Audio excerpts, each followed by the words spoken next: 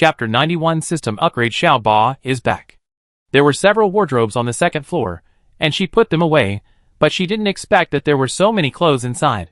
And Ran sighed. Sometimes having too many things doesn't seem to be a good thing. And Ran tried to sort them out, and after sorting out the house, she went out to sort out Yundao. Yundao integrated the resources of hundreds of people, so of course, there were a lot of messes. Install the guardrail first. The black soil outside alone occupied 50 Yundao areas. There are 3 cumulus trees on the black soil. One has 10 clouds, the other 2, one has 5, the other has 7. Total 22 liters of water, so she doesn't need to collect rainwater or anything. Only half of the black soil is planted with plants, mostly fruit trees, with a short growth period, which the owner probably pulled out before leaving. Apple trees, pear trees, hawthorn trees, orange trees, strawberries, apricot trees, mango trees, and even a durian tree. There are quite a lot of varieties. And she only merged the house yesterday. Actually, there are some other tents that have not been merged. A mess of tents piled up on the ground. And Rand took out the tents from her trading website. Not many were sold. There were still more than 40 left. She put them together with the ones on Yun Island. Probably because the number exceeded a certain limit, the system asked. 55 tents detected. Do you want to merge? Merge. A mess of tents of various styles merged together, and finally turned into a huge transparent starry sky tent. Oh, the system is really good at playing. This is the kind of inflatable tent that was sold before, which is completely transparent and can be hung with curtains to block the sun. But they couldn't see the starry sky in the game, so it seemed useless. The starry sky tent was about 15 square meters, and Rand put it away for the time being. After the fusion, Yundao was larger in area, with more black soil and more fruit trees, but it seemed that there was nothing special about it. There was no Shao Qi from her family showing off his teeth and claws. She still felt guilty about Shao Qi, but the situation was urgent at the time, comparing Shia Ba, with whom she had a deep relationship, and Shao Qi, with whom she had not spent much time. She made the decision almost subconsciously. She couldn't be absolutely fair. People's emotions are always biased. The situation at that time was almost a dilemma. If she wanted to save Shia Ba, she had to give up Shao Qi. If she didn't give up Shao Qi, she couldn't save Shia Ba. She was in a dilemma. If she was strong enough to fight the system, she would definitely not give up anyone. But in the current situation, she couldn't do anything. She was powerless and weak, being forced into a dead end by the system, and Ran almost subconsciously abandoned the car to save the king. Although she knew that Shao Qi was most likely just a piece of data, but if she was wrong, she was wrong. She would not argue. If there is a chance, she will definitely save the little guy with bared teeth and claws. This will also be a reunion for their family. I wonder if the big white goose knows how to save Shao Qi. And Ran was about to ask the big white goose that seemed to know everything. But the system suddenly sounded. Since the first job transfer battle is over, most people have successfully transferred. And only a small number of people have not yet successfully transferred. The system will now undergo a major adjustment and upgrade, which will take about a day. During this period, except for personal data, all other panels on the panel cannot be used. Things in the trading area will not be lost if they are placed on them. Please rest assured. And Rand opened the panel. And indeed, except for the personal panel, everything turned gray. It seems that the system is going to do something weird again. And Rand looked at his panel. Player and Rand, level 24,200/4000 health, 260. Come on. You are the most tenacious cockroach. Strength 64. You can compete with the bear. Speed 66. The faster the speed, the shorter the time. Defense 71. Your defense is as thick as your face. Magic value 250. This number is quite suitable for you. Don't increase it. It can be used for subsequent skill releases. Talented skills S+ level foresight. First level evolution can predict 1 second, so short. Magic resistance immune to 1% of magic damage, which means there are still 99% of hits to take. Luck value 8. Upper limit 10. Really lucky guy, can be increased later. Profession waiting for transfer. Professional skills none. The dead system also changed the words, cursing in different ways. Right? And Rand made an international friendly gesture with both hands to it, and a series of national curses were suppressed in her stomach. Curse. Curse anyway. Only you can see it. The system rewarded me a level, and the big bear also let me level up, so now I am level 24. The system rewarded me 3 free attribute points, And I got another 6 free attribute points after leveling up twice. A total of 9 points, strength increased by 6 points, speed increased by 3 points. Strength 70, speed 69. The attribute improvement is so slow, compared to those monsters. The player can only use weapons and armor to fill the gap. If you are not careful, it will be fatal. How can I improve the attribute value?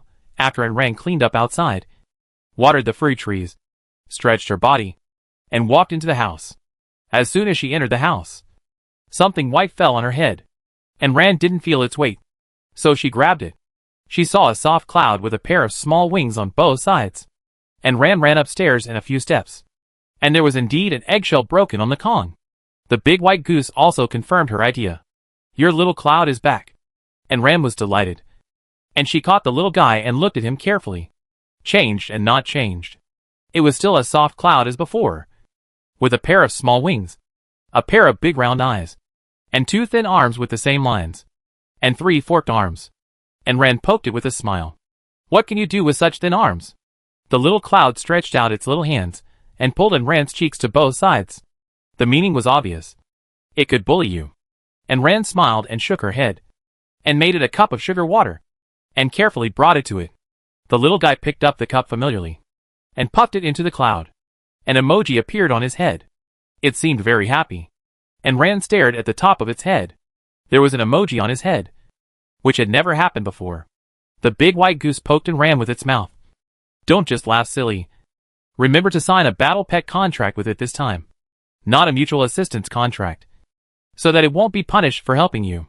And Ran squatted down gratefully and hugged the big white goose. But the big white goose waved its wings in disdain and drove it aside. But what should she do if she doesn't have the contract scroll for the time being? The big white goose sighed helplessly. Don't worry, silly master. You hatched it. It won't run away. It's okay to wait. And Ran was worried that the little guy would run away. And the little guy stretched out his little hand to pat her hair, to comfort and Ran. Chapter 92 in Ran's Family's Humane Pets. Line's little finger pointed at the empty cup, raising a little finger, indicating her to have another cup. And Ran quickly went to make sugar water. Little cloud floated in front of the big white goose, pulled its hair, and an emoji appeared. Don't bully her, I'll hit you, I have muscles. The big white goose flapped its wings and flew it away. I don't know who accelerated your hatching. You forgot your father when you saw the food? You are so heartless. Little cloud ignored it, floated and landed on Ran's head, scratched her hair, made a nest, and landed on it. And Ran prepared the sugar water, and was not quite willing to move. Little guy, aren't you going to drink it? The little cloud floated down, drank the sugar water, and seemed to burp. It was not until the excitement passed that Ran saw the survival guide. Her little boss seemed to have really changed species. Illusionary monster, cloud-shaped fantasy beast, good at disguise, hiding, can sign a contract with the player, and requires a scroll. It was a cloud that carried supplies before, and now it is a fantasy beast. Is it still the same? She thought so, and asked herself. The big white goose was not happy. You saw it transform with your own eyes. The data is all that lump, the memory is still there. What do you think? And Ran smiled foolishly and scratched her head. That's good, that's good. The little guy circled around her, and landed on the Kong, rolled up in Ran's clothes, and spread them on the Kong head, and nestled himself in it. The little peacock huddled up with it. A cloud and a little bird huddled together for a nap. And Ran asked the big white goose if there was any way to save Xiao-Qi. The big white goose gave her a humane look. You are really strange. The man-eating vine and this cloud are just data. Why are you so persistent? And Ran scratched her cheek. This is probably because I lacked love since I was a child.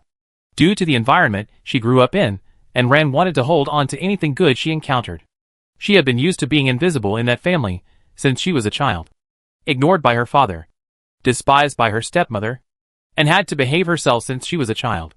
She had been lonely for too long, got used to being lonely, but didn't like being lonely.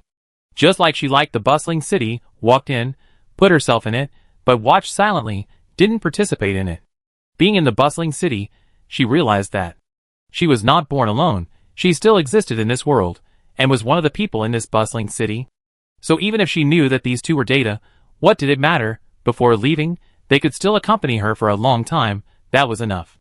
The big white goose shook his head. If you really want to restore the data of the man-eating vine, You can do it during this trip to the Birdman tribe. And Rand nodded, opened the silver scroll.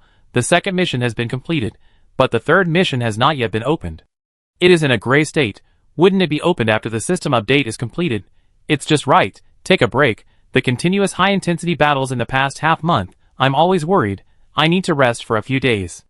There are clouds carrying supplies flying over to the Cloud Island. Because of the expansion of the Cloud Island, and Rand doesn't need to go to the edge to salvage. A net caught the clouds.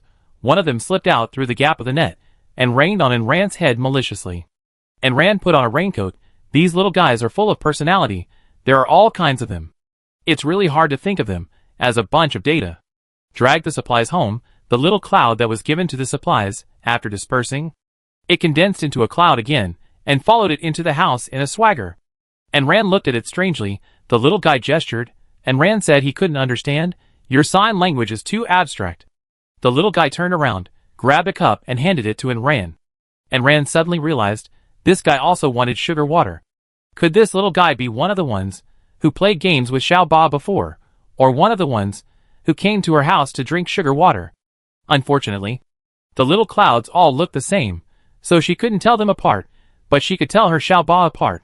She made a cup of sugar water for the little guy, and after he drank it, he flew away again. Is their love of sugar water innate, or did they learn it from Shia Ba? And Rand opened the supplies, a large bag of tissue paper * 20 packs, 5 bags of sanitary napkins, for curtains, 1 tablecloth. And Rand took it and installed curtains in the bedroom and the living room.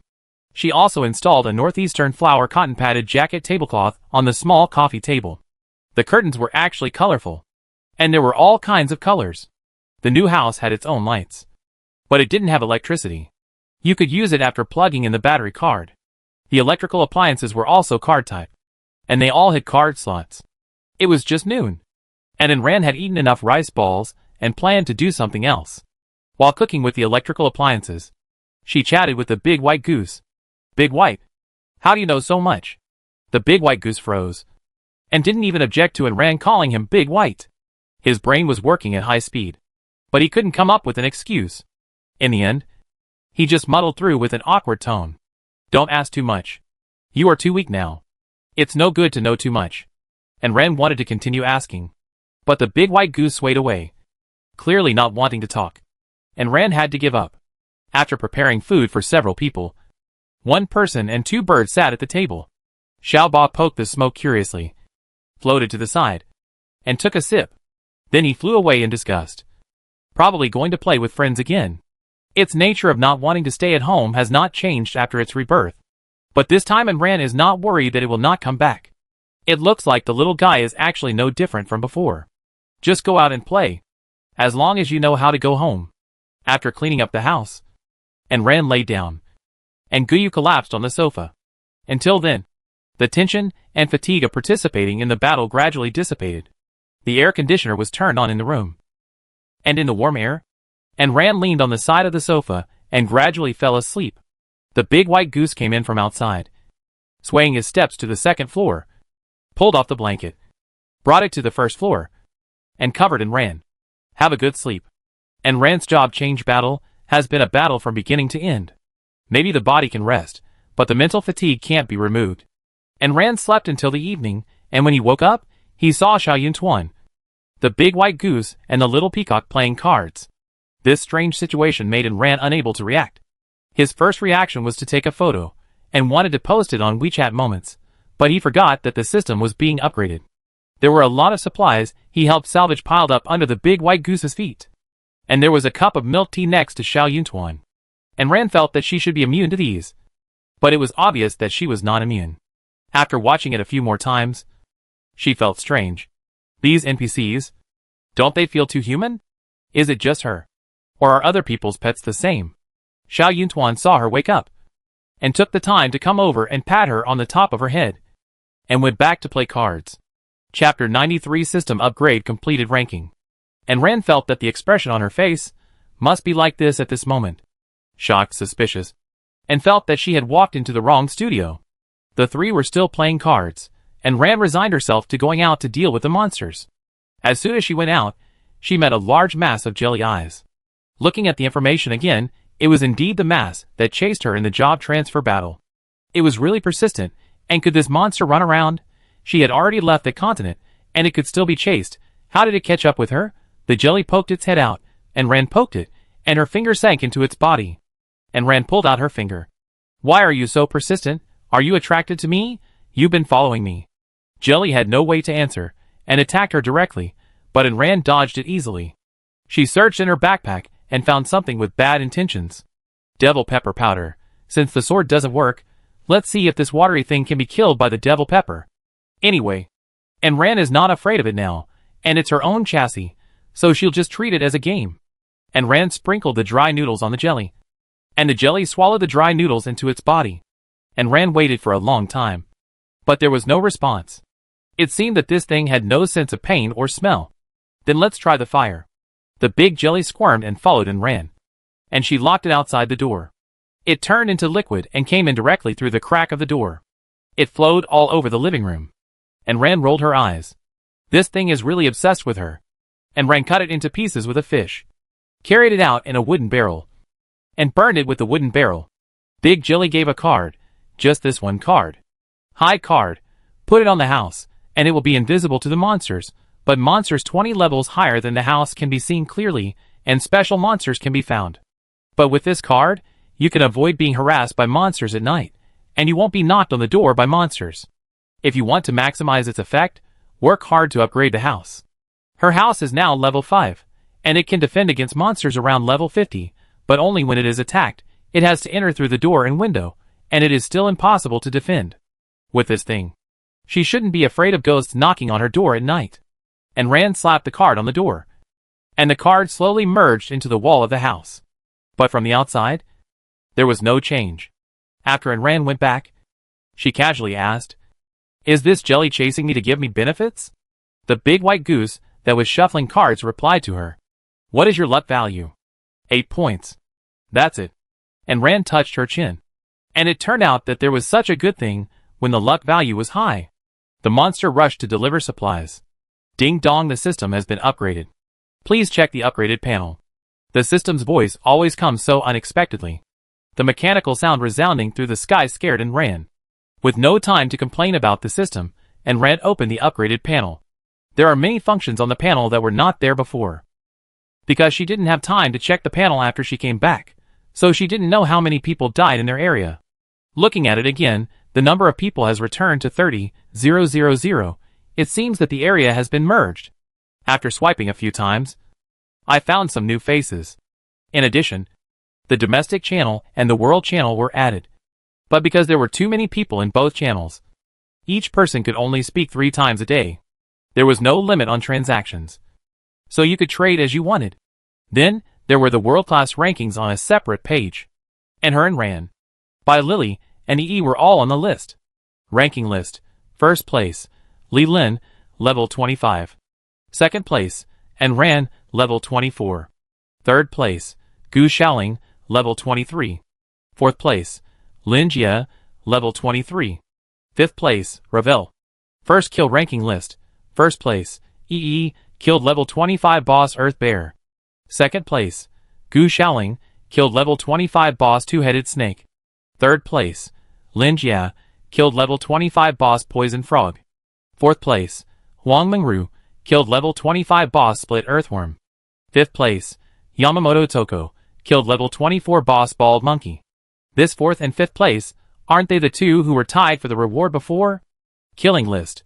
First place, by Lily, killed 30 people in the job transfer battle. Second place, Fanra, killed 28 people in the job transfer battle. Third place, Lin Jing, killed 25 people in the job transfer battle. Wow, they are all on the list. And Rand scratched her head. Killing so many people, it was really not what she thought. In that situation, she had to kill people.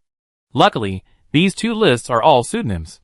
When she puts on the mask, others won't recognize her. The rest are the equipment list, the weapon list. She is not on the equipment list, but she is on 2 weapon lists at once. Weapon list. First place, Silver Spear, Storm, owner and Rand. Second place, Silver Bow, Moon Shooting, owner and Rand. Third place. Isn't this a dead system? Although she can hide some people from detecting her true identity by wearing a mask, but she can't hide her weapons. Alas. Cloud Island ranking. First place, Enran, 1588 square meters. Second place, Fangra, 1400 square meters. Third place, Linjing, 888 square meters. Enran's eyes were dead. She tried her best to hide the information, but this ranking exposed her. She has such a large area of Cloud Island. Combined with the fact that the two people on the Cloud Island ranking list are both on the killing list, it is hard not to suspect that they are the same person. Enran cursed the system for impotence in her heart, although she didn't know whether it was male or female. The big white goose saw her strange expression, which changed from time to time, and swayed over to ask her, "What's wrong with you?" Enran told him the situation. The big white goose held its wings. "Why do you worry about that? Isn't this a direct proof that you are very powerful? Don't say that you can't easily meet people here. If you meet them, you have to consider whether you can beat you." Enran nodded, stretched. I know, I just complained. I'm not really worried. Besides, after the job transfer battle mission is over, we no longer have that name on our heads. As long as I am not stupid enough to reveal my identity, no one will know my name." The big white goose was not happy. Doesn't she know it herself? She even tricked me into comforting her. She must have done it on purpose.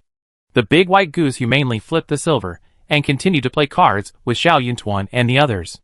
"If you worry about this stupid master again, he is a fool." And Ran continued to search. She was not on the blueprint ranking list, but she was on the house ranking list. The system was going to rank all the things they had. Should we rank the number of times we go to the toilet in a day? There is no occupation ranking list. If we rank who is what occupation, what kind of hidden occupation is it?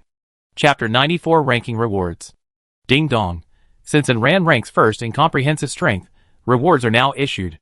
Enran raised her eyebrows. Not bad, there are rewards, then this ranking is not bad. She will not complain about the system, but the curse will continue. Dragon Bone Pill. Strengthen the body, improve physical fitness, increase strength 2, speed 2, defense 2, health 20, magic 20, each subsequent level can increase a little more free attribute points. Continue for 10 levels. Enran looked at the fist-sized black pill in her hand, which exuded a bitter smell. It was such a big ball, I guess I would have to finish it, and I wouldn't have to eat dinner. Enran took it back, cut it into several pieces, prepared a cup of sugared water, took a deep breath and bit into it. It was bitter, very bitter, so bitter that Enran's whole face wrinkled. Enran swallowed it without chewing, and then took a big gulp of water. Originally I thought this thing would be good in the first bite like the earth dragon tendons, but it didn't increase the properties after the first bite. Enran had to make a bitter face and force this thing, which tasted like a mud ball, into his mouth one bite at a time. Could the medicine from the system be a little more delicious? The red medicine smelled of blood, the blue medicine smelled of disinfectant. This stuff was so bitter that even Coptus Chinensis would have to admit defeat. After taking one pill and drinking 3 large glasses of water, the bitter taste in her mouth was still not washed away, remaining on her tongue and teeth, and she would be attacked by the bitter taste again if she smacked her lips carelessly. Enran took another sip of honey, and only then did she suppress the bitter taste. But it was obvious that she would not have to eat dinner today. A series of trains came from outside. Enran, who was suffering and had nowhere to hide, fished everything back with a fishing net. 1 plastic wrap, 1 tin foil, 20 breads, 50 milk tea bags, 1 doghouse. Enran looked at the big white goose with the doghouse, and then at the little peacock, to see who he was going to trick into living there. After taking the things home, Enran remembered his job transfer scroll. The system had been upgraded, it should be okay. Opened it, it was still grayish white, but this time he gave a reason. The bus to the Birdman tribe is temporarily under repair. Please take your ticket to the sky platform on the full moon night 2 days later. So, where is the sky platform? The sound of private messages interrupted Enran's thoughts. Enran opened the private messages. What's going on with all these private messages? He clicked on one at random. Boss Enran, you still have the job transfer scroll, right? I didn't get the scroll after the job transfer battle this time. Are you here to trade? Then just talk about the price. Enran said 2 at random. Up. You have so many items on the leaderboard. You must have a lot of supplies. Right? You can give me some for free, or I will trade you firewood. Enran had a lot of questions in her head. She did have a lot of supplies, but that was no reason for you to get them for free. You are taking advantage of me. Right? Enran blocked him, and clicked on a few more. They were all asking for things, some for weapons, some for scrolls, and some for wooden houses. But without exception, they all wanted to take advantage of her. Some even said that she had a lot of supplies, and that not giving them away was heartless. One wanted to exchange a stone for her weapon. And Rand was speechless. Does she look easy to kill, or is she stupid? She has too much supplies, so she just gives them away. Block all these people. And Rand plans to ask where the platform is, or is it their own community? And Rand, do you know where the sky platform is? She usually doesn't speak, like an invisible person. After the job transfer battle, or after many people were listed, she spoke for the first time, and a lot of people were blown away. Shinlu, oh my god, boss, I actually made a deal with you. I'm so proud. This person is still alive, and seems to be doing well. He is ranked 95th on the level ranking, and is now level 18.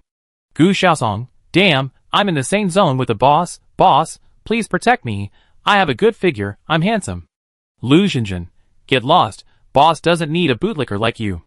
As the only person who has seen Enrant's true face, and was saved by her once, Lu Xinjin has almost become Enrant's fangirl, but of course she's not a bootlicker.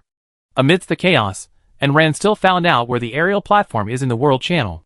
The platform appears at random locations, and we only know that it appears with the full moon, and lasts for about an hour. This is terrible. The place where it will appear is 1,000,000 miles away from me. How can I get there? Not to mention taking a ride. And she has been here for so long. She has never seen the moon. Where does the full moon come from? Could it appear in a foreign area? Has anyone ever taken a ride on it? Anyway, with all kinds of questions, and Rand couldn't get accurate information by asking again, so she temporarily went offline. No matter what, it's better to prepare first.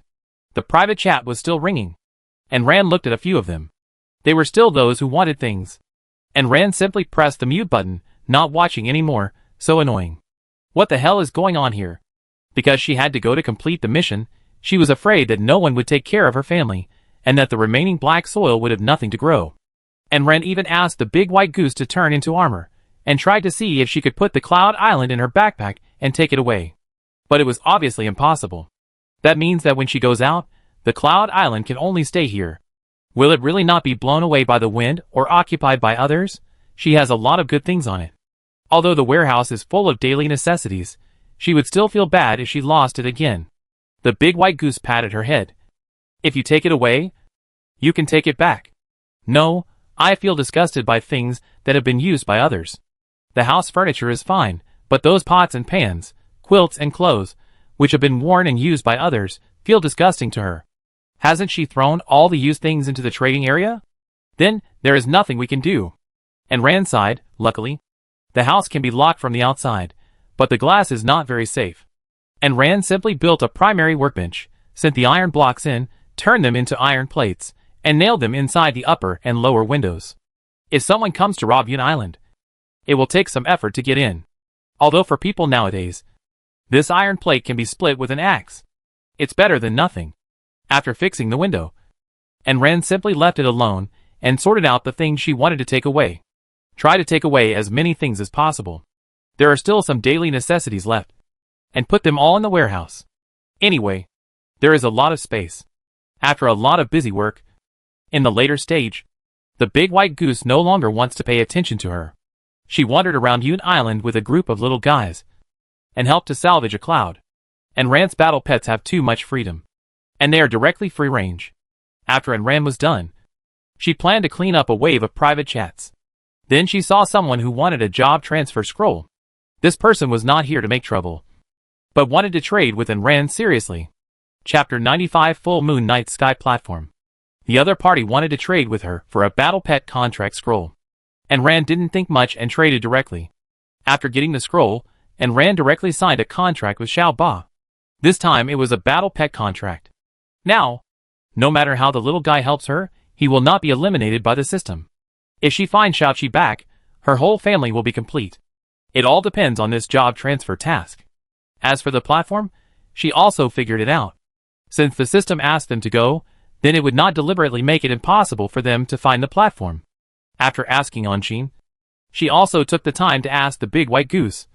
And the answer she got was similar to what she thought. She felt that the big white goose seemed to know everything, but she didn't know what it was. She rested at home for a day, and fished for supplies for a day. It was a long-lost leisure, and there was no pressure to survive. Ren was happy. She took a nap in the afternoon, and at night, while fishing for supplies, she also killed a few monsters. It was around 11 o'clock, and the full moon gradually rose to the middle of the sky. As Ren watched nervously, a platform appeared out of thin air in the full moon. Something like a cement platform. Several buses were lined up there.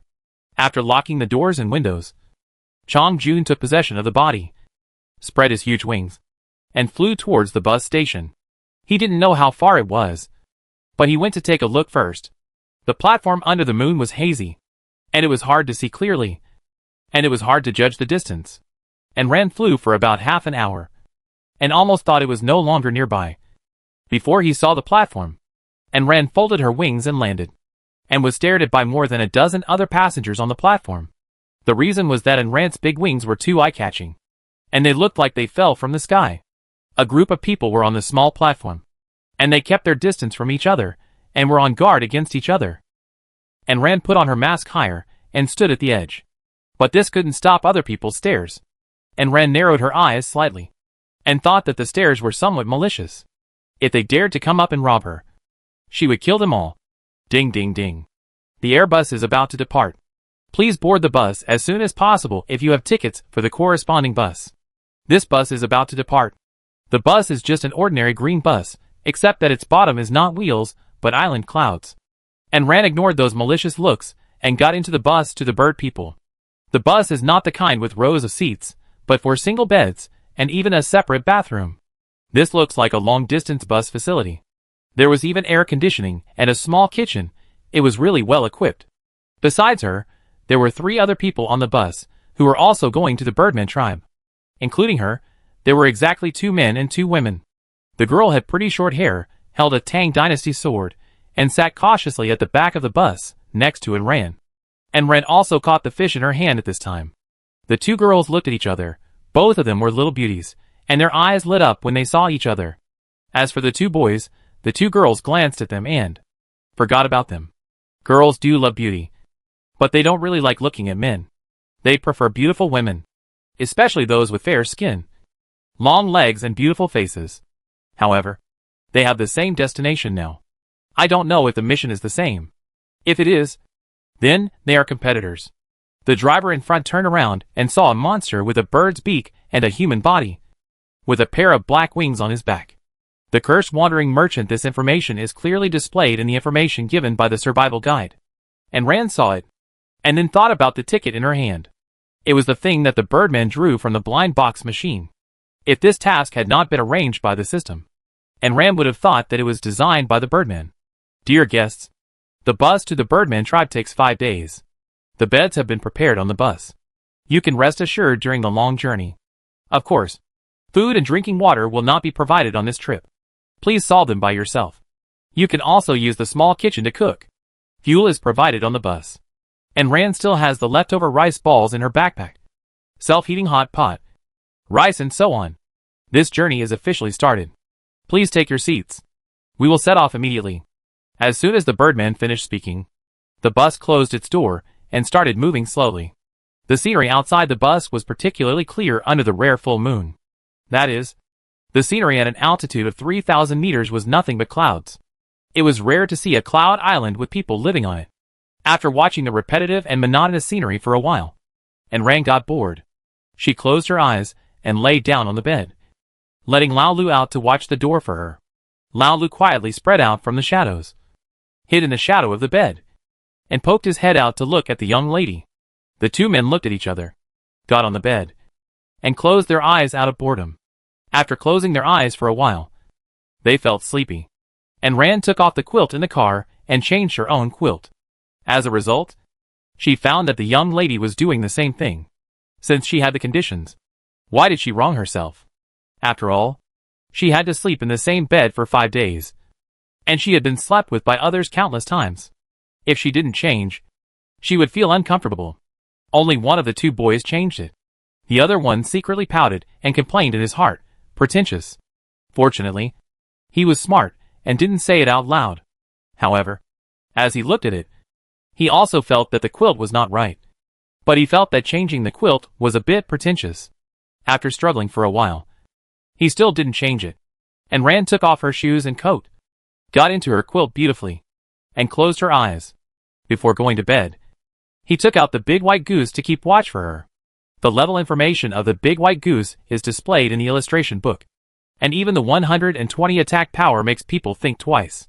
The big white goose patted her unhappily, but still laid down at her feet obediently. The 4 people in the car had different thoughts. But it was the first day, so there would be no conflict. In fact, the Eye of Investigation had already checked all the members before, and their levels were around level 23, and they were still on the level ranking list. The girl was called Gu Jia, and one of the 2 men was called Zhang Qing, and the other was called Fang Sun. Their values were not as good as hers. But just in case, she still asked the big white goose to help keep watch. From one night to dawn, nothing happened in the middle. And Rand stretched her body, and went straight to the women's restroom to take care of her personal hygiene. She put on skincare products and came out, planning to get something to eat. As a result, the 2 men said they had no bad intentions, but were just trying to be nice to them. They moved closer to them. 2 beauties. There's no need to get angry. Cooking will hurt your skin. We have something ready-made. This is Fang Sun. Yes. Yes. We have something ready-made. Please give us some face. And let's just share a table. Chapter 96 Boring Journey Sandstorm. A few steaming buns, flatbreads, and some pre-made stir-fried dishes. It was really good. But why didn't these 2 guys think about it? In this situation, who would dare to eat the food given by outsiders? Aren't you afraid that it's poisoned? This is a survival game. You have to be careful about whether there is something in the food given by others. Who would dare to eat the food of strangers? These 2 are only concerned with being attentive. Had they forgotten the current situation? Unfortunately, Gu Jia and Rand didn't give them face. They just set up the small table on the bed and unpacked the things they brought. And Rand's self-heating hot pot had vegetables, meat, noodles, and meatballs. She was sweating from the spiciness. But she didn't stop eating. Gu Jia's food was a hodgepodge, including bread, grilled skewers, desserts, and pasta. But seeing her squint her eyes while eating, you could tell that they were all her favorites. The 2 men looked at their own food and then at the 2 girls, and went to eat their own food in shame. I don't know if it's because they have been holding it in for too long, and didn't see the woman, or they thought that the 2 of them couldn't get away with such a big car. Or maybe they were just too bored. These 2 guys have been teasing them intentionally, or unintentionally all day. They said all kinds of dirty words, even going too far, and even some dirty jokes that they thought were funny. They were very annoyed. When these 2 people continued to move forward, and Rand directed Chang Jun, and gave them a big goose wings punch, beating them up and making them behave themselves, and they never dared to be cheap again. She couldn't even beat her goose, let alone this second-rate guy. After being harassed for a day, finally there was some peace. The 2 men were beaten black and blue, looking at Rand, who was lying on the bed reading comics leisurely with reluctance. She was chewing an apple. The bus was very stable, not shaking at all, so there was no motion sickness. The 2 men were full of resentment, thinking that Rand was ungrateful. But they didn't dare to do anything because of the existence of the goose. And Rand didn't dare to provoke them. So they continued to harass Gu Jia. But they were beaten up by the girl. And they didn't know what they were doing. In a peaceful world, when a man tells you dirty jokes or jokes about genitals, you can only laugh it off even if you are embarrassed. Otherwise, they will say that you can't take a joke. But isn't that sexual harassment? But here, I don't like you, then I can beat you up. So what if I can't take a joke? Beating you up is the least of my worries. If they continue to do stupid things, I don't mind sending them to hell. These 2 guys finally stopped. And Rand thought that this trip could reach the terminal safely, but without those 2 shameless guys, it was much quieter. As a result, on the afternoon of the 2nd day, the Birdman driving in front suddenly informed them. There will be a sandstorm ahead. Please sit down. The yellow sand in the sky hit the bus head-on, hitting the bus head-on, and the iron sheet made a loud noise. It was like popcorn popping. The car was swayed left and right by the strong wind, and it was about to swing in the air. Is the sandstorm so powerful? As the vision ahead became darker, the wind became stronger and stronger, and the whole car body began to shake violently, as if it was about to fall apart. They were all afraid that the car would be blown apart. But the Birdman driving in front was not worried at all. and continued to drive forward calmly.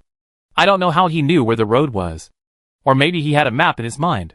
But they were in the car. And the experienced driver in front was steady. So the passengers were not afraid. Moreover, they had experienced some things. And they were not scared by such a small situation. And Ran raised her eyelids and glanced at the driver. Seeing that he was not nervous or had any other emotions, she turned inside and continued to read her comics. She was just reading a key part of the comics. Since there was nothing to do. Don't bother her.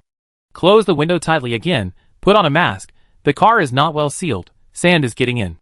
Gu Jia was bored and leaned on the window looking at the yellow sand outside. Compared to the monotonous scenery before, it was even more boring now. Most people don't have a backpack as big as in Rance, and they won't stuff everything in it. They will only pack necessities and weapons. How can Enran be so leisurely, carrying a comic book when going out, reading comics while on the road? The two people on the opposite bed have become good friends. They are bored and play the ghost card game made up of multiple decks of cards. It is nice when they are not annoying and quiet. It is not easy to do anything in the car. Even the cloud-catching group for daily activities is gone. If I don't find something to do, is it possible to sleep for 5 days? The sand and dust came in through the gaps in the car.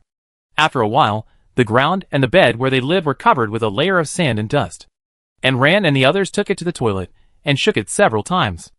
After cleaning it up, it was soon full again.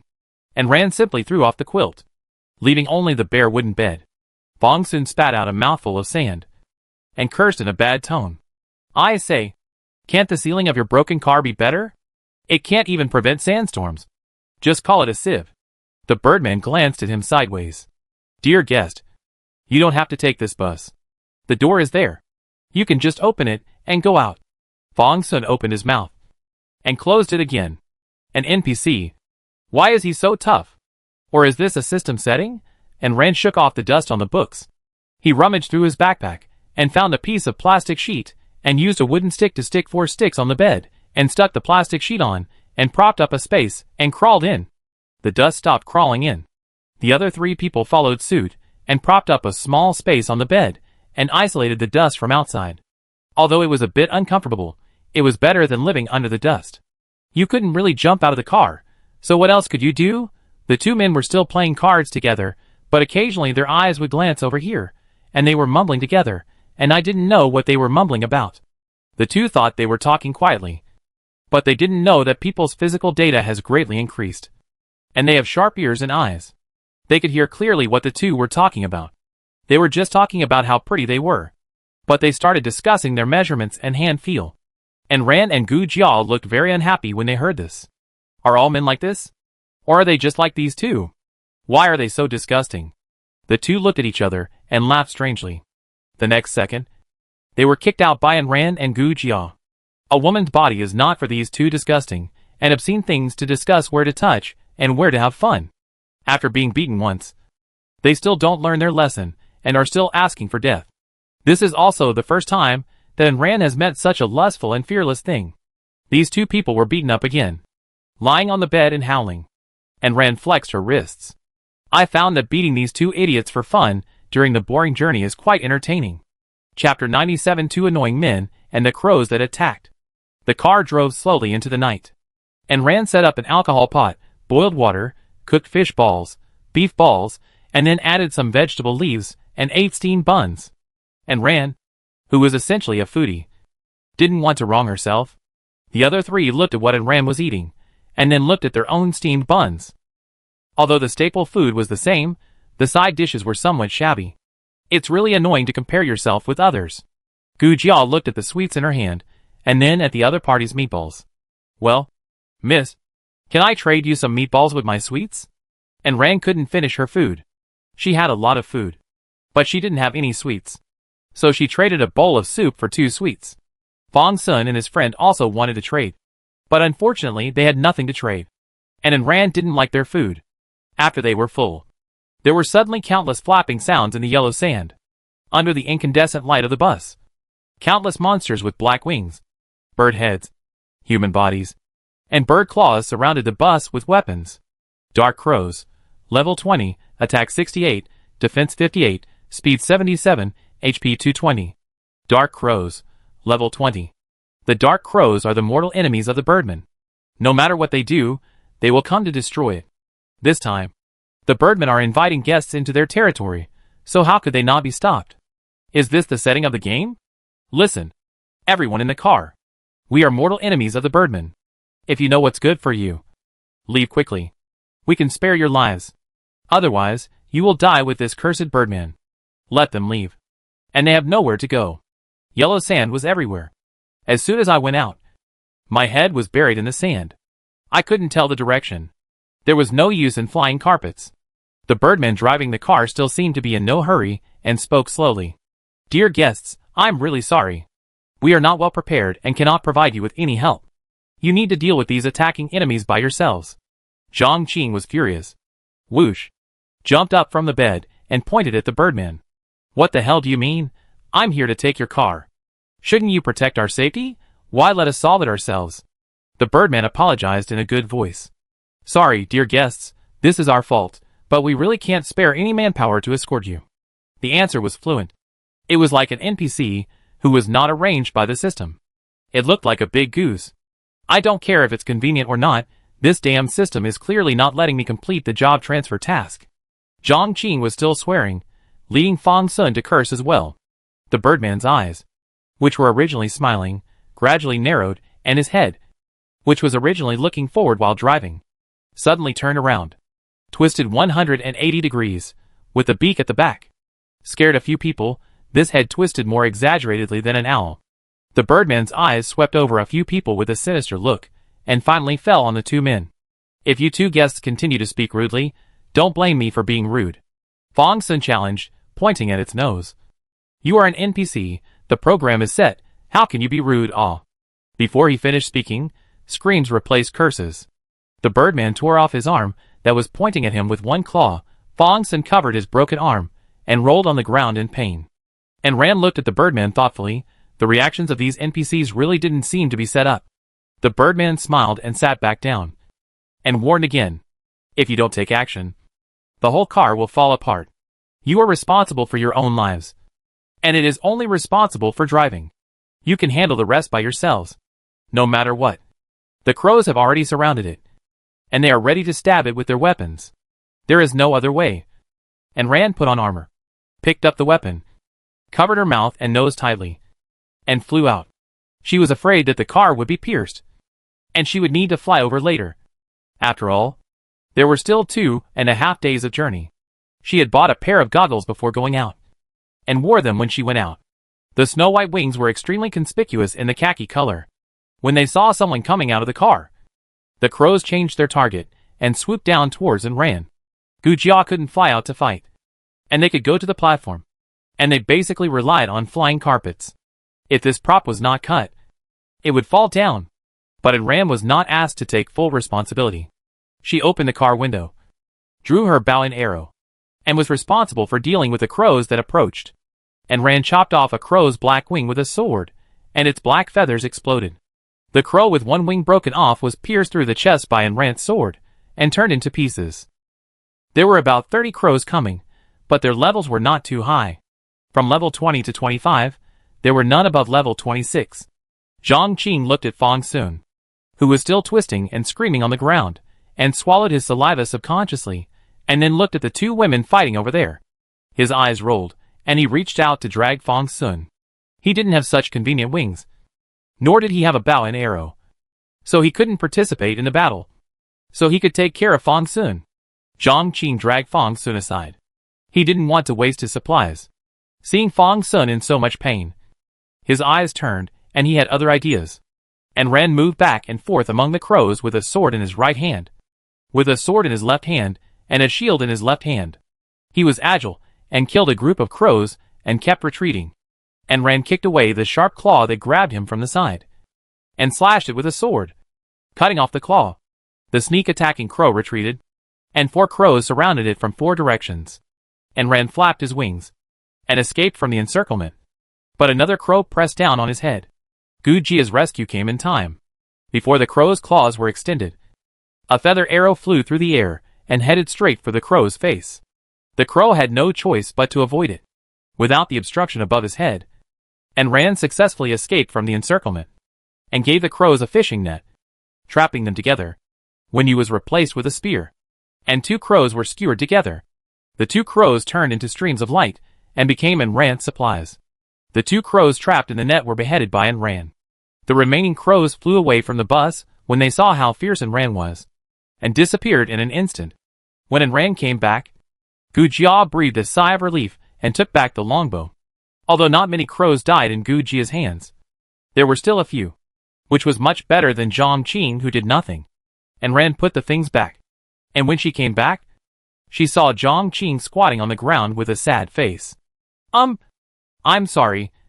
I don't have convenient wings and weapons. And I thought Fang Sun was also injured. After all, we are in the same boat, so I can't just ignore him. So I didn't help. I'm sorry.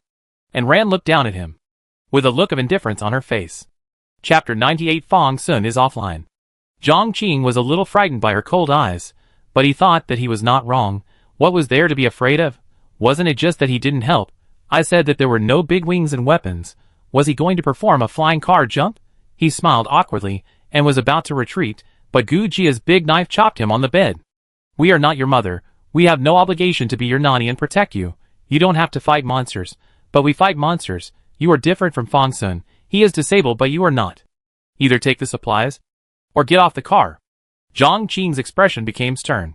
Gu Jia claimed that he could still win, but when he met Enran's cold eyes, his thoughts were suppressed again.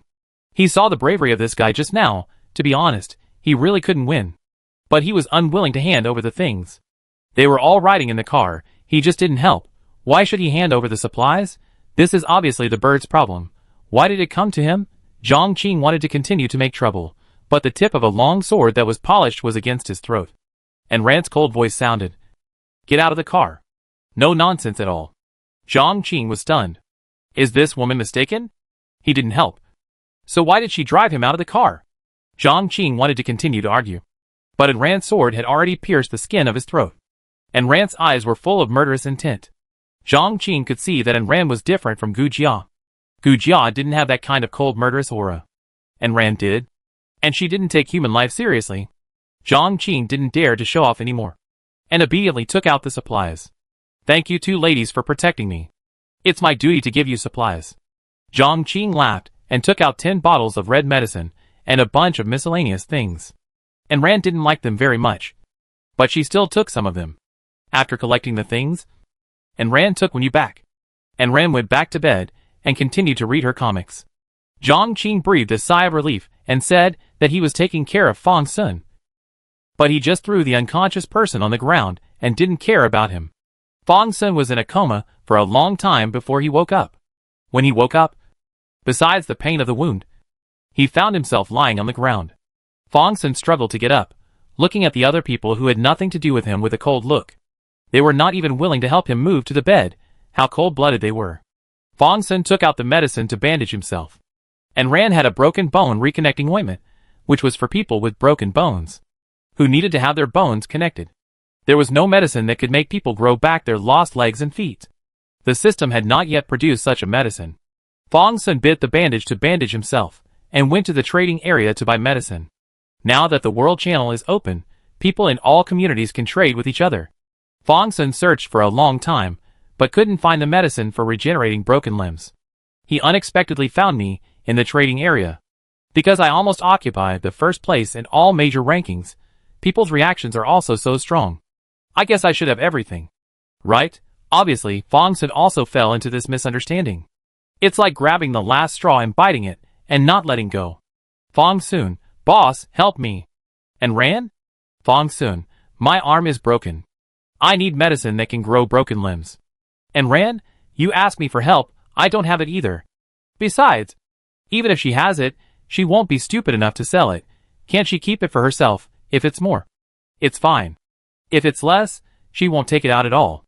Fang Sun, you are so powerful, how could you not have it? I am willing to exchange all my wealth for a medicine from you. And Ran was helpless. Is this man crazy? She said she didn't have it. And Ran, I don't have this medicine, how can I give it to you? Fang Sun, I don't believe it, Big Brother is so powerful, how could you not have this medicine? You must be hiding it, and don't want to give it to me. And Ran rolled her eyes. This man is crazy, I can't communicate with him. And Ran decisively blocked him, let him howl there. As a result, Fong Sun started to go crazy. After begging, he found that Ran ignored him. So he started to curse wildly. But after blocking him, Ran couldn't see what he said. But looking at his ferocious and eager face, he knew that he wouldn't say anything good. After thinking about it, he pulled him off the blacklist again to see what he said. It was really not good. Half of Ran's face was immersed in the shadow, and his eyes hidden in the darkness were gloomy and indifferent. Anyone who was cursed by him would be furious. The curse was very ugly. No wonder Ran wanted to kill. Fong Sun only cared about his mouth, but he never thought that the person he was madly insulting was right next to him. After scolding for a long time, Fong Sun finally felt relieved and let out the anger that was pent up in his heart. He took advantage of the fact that they were not from the same district, they didn't know each other's appearance, and they were completely strangers except for their names, so he dared to scold people so unscrupulously. Otherwise, he wouldn't dare to scold Ran. He was a big shot who was famous on several rankings. After scolding Ran, Fong Sun took another look at the Birdman driving in front. Suddenly he raised his voice and shouted, "You return home. I won't go to your shitty Birdman tribe. I want to go back to the platform." Both girls were convinced. They had never seen two guys who were so good at making trouble. The Birdman ignored him and continued to drive steadily. Fong Sun retreated to the back of the car and didn't get close to the Birdman. He didn't believe that the bird could tear him apart again. "Did you hear me? I said I want to go home?" The Birdman's smiling voice sounded. "Guest, it's not time to return yet. If you can't return, you can get off the car by yourself." Fong Sun raised his eyebrows and continued to make trouble. "I don't like it." Ran took a deep breath. "If you can't bear it anymore, you don't need to bear it anymore." Fong Sun had to continue. Ran pierced his stomach with a sword. Fong Sun's face was twisted with pain. His eyes were full of doubt and surprise. And he looked down. His lips moved. And he asked weakly, "Why?" Ran leaned close to his ear and said in a very small voice, "Because I am the person you just scolded for a long time." Fong Sun's pupils dilated slightly for a moment, and then fell into darkness. The system moved Fong Sun away. Ran returned to the bed. And the other two looked at her with a little fear. They really couldn't kill people just by saying so. Ran's sudden killing this time was somewhat of a personal revenge. If Fong Sun hadn't used her private messages as a trash can and an outlet, she would have probably tolerated him for a while longer. In addition, she had been fantasizing about them with Zhang Qing before, which made her feel extremely uncomfortable. Don't let Zhang Qing catch her again, or she wouldn't mind sending him down to accompany Fong Sun. The journey was not peaceful, and I don't know if the system did it on purpose or not. When it was almost evening, the group of crows attacked again, and Zhang Qing obediently went up to help this time. Chapter 99 Arriving at the Birdman tribe. Zhang Qing was afraid that Ran would not like him and kill him directly. So he followed and killed the monsters this time. He actually had a way. He could not reach the monsters from a distance. And he had a whip in his hand, so he could pull the monsters over and then kill them. But he told them last time, and he couldn't do it. Ha. After killing this wave, they could finally have a peaceful dinner. Until they arrived at the Birdman tribe, the group of annoying crows tossed back and forth more than a dozen times, and finally stopped when they were close to the Birdman tribe. The place where the bird people live is on the cliffs. On the two rugged cliffs, there is no vegetation at all. There are dark holes on the cliffs, and the bird people fly back and forth in them. The entrances are all built halfway up the cliffs. There are no caves at two low places. The bus stopped at a platform on the cliffs, and the three people got off. Then they were led to a larger cave. Although the person who came also looked like a human with a bird's beak, his wings were shorter, almost the size of a palm, and there was a chest. The sound was also a girl's. "Dear guests, please rest here tonight, and go to see the tribe leader tomorrow, and then I will arrange your affairs." After that, he left. There are small caves inside the cave, each like a capsule hotel. This thing has a simple wooden door, and nothing else. I randomly found a room, pushed the door open, and inside was a collection of furnishings that I could see at a glance. A simple stone table, stone bench, stone bed, and the part near the door was a bathroom, which had a flushable toilet and a wash basin. It was really simple. Ran went up to touch it. There was not much dust, but it was very hard. I guess it would not be very comfortable even if I covered myself with several layers of quilts. Fortunately, the place was large, and there was plenty of space, So Ran decided to sleep in her own cabin. After taking out the cabin, the pointed roof just hit the top of the cave. If it was a little higher, it would not fit. Open the door and go in. The outside temperature was minus 35 degrees, and the temperature in the cave was not much higher. And Ran put the cabin near the door, and the smoke from the chimney went out through the door. The cave entrance was wide open, and the cold wind blew in. If they really lived in the cave, they would be frozen to death. And Ran lit the stove and cooked some frozen dumplings. She took advantage of the time and cooked some more and put them in her backpack. The Birdmen were the same. They left them and disappeared. They said they were guests, but they didn't treat them well. She added some chili oil and ate a plate of cabbage and pork dumplings with it. And Ran was not panicking. She just had to wait and see what tricks these Birdmen would play tomorrow. After dinner, I went out and took the big white goose out for a stroll in the cave. A bus stopped at the platform at the entrance again, and a few people got off. The Birdman who received us said a few words and then left us alone. This afternoon, several buses came and went, transporting more than 20 people. There were men and women, and they were wary of each other and found a cave to live in. At about 5 o'clock, no more buses brought people. Ran planned to go out for a walk before dinner and take away the wooden house. The big white goose turned into a pair of beautiful wings and spread out behind her. And Ran jumped down. She wanted to fly to the bottom of the cliff to see if there was any solid land.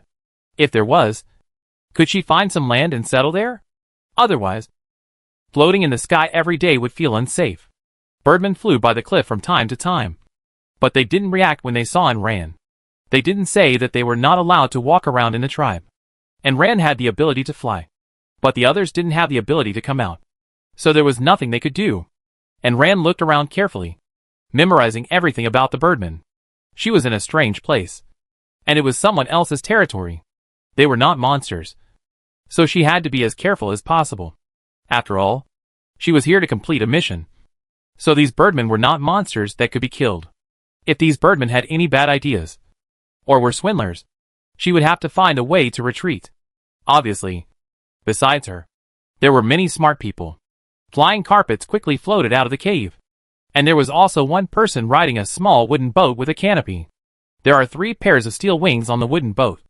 As the wind glides gently, the boat glides forward steadily. And Ran couldn't help but take a few more glances with interest. The voice of the big white goose sounded in her mind. "Do you like that little broken boat so much? Isn't it enough to have such cool wings as mine?" And Ran was annoyed and directed it to fly forward. "I just thought it was strange and took a few glances.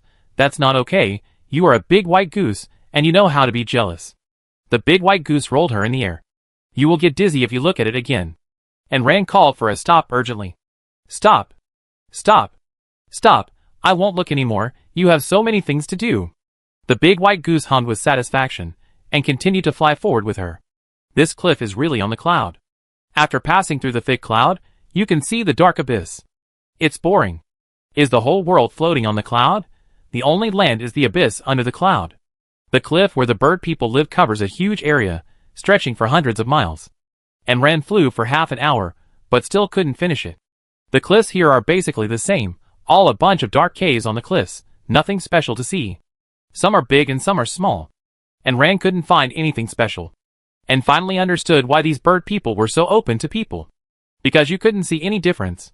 Helplessly, seeing that it was getting dark, and Ran turned around and flew back to the cave.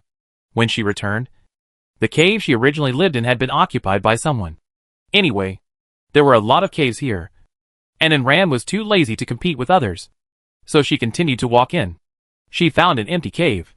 There were no tables or chairs here, and the doors were all broken. Not to mention blocking people. There was nothing to block. Just 2 broken wooden boards. No wonder no one lives here. But Ran didn't mind. After entering, there was plenty of space inside, and nothing was blocking the way. How nice. After releasing the wooden house, Ran went into the wooden house. This time, she also put the burning stove in. Sure enough, the flames were still together, and after taking them out, they would continue to burn. She released Lao Lu to watch the door. She had nothing to do, so she planned to have a good meal. She turned on the self-heating rice, poured water to heat it, and the self-heating rice had mushrooms, chicken nuggets, etc. And the taste was good. She originally wanted to cook hot pot, but then she thought that this place was not sealed. and the smell would be too conspicuous. It was dinner time, and all kinds of aromas mixed together, so her self-heating rice did not seem so conspicuous. After dinner, she looked at the World Channel, pointed at the news with her finger, and scrolled up little by little. Otherwise, there were too many news, and she didn't know which one to look at. Chapter 100, The Rat in the Gutter. Although there is not much information in the chat area, you can still see something. A large collection of languages from all over the world. The system can directly change to the language that the person can understand, so there will be no language barriers. She thought the game process was basically the same, but after reading the chat area, she realized that all kinds of things can happen. For example, a tornado occurred in a region, and there was continuous rainfall for more than a month. The only place that seems to be slightly normal is here. It's just a little cold at most. In the trading area, she only had 2 job transfer scrolls left to sell. Many people came to ask, but no one was satisfied with the price. It was indeed useless to her, but it didn't prove that it had no value. And Rand swiped through the private chat and cleared out the useless information. The system can filter out some useless information, and you can delete it in batches after confirming it. And Rand has received too many private messages recently. After she was on the list, a lot of people sent her private messages every day, which was very annoying. After seeing that there was no important information, and Rand opened the recipe for making red potion.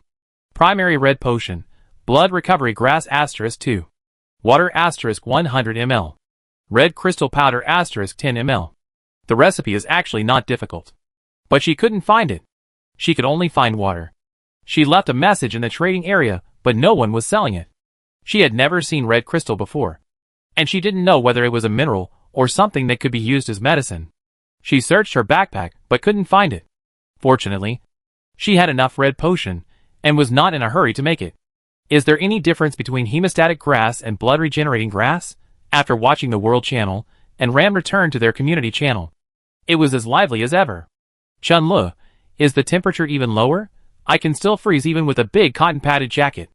And Ran is now lying on the bed covered with a quilt. There is still a fire in the room, so I can't feel it. After hearing this, I switched to the weather forecast.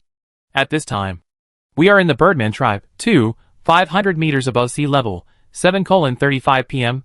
The temperature is -45 degrees, cold, keep warm, prevent frostbite.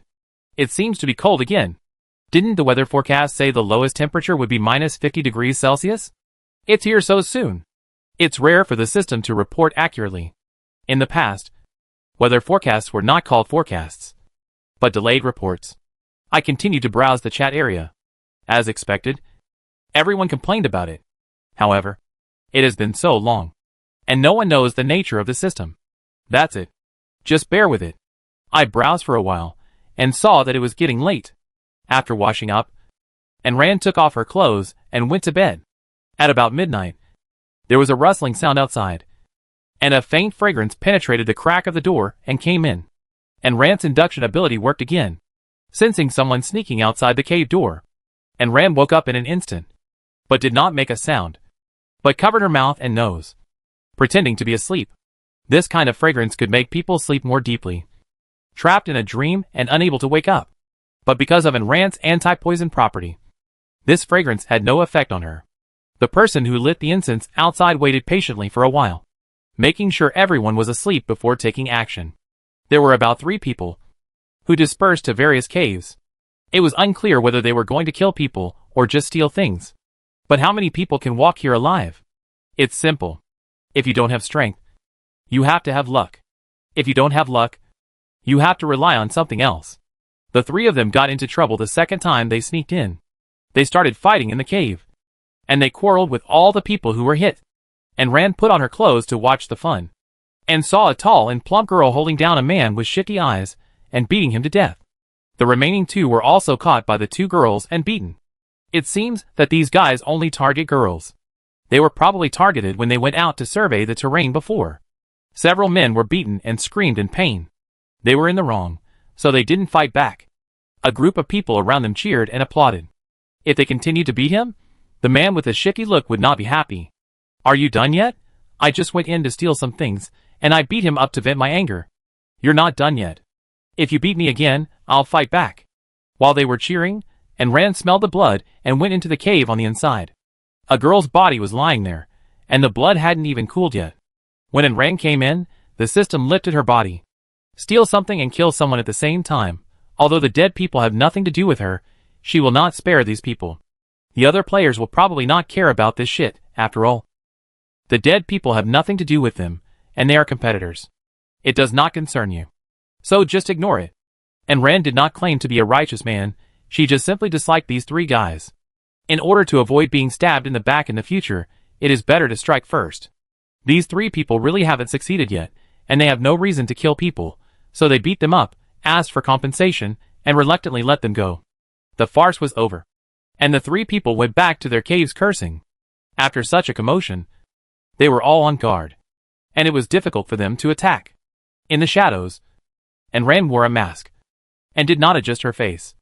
But only wrote by Lily's name on it. When the three people walked up to her, and Rand attacked unexpectedly. One of them was stabbed directly in the heart. And the remaining two were about to run, but were shot dead by Rand with a crossbow. When everyone heard the screams, they only saw a blood-red name quickly hiding in the darkness. The scene immediately went into an uproar. Fuck, that by Lily, that killer. Why is she here too? Did you see what she looks like? No, how about you? This broken cave is so dark, what can you see? Who has a torch? Light it. Candle, candle. I have a flashlight. This guy ran too fast, probably afraid of being recognized. He walked so fast, maybe he didn't have time to take away the supplies. In the chaos, the lights came on one after another, and Rand, who had taken off his mask, had already blended into the chaotic crowd. Under the light, there were only the bodies of the three people, not to mention the murderer, and no supplies. Everyone sighed, not knowing whether it was regret or pity. Seeing those three things die, they lost interest. They all dispersed, and Rand returned to his cave, crawled into the bed, and looked around. There was nothing good. He also looked at his panel. He had killed many monsters along the way, and with the experience of these people, he should be able to level up. Player Rand, level 2520/4500 HP, 290. Come on. You are the most tenacious cockroach. Strength 71. You can compete with the bear. Speed 72. The faster the speed, the shorter the time. Defense 74. Your defense is as thick as your face. Magic 280 can be used for subsequent skill releases. Chapter 101. The mission of the Birdman leader. Talented skills. S+ level foresight. First level evolution. Can predict 1 second anti-magic. Can be immune to 1% of magic damage, which means there are still 99% of hits to be taken. Luck value 8. Upper limit 10. Really lucky guy. Can be increased later. Occupation waiting for transfer. Occupational skills none. Free attribute points 4 points. Together with the efficacy of the dragon bone pill, 1 more point is added. Strength plus 3 points, speed plus 1. This is power 74. Speed 73. Feeling sleepy? Rand stretched, added some firewood, got into the quilt, and fell asleep. The next morning at around 9 o'clock, after breakfast, someone asked them to go to the chieftain's place. They had to fly to where the chieftain lived. A flying carpet mixed with Rand's big wings, and the beautiful boat was extremely eye-catching. The place where the chieftain lived was probably the largest cave. It was located at the center of a cliff. The cave entrance was not big outside, but the cave inside was very deep. Everyone filed in. The cave was spacious, and could accommodate hundreds of people. There were 2 roads leading inside, both of which were guarded by Birdmen holding weapons. The guide led them forward, and after several twists and turns, they finally arrived at a not-so-bright room. An old birdman with 2 tufts of beard hanging from his beak. His wing feathers were almost completely shed. His eyelids were drooping. His forehead was deeply wrinkled, and his head was hairless. He sat on the upper cushion, with several birdmen holding weapons standing on both sides, and a cushion below. It seems that these cushions are for them to sit on. Welcome all friends, who have come from afar, welcome. The voice of the old birdman was as rough as an old bellows, and it was leaking.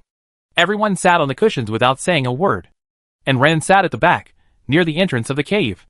There was a fire in front of the old birdman, which was warm, but not the rest of the place. And Rand casually pulled a piece of clothing to cover her legs. The old birdman seemed to be lost in thought, and did not speak for a long time. This time, I asked you to come here, to ask you to help me. And Ram was already drowsy, and finally the old Birdman stopped being silent, and then he got to the point. That was about 1,000 years ago. Yes, I still have to describe the background and development history of the story. 1,000 years ago, we were good friends with the Dark Ravens. Until that time, a young and handsome guy in our tribe fell in love with a girl from the Dark Ravens, and the two of them made an appointment to be together. But at that time, we happened to have a conflict with the Dark Ravens because of something, and the boy was sent to the battlefield. The boy who was supposed to take the girl away broke his promise, and finally died on the battlefield. The girl was imprisoned in the Dark Crow clan, and was deceived by the Dark Crow clan, saying that the boy had a new lover and abandoned her. However, she waited and waited for the boy but never saw him. Coupled with the gossip in the clan, the girl became more and more convinced that the boy had abandoned her. In the end, she was in a semi-crazy state and cursed the Birdman clan with her own life. And Ram was drowsy after listening to it. Why is there such a bloody plot again? The system's storytelling ability is not very good. Which TV series did it copy from? TV series written by screenwriters nowadays should be more bloody. It's a bit simple. The old Birdman took a sip of water, sighed deeply. We Birdmen didn't originally grow like this. It's all because of the curse of that girl. Guests from afar, can you help our Birdman break the curse? Ding dong. The Birdman chief issued a task to break the 1,000-year curse of the Birdman. Do you accept it? And Ran clicked yes. Probably this is the task of her hidden profession. But she saw other people also raise their hands to accept the task. Isn't her profession unique? Why do so many people come together to take the same task? And Ran asked the big white goose in the pet space casually. And the big white goose replied to her. Are you stupid? The profession is unique. But the task is not unique. Whoever completes the task of this profession can obtain the hidden profession. Isn't this unique? And Ran rolled her eyes. And didn't this mean that in the end, only one person will die and complete the task? Dear guests, the source of the curse is in the temple of the Dark Crow clan. Please go to the Dark Crow clan to break the curse. And Ran wanted to roll her eyes at this old man. The Dark Crow clan is a clan. Or the temple. Isn't the temple the most important thing in a clan? They are just these people who broke into the clan's land. If the Dark Crow clan is also like this group of bird people, there will be a large number of them. How can they break through the heavy siege and enter the tribe? After the old man finished speaking, he lowered his head. Someone came down and handed out maps one by one. This Dark Crow tribe is actually next to the Birdman tribe, not far away. Climb over the cliff. On the other side of the cliff top is the dead forest where the Dark Crows live. Looking at the location marked on the map, the center of the Dark Crow tribe. The person handing out the map gives a general introduction to the Dark Crow tribe. The Dark Crow tribe has about 10,000 people, and the guests can only outwit them. Bullshit. Even if there are so many of them, if they really want to fight, it will be each person fighting 500 people, and they can't win it all. After getting the map, everyone started to walk out, frowning, studying how to attack the Dark Crow clan. And Ran was the last one to leave. Chief, you only said that you want to lift the curse. But how do you lift it? The old chief looked up at her.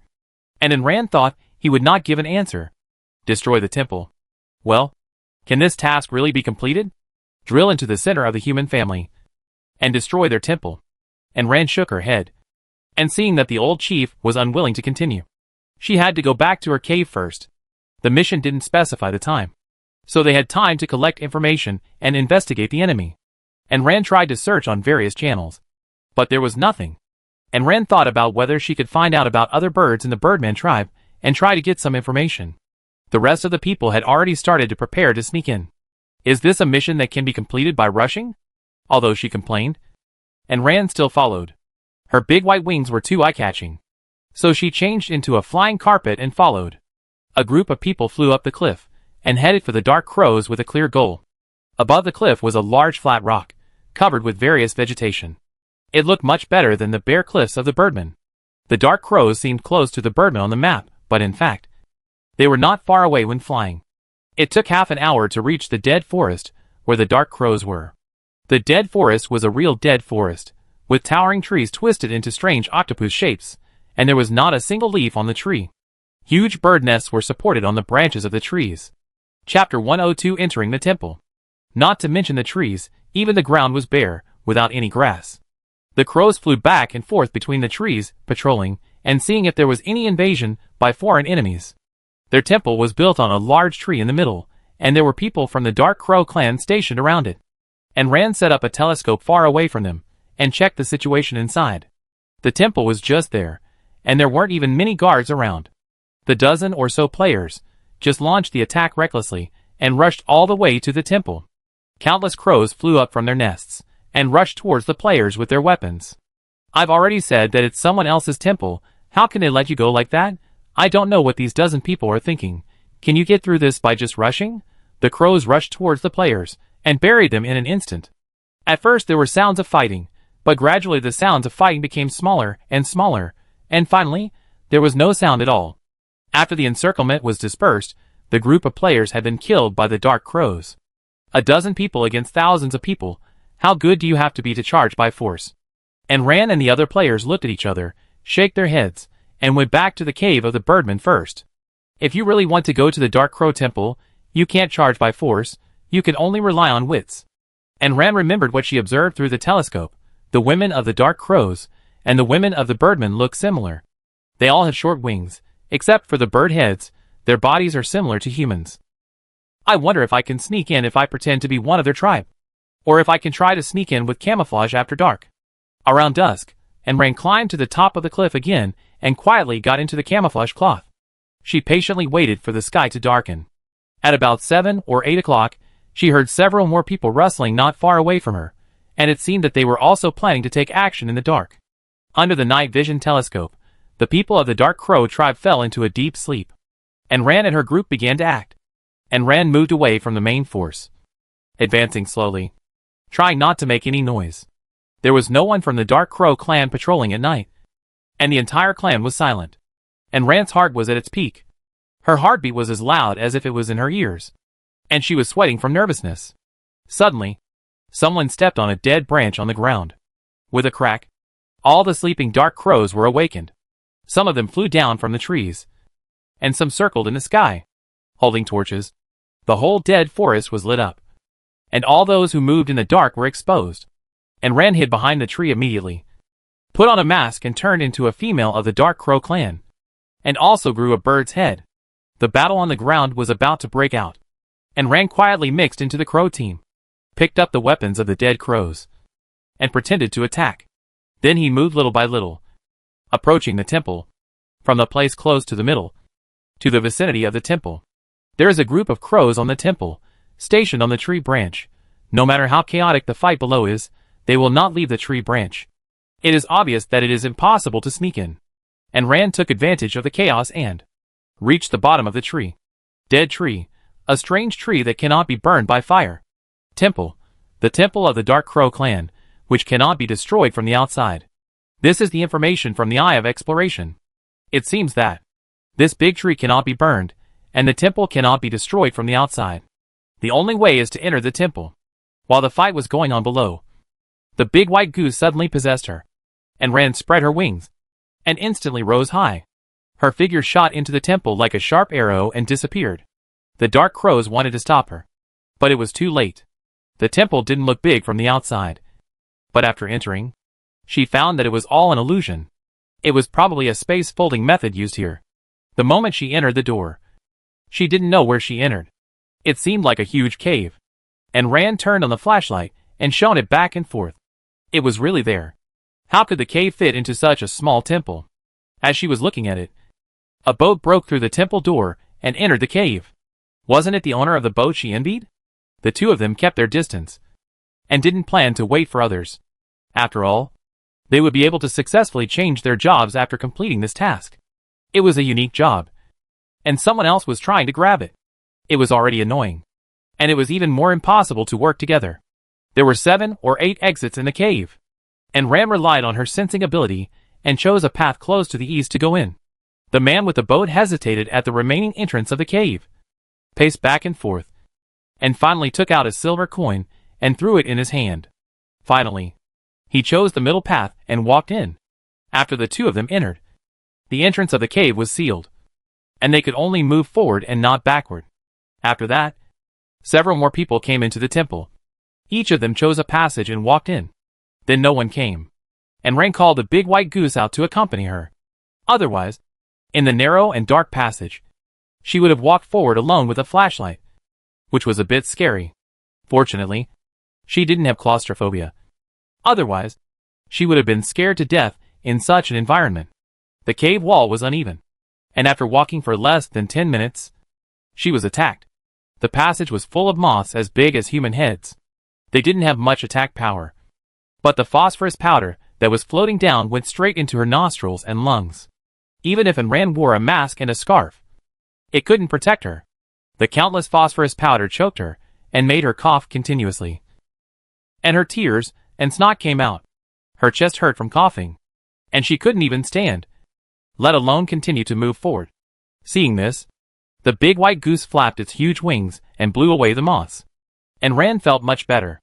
She took a few sips of water to wash away the phosphorus powder in her mouth and the one on her face.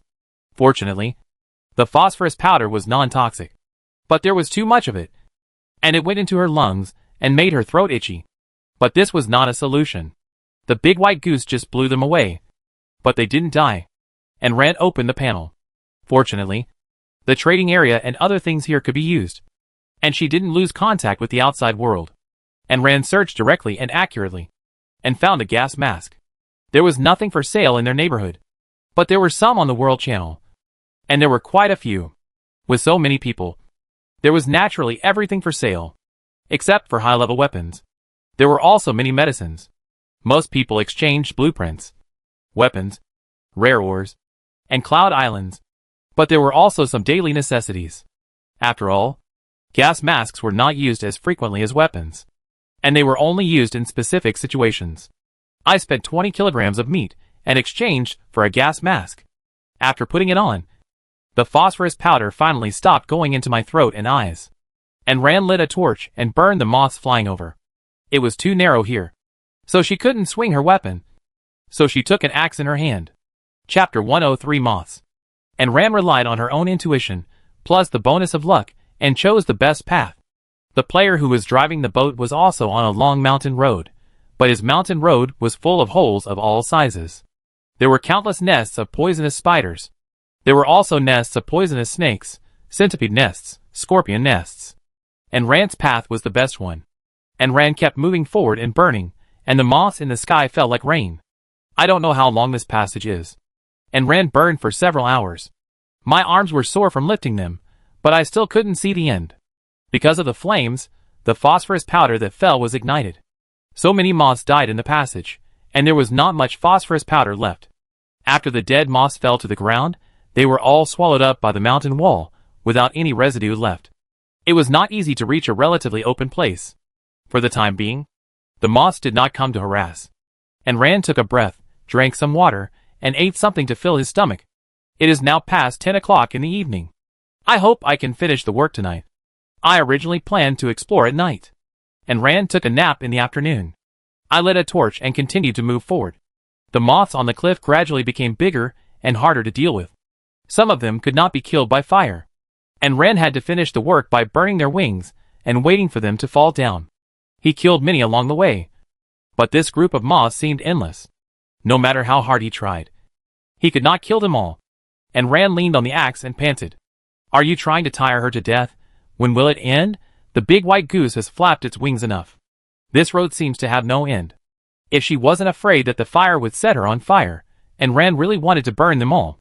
I don't know if it heard in Ran's complaints. About half an hour later, and Ran finally burned all the moths in the passage and saw a big door. And Ran was not injured, didn't lose blood, just irritated. Since she came in at around 7 o'clock, it's past 12 now. She has been burning moths, and there are no other monsters in sight. The level of these moths is not high. From level 1 to level 10. They don't give much experience, let alone any good things. The most they gave was phosphorus powder. She killed at least hundreds of them from beginning to end, but they only gave less than 1,000 experience points. How pitiful. And Ran didn't push the door open for the time being. She stopped at the door, panting. It was really more tiring than the point battles during her job transfer battle. That one was exerting strength, and this one was just nagging. It was so annoying. Sitting on the ground, and Ran drank half a cup of warm water. When will she be able to get through? There must be another cave behind the door. After resting for about 5 minutes, and Ran made sure that her health bar was intact before she got up and opened the door. Behind the door was a spacious cave with several entrances. Currently, only Rand's cave was open, and the rest were still closed. And Rand was probably the only one who walked here. After all, luck is also a part of strength, and how to choose is also the key to success. And Rand knocked on the mountain wall, but couldn't open the door.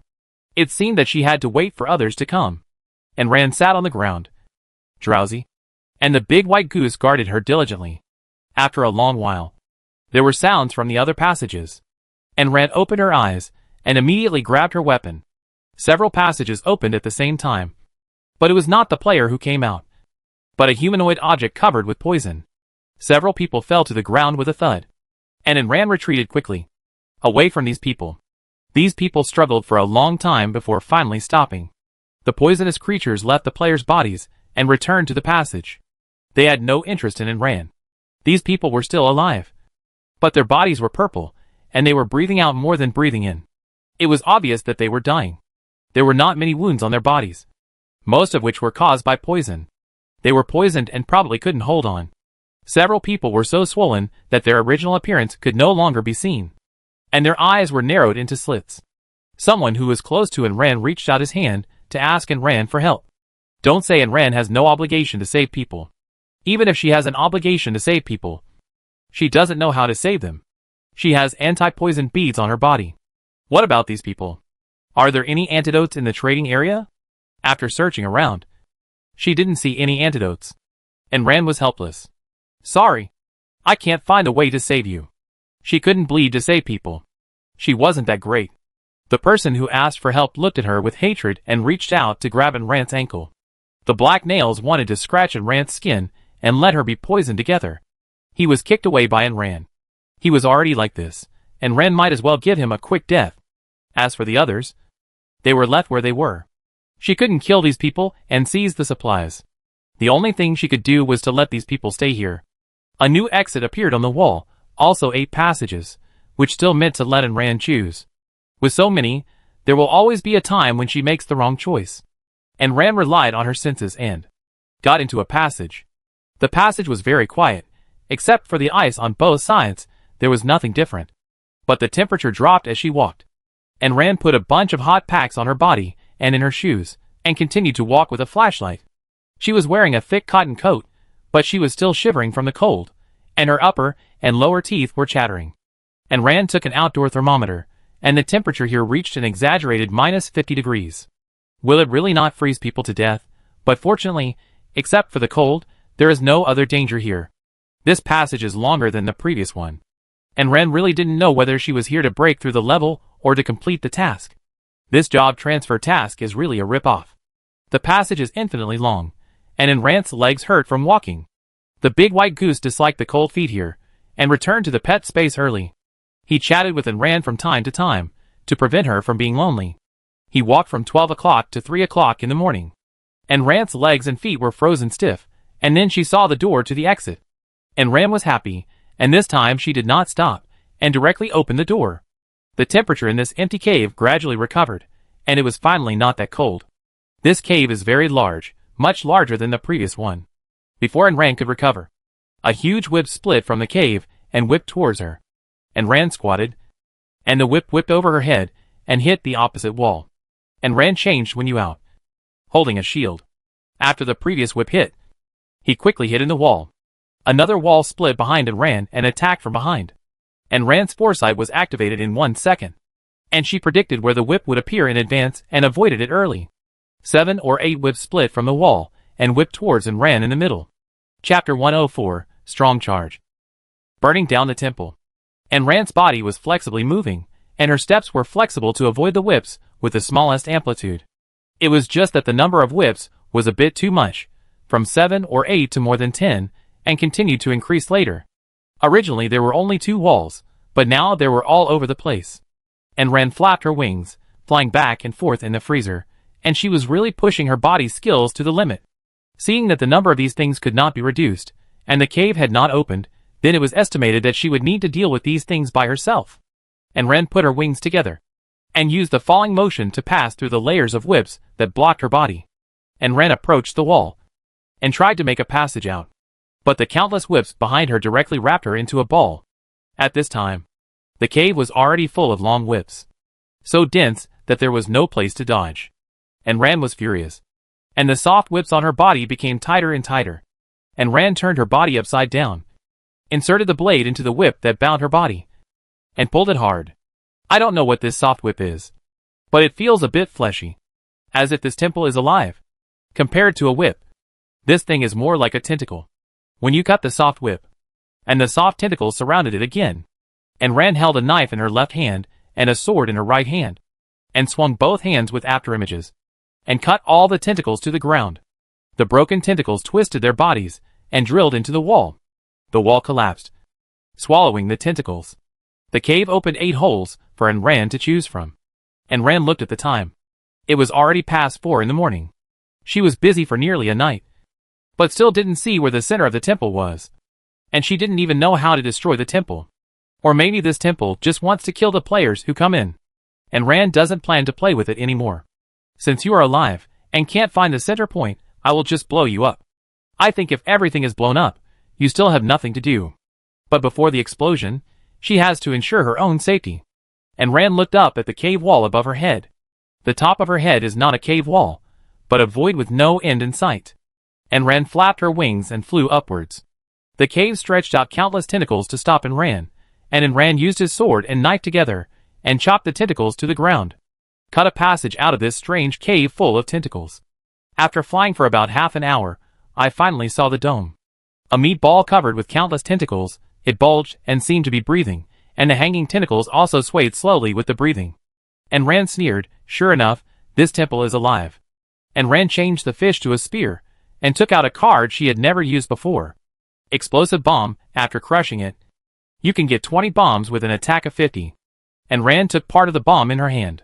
He pointed the spear at the flesh ball in front of him, and stabbed it hard. As the flesh ball twisted, a hole full of tentacles appeared. And Ran stuffed the explosive bomb into it. The flesh ball felt something entering its body, wrapping up the flesh and tentacles layer by layer. And Ran pressed the hole with one hand, and directly launched the explosion. 20 bombs exploded in a chain, exploding continuously in the huge flesh ball. The flesh ball was blown up on this side, and on the other side, like a tumor, very ugly. The explosion was too powerful. And the meatball finally couldn't hold on. And a huge hole was blown open. Countless disgusting green mucus flowed out of the hole, emitting a foul smell. Behind the hole was the real temple. And Ran threw the cloth over himself, flapped his wings, and turned into a shadow and passed through the hole. The meatball behind him wanted to stretch out his tentacles to catch Ran. But Ran was too fast and had already flown a long distance. After passing through this pile of meatballs, Ran finally arrived at the real temple, hovering in the air. The temple was surrounded by black bird-headed human statues of the Birdman tribe. There is one in the middle, and 4 on the periphery. The statues have lost paint severely, and are mottled. It is hard to tell what they originally looked like. And Ran flew over and touched the statues. There was no information. Do we really want to destroy this temple? Tear it down or burn it down? The eyes of several statues suddenly opened. Several beams of light enveloped Ran. And like a scanner, they scanned Ran from top to bottom. Welcome to the trial. Please tell us your wish. And any wish can be fulfilled.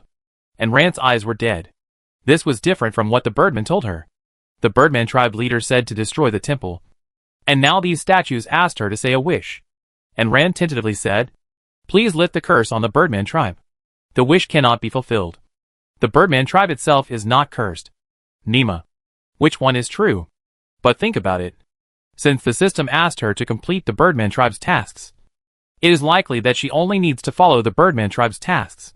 And Ran smiled evilly, took out the firewood, poured oil on it, and lit a fire. Several statues twisted and screamed wildly in the flames, and even ran down from the altar, slapping the flames on their bodies. It was unknown what the sculpture was made of, and the flames attached to the body were very easy to burn. The flames ignited the ground, the sculpture, the base, and the cushions below. The raging flames burned, and the entire temple was completely ignited. The statues of the dark crows twisted in the flames, and their ugly faces looked like evil spirits. The entire temple was on fire, and naturally it also affected Ran who was in it. And Ran flapped his wings, and flew directly to the dome. A long spear pierced through the roof of the temple and flew out. The battle outside was still going on. It seemed that only a few people went in. There were quite a few of them. Some of them died too recklessly during the day. Some died in the temple. There were 5 or 6 people left, still fighting. And rants coming out made too much noise. And everyone stopped. White smoke came out of the temple. And the tree underneath twisted its body, and was surrounded by the flames coming out of the temple. Amid the screams of the dead forest, the temple, and the dead trees all turned into a handful of ashes. The dark crows twisted their heads several dozen degrees, like an owl, and turned their heads to stare at Enran with sinister eyes. Enran quickly raised his body, and flew towards the outer perimeter of the dark crows. He increased his speed to the extreme, not seeking to fight, but escaping first. A bunch of crows followed and ran in a dark mass, chasing him. He even forgot about the few people on the ground, and ran past the dead forest at a high speed. And in the dim light of the early morning, he continued to fly towards the Birdman tribe. The dark crows kept chasing behind them, and a group of fast ones were about to catch up. After it ran past the dividing line, the support of the Birdman arrived. Countless sharp arrows fell from the sky, blocking the pursuit of the dark crows. The Birdmen, who were extremely cold to Enran and his friends when they came, now protected them with enthusiasm and faced the dark crows. Chapter 105 Job Transformation Completed. Weapon Spirit Master. The Dark Crow clan saw that the Birdman clan was blocking them. The two sides had about the same number of people. After a short confrontation, they dispersed. The curse was lifted. The Birdman clan restored their original appearance. However, they looked similar to the Dark Crow clan. Originally, they only had bird beaks, but now their entire heads were bird heads. Originally, they had bird claws, but now even their feet had become bird claws, and there was a crow's tail behind their buttocks. It was hard to tell which of the two clans looked more like a crow. It doesn't look good either, and Ran complained in her heart. The players who were still in the Dark Crow clan returned together, looking at Ran with complicated eyes. Ding dong, congratulations to player Ran for successfully changing to a hidden profession. Will you announce it? Will you announce what profession I am? No. Then announce it. Congratulations to player Ran for becoming the first player to successfully change to a hidden profession. A pendant will be awarded. The system repeated it 3 times. Ran took out the silver scroll, the last task completed, and her job change was written on the scroll. Weapon Soul Master can transform the contracted combat pet into equipment, including weapons, protective gear, accessories, etc. The pet transformed into an equipment, the skills carried by the original body will also be carried when the equipment is transformed, and even special abilities will be derived. When its owner uses it, it will save half of the magic power, thus exerting powerful skills. And Ran understood the meaning almost instantly. She is already very similar to the Big White Goose, but the Big White Goose's skill is an active skill, while the other pets are passive. And Ran was eager to try what Little Peacock and Little Aid would turn into. But it was inconvenient now. She had only completed the job transfer task.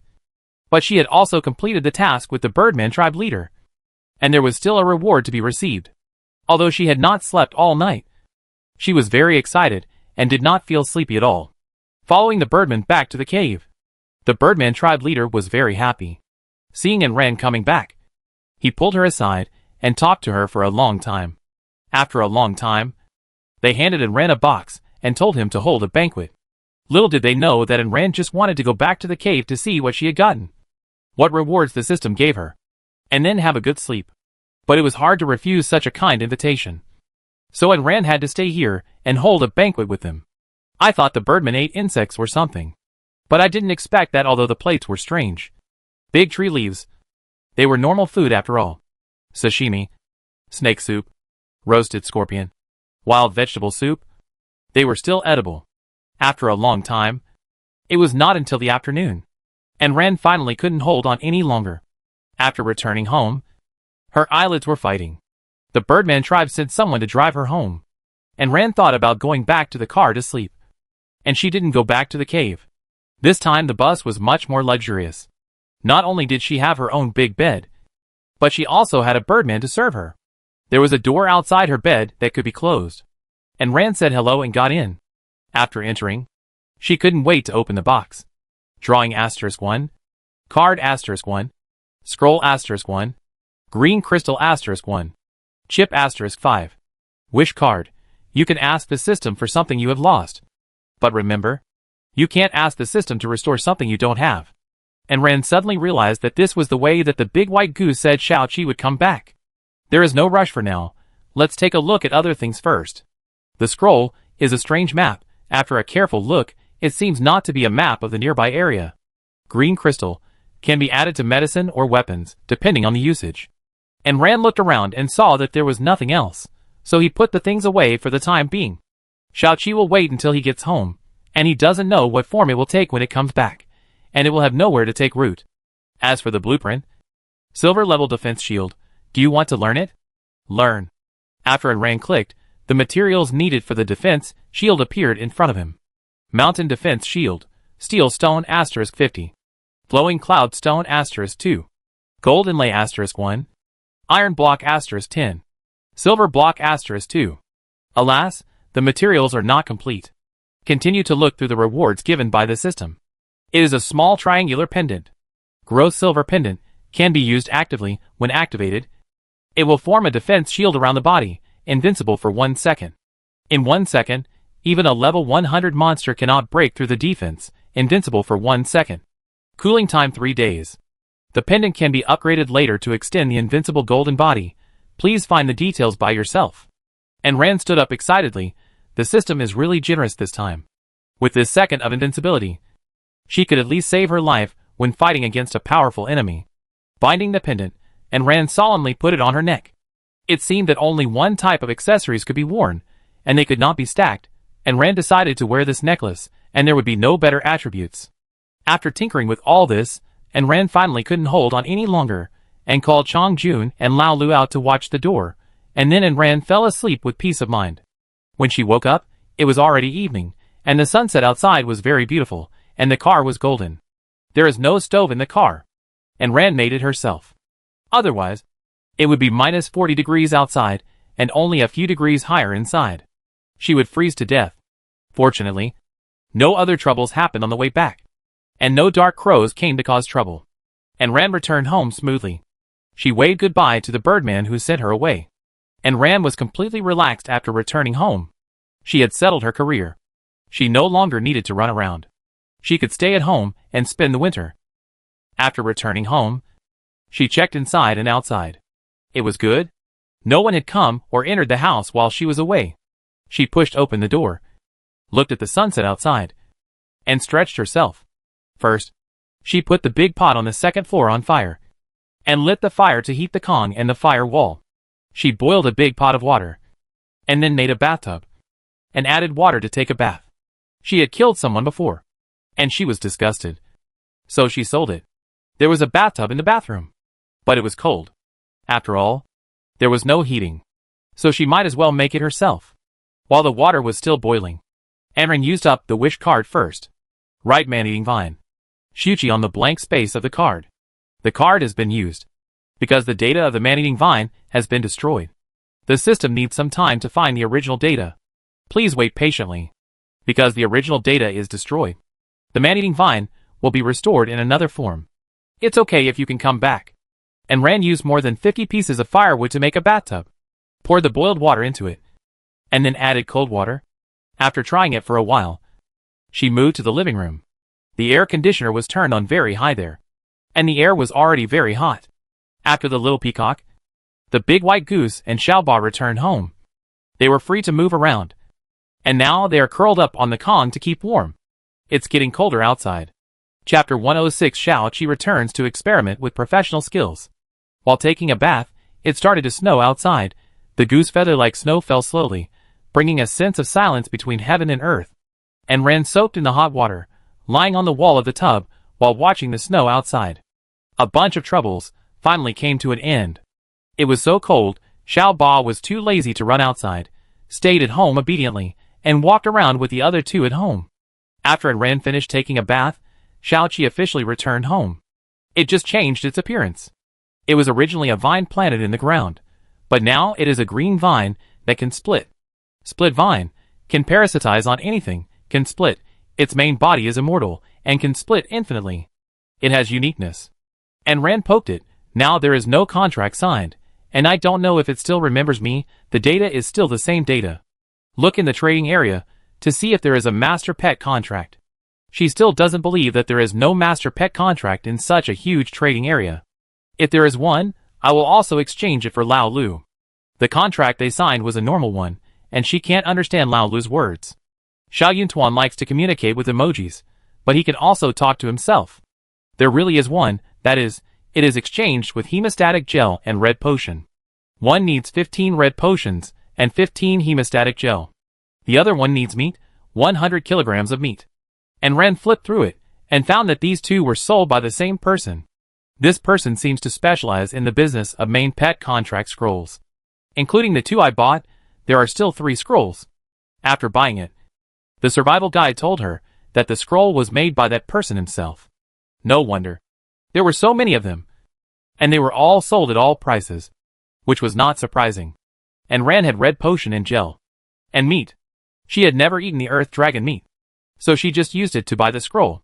You don't know until you look for it. You will be shocked when you look for it. You don't know if the job transfer battle is over. Everyone has made money. Or there are too many people. And everything is sold. The trading area is now flourishing. Except for medicine, high-level weapons, and rare ores. Almost everything is for sale. Low-level blueprints, scrolls, and the like are all available. As long as you locate them accurately, you can basically find them. Of course, some scarce items, such as high-level blueprints, are still not available. Even if there are many people, there is no such thing. And Ran completed the master pet contract with Xiao Qi and Lao Lu successively, and officially signed the master pet contract. After signing, pets will have their own pet space. And even Lao Lu is no exception. It's just that it habitually regards and Ran's shadow as the master and doesn't want to go. After signing the contract, they can chat. Now, and Ran's head is like a vegetable market, with a lot of chatter. Master, master, the weather is so cold. Shall we have hot pot tonight? This is Little Peacock. Master, master, let's go out and play in the snow. This is Little 8. Master, master, I want to put down roots. This is Little 7. Good guy. And Ran is so confused by the noise that her head is about to explode. If she hadn't been able to block out these noises on her own, her head would have been buzzing. I found a big flower pot. Put the black soil in it. And put Shuchi in it. After taking root, Shuchi quickly split. 1 into 2. 2 into 4. And quickly covered the entire pot. A green patch tangled in the pot. It was like the countless green vines tangled together. It would not grow leaves or fruits. It twisted and turned, twisting itself into a hemp rope. Anren pointed at it and laughed for a long time. Shuchi finally cancelled the split in anger and turned back into a single strand. It remembered that it didn't matter if it didn't take root now. And it didn't need to rely on soil to survive. After seeing enough of the excitement, and Ran remembered to try the ability of a weapon soul master. After the big white goose was transformed into a weapon. It had 2 forms. One was armor, and the other was a weapon form, which required her to slowly explore how to use it. After the little peacock was transformed into a weapon, it was a white peacock fan, and the pure white tail wing was transformed into a folding fan, which was beautiful and elegant. In addition, like the big white goose, it also had another form, which seemed to be the same as the big white goose in the state of transformation. And there were 2 forms, after the little peacock transformed into a folding fan. In addition to its original healing ability, it also had an attack ability. How to use it still needs Ran to study it herself. As for Shia Ba, after it was transformed into a beautiful white cloud hairpin, it can transform into the equipment and clothes of the whole body and have other functions. Even if it is the armor transformed by Chong Jun, the little cloud can cover it and cover up its original appearance. The function is still the same. But to outsiders, there is no layer of armor. And what they see is the clothes transformed by the little cloud. This ability is similar to the ability of the mask. As for Shuchi, it was transformed into a hanging earring, a beautiful vine carved from green gemstones, and a few vines were hung down as earrings. Its ability is really strange. It can grow anywhere. It can even split and parasitize in human flesh and blood. It also has attack capabilities, which needs to be developed by Anren later. As for Lao Lu, after it was transformed, it became a long whip like a dead tree, and its attack power is very good. The most important thing is that they do not occupy the equipment column. Even if they are hung on the ears, you can still equip the earrings. Shia Ba and the others only have one form, not like the little peacock and the big white goose. This instrument looks very powerful, but Ran cannot fully utilize it at present. She needs to slowly explore and use it. Maybe knowing her ability, Ran can be said to be relieved. Except for the battle of job transfer, there should be nothing else to do in the rest of the time. And Ran was only concerned with happiness, but did not see the secretive expression of the big white goose. Otherwise, she should pay more attention. Pour the bath water into the toilet, and put all the clothes and sheets into the washing machine. Just now, the little guys were clamoring for hot pot. Let's have hot pot tonight. While it was snowing outside, we stayed in a warm house and ate hot pot, deciding to enjoy it. She had never eaten bear meat, nor bear paws, so she would have some bear meat, earth dragon meat, etc. Humming a song, she was very happy to cut the meat slices, wash the vegetables, and prepare the base of the pot. The little ones at home didn't eat spicy food, so Ran prepared 2 flavors, and there was no double pot at home. But she couldn't eat too spicy food either, and the spicy pot was not spicy at all. She turned on the air conditioner in the living room, set up 2 pots, put on the platters of various vegetables and meat, and asked a bunch of little ones to sit around. They said they wanted to eat hot pot. But Shia Ba, Xiao Qi and Lao Lu didn't eat it. Only she, the big white goose and the little peacock ate it. The big white goose didn't need her. Its wings were very flexible, and it could even use chopsticks. It was the little peacock that needed her care. The little peacock ate very little meat, ate more vegetables, and was afraid of being burned. And Ran prepared 2 cups of sugar water for Xiao Yuntuan. Xiao Qi fed him high-quality nutrient solution. And Lao Lu didn't like to go out during the day, and he was too lazy to come out even at home. Chapter 107 Annoying Zheng Weiwei. Plus, it doesn't eat these things. She has a lot of pets now, and I don't know if they will continue to increase in the future. By the way, she also collected 4 blue snake eggs and 1 earth dragon egg. The big white goose disliked the level was too low, and didn't let her sign a contract. Then I'll sell it after it hatches. Being a pet is also a great combat power. The cold wind was howling outside, and the snowflakes were falling as if the sky had opened the floodgates. In just 1 hour, the snow was deep enough to bury her knees. And Ram was sweating while eating. But she kept picking up some with her chopsticks, and putting them in the water to rinse. The earth dragon meat was very chewy. After a bite, she found that the meat was firm, mostly lean, and not much fat. Bear meat, on the other hand, had a lot of fat, and tasted very fragrant. And Ram was so hot that she took off her sweater. If she hadn't dared to turn off the air conditioner, she would have turned it off. She didn't have to worry about food and drink now. And she had her own little house. For the first time, she felt that the game was not bad. She also had Chong Jun and the others around her, which was much better than when she was alone on Earth. It seems that whether to go back or not is not that important anymore. After eating so much that he felt hot all over, and Ran looked around the trading area and bought a bottle of beer. Compared to the beginning, some drinks are not that valuable anymore. Except for the still high price of liquor. The rest are not that expensive anymore. Now, most people have been to the job transfer battle and have some surplus supplies. Even if there is no cumulus tree, there is basically no shortage of water and food. Of course, it does not rule out a few unlucky people. After all, there are still some who have not reached the level and have not been to the job transfer battle. Now the supplies in the cloud group are gradually decreasing. In addition to killing monsters and getting supplies, the most reliable way is to grow them yourself. But everyone doesn't have much, at least they have a little, and they should be able to improve their lives. After all, they have been here for so long, at the very least, they have some supplies saved. After eating hot pot, they ate so much that their belly was full, and Ren held her bulging belly and slumped on the Kong. She opened the chat area. She hadn't looked at the chat area for a long time, and wanted to see what was there. As soon as I opened the window, I saw a long-lost, annoying person. That Zheng Weiwei. Begging in the chat area again. Zheng Weiwei, I will soon reach level 15. What should I do? The child is still so young. What should I do with him? Should I leave him at home? Or should I let him go with his father?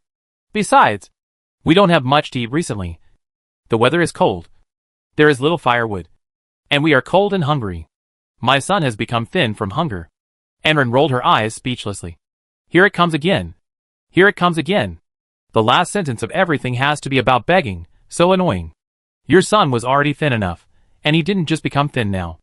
It's useless to block her, because this is a public chat area. You can still see her comments even if you block her. So annoying. This Zheng Weiwei posted another photo. Her child is already skinny, although the supplies in Yuntuan are not too abundant now, but at least the food for the child should be there. The child's eye sockets are sunken, and he is a small ball curled up there, looking like a pitiful big-headed baby. As soon as Zheng Weiwei posted this photo, she was mocked by the crowd. One of the men spoke in the chat area in a rage. Zheng Weiwei. You woman. You are in this area. What did you do to our son? The man seemed to have gone to chat with her privately. And there was no more news. Zheng Weiwei also quickly deleted the begging content in the chat area. It is estimated that this person either did not see it before, or Zheng Weiwei did not speak for a long time, and only saw her now. People in their community finally don't need to see Zheng Weiwei pretending to be pitiful anymore. It's so annoying. I hope that man is the little boy's father or something. Hurry up and take the child over, and put him next to Zheng Weiwei. I feel that the little boy will not live long. After discussing Zheng Weiwei, a group of people started to discuss other things. The sky gradually darkened, and Ran watched the excitement for a long time, but did not speak. Her speech would easily cause various chain reactions. It was still snowing outside, and it was not fast or slow, and a thick layer of snow accumulated on the ground. And Ran went out, put all the snow in her backpack, and then stuffed it into the toilet as flush water. She didn't dare to sweep down, because the abyss monsters would complain to her. After working for half an hour, she cleared the snow. In the dark night with only snowflakes, there was a little starlight. And Ran stopped the broom and looked at the sky full of stars. After looking for a while, she realized that they were not stars, but pieces of luminous jellyfish floating in the sky. Special luminous jellyfish. No level, attack 5, speed 8, venomous. Please do not touch them at will. Watching them drifting slowly in the sky, some of them drifted over here, and Ran waved the broom and swept them away. There were a lot of these things, densely covering the entire sky, floating around very leisurely, seemingly not aggressive. It was just that there were too many of them, covering the entire sky, and every gap that came into view was filled with these things. They didn't have any strong attack power, but they were too dense, blocking her vision. The jellyfish floated leisurely, and blocked her way home. And Ran didn't know whether to laugh or cry. So she used a broom to push the jellyfish away, clearing the way to the front of several houses. She didn't dare to touch the jellyfish. It looked good, but in reality, all jellyfish were poisonous, not to mention that these systems specifically warned that they were highly poisonous. The jellyfish were pulled apart, and the long skirt floated in front of Ran, and was about to hit Ran's face. Because she didn't go out, and Ran didn't wear a scarf, and her face was exposed. And Ran cut off the skirt with a sword, and went home with a broom, and locked the jellyfish outside. The jellyfish were sparkling, adding a little light to the dark night. I closed the doors and windows, and sat in the house to admire them. It was quite beautiful. I just don't know what these jellyfish are here for. They are weird, but their attack power is not high, and they won't attack actively. Are they here to visit? Seeing that they couldn't get in, and Ran didn't care. She made sure that the doors were locked at home and nestled on the Kong.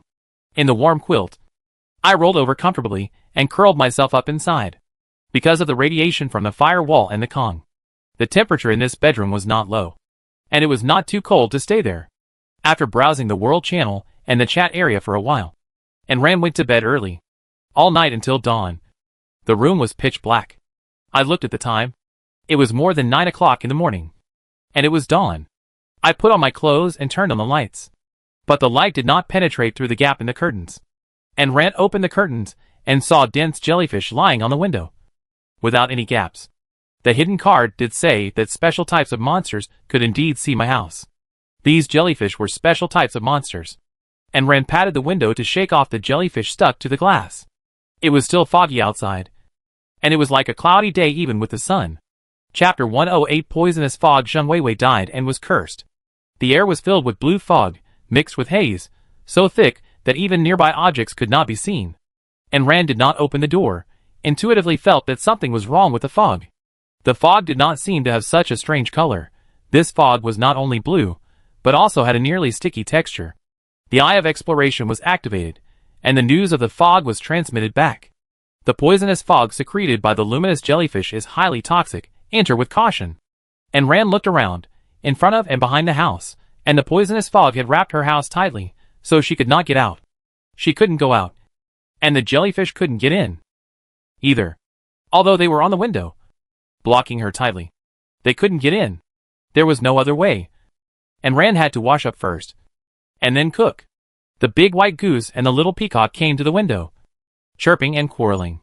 And Rand didn't discuss it in her mind. And she didn't know what they were talking about. While cooking, she opened the panel and found that the chat area was discussing this matter. And Rand thought it wouldn't hurt to say something. So she casually posted that the fog was poisonous. It was just a reminder. Believe it or not, it was none of her business. But as soon as she finished speaking, Zheng Weiwei started to curse her madly in the chat area. You bitch. You big shot.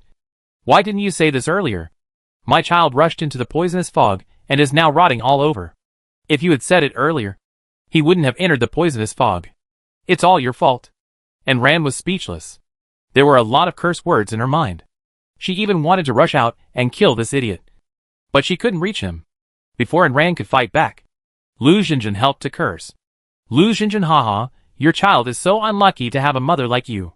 You can't take care of your child, and you blame others when something goes wrong. Did the boss force him into the fog? Is the boss by your side? Did they force him in with weapons? To put it bluntly, your child's death is a relief. With a mother like you, it's better to die than to live. And Rand really wanted to applaud her. Zheng Weiwei. Right? Your child is so unlucky. You are a dereliction of duty as a mother. You can't take care of your child, and you only blame others for the mistakes. Let me be frank. Your child died because of you. It is your fault. You are so impotent and furious that you vent your anger on others. That is also your fault. People like Zheng Weiwei cannot stand others saying that they are wrong. They are self-righteous and self-centered. She is never wrong. It is always others who are wrong. How can she be wrong? Selfish and stabbing people in the back is what I mean. The world must revolve around her. Whether she uses her children to attract everyone's attention or praise with her children, it is just her way of attracting attention. At this time, Lu Xinjin and Rand pointed out the mistake directly. And he was so angry that he tore his hair. Qinle, Zheng Weiwei. Can you stop going crazy in the chat area? The boss is kind-hearted. And specially told us. It's the information he knows. What's wrong with not telling us? Yunqiu, that's right. He has no obligation to help us. He said something out of kindness. Why should you blame him? Wasn't it you who didn't take good care of your child? You can blame someone who is not around. I am convinced.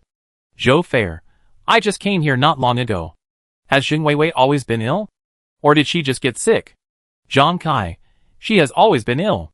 Just stay away from her. Fang Zheng, she has been ill for a long time. Rabies is not easy to treat. Don't let her bite you. Beautiful lady. Zheng Weiwei probably didn't expect that she would be criticized so much for such a slight complaint. She looked at her skinny son with a twisted expression. And hatred flashed through her mind. It was all because of this dead child. And that bitch Rand, who made her look bad. This child is just like Rand. Both are demons. Disobedient. And disgusting. Why does this child look like his father? He is obviously her own child. So why does he look like his father? If it weren't for his father, why would she be so miserable? Before we got married, I agreed to support her. But after we got married, you became someone I supported. I had a great job before marriage. Why was I forced to quit after marriage? I have to look at the man's face every day and support this little bastard? Endless housework, endless in-laws to serve, endless faces to look at. Can't I support myself? Yes, but I was bewitched by sweet words. I thought he was my lifelong support, but the man built a grave for me. A grave called marriage and mother.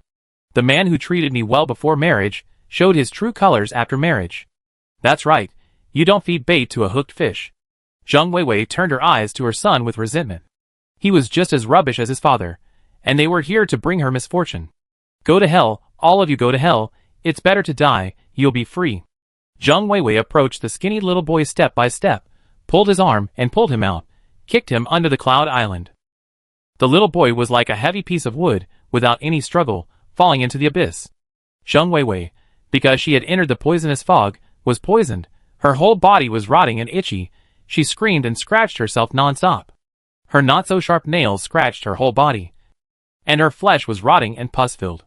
She kept struggling and rolling on the ground. Blood was splattered everywhere. After struggling and rolling for half an hour, Zheng Weiwei finally closed her eyes, unwillingly, with a huge hatred for the world. Before she died, her strong unwillingness catalyzed her special skills. She used her life as a curse, cursing her man and Ran. And Ran felt a pain on the back of her hand, and a dark number was printed on it, accompanied by the system's gloating. Congratulations to Player and Ran for being hit by the curse that Zheng Weiwei cast when he was dying. Player and Ran needs to find a way to remove the curse, otherwise she will die in 3 months. This curse also affects Zheng Weiwei's man, but her man only has less than a week to find a way to remove the curse. And Ran didn't know how to react for a moment. This Zheng Weiwei is mentally ill. Right? He's already dead, and he's still trying to trick me. Is this an unprovoked disaster for me? I kindly reminded everyone about the poisonous fog, but I was cursed. Opening Zheng Weiwei's panel. The Grey Avatar is dead. If she is not dead, and Ran will definitely find her, and cut her into pieces. Why would a mentally ill person come here to harm her? How did she offend this guy? She should have killed her when she traded with her. But how could she see now? She had a child with her, and she couldn't kill her. She didn't know why Zheng Weiwei hated her so much. She couldn't understand the thoughts of a mentally ill person. Moreover, this curse is not reasonable at all. If so, everyone can curse others at will, which is simply nonsense. Little did they know that this curse was not reasonable in the first place. And it was just another test of the system. A stupid system that specializes in dancing in a minefield. You can't hit it anyway. So what can you do? Chapter 109 Poisonous Fog. The black numbers on the back of her hand were countdowns, counting the remaining time for Ran. And Ran cursed Zheng Weiwei for a long time, but it was useless. Zheng Weiwei could neither see nor hear. She lowered her head in frustration, with no idea. How could she remove the curse? The little guys by the window finished their discussion, and the final result was that the things outside were highly poisonous, and it was not advisable to go out. When she returned to the stove on the second floor, she saw Ran sighing dejectedly, and a breath of mourning lingered all over her body. The big white goose patted her head. What's wrong with you? You've already changed your job. Why are you still so depressed? And Ran raised an eyebrow and glanced at it, taking the opportunity to complain to it. Blah blah told the big white goose about Zheng Weiwei's bad deeds, looking aggrieved. She didn't provoke her. She didn't provoke her. Why should she be cursed? What a sick brain. It's a pity that the person is already dead. There's no way to cut him into pieces. And Ran didn't know that this was another test of the system. It kept dancing in the minefield of Earth consciousness, but the players were the ones who were unlucky. A dark light flashed in the eyes of the big white goose. It actually wanted to find a chance to take Ran out. Her future should not be limited to such a small broken cloud. She should have a more magnificent future. Instead of being like others, staying on the cloud island in mediocrity, waiting for her level to reach a certain level, and stagnating. Her future should be magnificent. When she chose Ran to be her master, and Ran could not stay here peacefully as a salted fish, especially after she completed the hidden mission. The big white goose patted her. Don't worry. Your little Qian, you can remove the curse, but it is still in its larval stage, and can only help heal injuries at most, but the curse cannot be removed. And Ran had no idea how to remove the curse, but now she heard the big white goose's words. Her eyes, swoosh, suddenly lit up, looking at the big white goose and the little peacock expectantly. Qianyu, is what Dabai said true? And Ran has always habitually called it Dabai, because it always faces her in the form of a big white goose. What else to call it if not Dabai? The little peacock nodded in confusion. I should be able to remove it. My inherited memory is vague. I haven't received it completely, but I know roughly what's going on. That's good, that's good. And Ran patted her chest, and breathed a sigh of relief. Then when will you be able to lift the curse? After all, her curse won't wait. She only has 3 months left. Growth period. The big white goose gave her the answer directly. Then let's go. What are we waiting for? Let's find a way to make the little peacock grow up. Obviously, staying here, the little guy won't grow up. The big white goose quickly stopped him. Wait a minute. I forgot about the poisonous fog outside. You have to get rid of the poisonous fog. And Ran slapped her head. Yes, there is still poisonous fog outside to be dealt with. She was so overwhelmed with hope that she forgot that there were still things to be solved. But the poisonous fog was not something she could just deal with in a rush. Right? Pa. The glowing jellyfish outside the door were still clinging to her windows and walls. A dense layer. And the whole house was covered with transparent jellyfish. From a distance, the house looked strange. In the poisonous fog, the fruit trees on her cloud island were also poisoned. Because it was too cold. They didn't grow very well. Now the whole tree was purple. And Ren scratched her head and didn't know what to do. Because of the poisonous fog, she couldn't even find the place to salvage. Even the cloud group that came was poisoned by the poisonous fog. And fell down with dizzy eyes and stars. It can be seen how strong the poisonous fog is. And Ren went up to the second floor and looked out the window.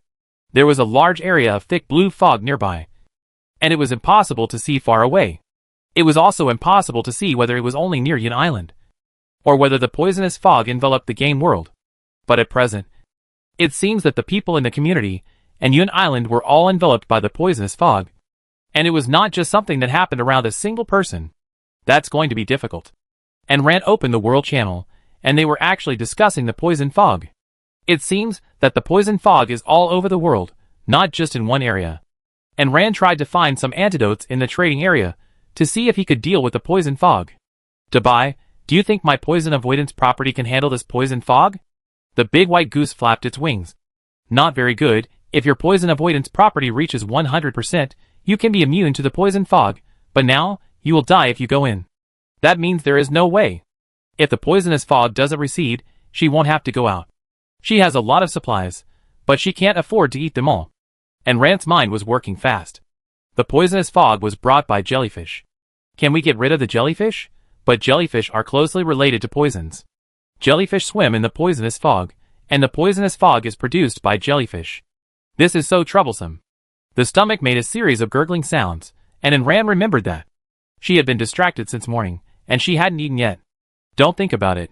Eat first. The system didn't give any reminders, and didn't tell her what the solution was. She couldn't do it on her own. After dinner, she looked for her warehouse and backpack to see if there was anything detoxifying inside. And Ran cooked millet porridge, smashed a cucumber, and ate it with steamed buns. The jellyfish that were floating around outside gradually retreated. And so did the poisonous fog. After trapping Ran for about a morning, the sun showed its face. It actually retreated. Will it come again in the future? Yes, because although they gave up the range of Cloud Island, they still stubbornly surrounded Cloud Island and continued to be their floating spirits. To prevent everyone from starving to death, so they make room to fish for supplies, they pushed away, and the cloud really came. And Ran took the fishing net and scooped up all the cloud. Let's see if there is any solution here. But 3 of the 10 cloud were empty, and the rest were all daily necessities. There was no way. And Ran and the big white goose merged, flew to the edge of the poisonous fog, and the luminous jellyfish flew leisurely in the air. The dilemma formed by the poisonous fog wrapped the Cloud Island 360 degree, leaving some space for everyone to salvage. And Ran covered himself tightly, and rushed towards the jellyfish with the fish. Let's clear some of them first. It's easy to chop them with the fish, which doesn't have much attack power and defense. Almost one sword kills one. This thing doesn't have much attack power, but the number is really too exaggerated. And Ran cleared a circle of jellyfish, but found that there were more jellyfish behind, densely covering the sky, blocking all the ways out. Once flying out, they would directly plunge into the poisonous fog. And Ran frowned, holding the Tang horizontal sword in his left hand and the fish in his right hand, and rushed towards the jellyfish again, like a steamroller. Wherever Ran passed, the jellyfish broke one after another, and turned into supplies, and entered in Ran's backpack. Chapter 110. And Ran is messing around.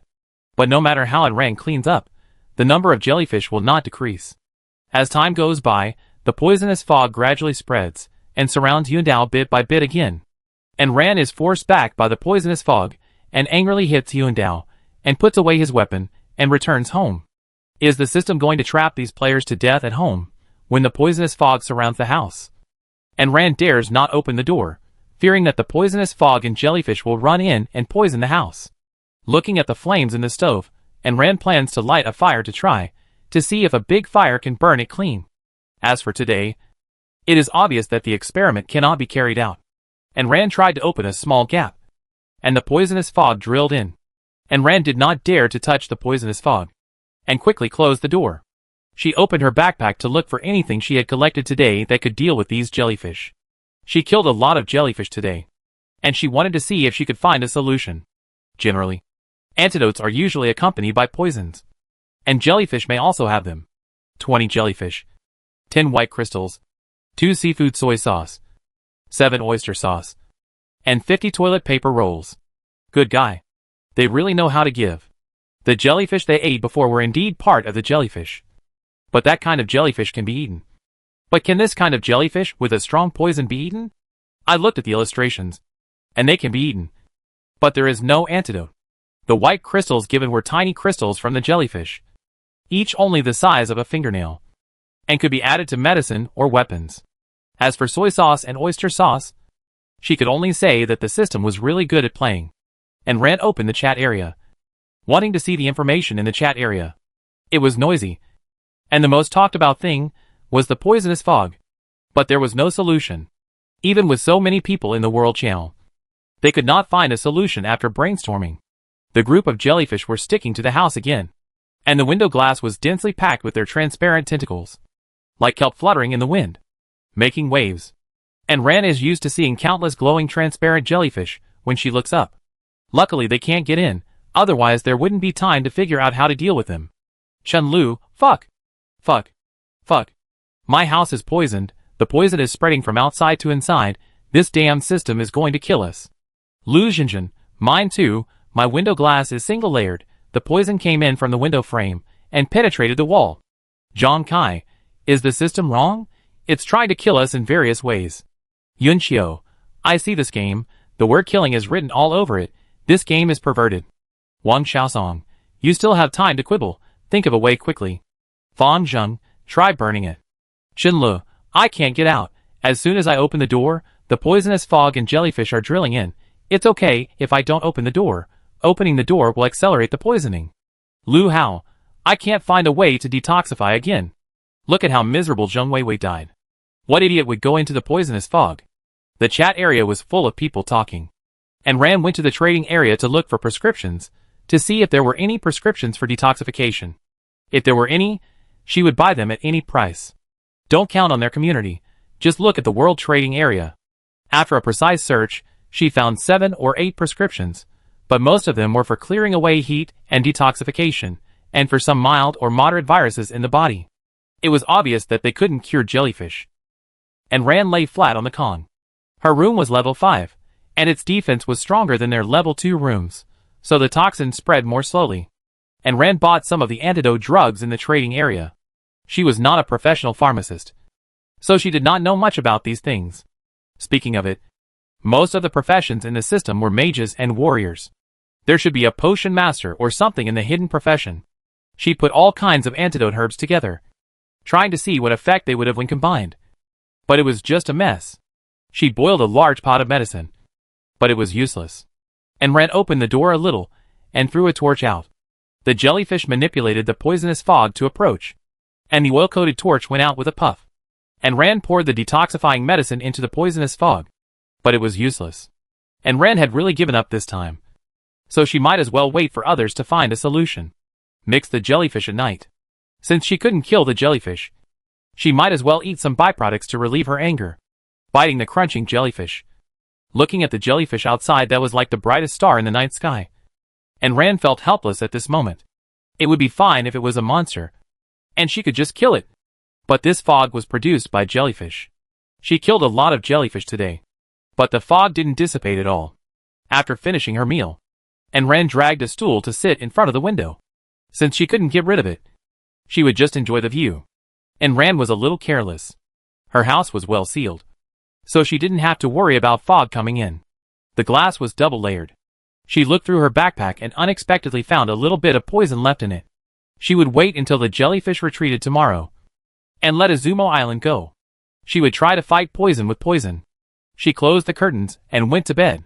Before going to bed, she asked the white goose to take out the eggs of the blue-striped viper and the earth dragon and put them in the living room. She would turn on the air conditioner to see if they could hatch. The poisonous fog quietly surrounded the cloud island. The poison permeated into the edge of the cloud island and penetrated into it little by little. The cumulus tree absorbed the fog, and the originally pure white clouds gradually turned blue. If the poisonous fog is not solved, even if the poison is detoxified in the future, the cloud island and the cumulus tree will be gone. The next afternoon, the poisonous fog gave way a little, and Ram was depressed to find that part of her cloud island and the cumulus tree were contaminated by the poison. She held back a lot of curses, but the system couldn't hear them. Bring back the clean water. Don't wait until the poisonous fog completely pollutes the cumulus tree. Several clouds pulled the corners of the clouds in front of them, and floated over the top of the poisonous fog like a train. They ran towards and ran with a clear goal. And Ran picked them up, and the little guys asked and Ran for water. And Ran fed them water, and the little guys floated away again. Is it because the poisonous fog covers too large an area, even they have no food? Just look at her little 8, and you will know, the little clouds usually just drink water. The eggs in the living room were still the same, without any movement. And Ran took the poison, diluted it with a wooden barrel, and poured it on the jellyfish, to see if he could fight poison with poison, but it was useless. And Ran held a bunch of torches, and tried to reach into the poisonous fog, but the poisonous fog was too thick, and it went out as soon as he entered. There was really nothing he could do. And Ran used the fish to kill hundreds of jellyfish, but there were still a lot of jellyfish floating in the air, leisurely. It seemed like they were laughing at Ran's overestimation of his own ability, and wasted his efforts.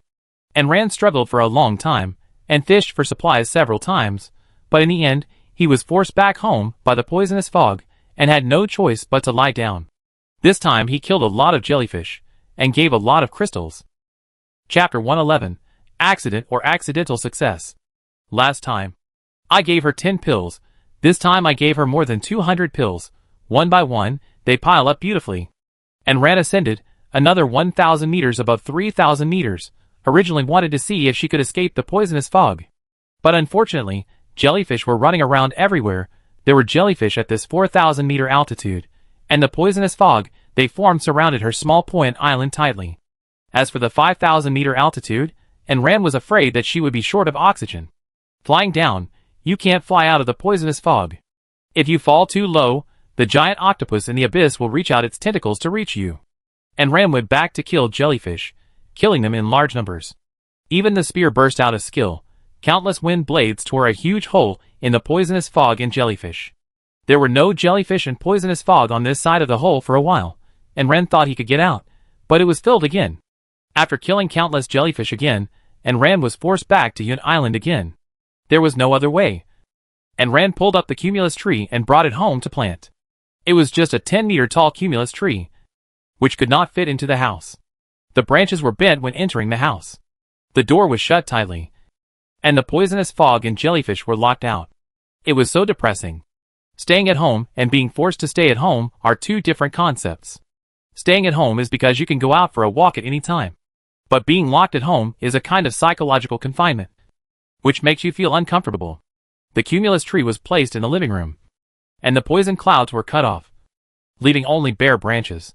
He piled up the hundreds of white crystals he had obtained on the table, planning to find something to store them. The little peacock jumped onto the table, tilted his head to look at the crystals. His inherited memory was incomplete, and he only vaguely felt that this thing seemed to be edible. Master, can I eat these crystals? These things only said that they could be used as medicine, and they didn't even have any specific effects. And Ran kept a few dozen of them, and gave the rest to the little peacock. The little peacock ate them like candied beans with a crunch sound. And Ran propped up his chin to look at it. Is this thing delicious?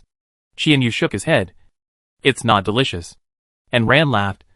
Then why are you eating it? The little peacock tilted his head. It seems that eating it can make you grow bigger. And Ran suddenly realized that this is one of the little peacock's recipes. The little guy ate hundreds of them in one breath. And he burped. I don't know if it was an illusion, but the little guy seemed to have grown up a little. His feathers were more beautiful, more gorgeous, and his tail feathers were longer. The tail feathers were originally mixed with a hint of light gold, but now the gold seems to be a little stronger. One of the white tail feathers has a golden line extending from the back to the end of the tail feather.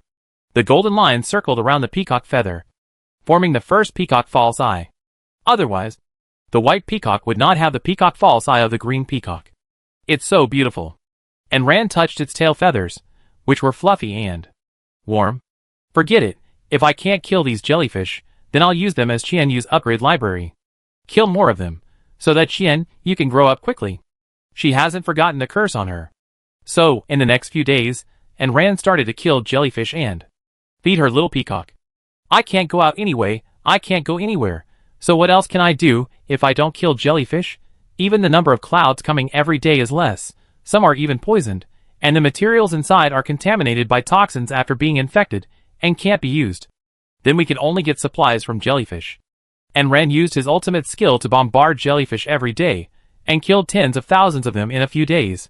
But the number did not decrease, and the poisonous fog did not thin out. The supplies given by the little jellyfish were okay, they had everything, and the most were white crystals.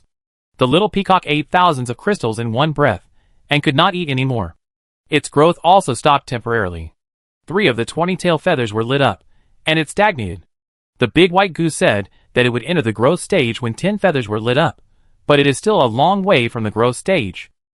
The little guy looked at the white crystal spread out on the table, unfolding its beautiful tail feathers. Light golden dots of light fell on the white crystal, adding a layer of golden halo to the crystal.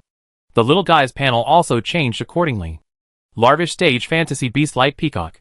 Attack 100, defense 100, speed 100. Light type fantasy beast, can purify, heal, detoxify, remove negative status, etc. But because it is a larval stage fantasy beast, all its abilities can only be exerted to 1/5. Please continue to feed it. Try to make the fantasy beast grow. And Ran looked at the white crystal again. Originally it was only said that it could be added with weapons, and used as medicine. The information also changed. Purifying white crystal, crystal that has been irradiated by the light-type peacock fantasy beast, can be used with other medicines to detoxify or purify. Because the little peacock is not powerful enough, this crystal needs to be used with other medicines. And Ran fiddled with the crystal curiously. She originally used it to feed the little guy, and she didn't know if it could detoxify the poison fog after purification. If it can, this has come a long way. Wouldn't it still take the jellyfish's own crystal to detoxify? Since the survival illustration specifically said that this white crystal can detoxify, at the moment, it is estimated that it can only detoxify the poison fog and jellyfish.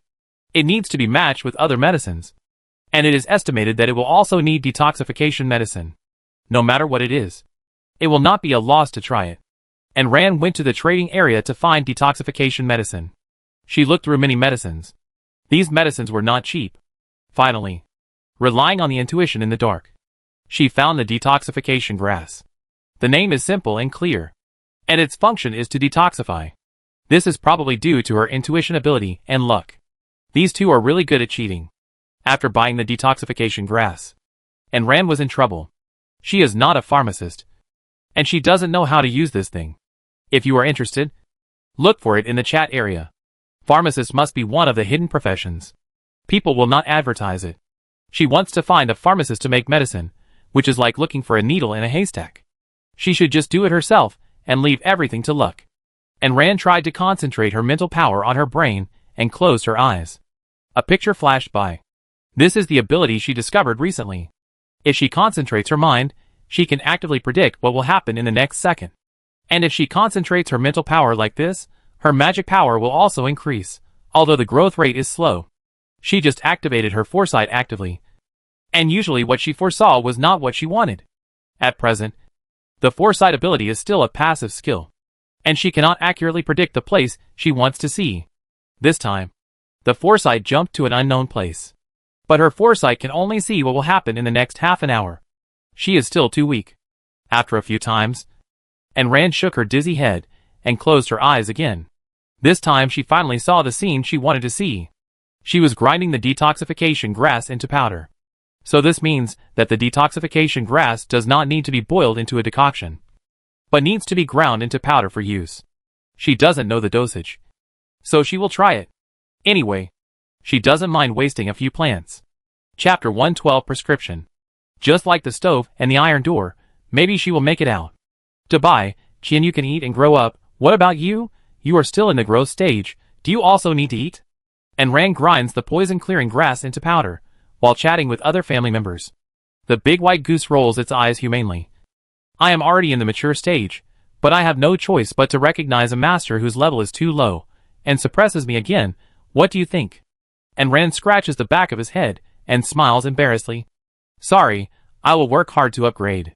Before the big white goose can continue to show off, Shia Ba pulls its hair with his thin hands. Don't mention the master, she's already very powerful. And Ran took Shia Ba into her arms and rubbed him. Shia Ba is my sweet little cotton-padded jacket. The little peacock squeezed in, occupying half of her arms. Master, I want a hug too. Xiaoqi stretched out vines from behind and wrapped them around her, one person and several pets entangled together, forming a weird scene. Old Six poked his head out, complained childish, and then retracted his head. My warm home is in the shadows. And Ran's family has this almost every day, basically in a lively scene of chaos. With them by her side. And Ran didn't feel lonely at all, but was left with the noise. After enough noise, and Ran continued to grind the medicine powder, and asked Shia Ba, Xiaoqi and the others. They are all fantasy beasts now. What do they need to eat to grow up? It seems that because they are not as powerful fantasy beasts as the little peacock and the big white goose, Lao Lu is not even a fantasy beast. Their abilities are not too strong. And their growth rate is even faster than those two. The two little guys said they didn't know.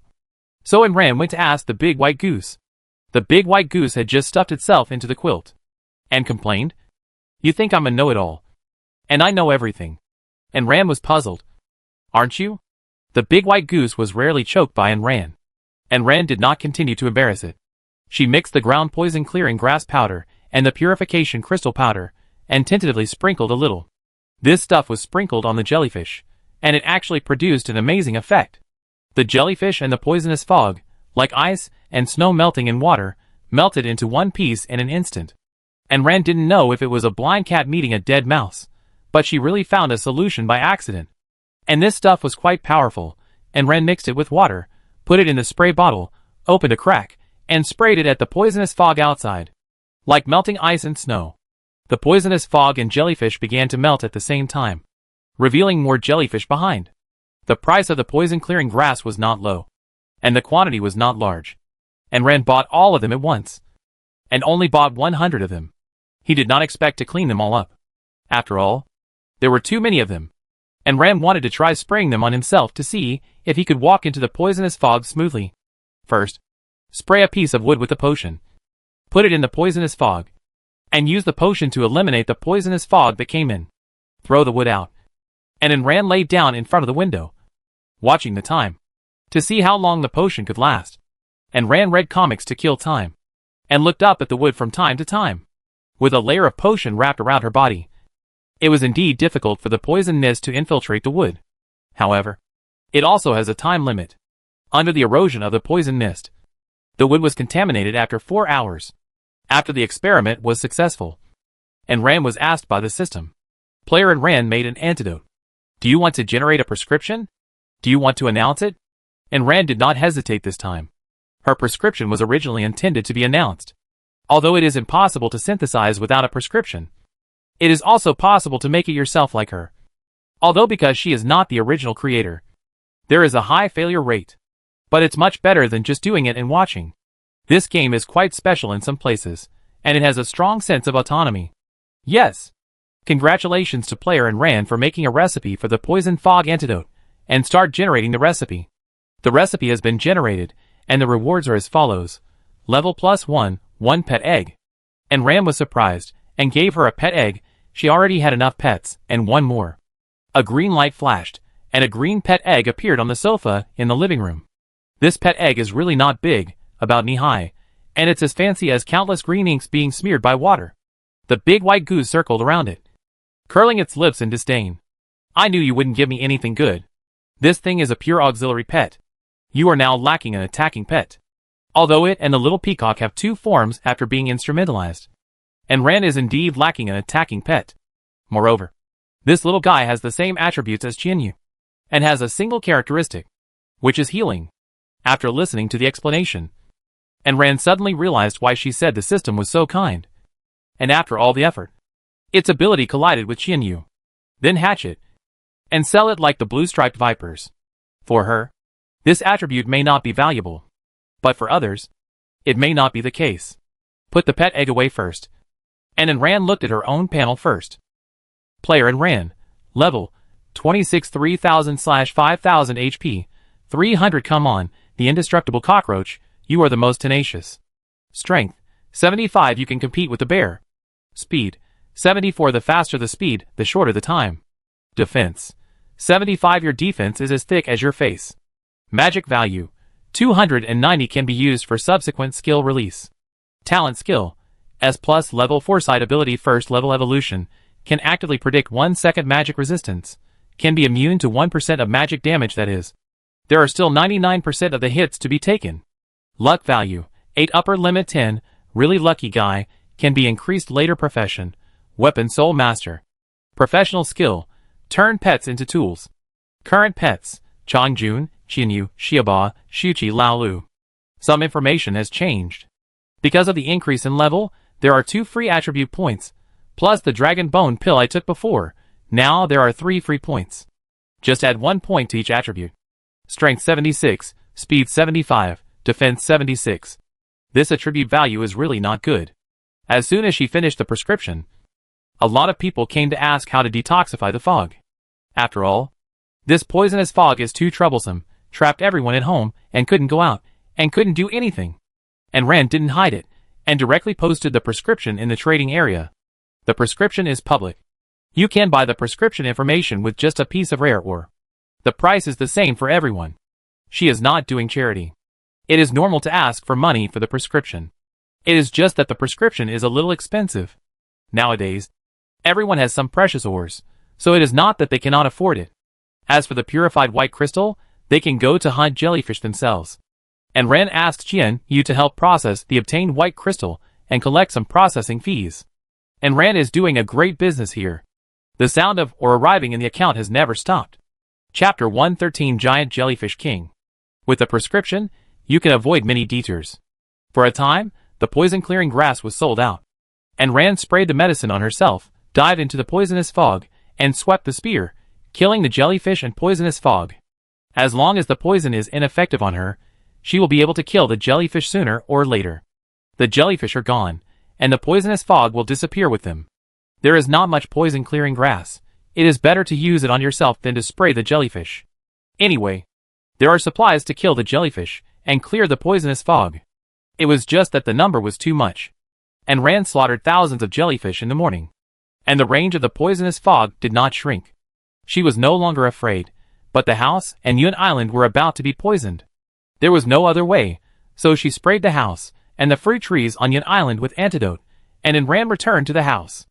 As expected, the jellyfish had to be killed from the source. This method of killing was useless, since she could enter and exit the poisonous fog freely, and Rand planned to find the source of these jellyfish. See if it could be solved. The medicine is useful, but she doesn't want to be surrounded by poisonous fog and jellyfish all the time. If this continues, the medicine will run out, and she will still be trapped at home and unable to leave. And the house will be filled with poison. It's deadly. After preparing everything, and ran through the purified white crystals into the trading area. In groups of 3. She set the price, because the quantity was large. She didn't ask for a high price, and she could exchange it for a few pieces of ore, iron, copper, etc. After setting the price, and Rand didn't need to confirm it one by one, and the items could be exchanged directly. The little peacock can purify tens of thousands of white crystals at a time. And Rand also asked the little guy if he was tired. The little guy raised his head in a very arrogant manner. It's as easy as drinking a mouthful of water. That's good, but Rand still exchanged some white crystals for Qianyu's food. In addition to eating all kinds of fresh leaves, the little guy also eats all kinds of small biscuits and meat. And Rand exchanged small biscuits and vegetables. After all, she was only responsible for beating, and Qianyu still had to rely on purification. It was the biggest contributor. The little guys didn't want to go into the pet space. So Rand transformed them and carried them with her. In addition to the peacock fan, the little peacock could also transform into a beautiful long skirt, which would not fall off easily when worn. The little guys transformed into earrings and hairpins. And the 6th one turned into a long whip and coiled it on Rand's hair, like a hairband. The white wings of the big white goose fluttered, and Rand wore a gas mask. The family plunged into the poisonous fog and jellyfish. Let's try to find the source of these guys. Shuttled through the thick poisonous fog that made it impossible to see the direction, there were dense jellyfish in front of her. Although she was no longer troubled by the poison, she still had some intensive phobia. and Ran pushed away the jellyfish blocking her way, and the jellyfish crowded around her, stretching their tentacles, trying to entangle her. And Ran used the fish coated with medicine to cut off all of them, and chopped up all of the jellyfish that were entangled. It was probably the first time for the jellyfish to see a human being walking through the poisonous fog without being affected. All came closer. Old Six extended from Ran's hair, transformed into countless black and ferocious vines, dancing behind and ran into an opaque whip curtain, pulling away all the jellyfish that approached. The invisible split bodies spread by Little Seven, spread over countless jellyfish nearby. The split bodies grew rapidly, transformed into countless split vines, split again, and continued to expand the vine team. The vines absorbed the moisture and vitality of the jellyfish, and then, because they had no medicine, they were quickly infected by the toxins and withered. But at the moment of withering, the vines bloomed countless beautiful light green flowers. As the flowers bloomed, they also took away the life of the jellyfish. The vines were infected, but the flowers were the condensation of the jellyfish's vitality, and were not infected at all. Xiaoqi recycled the flowers to replenish the excessive energy consumed, and Ran bit a small flower. The nectar in the center of the flower was the essence of the jellyfish's vitality, and Ran absorbed the nectar to replenish his health and magic power. But the magic power replenished was very little. Not as much as the health bar. At present, the little peacock can only heal wounds, remove negative states, etc., but cannot restore physical strength and magic power. In the past, and Ran needed to drink potions, but she didn't expect that after Xiaoqi changed her form, she would have this ability. Is she invincible? And Ran was like a sharp sword, piercing the center of the jellyfish and the poisonous fog, breaking through the layers of restraints, and rushing out. After flying for a while, and Ran stopped to replenish her potion. After flying for so long, she still hasn't found the source of the jellyfish. It is very likely that this is controlled by the system itself, and there is no monster controlling the jellyfish. And Ran planned to find a place to rest. She had been flying for too long. She should take a break. Don't think that you don't need to exert any effort to fly. It's not like that as long as Chong Jun can fly. And Ran had to control the direction and stabilize her body. After a long time, her body would get tired. And Ran gathered the jellyfish and sat on them. She didn't dare to eat because the poisonous fog was everywhere, and there was no medicine on her food. The jellyfish moved slowly, and floated forward within Ran. And Ran planned to fly for a while longer. If she couldn't find the target, she would go home. Then, when you are ready, you will fly out to find a way to help the little guy grow up. And Ran continued to fly forward for a while. The further he went, the denser the jellyfish became, so crowded that Ran could hardly move forward. When he pushed away the jellyfish in front of him, the front suddenly became clear, the jellyfish disappeared. And the poisonous fog became much thinner. And Ran stood in the air, looking at the huge jellyfish in the sky in shock. It was at least dozens of meters away, and its translucent body was hundreds of meters thick. Countless jellyfish split from its tentacles, and spread all over the sky. The source of the jellyfish has been found. And Ran looked up in midair. It was too high. Standing at half the height of the jellyfish, and Ran felt like a matchbox. Jellyfish King, level 30, attack 180, defense 200, speed 130, HP 520, poisonous, attack with caution. Looking at this, you have to be careful. The toxins of ordinary jellyfish are already terrifying enough. Now this one is so big, how poisonous it must be. Anyway, and Ran didn't dare to go up and try, to see if it could poison him to death. If we don't kill it, it will probably produce more jellyfish. And Ran has been observing here for such a short time. And this giant jellyfish has already split into thousands of small jellyfish. This is a monster-producing device. If we don't kill it, this jellyfish will never be killed. And Ran landed on the small island next to it, but there was no poisonous fog here. And Ran took a bite of the bun, and looked at the jellyfish full of poison with worry. How to get rid of it? Why not try the antidote first? And Ran got a bucket of diluted antidote, and poured it on the tentacles of the giant jellyfish. Nearly 5 liters of potion, but it only dissolved the tip of one of its tentacles. To completely eliminate this thing, I don't know how much potion is needed. Chapter 114 Bearpaw stewed with honey. A little bit of its tentacles were melted away, but the giant jellyfish seemed to not feel anything, and did not react at all, and continued to produce jellyfish. And Ran ate the buns in a few bites, drank half a pot of warm water, and stood up, with a spear, and was eager to try the big jellyfish. He sprayed potion on the spear, to prevent his weapon from being contaminated. and Ran aimed at one of the tentacles of the big jellyfish, and stabbed 7 or 8 times in an instant, and directly tore off half of the jellyfish's tentacle. But the torn tentacles turned into countless small jellyfish in an instant, joining the production of poisonous fog. Well, this thing can't move yet. And when this tentacle fell off, the big jellyfish twisted a few times, and the missing tentacles grew back. It's difficult. And Ran tore off several of its tentacles without giving up. As long as the torn tentacles will turn into small jellyfish, the big jellyfish can swallow the small jellyfish and grow the lost tentacles back. And Ran's destruction speed is not as fast as its growth speed. This big jellyfish seems to have no sense of pain. Even if you attack it again, it still seems to feel nothing. It floats leisurely in the sky and continues to split into countless small jellyfish. And Ran helplessly floated to the island. What should I do? This big jellyfish does not actively attack people. It just floats all over the sky and releases small jellyfish everywhere. It has a good temper, but it doesn't do a good job. And Ran tilted his head and watched this guy float slowly in the sky. The place where the potion was used before is already grown. Attacks didn't work, and the number of potions was limited. So it was really hard to deal with this thing. And Ran flew to its skirt, moved her spear, shuttled back and forth, and tore off all the tentacles under the skirt. But when she looked back, the tentacles had grown back again. What a waste of energy. During this period of time, it created countless small jellyfish, blocking in Ran's way. The Cloud Island area around the big jellyfish was also full of jellyfish, buried in the poisonous fog, and could not be used as a foothold. And Ran cut off a part of the Cloud Island and took it away, chasing to the big jellyfish. Seeing that the sky was getting dark, there was no moon or stars in the dark night, it was not suitable for action. And Ran released the Cloud Island, which was only 10 square meters in size, distanced it from the big jellyfish, and released the cabin. The big white goose got off and Ran sprayed the cabin and the Cloud Island with medicine, and also sprayed a layer of furniture inside. Don't think about it, let's cook and eat first. She probably didn't expect that she would be delayed for so long because of a jellyfish with low attack power. As a result, she had not returned home at night, and had to spend the night outside. Spraying the potion on herself again, and Ran turned on the light and lit the fire. She was carrying a lot of supplies with her now, fearing that the system would do something like Shia Ba to her one day. She took out the bear paw, peeled it, and cleaned it. As for what went best with the bear paw, and Ran could not think of anything other than honey.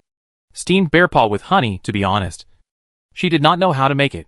Home cooking was okay, but for this dish, she really did not know how to make it. Cut the bear paw into small pieces, blanch it in water, remove the fishy smell, then take it out and rinse it in cold water. Then steam the bear paw and honey together. She opened the chat area by herself. Fong Zheng, I bought the prescription and white crystal, and finally made the antidote myself. But I can still enter the poisonous fog. If this thing is not solved from the root, our lives will be in trouble. Chinle, I also made it. It doesn't help much to kill the jellyfish when entering the poisonous fog. You can't even see your feet when you go out. Lu Jinjin, although it has slowed down the invasion of toxins on the house and Cloud Island, it will be a problem for us to live like this. Wang Xiaosong, it's really terrible. The prescription is useful, but it still has no other effect. I can only be trapped in the poisonous fog. It's terrible. Zhang Fei, my Cloud Island is already half infected, and all the plants planted on it have died. Is it going to end? Zhang Wei, the clouds transporting supplies have decreased, I don't blame the island. I'm almost done with my drink. The supplies in the cloud are all poisoned and cannot be used. The chat area is still full of wailing, and no one seems to have a solution. It is estimated that without her wings, they can't even get far away from their own Cloud Island. Of course, they don't know about the big jellyfish. The big jellyfish outside is still floating, with a blue-green light all around, which is particularly conspicuous in the dark night. The whole area is bright. And Ran took a photo casually, originally intending to post it, so that everyone can help think of a solution, but after thinking about it, she decided not to post it. She still remembered that Zheng Weiwei cursed her because she reminded him about the poisonous fog.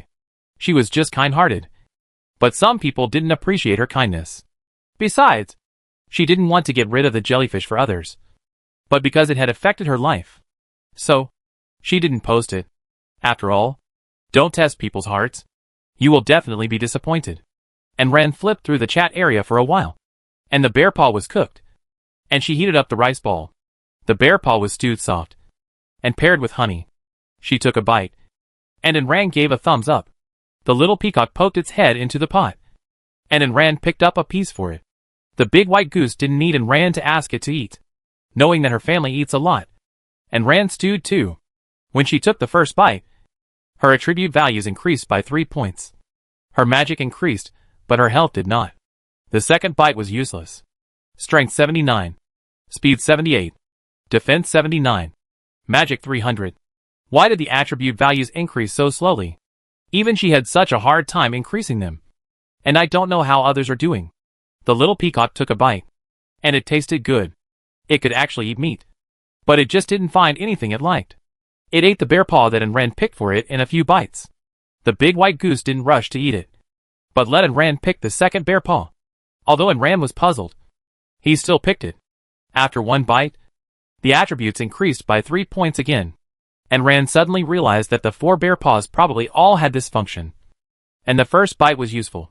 So the big white goose gave the first bite to himself. Ran had eaten. And then the big white goose started eating. This big white goose has no taboos when eating. And I don't know what its true body is. Ran ate while pulling open Chom Jun's panel. She didn't look at other people's panels very often. Just occasionally. Pet, growing big white goose true form. Level, 25 attack, 200 speed, 260 defense, 200 HP, 1200. Skill, Feather Blade Storm. Can launch feathers on the body. Generating storm-like attack power. Active skill, Possession. Can transform into armor and possess the owner, playing a protective role. And please explore the other functions by yourself. Chapter 115. Shuchi and Lao Lu showed off their power. Oh, when did they unlock some levels? They have reached level 25. I guess it was because they upgraded themselves, and they also unlocked some abilities. Let's look at my attribute values. Strength 82, Speed 81, Defense 82, Magic 310. So low. Why are the attribute values of humans and monsters so different? Sometimes the gap is so big that weapons and equipment cannot make up for it. If you want to increase the attribute values, you have to find various things that improve the attributes.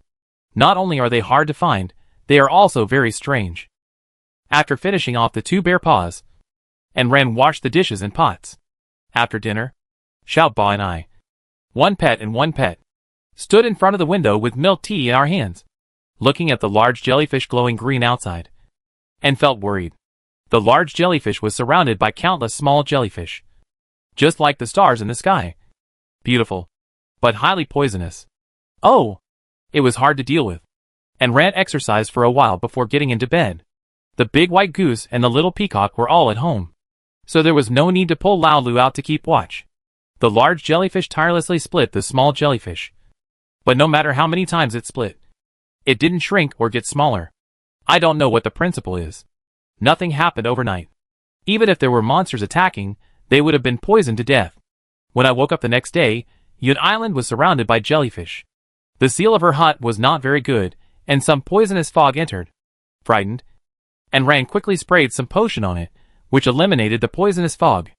Ran used gel to block the gap, to prevent the poisonous fog from coming in again. I just cooked a pot of millet porridge, and ate it with buns. During the meal, I was still thinking about the big jellyfish outside. The big white goose patted her head. Concentrating on eating, the food went into her nose. Ran touched it. No! Seeing that she was still worried about the big jellyfish, the big white goose could not help but remind her. You said you have so many battle pets. Why do you have to solve them yourself?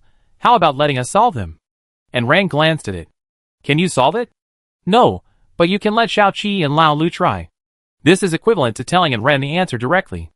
Ran thought of Shao Chi's ability to absorb the vitality of small jellyfish, and Lao Lu's ability to absorb ghosts.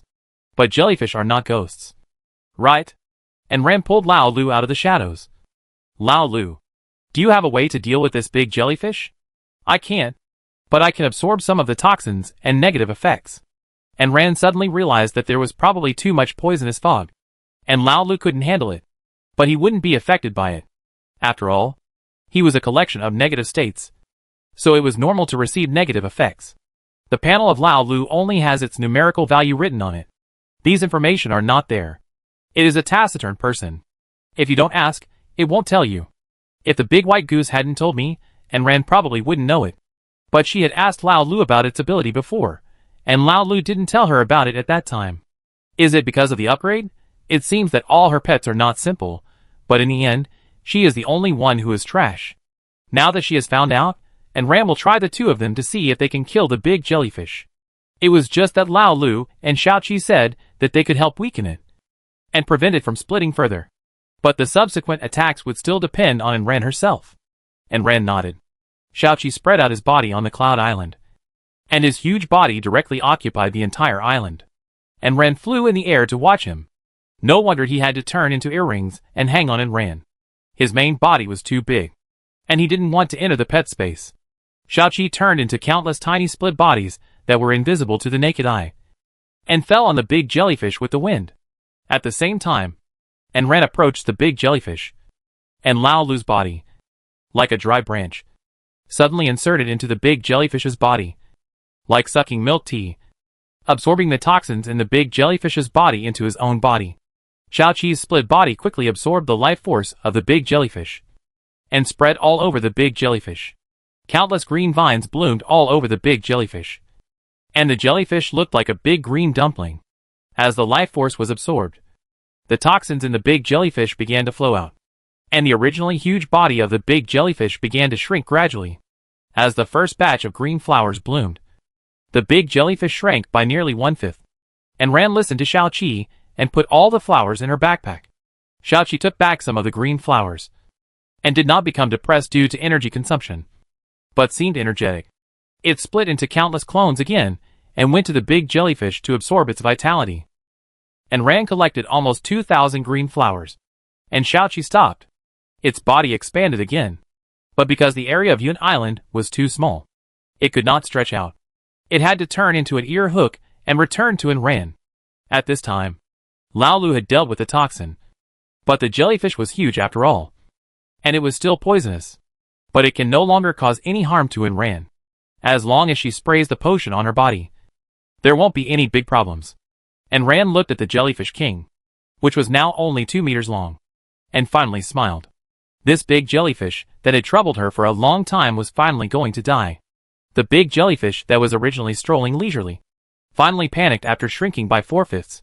It moved its body and was about to dive into the jellyfish group to absorb these small jellyfish, so that it could return to its original appearance.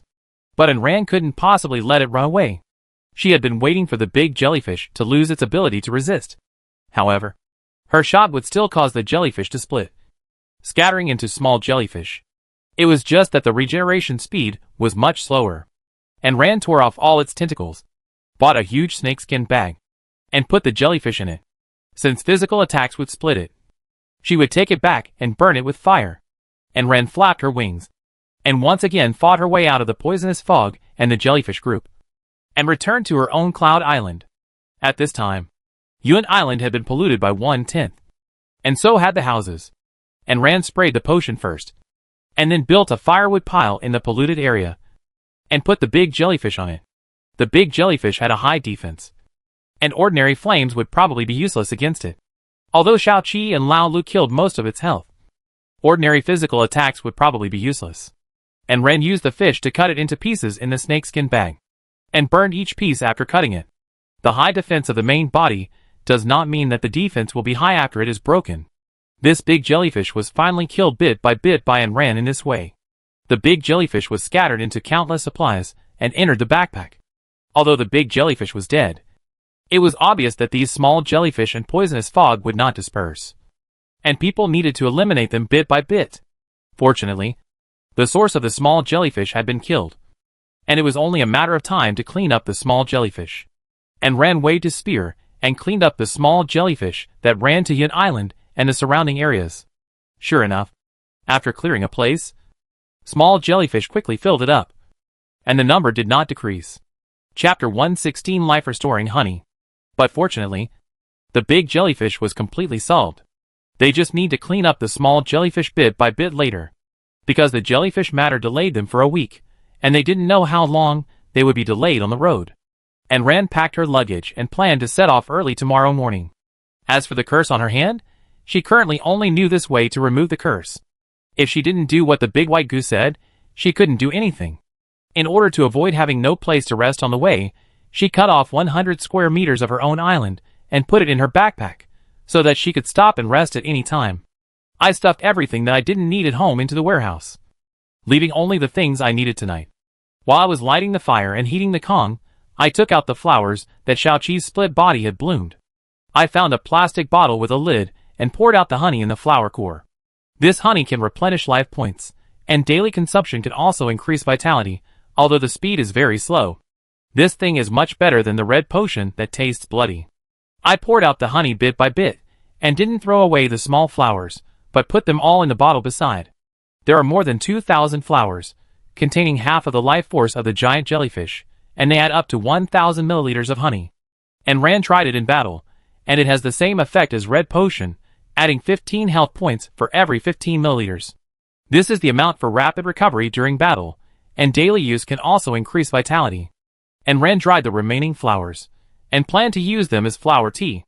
After all, the taste is very fragrant, and there is still some honey left on it, and the taste is very good. Although it can also increase life points, it is too little, so a large jar only adds 10 points. It is better to drink it as flower tea. She had a lot of red potion left. She only used a little at the beginning. She exchanged some for supplies. There were about 30 left. She packed the honey in separate tubes for easy consumption. After making the honey, and Ran first made 2 cups of scented tea. She and Shia Ba were the only ones who drank it at home. They didn't need much.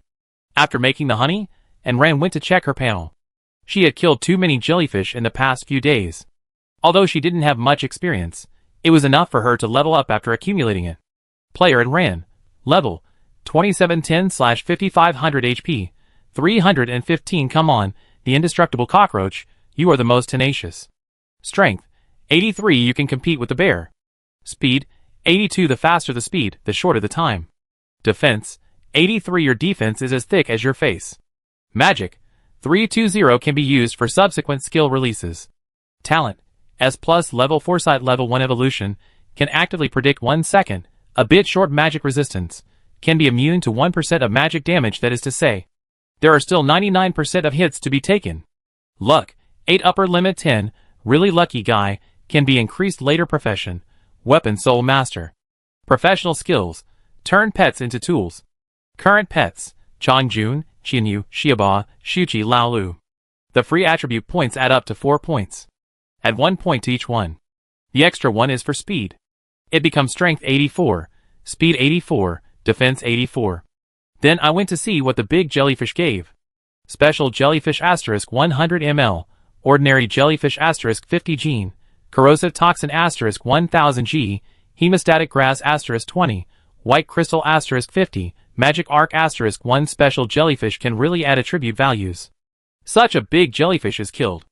Each attribute of this special jellyfish is increased by 1. The health value is increased quite a lot. Added 30 points, and the magic power is not increased at all. The magic arc can be injected with magic power and fly in the sky by itself. A small boat, about 10 meters long, 3 meters wide, with a shed that leaks air on all sides, and 2 rows of oars on both sides. 100 points of magic power can travel for 12 hours. The food is pretty good. And Ran made a cold dish with jellyfish that night. This thing is different from bear paws. And Ran must eat it all by herself to work. Fortunately, the quantity is not much. Otherwise she can't finish a few kilograms of food by herself.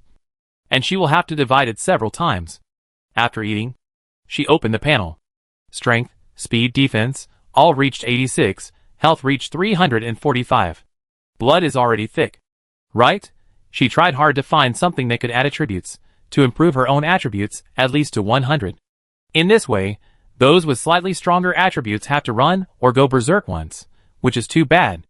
After eating, she cleaned herself up and got into the warm bed. The small jellyfish outside stuck to the windows and walls again, but because of the antidote, they were quickly dissolved. But they still happily stuck to it, trying to pollute the house in Yundao. And Ran lay on the Kong, looking at the sparkling window outside, which was quite nice. After chatting with the other pets at home, his eyelids began to fight, and he wrapped himself in the quilt and went to sleep.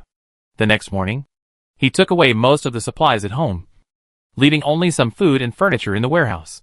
And Ran locked the door solemnly, flapped his wings, and dived into the jellyfish pile. When you cleared the jellyfish along the way, the poisonous fog disappeared immediately in the place where the jellyfish disappeared. In addition, Ram was wearing a gas mask and had medicine on her, so the poison did not have much effect on her. And Ran did not know where the little peacock was going to grow up. So she asked the big white goose on the way, "Where are we going? How far is it from here to the little peacock's former tribe?" "I don't know the distance too well. I just know that if I fly there, it will take about half a month." And Ran calculated, with the delay on the road plus my previous delay. After flying there, will the little peacock grow up? Will it have enough time to help me break the curse? The big white goose paused. It should be about the same. For the first time, and Ran felt that it was not very reliable. But now there seemed to be no other way.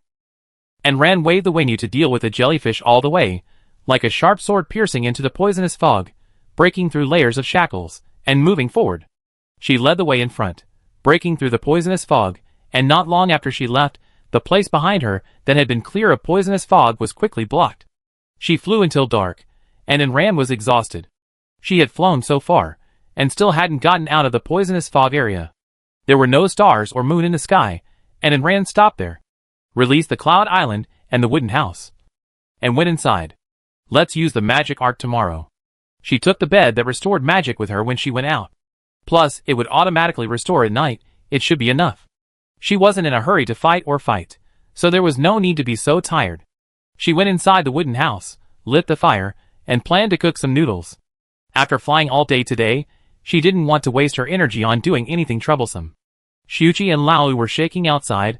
Lalu absorbed the toxins, Shuchi absorbed the vitality, and the little jellyfish floating outside was unlucky.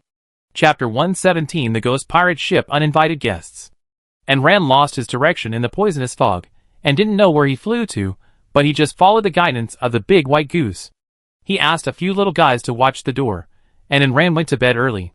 The things given by the jellyfish are now white crystal, jellyfish and various toxins, mental, corrosive, highly toxic. There is also the poison-clearing grass, which produced its own medicine to clear its own toxins, which was unexpected. The total weight of the miscellaneous things is 10 kilograms. Because the entire game world was surrounded by jellyfish and poisonous fog, they got the same things as their own. There were a lot of jellyfish in the trading area, but no one bought them, and Ran didn't put them up. I mixed a big bowl of jellyfish. So many, what should I do if I don't eat them? After eating, Shia Ba and I stood in front of the window with honey water in our hands, and watched the jellyfish flying all over the sky. When will all these things disappear? And Ran continued his journey the next day, but this time, he didn't rely on the wings of the big white goose. He took a boat. Take out the boat first. Spray it everywhere, to prevent jellyfish from polluting the boat. I didn't rush to open it, but first cleaned up the leaky shed. I bought some cloud cotton, sprayed it with gel, and glued all 4 pillars, and glued a layer of plastic sheet on the inside and outside to prevent wind. Anyway, it's used during travel, so it doesn't need to be as thick as a house. The space inside is not big, only 10 square meters, which is enough to put a bed and a stove. Dig a door and window on it. And Ran needs to control the direction. There is a steering wheel in this room, which can control the direction of the flight. And Ran injected magic power, put away the cloud island, and the ark began to fly forward. Xiaoqi and Lao Lu were bullying jellyfish outside, and the big white goose and the little peacock were napping by the fire. Shia Ba couldn't get out of the poisonous fog, so he rolled in a thick blanket on the bed. And Ran was bored except for taking time to take a look to make sure she didn't stray from the alley. After 7 or 8 days of peace and quiet, they finally flew out of the poisonous fog. Everyone and several pets breathed a sigh of relief. It seems that jellyfish are not everywhere in the game world. Perhaps only in places where people live. Because of the fog, I didn't see any inhabited Yuandao on the way here. Now that I'm out of the poisonous fog, I can't see anyone.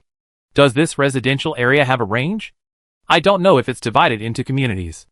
At night, Ran took out Yuandao and set up camp. She put away the ark and put out the wooden house.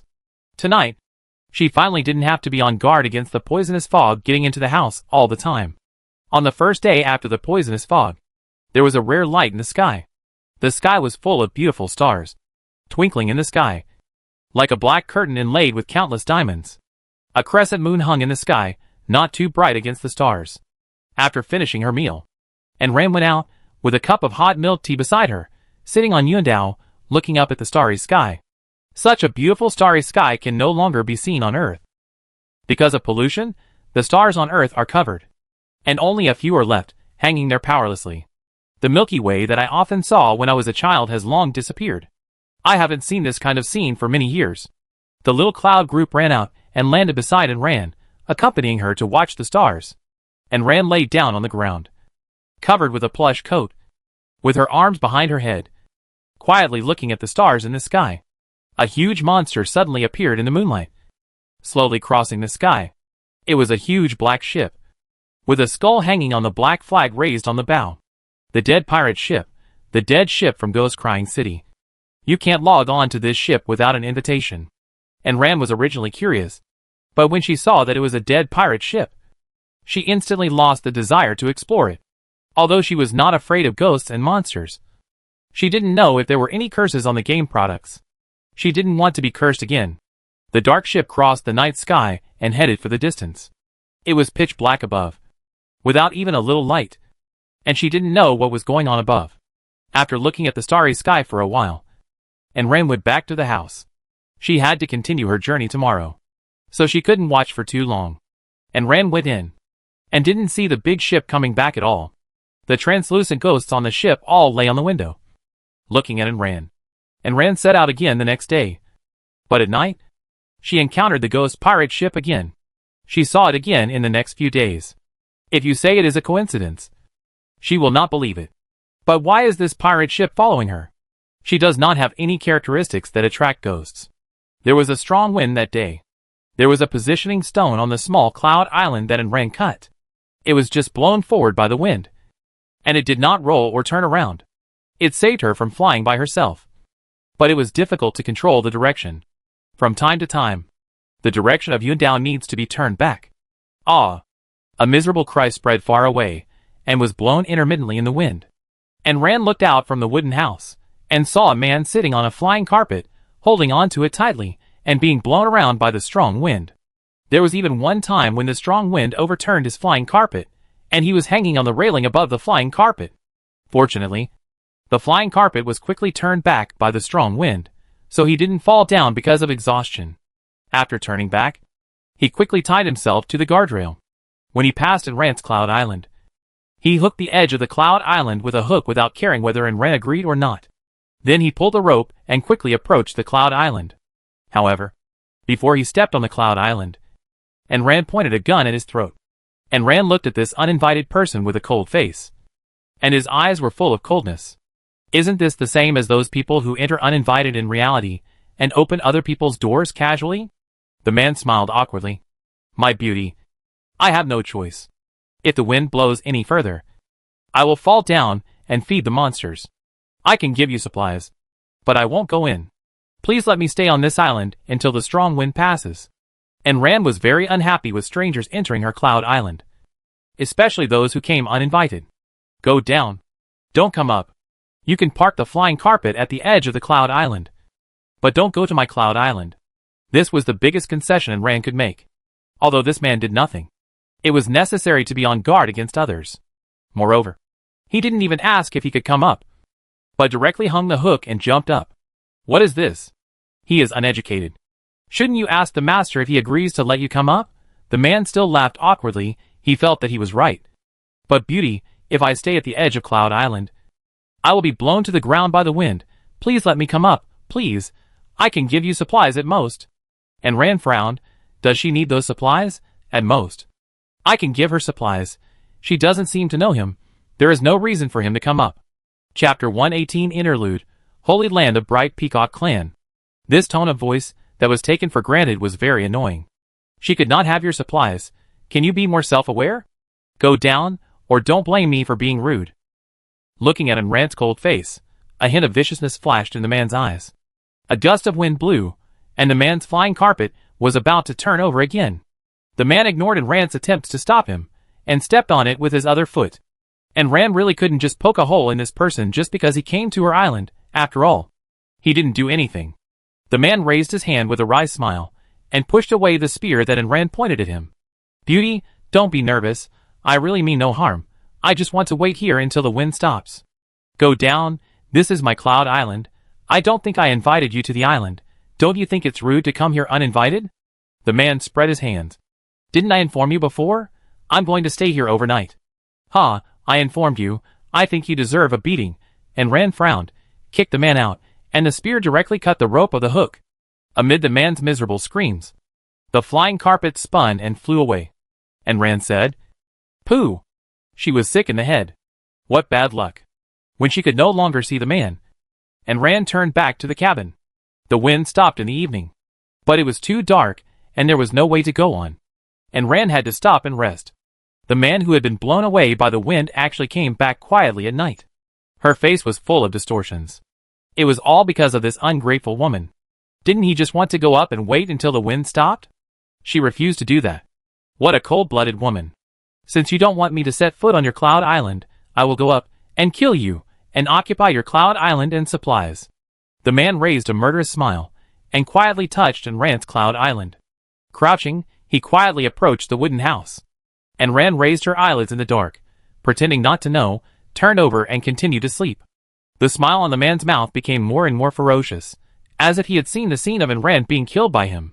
But before he even walked to the door of the wooden house, countless gray-black vines entangled him into a mummy. Lao Lu emerged from the shadows, pulled him over directly, swung him up and smashed him hard on the hard ground of Yundao 7 or 8 times. The machete was smashed, and Rand, who got up to watch the fun, picked it up and put it in his backpack. The property is not very good, so he was thrown to the trading area and sold.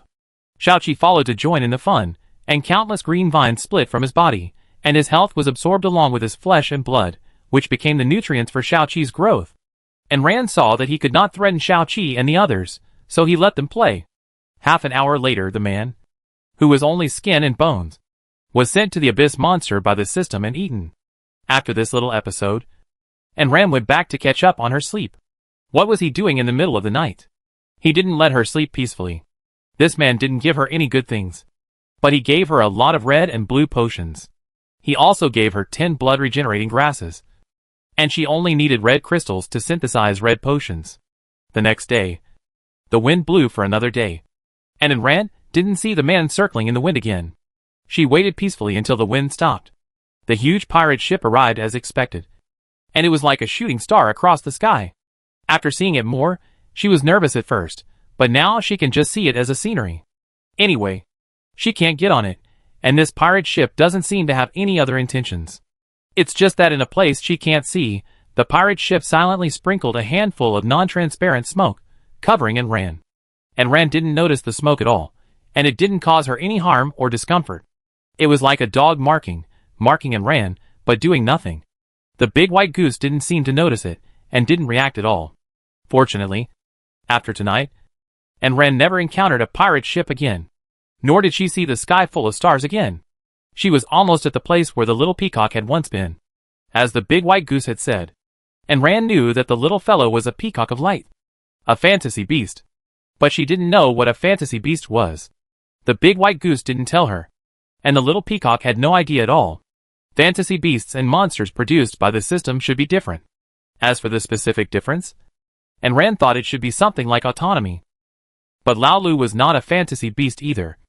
And his autonomy was not low either. So, Rand didn't understand again. Seeing that the big white goose refused to say anything. Rand had to give up. They had indeed walked for nearly half a month. And they would arrive tomorrow. So far, all the places they had been to were floating on the clouds.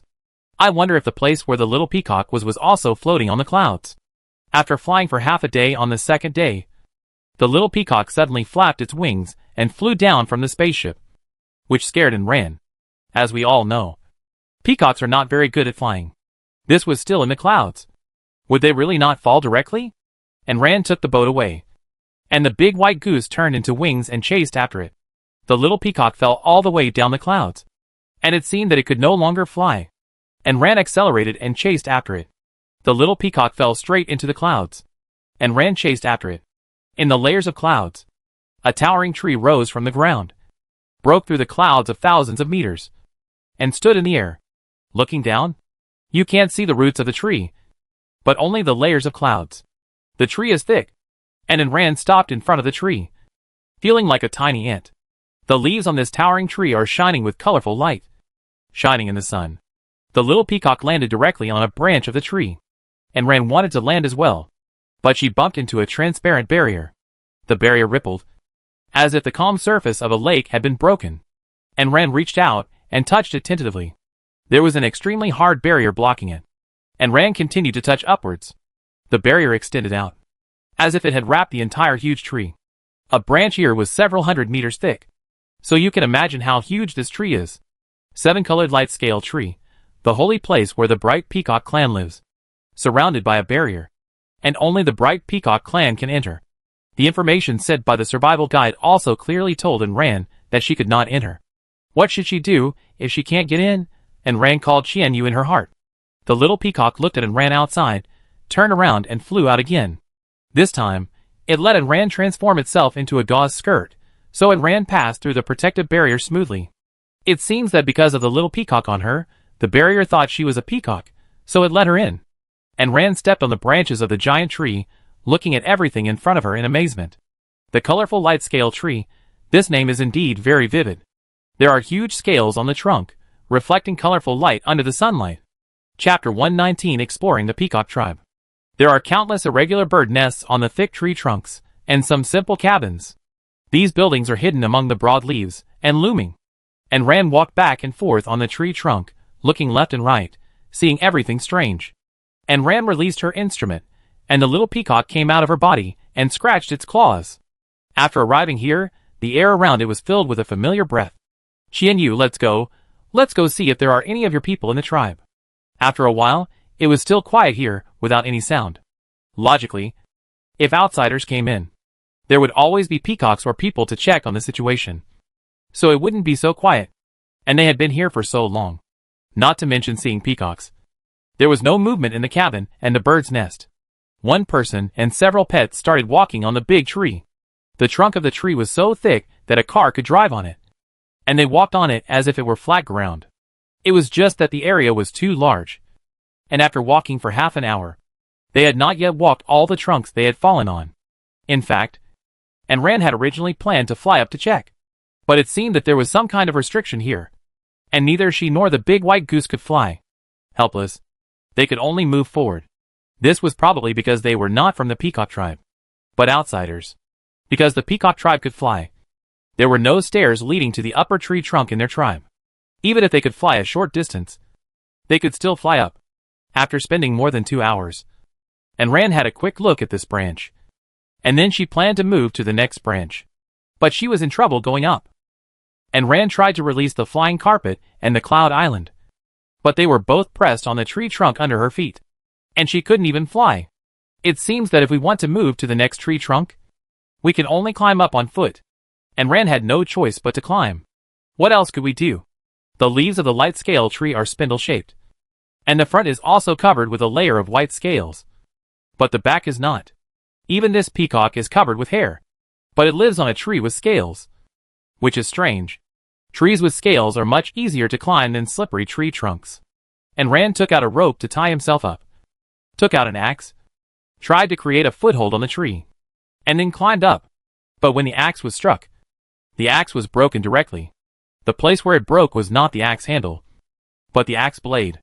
The axe blade split directly from the middle and flew out. Ran was a little dumbfounded. But on second thought, it was true.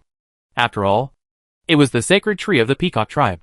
And it was impossible to be easily destroyed. Ran tried with a spear. But he couldn't make any marks on it. Ran tried to throw the hook up to see if it could catch the scales on the tree. After a few throws, the hook caught the scales. But the scales were too slippery and slid down again. Ran was worried about the little peacock flying up by itself. Such a big tree, without any movement, maybe something happened, otherwise how could there be no peacock in its tribe? She was afraid that the little peacock would fly up by itself, and something would go wrong. What if the factors that caused the accident were still there? But she could not investigate. Xiao, who was hanging on her ear, suddenly shook his body. Master, leave it to me. Ran suddenly realized that she had forgotten Xiaoqi's ability to parasitize everything. After removing Xiaoqi's instrumentation, Xiaoqi split into countless tiny vines, and drilled in through the gaps in the scales. Vines quickly emerged. Since there was no need to take away vitality, Shao-Chi manipulated them to grow there. Countless green vines seemed to have grown there originally, entwined around the tree. Shao-Chi manipulated them to form a rope ladder, leading all the way to the next branch. Thank you, Shao-Chi. And Ran thanked Shao-Chi happily. Shao-Chi returned to Ran's head, and they continued to move towards the next tree trunk. After Ran left, something was surging in the scales of the tree, like bubbles, swelling up here and falling down there, like countless irregular wavy lines. The wave line chased Ran and the others. And when it encountered the rope ladder, it became quiet again. The tree trunk swept by the waves seemed to wilt. And the leaves were not as energetic as before. And Ran was unaware of all this. And she continued to climb up. The branches were thick. And they would naturally be far enough apart from each other. About 100 meters apart. There was no wind in the tribe. And although Ran was in midair, she didn't find it difficult to climb. It took about 5 minutes to reach the next branch. One person and several pets continued to repeat the behavior of the previous tree trunk, and continued to look for peacocks. But the result was still the same as the previous tree trunk. Not to mention the peacock. There was not even a single bird feather. It was so clean that it made people puzzled. And Ran climbed into the huge bird's nest to take a look. There were white feathers inside. But there was nothing else. The more they searched, the more uneasy they became. Could it be that there was no peacock left in the entire Bright Peacock clan? Qian Yu was the last Bright Peacock? And Ran continued to climb up without giving up. Right? She had to see the result first. The little peacock looked more and more panicked. Although it had no memory, it was filled with a familiar atmosphere everywhere. When Ran continued to climb up, it did not wait for Ran, but flapped its wings and flew directly to the next branch. Like the previous two branches, it was still quiet, without even the sound of wind blowing the leaves. The little peacock walked back and forth anxiously, flying to various bird nests and small houses to see. Except for the bird feathers left long ago, there was only cold air. And Ran finally climbed up, and the little guy had already flown to the next tree with his tail, knowing that it was anxious. And Ran didn't say anything, and resigned herself to cooperating with Shao-Chi to continue climbing to the next tree. Until the evening, they repeated the series of actions of climbing trees, checking bird nests, and looking for peacocks. But the result was not good. After climbing 4 branches, they didn't see any peacocks, let alone peacocks. There were no living creatures in this huge tribe. Only Ran and the big white goose were active. Seeing that it was getting dark, there was no time to rush. And Ran had to set up camp first. The tree trunk was so thick, she could just find a place to put the wooden house. And Ran lit the stove. And the giant tree without the sun was dark. The scales that once reflected colorful light in the sun were only cold and sharp. Under the scales, something was surging and rolling, as if it was chasing them all the way. The waves stopped near the wooden house, and turned into countless surging waves that flowed around. Although Ran sensed something was wrong, she went out to check and found no enemy attacks or other things. She had to go back to the wooden house with doubts and prepare dinner. Chapter 120 Abyssal Creatures Black Devouring Insects. And Ran prepared dinner. Qian Yu was a little absent-minded during the meal. He didn't eat much of the vegetable and fruit platter that he prepared for him. But in this situation, Ran didn't know what to say to comfort him. She could only pack up her things silently, and sit by the window with him in a daze. Suddenly, with a pop sound, something broke through the blockade and came out. And Ran put on her clothes casually. She saw the insects running out of the tree in her foresight. I don't know how many there are, but the dense crowds make people's scalps numb. The pitch-black beetles are surging out like a gusher. After closing the house, the group of black beetles has arrived. Under the light of the flashlight, each one is the size of a palm, and the black shell reflects the light. Black Devourer, Level 2. Attack 10. Defense 8. Speed 15. HP 15. Dark Attribute Insects. Horrible insects that can devour everything. With armor-breaking properties. Black Devourer, Level 22. Attack 150. Defense 125. Speed 180. HP 220. Dark Attribute. Black Devourer, Level 21. With armor-breaking properties, there are not many high-level ones. And the attack power is not too strong. There are about a few hundred of them. And Ran can handle it. But this thing has the property of breaking armor, and Ran's armor may not be able to protect her. And this thing is not big, and Ran can only kill one with one shot, and the rest will take the opportunity to attack. Old 6 and little 7's bodies quickly expanded, forming 2 walls of vines on the left and right sides of Enran, blocking the attacks from both sides. The big white goose protected Enran from behind, and Enran only needed to concentrate on dealing with the bugs coming from the front. The long spear swept across, sweeping down all the bugs that flew in front of her, and smashing them heavily back into the pile of bugs. The low-level bugs were smashed by Enran's gun handle, and they turned into fragments on the way back. The higher-level bugs could not be smashed with one blow, and they fell back into the pile of bugs and flew back to Enran. Countless bugs flew towards Enran's face, and the sharp barbs on their legs aimed at Enran and stabbed him. Enran turned his spear, swung it into a huge wind and fire wheel, and swept the rushing bugs back. But even with such strict defense, there were still some fish that slipped through the net, because of the armor-breaking property. Even if Enran was wearing armor, it couldn't stop the insects from biting him. The insects that came from below bit Enran and made countless tiny wounds on him. Enran's health bar continued to drop, but he couldn't find time to drink potions. The insects swarmed in, and the barrier formed by Enran's spear couldn't stop them. Enran had to retreat with Xiaoqi and the others. The insects rushed towards Enran from the sky and the ground. Enran fired a shot at the ground, and the powerful attack directly smashed the insects crawling on the ground into meat paste. But there were indeed a lot of bugs, and they didn't attack in groups, and they released a lot of white goose feathers, but they only killed half of the bugs. Seeing that they were about to be surrounded by bugs, Enran's spear suddenly burst out with skills. Countless wind blades turned into a storm, and swept the bugs around. The tornado-like wind blades circled around one person and 3 pets. All the bugs on the ground were rolled up, and the wind blades wrapped around the bugs, rubbing and tearing the bugs, tearing them into pieces, and the bug corpses were in a mess. This sudden burst of powerful moves almost wiped out half of the remaining bugs. The few remaining bugs were dealt with by Enran and the others. The battle was over, and Enran grimaced in pain. Since she had Xiaoqi's honey, she didn't want to drink the red potion. After all, the red potion smelled of blood.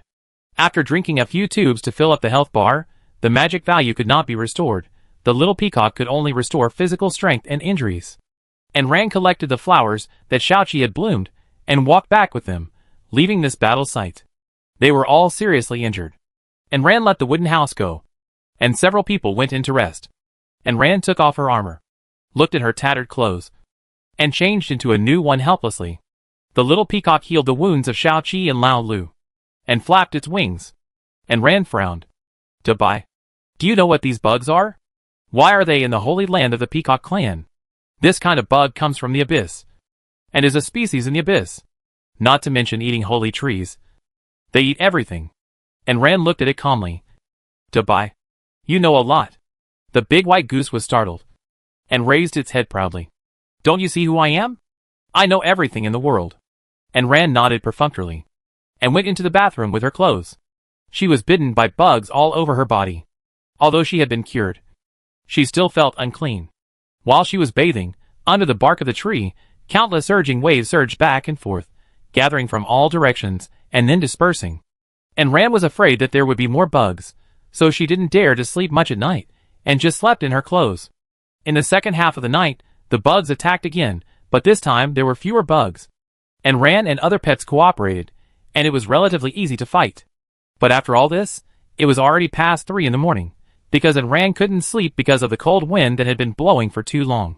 Just go and see what these bugs give. Dark crystal asterisk 300, white crystal asterisk 200, insect armor asterisk 500, insect meat asterisk 30 pieces, light scale asterisk 500, primary blue potion asterisk 20 crystal, insect armor, and scales can be added to weapons or armor. This insect meat. It looks no different from ordinary chicken breast, and it is edible. Enran originally disliked those terrible bugs, but this thing actually adds attribute values, and each piece adds 1 point of random attribute value. Enran's eyes glowed green. This is a good thing. I blame myself for not recognizing the treasure before. 30 yuan can add 30 points of random attribute value. I just happened to be hungry after fighting for a long time, so I fry them. Spread various seasonings on them, take out the frying pan, put it on the stove, pour oil, and fry them.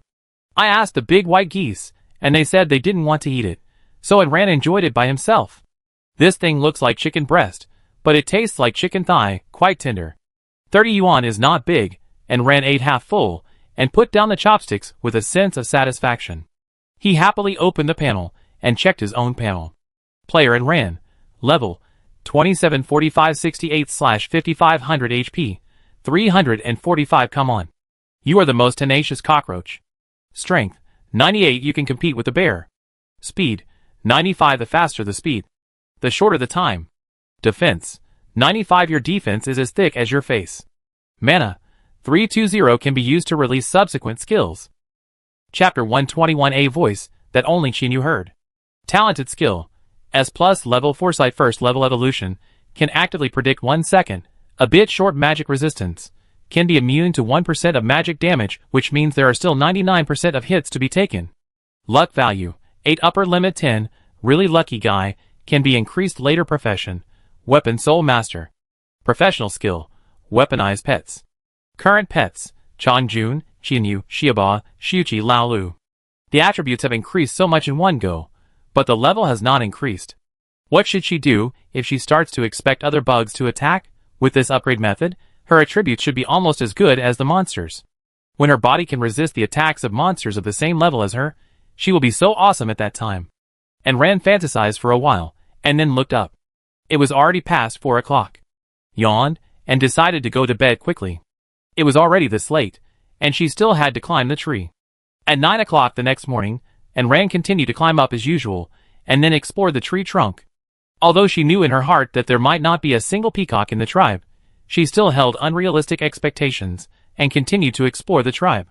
But unfortunately, there was still nothing. Even the insects that appeared last night were gone. The little peacock became more and more depressed as he walked. And Ran didn't know how to comfort him. He finally found his home. But all his family members were gone. No one could accept this situation. At first, they just looked roughly. And the higher they went, the more carefully Ran looked. But unfortunately, there were only bird feathers that had fallen off for a long time. And other than that, there was nothing. I came here to find a way to grow up. But now I have found nothing. And Ran quietly moved to the big white goose. Lowered her voice. Big White, what should we do? You see, Chinyu is so depressed. Is there really a way to make it grow up here? The big white goose glanced at Ran. Yes. Keep climbing up. The temple of the peacock clan will have a legacy. But I don't know where it is. We still need to keep looking. And Ran looked at it again in confusion. This big white goose really knows everything. Asked it why. It refused to say. Pretending to be mysterious. Could this big white goose not be a game NPC? But an aboriginal or something like that? And Ran was shocked by this guess. And quickly shook off the thought. If this were true. And Ran really couldn't imagine the truth of this world. From dawn to dusk, he climbed 3 tree trunks. And set up camp at night as usual. And was chased and blocked by insects. Then he continued to repeat the last situation. And kept climbing for a week. Although the level of this group of insects was not high. There were many of them. And the things they gave were also very good. And Ran was not bothered by them looking for trouble. Relying on this group of bugs and meat, and Ran's level was raised by 1, but his attribute values increased greatly. Level 28480/6000 HP, 360. Strength 145. Speed 141. Defense 140. Magic 330. This is the attribute after adding free attribute points. And Ran's wave is considered to be a shotgun upgrade. The things given by these bugs are so good, and Ran certainly hopes to get more, even if the bites all over the body are wounded. It feels worth it. And Ran was in so much pain that she asked Little Peacock to help treat her. She had small wounds all over her body from insect bites. She didn't lose a lot of blood, but it hurt, and even her face had wounds from bites. The wounds healed, but another set of cotton clothes was scrapped. Luckily, clothes are not worth much now, so if they are scrapped, she can just replace them. She has saved a lot, and the price in the trading area is not expensive. Now all kinds of skills are blooming everywhere. There are a lot of clothes and quilts in the trading area, thick and cheap. Because clothes are consumables, there will always be a market. After changing clothes, and Ran stayed up all night for several nights, and was still tired. She slept very deeply this time, and slept until after 10 in the morning. Then she got up and continued to climb the branches. She didn't know how many branches she had climbed. After climbing up, she just took a quick look, called the little peacock a few times, and confirmed that there was no trace of the peacock, and then continued to climb. She didn't ask for quality, but quantity, and Ran looked at the panel. At this time, they were already 5,000 meters above the ground. If it weren't for the barrier outside, they would probably start to lack oxygen. The branches became thinner as they climbed higher, from 100 meters to a few dozen meters. Fortunately, there was still a wooden house. Otherwise, there would be no place to rest. But after climbing another branch, a strange buzzing sound spread, and Ran only heard the buzzing in her ears, and heard nothing else. However, after the little peacock heard it, it raised its head, which had been drooping. Buzz another sound, and then a series of buzzing sounds. The little peacock tilted its head, and suddenly spread its wings and flew upwards. And Ran asked anxiously, "Qianyu, what happened?" "Master, someone is calling me. I want to go up and take a look." And Ran didn't hear any sound. But since it was the holy land of the peacock clan, it was probably only Qianyu that could hear it. Qianyu spread his wings and flew upwards, but saw that the trunk that was originally the same as an ordinary tree suddenly cracked. Countless black beetles pressed down from above, blocking Qianyu's direction. The big white goose flew up, and arrived in front of Qianyu. It flapped its wings, and countless feather blades shot out. And Ran took a step forward, and the spear in his hand emitted a green light, which was a sign that his skill was about to explode. And Ran suddenly threw the spear out, and the spear drew a shadow in the air and directly nailed the tree. The storm suppressed by the spear suddenly broke out, and countless wind blades merged and rolled into a small tornado. Under Ran's control, the tornado swept away the insects blocking the way. There was no insect on the upper tree trunk. "Qianyu, fly up. Don't look back." Qianyu hesitated, looked at Ran, fluttered his wings, and continued to fly up. It is useless for it to stay now. It might as well go find the voice that is talking to it. It has a hunch that voice can make it grow. It can only help its master heal his wounds at best. It really can't help during the battle. It might as well go up. And Ran waved his hand, recalling the spear. This spear has the ability to not fall and can be recalled. Otherwise Ran would not dare to throw it out. And Shao Qi old 6. The big white goose quickly climbed up the next tree trunk, holding the spear to block the insects that gathered again. Each person had a gun, and several pets stood there, blocking the insects' way up. But the wind blade burst just now drained half of her magic power at once. And Ran drank 10 blue potions at once to restore her magic power. After fighting insects in the past few days, she had more than 150 blue potions, plus the one she had saved before. Chapter 122. One man guards the pass against 10,000. Chongjun transformed into a weapon. And Ran shouted, and the big white goose flapped its wings, and suddenly transformed into a stream of light and rushed towards Ran. This was the first time she called Chongjun's name seriously, and the first time she officially used the weapon that Cha Jun transformed into. Before, Cha Jun had always transformed into armor on his own. The weapon that Cha Jun transformed into was a silver-white spear, with silver light flowing on it, and on the spear was a vivid silver-white dragon, with a pair of huge silver-white wings. The handle of the gun is close to the tail, and at the connection between the gun head and the gun body, there is a pair of small white wings merged together. And Ran thought, did she know what the big white goose is? What else could this image be but Ing Long? Long spear Chongjun, a long spear transformed from a big white goose. With attack 200, defense 200, speed 260, and no durability. Skills, acceleration, wind blade, freezing, a shot of surprise, etc. Using skills requires the player and the pet's magic to activate them together. The skills possessed by the long spear do not require the system's illustrations to explain. And Ran knows them all. After all, this is her weapon, and there is no need for others to say more. Facing the densely packed bugs, Ran inputted his magic power and directly activated the ice blade, clearing a wave of soldiers first. Countless crescent-shaped ice blades broke away from the gun, covering all the space in front of Ran, and exuding a cold breath. Clouds come from dragons, winds come from tigers, but it seems that the big white goose can use both wind and ice. And Ran waved his hand, and the ice blades that covered the sky and the earth blasted towards the bugs that were buried. The sharp ice blades were wrapped in cold air, and froze a large number of bugs in an instant.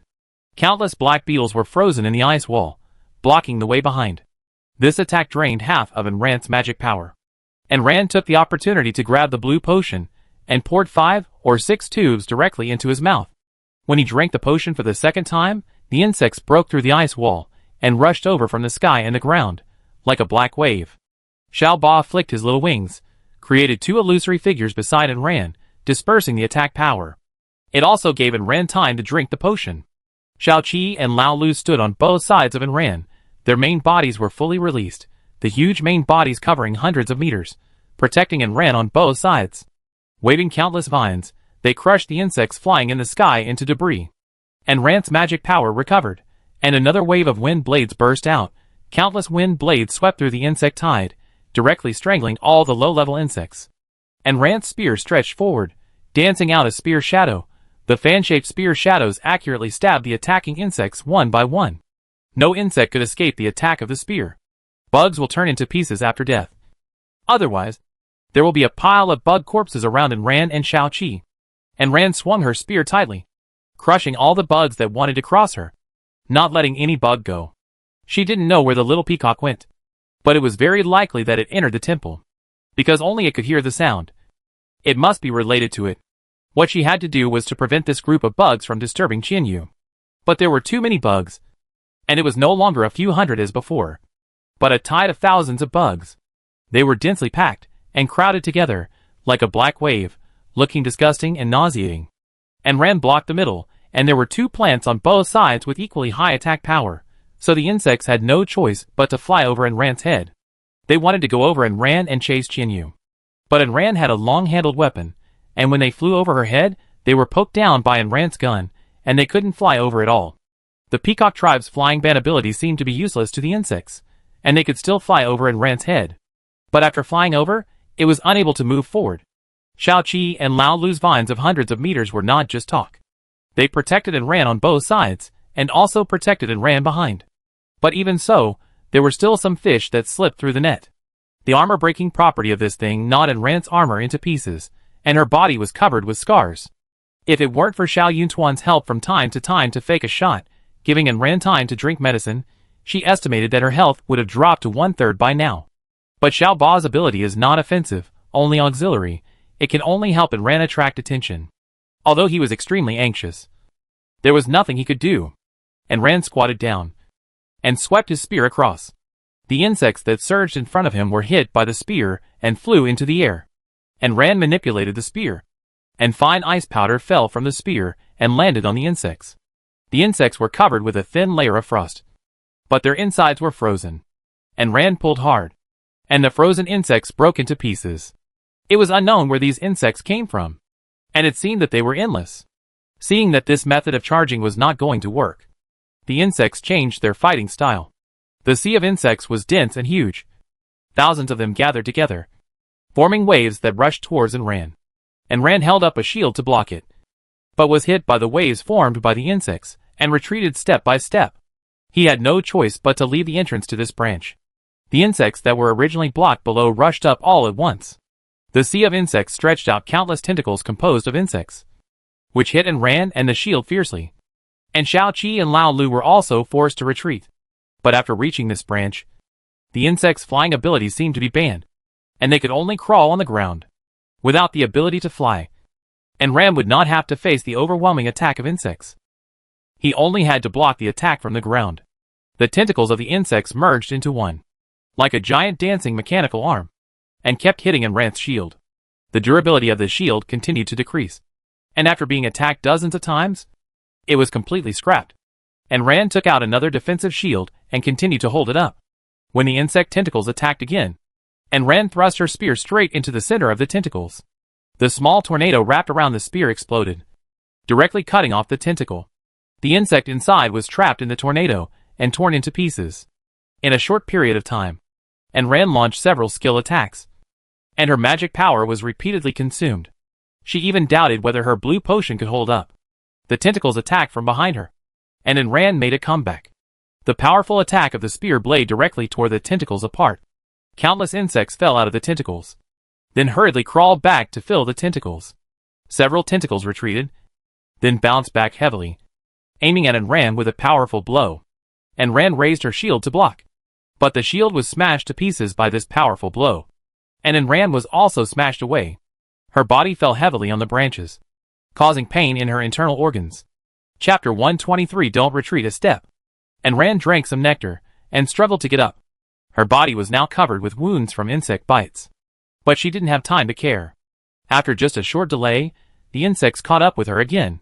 And Ran endured the pain and rushed forward.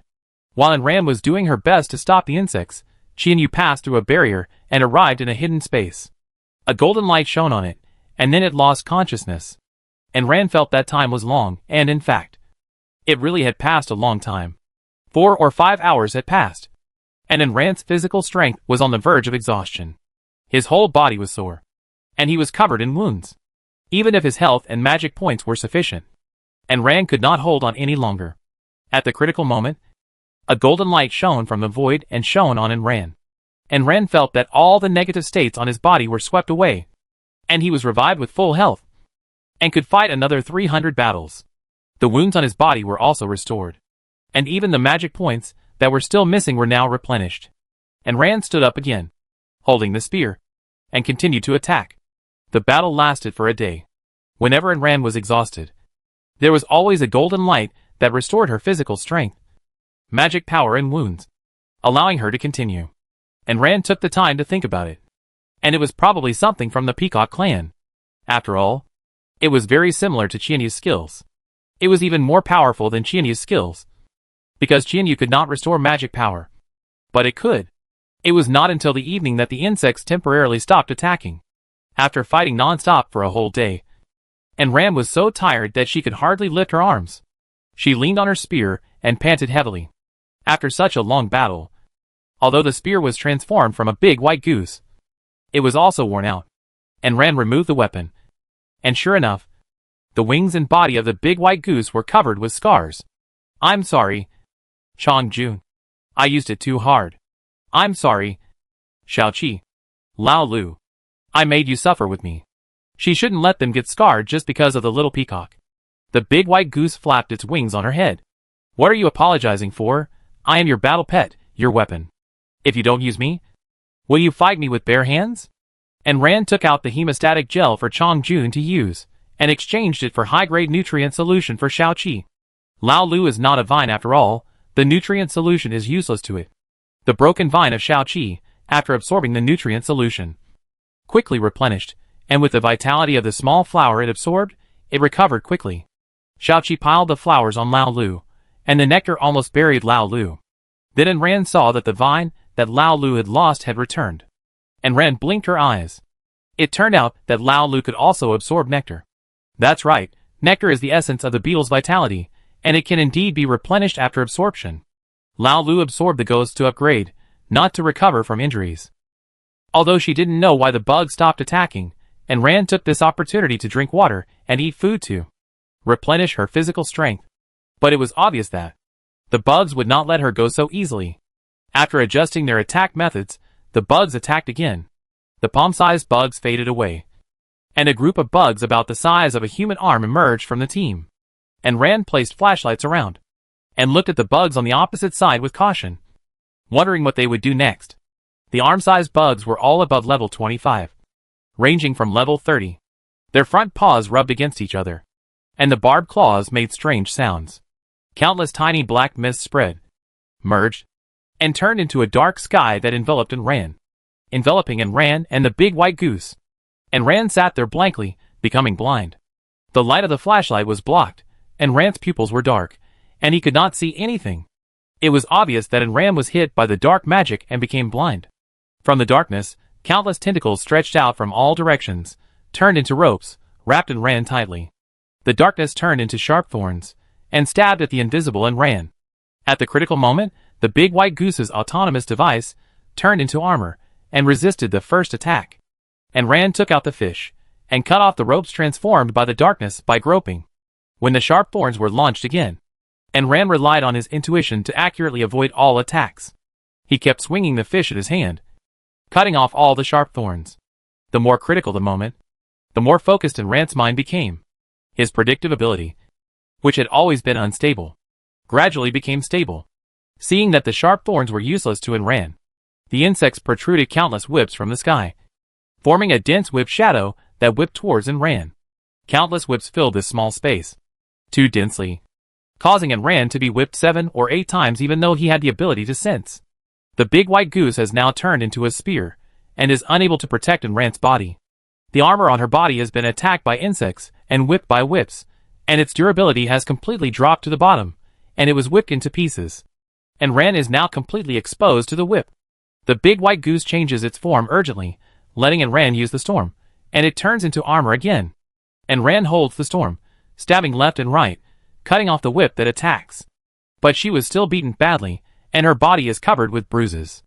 And Ran, use the moon shooting bow to shoot through the sky, you will be very passive without light. The big white goose said anxiously in her mind. And Ran did not hesitate, and directly took out the moon shooting bow, with the armor-piercing arrow on the bowstring, following the guidance of the foresight, shot an arrow out. The dark sky was shot through by the armor-piercing arrow, and the light from outside shone in. And Ran raised her foot and ran over, cutting countless whips that blocked her on the way, and rushed out in one breath. After leaving the sky, her eyes were healed by the golden light that shone in time, and her vision was restored. And Ran smiled grimly, "Damn, you damn bugs, you dare to trick her." With a run-up, she arrived in front of the group of high-level bugs, and thrust her spear from top to bottom, directly piercing through the body of a bug. And Ran was badly tricked, and went into the pile of bugs and started killing them. This group of bugs that could use magic, their main attack and defense were not as good as those of low-level bugs. Most of them were killed in an instant, and the high-level bugs felt that they were no match for Ran, and sent out low-level bugs again. The tactic of the sea of bugs continued. And Ran danced his spear into a ball of light, rushed out of the sea of insects, and joined Xiao Qi and the others. The daytime battle continued, and Ran still guarded the road leading up without retreating. And with several pets, he frantically strangled the attacking insects. No one knew how long this battle would last. By the end of the battle, and Ran was numb. He only knew to repeat the actions of shooting, bursting skills, drinking potions, etc. Every time he couldn't hold on, there was a golden light to help heal. Chapter 124 Resting during the battle. In the second half of the night, the group of insects all retreated, and Ran saw them enter the holy tree with her own eyes. It is estimated that these insects crawled out from the holy tree. After fighting for such a long time, she was exhausted, but the group of insects retreated. Did they give up? In any case, and Ran took a rest for the time being. It was no good, she had been fighting for almost a whole day and night, and she was completely holding on during the period, not to mention resting in the middle. Her injuries were piled up layer by layer, and they came again. And they healed again. She was exhausted now, and really couldn't hold on any longer. She didn't know how long it would take Qianyu. She just hoped that the group of insects would stop rushing up. She really couldn't hold on any longer. Remove the instrument, and Ran and Chong Jun worked together to treat the wounds. The poor master pet. Golden light can restore magic power, and heal the wounds, and honey can restore health, but the lost physical strength cannot be replenished. And Ran's whole body felt like it was run over by a wheel, and it hurt a lot. Her legs were weak, and it was hard to stand. Looking up, a pale golden light enveloped the space above her head, and the space rippled. This tree has no lower level. It is self-evident where the little peacock went. It is probably the so-called temple. This place is the same as the Birdman tribe. The main body of the temple is probably not in this world, but in the folded space. The one who helped her is probably the temple of the peacock tribe. But since Qianyu has not been released yet, it is very likely that she went to receive the inheritance. To receive the inheritance, it is unknown how long it will take. Not letting her enter the temple, nor letting her leave, means that she is needed to delay time. And the temple probably cannot deal with these insects. If it could, it would not allow these insects to parasitize the holy tree. Seeing the insects frantically trying to break into the folded space, it means that the insects probably have been looking for the temple, but they can't find the entrance. Or before the little peacock came, the temple was in stealth mode. And it was not until Qianyu arrived that the temple automatically appeared. This also triggered the crazy attack of the insects. And Ran told the big white goose her guess. The big white goose looked at her deeply. It had to be said that Ran's guess was right. It sighed again that it had not chosen the wrong master. She might really be the key to breaking the situation. But now, she was still too weak. And Ran took the time to eat and drink to replenish her strength. She got a lot of insect meat this time. And Ran roasted some, without seasoning or cooking. When it was cooked, she stuffed it into her mouth and ate it whole. Strengthen your strength first. And taste comes second. While there was still time, and Ran leaned against the tree trunk, and did not move the wooden house outside. She covered herself with a thick blanket and took a rest. She did not care what the insects were up to. She only knew that her body was exhausted to the extreme, and could not hold on any longer. The faint golden light extended from the temple again, covering and Ran and Chongjun, helping to heal their injuries and restore their magic power. It also restored their mental strength bit by bit. But compared with the previous times, the golden light was too dim this time, giving people a feeling of weakness. Half an hour later, the golden light was intermittent, and it could not continue. The light shield that originally enveloped them gradually dissipated, and Ran's physical strength was only partially restored, and her legs and hands were still shaking. While Ran was going through the tribulation here, the others were still fighting against the poisonous fog and jellyfish. Because the jellyfish king in this community was destroyed by Ran, it no longer split into new jellyfish. As everyone killed them, the number of jellyfish in this community gradually decreased. At least during the day, you can see the blue sky through the poisonous fog. And it is no longer the blue of the poisonous fog that fills your eyes as before. They hid in a safe house. Without Ran's purifying white crystal, they found something to replace it to make the antidote. Human wisdom is endless. It's not like they can't live without Ran. After all, there are so many people in the world. There will always be a way. And Ran obviously doesn't have time to pay attention to the chat area now. She can't handle it herself. So how can she have the time to care about other things? And Ran was too tired. And she fell asleep almost as soon as she closed her eyes. But in this case, she couldn't fall asleep completely. And she still kept a part of her mind outside. Although there is no wind here, the temperature is low. And you can still freeze even with a blanket. The big white goose, Shiochi and Laolu leaned against Ran to rest. Shia Ba felt that he had not helped at all today. So he took the initiative to guard them while they rested. His ability is to transform. And he transformed Ran and the big white goose, who were leaning on the branches, into the trunk of the light scale tree, covering the figures of Ran and others. Although Shia Ba is not a combat type pet, if his auxiliary ability is well used, he can still be very powerful. I don't know if it was Shia Ba's hallucination that worked. The bugs didn't come to bother her all night, and Ran was able to sleep until dawn. The golden sunlight shone on Ran's eyelids, waking her up. And Ran felt her eyelids dry, and it hurt when she moved. After such a high-intensity battle, it was obvious that she couldn't rest for just one night. The little guy maintained his hallucination all night, and when the sun rose in the morning, he was tired and went back to the pet space to sleep. And Ran found out that the little guy was still in the space. But he was very tired, so he didn't wake him up. In fact, Ran knew what Shia Ba did last night. In this case, she didn't dare to ask Shia Ba not to help. She had to make up for it afterward and replenish their energy. She got up and searched her backpack.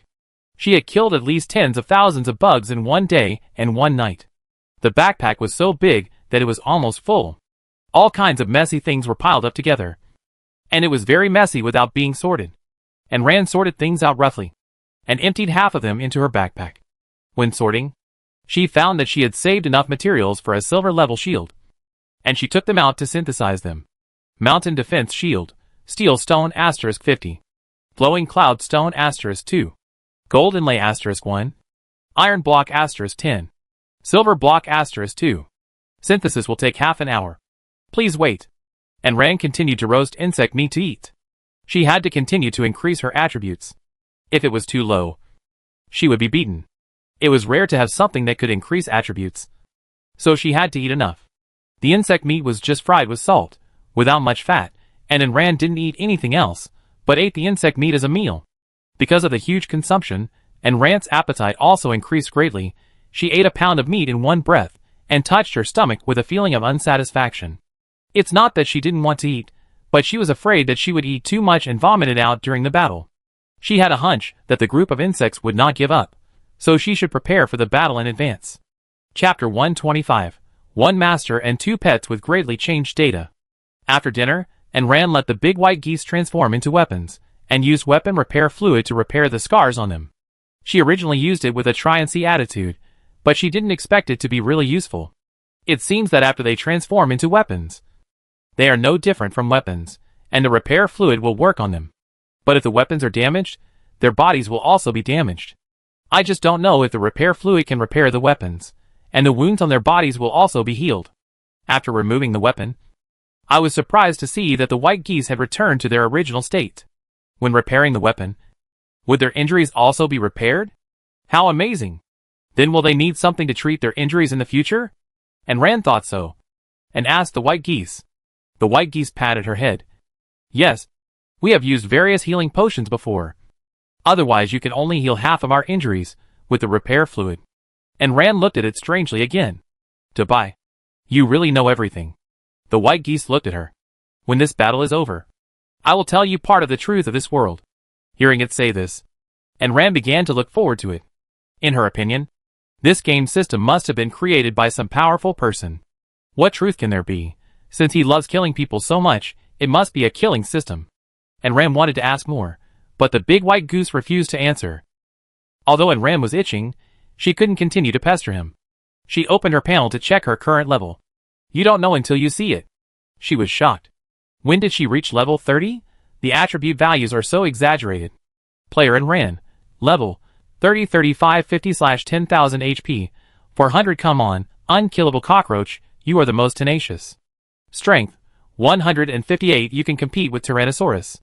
Speed 165. The faster the speed, the shorter the time. Defense 159. Your defense is as thick as your face. Magic 400 can be used for subsequent skill releases. Talented skills S+ level foresight ability. Secondary evolution can actively predict 3 seconds, a bit short. Magic resistance can be immune to 1% of magic damage. That is, there are still 99% of hits to be taken. Luck value 8. Upper limit 10. Really lucky guy can be increased later. Profession Weapon Soul Master. Professional skills turn pets into tools. Current pets Chongjun, Qianyu, Shia Ba, Shuqi, Laolu. Because it has been upgraded to level 2, there are still 8 free attribute points. And the active prediction time has also become longer. This attribute value is already very good, although it is still miserable compared to monsters of the same level. She allocated 4 points of free attribute points to strength, 2 points to speed, and 2 points to defense. It became strength 162, speed 167, defense 161. Her vitality must have reached this value by drinking too much nectar from Shuqi. After looking at her own, I went to look at the panels of several others. The biggest change was Chongjun, and Xiakon's was now a question mark. Pet, growing white goose. True form, level 30. Attack, 350. Speed, 420. Defense, 350. HP, 1500. Skills, Feather Blade Storm, can launch feathers on the body, generate storm-like attack power. Active skill, Possession, can transform into armor and possess the owner, play a protective role. Please explore the other functions by yourself. Weaponization, long spear, physical attack, magic attack, cannot embed attribute stones, but can continue to grow with the owner's level, similar to the ability of a bug. Growing shadow ghost, mutated dark monster. Name, Lao Lu. What a weird name. Owner, and Ran. Level, 25. Attack, 249. Defense, 248. Speed, 251. Skills, Parasitism, Entanglement, Devouring, Stealth, etc. Can devour things with the same attributes as itself to enhance itself. Strangely, Lao Lu's information has also changed completely. There was no mutation before he came. The only difference is that after coming here, it kept fighting with the bugs and devoured many bug corpses. Some of them were not killed by Lao Lu, but directly devoured. Lao Lu told me this when we were resting after the battle. Anyway, there were so many, Lao Lu could eat them. She ate bug meat. However, it did not absorb vitality, but directly digested the corpses. This is probably the root of its mutation. Unlike what it ate before, these things came from the abyss. Ding dong, the defense shield is complete. And Ran happily took off the defense shield and held it in his hand to look at it. The shield is a folding shield the size of a plate. When used, it can be opened and extended into a full-body shield. It is about 1.5 meters long. And Ran's small body can be completely covered by shrinking back. Silver level mountain defense shield. As strong and durable as a mountain, defense 276. There is a 25% chance to trigger the skill mountain, as immovable as a mountain, negating all enemy attacks, without losing durability. It can be forged again later. She was just happy for a short while, the insects that had been quiet for a while came out again, and rushed towards and ran like a wave. At the same time, in the vast abyss, a huge black beetle drilled into the root of the light scale tree, and climbed up little by little. This light scale tree is like a world tree that supports the sky, and it is tens of thousands of meters high. The roots are deeply rooted in the abyss. The huge roots are like a dense net, sealing countless abyss monsters in the roots. But as the beetle entered, the light scale tree gradually withered from the roots. But the roots were still stubbornly entangled in the abyss, imprisoning the monsters struggling below. The big beetle did not move fast, and climbed up leisurely and slowly. It was not known how long it would take to climb this distance of tens of thousands of meters. It did not sense the birth of the Peacock Temple, so it did not need to climb so fast. The system looked at the monsters trapped in the roots with regret. It was really unlucky. It would be great if they could be released. There were not enough people to eat, and it did not dare to kill people too blatantly because of the oppression of the Earth's will. The system was tired. This was the first time it encountered such a powerful world will, especially protecting a bunch of extremely weak bipeds. With a helpless sigh, the system waved its hands and left. And Ram was still fighting the black devouring insects. These insects were endless. Their attack power was not high, but the sea of insects' tactics were really crazy. And Ram was already weak, and continued to fight. And his body was shaky. At first, I just wanted to lift the curse, and accompany the little guy to find a way to grow up. But who knew that we would arrive at the holy land of the Peacock tribe? So I went to see if there were any relatives of the little guy. Who knew that after looking at it, there would be so many things. Chapter 126 Mutated Silver Armor. She didn't regret staying to fight, after all. It was her own child, but she was afraid that she couldn't hold on, and couldn't wait for Qianyu to accept the inheritance. The inheritance of a clan, as written in those books, would take at least 10 days or half a month, and some would take half a year or a year. Did she doubt that she could really hold on for that long? Regardless of doubts, the battle continued. And Ran had already gained experience in fighting this thing.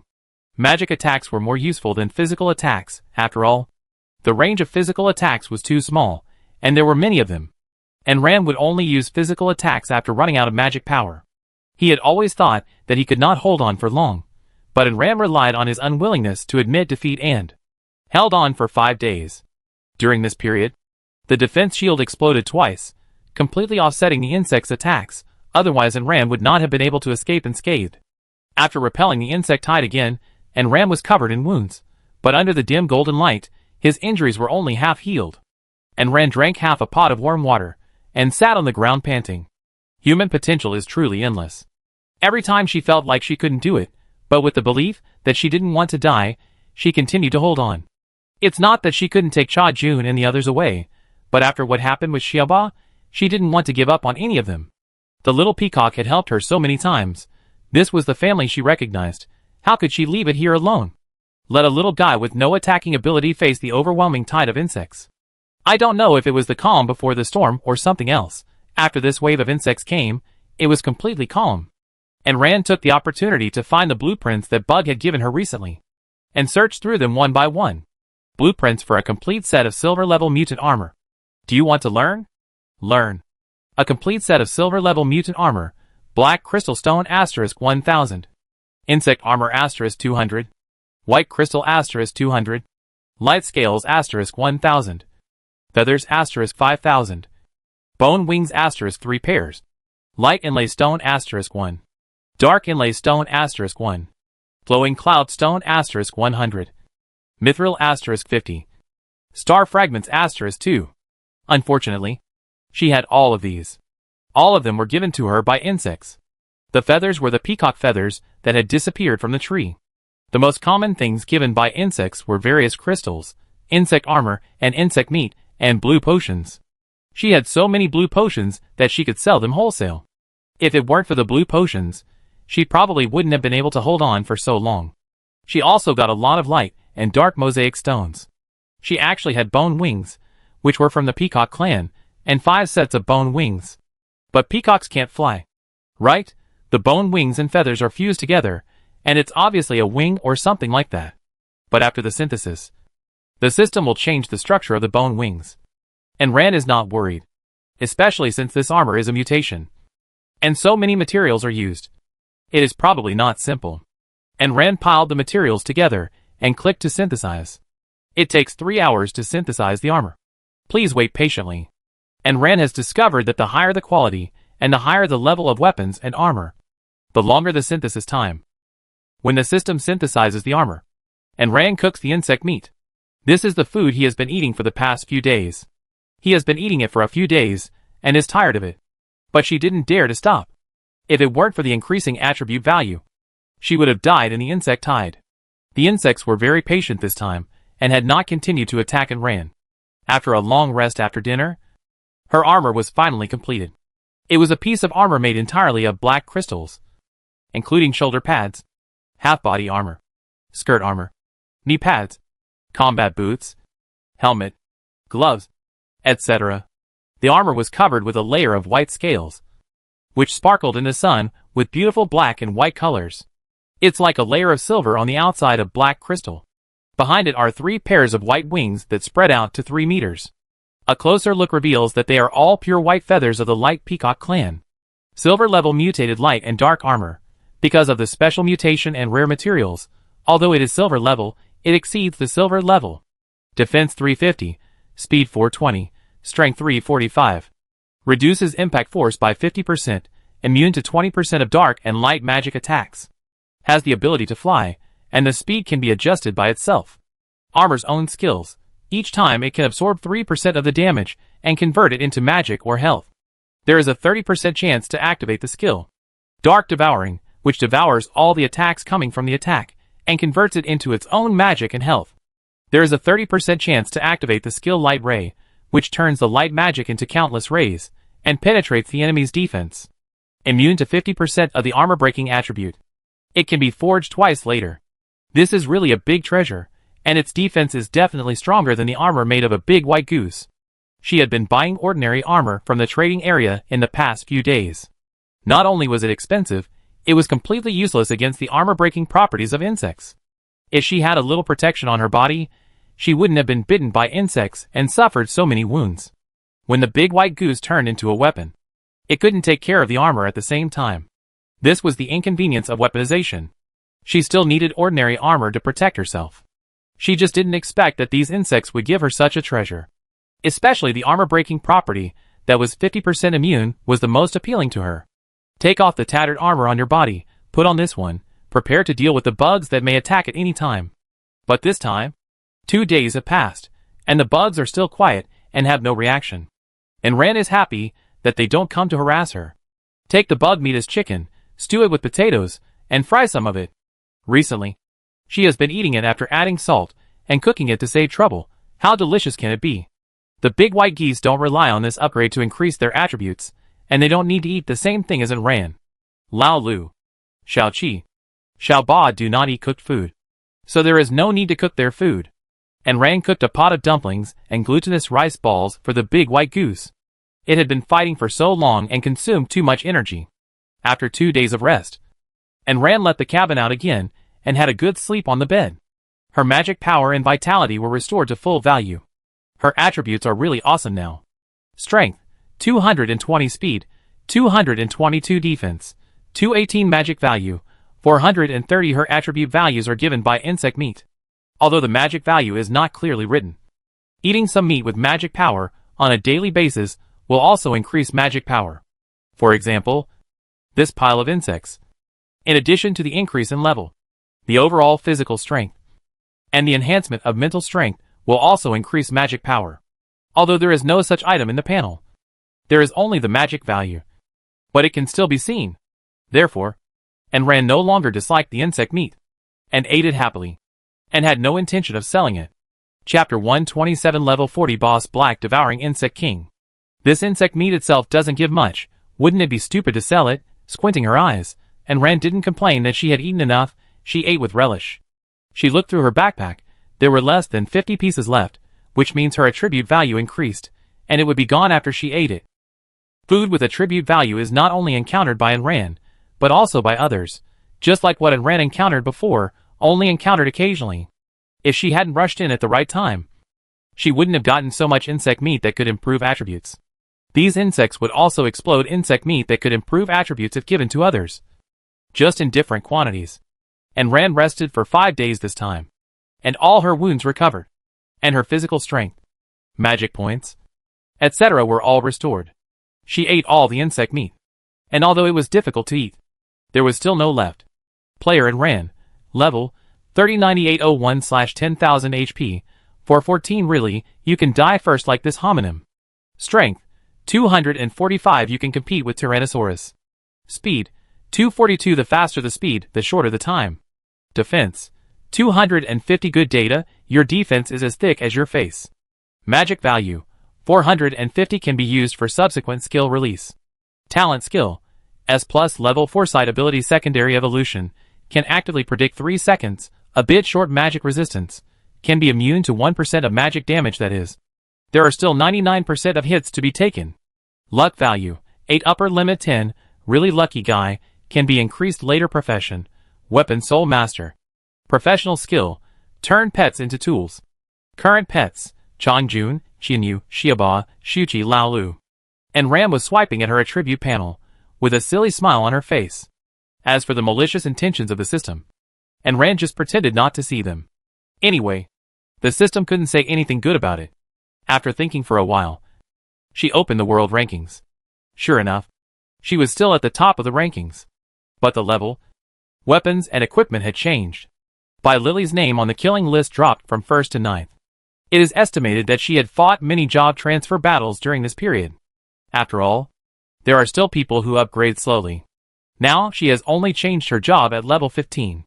After closing the list, waves of energy fluctuations came from above the trees that had been silent. The ripples continued to spread outward, causing waves of space fluctuations. And Rand stood up. Is this coming from the temple? Is the little guy about to come out? That's right, it's been almost half a month. If it doesn't come out, and Ram will have to go find it. The space ripples continue to spread, and a huge pointed roof temple gradually revealed its true face. The top of the temple is glazed tiles, the walls of the temple are pure white, and there is a white peacock with its wings spread in the wind at each corner of the temple. The temple has begun to decay, but it still gives people a solemn feeling. As the temple came into being, faint golden ripples also spread, covering the entire holy tree. The golden ripples passed through Enrant's body, and the last bit of mental fatigue in recent days was swept away. As the temple came into being, the tree trunk under Enrant's feet suddenly fluctuated, like an ups and downs of waves. Enrant flapped his wings and flew up. The previous ability to bend flying was gone. Since it didn't work on insects, it naturally didn't work on Enrant. The fluctuations on the tree roots became larger and larger, and suddenly split in both directions. A huge black beetle came out. Black Devourer King, level 40 boss, attack 880, defense 900, speed 350, HP 3500, skills, dark magic. And Rand's pupils dilated unconsciously. How could she fight against such a thing? Just now, she was still complacent about her attribute value being improved a lot, but the system slapped her hard again. How could she fight against such a thing? Even if the violent attribute was doubled, plus the spear transformed by Chongjun, she couldn't break the defense. The big bug obviously disdained and ran. It didn't even look at Enran and flew straight to the temple. Enran didn't know what to do. She couldn't stop it at all. But if she ran away, she couldn't abandon the little peacock. Qianyu's master. Please help delay for 15 minutes. Qianyu is almost receiving the inheritance. If it is interrupted now, it will fail. A gentle male voice suddenly came into Enrant's mind. And he knew that he was Qianyu's master. Is this a member of Qianyu's tribe? Enran gritted her teeth, and chased after it with a long spear transformed from a big white goose. Although she was extremely unsure whether she could entangle this big bug for 15 minutes, she couldn't let Qianyu's inheritance fail. She couldn't guarantee the result, she could only do her best. And Ran flew in front of it. It was so small, it was like a dwarf in front of the bug that was more than 10 meters wide. Looking at its shiny and hard shell, it was lying on the ground. She felt that she had no way to attack it. The whole insect only had its head and legs exposed. And Ran thrust his spear straight at its head. A small insect could pierce its shell directly, but this one obviously couldn't.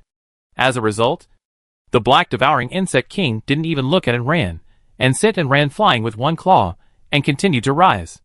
The armor blocked part of the attack and impact, but the black devouring insect was powerful after all. Even if it didn't cast magic, a casual attack was enough for Enran to bear.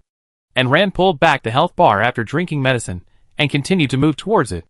I have to send it off. Shuchi and Laolu transformed into their original bodies, and countless wrist-thick vines turned into ropes and entangled the legs of the black devouring insect king, trying to pull it back. The black devouring insect king just struggled lightly and broke free from the vines and continued to fly upwards. Laolu and Shuchi continued to send out vines to entangle it. Shuchi's split body also quietly climbed onto it, trying to parasitize it. But the insect's shell was extremely hard, and there was not even a crack, and Shuchi's parasitism failed for the first time. Although it can parasitize anywhere, its shell is too hard, and its roots cannot take root. However, it still found an opportunity and parasitized the joints of the big insect and the gaps of the shell. Although the number of parasites is not large, compared with previous battle records, it is terrible, but it still parasitized. And Ran found a bunch of ropes and flew around to tie knots on its legs. This thing is huge, has high defense, and is not easy to deal with. But it is much slower than other items. In addition, its body is huge, and it is not careful about the end, which allows Ran to take advantage of it, knowing that she can't beat it.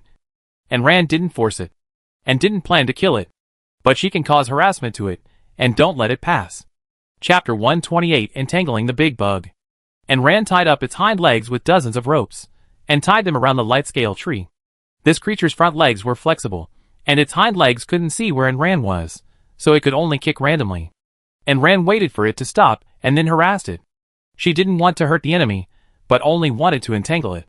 Probably tired of being harassed by her, the big bug no longer insisted on flying up to find the temple, but turned around and headed towards Ran. The insect's legs full of barbs, and heavy winds, smashed towards Ran. And Ran didn't want to face the enemy head-on, and flapped his wings to avoid it from a distance. He made a feint with his spear, and stabbed at the insect's eyes. The small eyes were not obvious, but this thing was huge, and its eyes were also not small. The black eyeballs were the size of the head. Eyes are usually one of the weaknesses of monsters. Even with such a high defense, the insect still subconsciously closed its eyes, and crossed its legs in front of it to block its eyes. And Ran knew that the spear would definitely not be able to pierce its legs, so he didn't think about it firmly. She gently tapped the insect's legs, flapped her wings, and left the vicinity of the insect's legs, gathering Xiaoqi and Laolu. She used countless ropes and vines to wrap its hind legs around the tree trunk again. Winning or not was not the problem, as long as it was wrapped up. But they had worked so hard for so long, and it seemed that a long time had passed. When they took a moment to look, only 5 minutes had passed. Grass, a kind of plant, and Ran was depressed, and continued to tangle with it.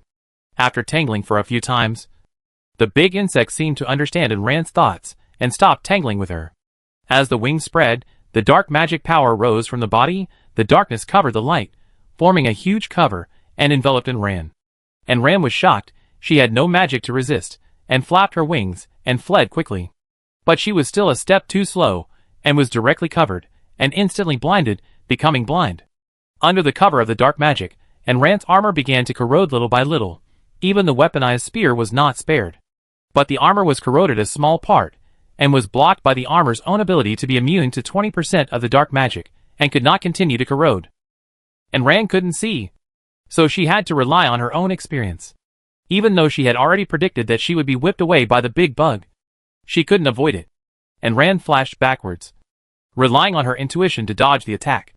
But it was obvious that she still couldn't avoid it. In the darkness, the big beetle whipped Ran with a kick, causing her to spit blood and fly backwards. The front legs covered with barbs easily broke through the defense of Ran's leg armor and penetrated into her leg flesh. Ah! And Ran screamed, and stabbed the big bug's joint with a gun. But the tip of the gun didn't move at all. The big bug stabbed Ran and lifted her up. Ignoring Ran's screams, it swung her around and threw her to the side. And Ran's health bar quickly dropped to 1/3, but the armor's ability to convert attacks into health bars pulled her back 200 points. But the health bar still dropped sharply. The bug's legs were full of barbs. It was pulled out directly from Ran's legs. The barbs took away a large part of the flesh on her thigh. The barbs directly caused a tear on Ran, and blood gushed out. And Ran directly applied 7 or 8 bottles of hemostatic gel on it, but the wound was too big, and it couldn't stop the bleeding at all. And Ran drank a bunch of honey again, and suddenly remembered that she still had some internal medicine. So she drank half of the rest. Then she applied 7 or 8 cans of hemostatic gel to the wound. Should she be thankful that she didn't hurt her bones? She didn't know what she did right. But the wound gradually coagulated, scabbed, and stopped bleeding. But the internal wound hadn't healed yet, so she didn't dare to move. And she didn't have the energy to harass the big bug. She couldn't see it in the first place, so it was useless even if she had foresight. And now she couldn't stop it. The vines of Shuchi and Lao could not stop it from leaving. The big bug ignored the ants in its eyes, and turned around to go outside. Anren listened to its voice, and knew that the big bug had left. But she could not stop it. She was anxious. But she could not move with a limp leg. So she could only call the temple in her mind. But she could not contact the temple. It was estimated that the temple could only contact her unilaterally. And she could not contact it herself. The big bug left, and took away the sky curtain and the magic of blindness. And Ran regained her vision. However, she could only watch the big bug dragging its heavy body, flying towards the temple. The temple now appeared in the air, revealing its entire body, and leaving the folding space. And Ran looked at the temple helplessly. Sorry. She really couldn't stop this thing. The big bug hit the protective shield outside the temple, wrestling with it in the air. The golden ripples spread out in circles, blocking the big bug's attack. Although Ran didn't know why the big bug was so obsessed with the temple, she also knew that if it continued to crawl, it would definitely not be good. The most important thing is that her Qianyu is still in the temple. Will this bug want to eat Qianyu? Ran herself can't move, but let Xiaoqi and Lao Lu help to entangle its legs, trying to pull it back with all their strength. Although it didn't work much. The big bug and Jin Guang confronted each other, and couldn't make any progress, so they were in a stalemate. Time passed by little, and Ran felt that time was passing very slowly at this time, and it was like a year. And Ran looked at the stalemate above, covered in cold sweat, and her legs were twitching with pain, and she was very nervous, and stared at the big bug intently. The light emitted by the temple became weaker and weaker, and the ripples no longer covered the entire tree, gradually shrinking. The big bug that had been unable to move forward due to the confrontation with the golden light also gradually began to move forward. The vines that Xiuqi and Lao had entangled with were all pulled off, and Ren did not let them continue. By now, it was no longer something they could stop. It was up to the temple itself. She dragged one leg and could not move. Xiuqi and Lao's attacks had no effect. The golden light gradually dimmed, and in the end only the layer around the temple remained, and the rest of the place was no longer covered by the golden light. The big bug seemed to have finally won. Finally, the golden light shrank to cover only the outer layer of the temple. The big bug hit the temple hard with a collision. A corner of the temple in the golden light quickly collapsed, but it still persisted. And Ran had never felt that 15 minutes was so long. The golden light gradually became thinner, like a peeled egg, gradually revealing the temple inside. Under Ran's nervous gaze, the big bug's body hit it hard, and the entire temple collapsed in half. And Ran got nervous and half knelt up, but fell down again the next moment. Her internal organs were injured. She drank some internal medicine, and her injuries healed. But she still felt pain. With her leg injury, she couldn't stand up at all. The big bug crawled out from the ruins, ready to attack again. Suddenly, a cry came from the air, and a huge white peacock broke through the shackles of space and flew out of the temple. Chapter 129. The grown-up version of Qianyu fights the black devouring insect king. The pure white peacock has a wingspan of 20 meters, and a body of 30 meters, dragging a long white tail, elegant and beautiful. The white peacock spread its wings, and fell from the sky. Master. What came into my ears was a crisp voice between a boy and a man. Aaron looked at the big peacock in front of him, and clearly knew that this was Qianyu. The big insect demolished half of the temple, and seemed to be looking for something, digging the soil in the ruins, and running around. Taking this opportunity, Qianyu spread her tail, and 10 of the 20 tail feathers were lit up with peacock pseudo-eyes. Qianyu spread her tail, and the bright golden light gathered into a beam, shining on Anren. The injuries on Anren's thigh and inside her body were quickly repaired. The flesh that was taken away by the barbs grew out, and the wounds were gradually repaired. Anren stood up and moved around, and she no longer felt any pain. Qianyu repaired her injuries in an instant. Boom above. The insects were still stirring up trouble in the temple. Since Qianyu has come out, there is no need to stay here any longer. Retreat quickly. They can't win. As for the curse, let's talk about it after we leave here. And Ran called Qianyu to leave, but was stopped by it. Master, We must destroy this bug. If we let it go, something more terrible will happen. The defense shield of the holy tree is supported by the temple. Now that the temple is destroyed, the defense shield will soon dissipate. And Ran was embarrassed. Qianyu, it's not that I don't want to help you. You also saw how embarrassed your master is. Are you sure that we can kill that big bug with just a few of us? Qianyu looked up. Master, I asked you for help because I was sure we could win. The elders of the Peacock clan will help fight the enemy. As long as you agree. But it doesn't matter if you don't agree. The elders will use their last strength to protect us and leave safely. And Ran looked at the ripples of the protective shield. And the temple that had been torn down. He was a little bit unconvinced. The temple was torn down. And he said he could help. But he thought about it again. When he killed the bugs before, he did help him a lot. Anyway, he didn't say there would be any punishment if he couldn't kill them. So he helped once. At worst, he could run away if he couldn't win. Now that there is no no-fly zone here, she can still run. She was injured before because she couldn't run, because she had to help delay time. Now, she has to run if she can't win. After thinking about it, she felt that she was not at a disadvantage, so Ran nodded. The moment she answered, the original transparent protective cover quickly shrank, exposing the whole tree. The strong wind blew up head-on instantly, like a whip, whipping in Ran's head and face. And Ran covered herself with a scarf and a mask, put on goggles, stayed away from the temple. She wanted to see how he could help her. The shrunken protective cover gradually shrank into a peacock of light, with a body length of 3 meters and a wingspan of 2 meters. And Ran could feel the huge energy inside, compressed together, as if it was about to explode at any time. The golden peacock cried out, and flew towards the insect that was still frantically demolishing the temple. The golden bird suddenly accelerated, turned into a light and shadow, and penetrated the body of the big insect. The compressed energy exploded in the insect's body. The crazy insect stiffened, like a huge stone, and fell heavily. The insect continued to fall, and Ran flapped his wings and chased after it. The bug fell all the way down, and was finally stopped by a branch when it fell more than 2,000 meters. And Ran chased after it, and immediately checked the survival guide. Black Devouring Insect King, Level 40 Boss. Attack 880. Defense 550/900. Speed 200/350. HP 1500/3500. Skills, Dark Magic. This wave of attack was really powerful. From the belly to the shell of the big bug, a big hole was blown open by the peacock.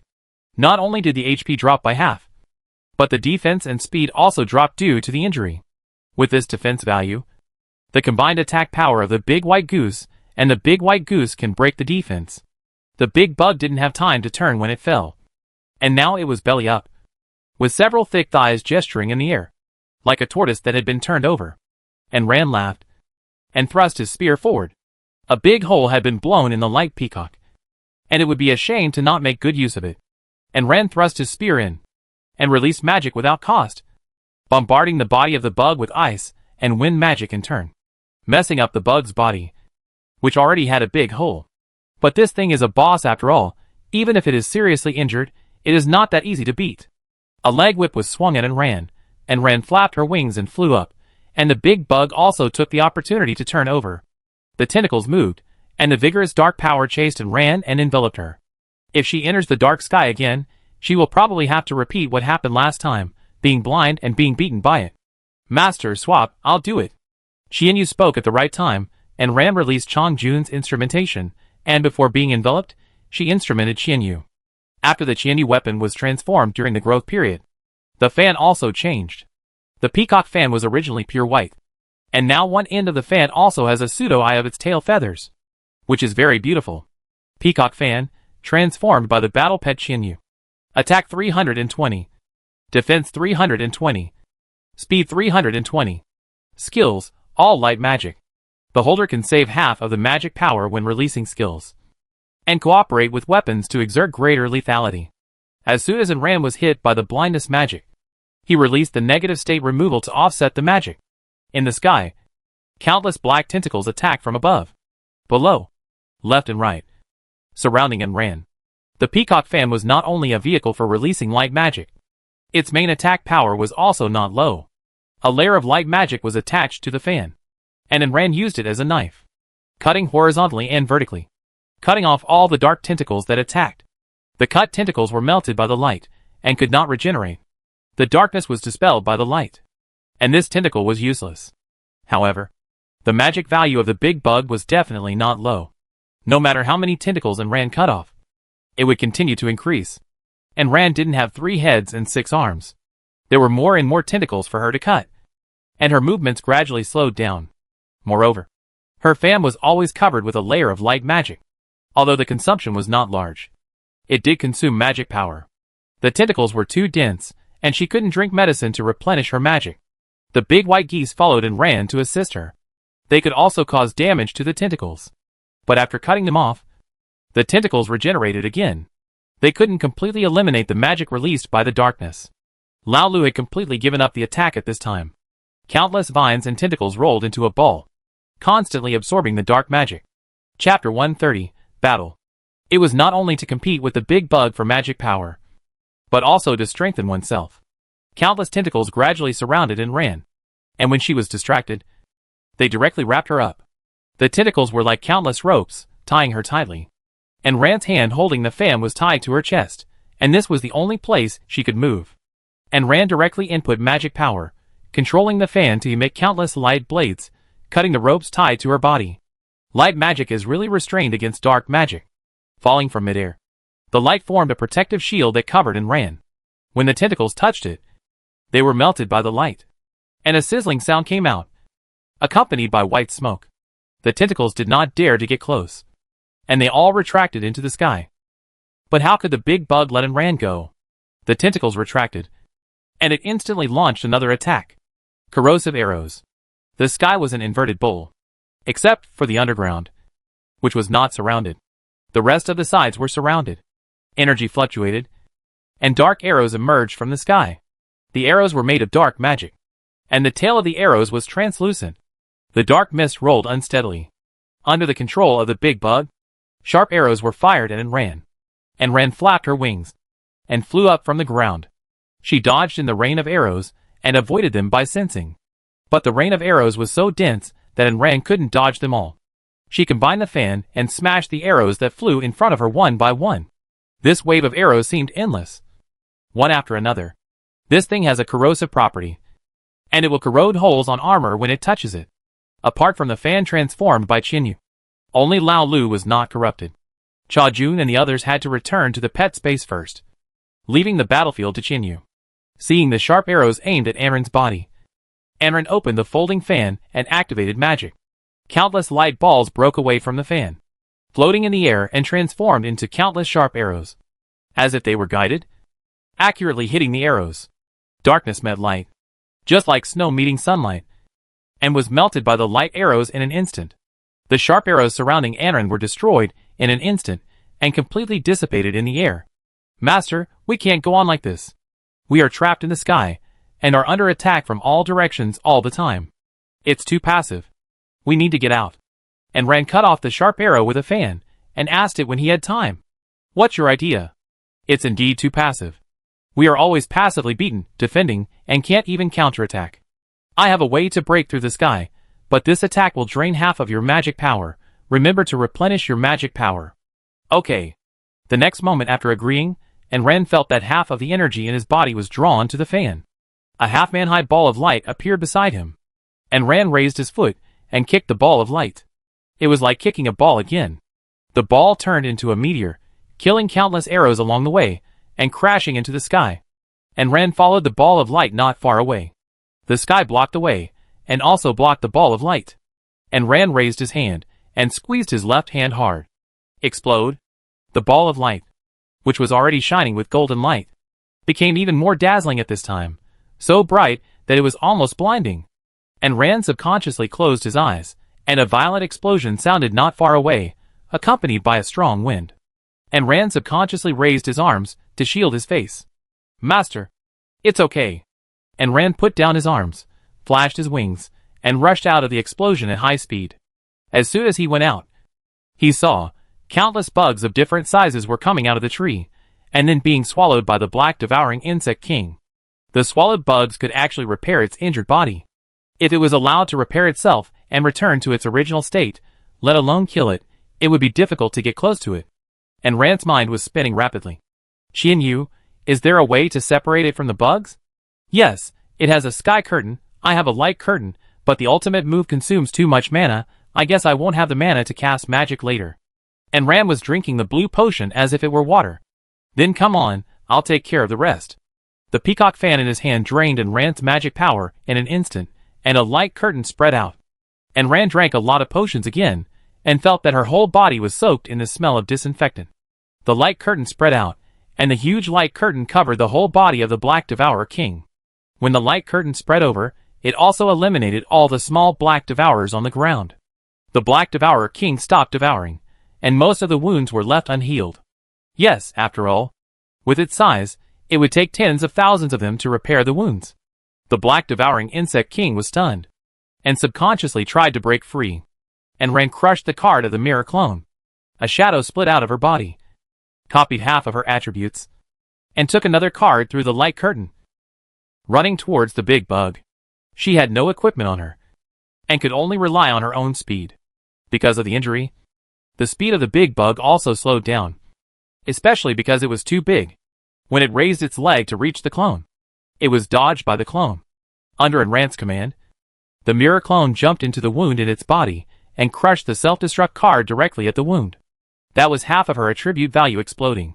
The power of the huge explosion blew up the partially healed wound again. Because it exploded inside the body, the explosion was from the inside out, directly blowing off part of its stomach and half of its wing elytra. The insect screamed with a hissing sound, and its legs kept twitching in pain. And Ran knew this time that this insect could absorb small insects to repair the wound, and was afraid that the longer it dragged on, the more disadvantageous it would be. She took out the clown mask and put it on her face, activating the violent attribute, quick battle and quick decision. The attributes of the whole body doubled, and Ran's eyes were also red. The spear replaced the peacock fan, and the small wings that had been folded up suddenly exploded at the joint between the tail and the head of the spear. A strong gust of wind blew out from between the two pairs of wings, pushing Ran to speed up. When the big bug destroyed the light curtain, Ran's figure was like a meteor with a tail flame, leaving a residual image in the sky, and flew straight towards the big bug. The spear was wrapped with a sound, and with the momentum of the forward rush, Ran pressed all his strength and inserted the spear directly into the big bug's eyes. The big bug swung its legs and blew and ran away. The armor offset most of the impact, but she still spurted out a mouthful of blood. Ran took a few big gulps of honey, turned around in midair, and attacked again with a sudden turn. At the same time, Xiaoqi's tiny split body finally got into the black devouring bug's body, and spread all over the body along with the blood. Lao Lu was still madly absorbing the big bug's dark magic, and he wanted to weaken it as much as possible. Xiaoqi's split body began to grow with the help of the bug's own flesh and blood, and became entangled in the body. Chapter 131 Kill the Level 40 Boss. Qianyu turned back into a peacock, and spread her tail. It had little magic left, but she was also trying her best to counteract the big bug's magic, and prevent it from harassing Ran. Ran's counterattack was blocked by the bug's legs. She flapped her wings to avoid the attack, and sank down, and stabbed it into its other eye. The big bug roared, and countless dark arrows covered Ran's body. The sharp arrows with corrosive properties seemed to corrode Ran as well. Ran flapped his huge wings, directly blowing away the sharp arrows that were attacking him, and turned his body to the big insect's raised chest. Ran stabbed dozens of times in an instant, and each stabbed into the big insect's body. The strong wind from the spear increased the spear's lethality, and combined with the spear and Ran's doubled attack power, the original wound was once again lacerated with terrible wounds. Ran used the spear to directly pierce the big insect's chest. The big insect saw Ran running under it, and pressed down heavily, trying to crush Ran to death. Ran kicked it, and it flew out. The golden transparent peacock that had penetrated the big bug condensed again in the air. But this time it was much smaller, and its energy was almost exhausted. Its originally solid body became vague. The golden peacock glanced at the battlefield, and finally did not deal with the big bug. Instead, it cried, and drilled into Qianyu's body. Qianyu's spirit was lifted, and the magic power that had been exhausted was instantly replenished. Qianyu opened his tail, and the fan-shaped golden light enveloped the big bug's eyes, and even melted its entire head. This thing didn't die even though its head fell off, but its health bar dropped by half again. The big bug screamed, hissing, and its eyes were completely corroded by the light, melting into mist. The big bug roared, raised its legs, and rushed around like a headless fly, and Ran screamed ouch, and flew up directly into the air. The big bug's magic was like free, spraying everywhere, one after another, just like the indirect diarrhea, without any rules. Countless black smoke sprayed in all directions, except for Lao Lu, who was eating happily, and Ran and Xiao Qi and the others all avoided it. Although it was a mess, it was still powerful. The trunk of the light scale tree was corroded by the black fog, and the scales had lost their luster. Seeing this, Qianyu flew directly to it, pouring light magic into the wound of the big insect without cost. The big insect kept screaming, and Aaron took the opportunity to attack from above, stabbing one shot after another, stabbing the big insect. Anyway, there was no meat, just stabbing it. Shuqi's split body was activated, and countless vines grew from its body, madly taking away its vitality, and blooming countless beautiful green flowers. The big bug's health bar dropped again. Xiaoqi's parasite directly separated its already fragile shell and legs from its body. The big bug was pierced all over by Ran and his pets, just like a filter. And Ran couldn't kill the big bug in one move. He could only slowly wear down its health bar and grind it to death. This thing was too big, although it pierced its flesh, but if it was not a vital point, it would not lose much blood. And Ran was also testing where its vital point was, and when he found a place that lost a lot of blood, he would attack it crazily. The big bug's health bar dropped little by little. It probably knew it was going to die. It released dark magic without hesitation, corroding the trunk that supported its body and breaking it. It fell down with it. After Ran's persistent attack, the hard elytra that protected it were torn off by Ran. Without the elytra to protect its back, Xianyu's light sickle cut off a part of its body. The body that fell was directly swept away by Lao Lu and swallowed. The big bug used up its last strength to send out a sky curtain. The sky curtain spread out from its body, and the little guys went back to the pet space. And Ran flapped her wings and flew away from the tree. If she hid in time, she would not be hit by the sky curtain. The big bug sensed that the sky curtain did not cover the attackers, and roared unwillingly. The magic power to maintain the sky curtain gradually decreased. The sky curtain swayed like a wave in the sky, and finally failed to maintain it, and it broke into pieces. And Ran rushed over again with a gun. Because the attributes were doubled, she would take away double the health bar every time she attacked. Now, the big bug's health bar was only the last bit left. Lao Lu happily cut off most of the body of the black devouring insect king. If he couldn't digest it for the time being, he would store it in Ran's shadow. It is now almost completely integrated with Ran's shadow. Except when it transforms into an instrument, it cannot leave Ran's shadow. It could also fully control Ran's shadow, and use Ran's shadow as a warehouse. Probably feeling that his death is approaching, the big insect waved its insect legs unwillingly. The huge attack force directly swept away half of the tree trunk. Suddenly, the whole body of the big insect swelled up. And Ran didn't need to concentrate this time, and his predictive ability also predicted the result. This thing is going to explode. And Ran asked the little guys to return to the space, and flapped his wings, and quickly moved away from the big bug. He ran away without looking back. Boom! A violent explosion sounded from behind, and a violent hurricane came from behind. The danger warning in Ran's mind rang out, and he decisively opened the pendant and activated the invincible golden body. The huge shock wave hit Ran's back directly, and the strong push on his back pushed Ran to fly thousands of meters away. The invincible golden body only lasted for a second before it was shattered. But this second also allowed Ran to move away from the center of the explosion to a safe distance. And Ran took out the Cloud Island and sat on it. He drank medicine and honey, replenishing the lost magic power and life points first, just in case. A cloud of smoke lingered at the explosion site, and occasionally there was a crackling sound, like the aftermath of a small explosion. Although this big bug exploded by itself, it was still Ran who caused this result. It was pushed to the extreme and chose to commit suicide. So after the big bug died, all the supplies went into Ran's backpack. Global announcement. Congratulations to player Ran for killing the level 40 boss Black Devourer King. Rewards are as follows.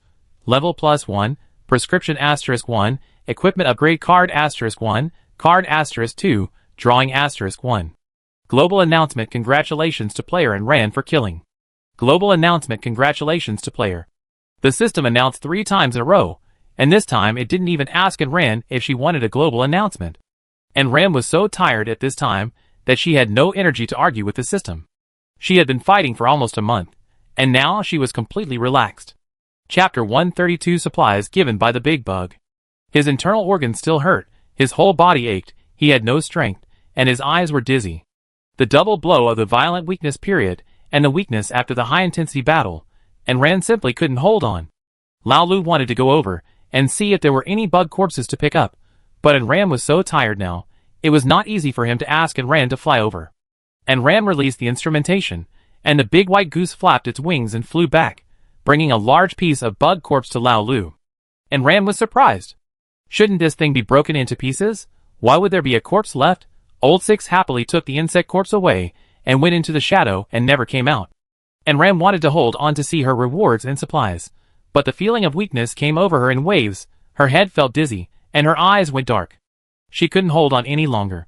She took out the wooden house and crawled in. When she was making a fire, she saw changes in the light-scale tree.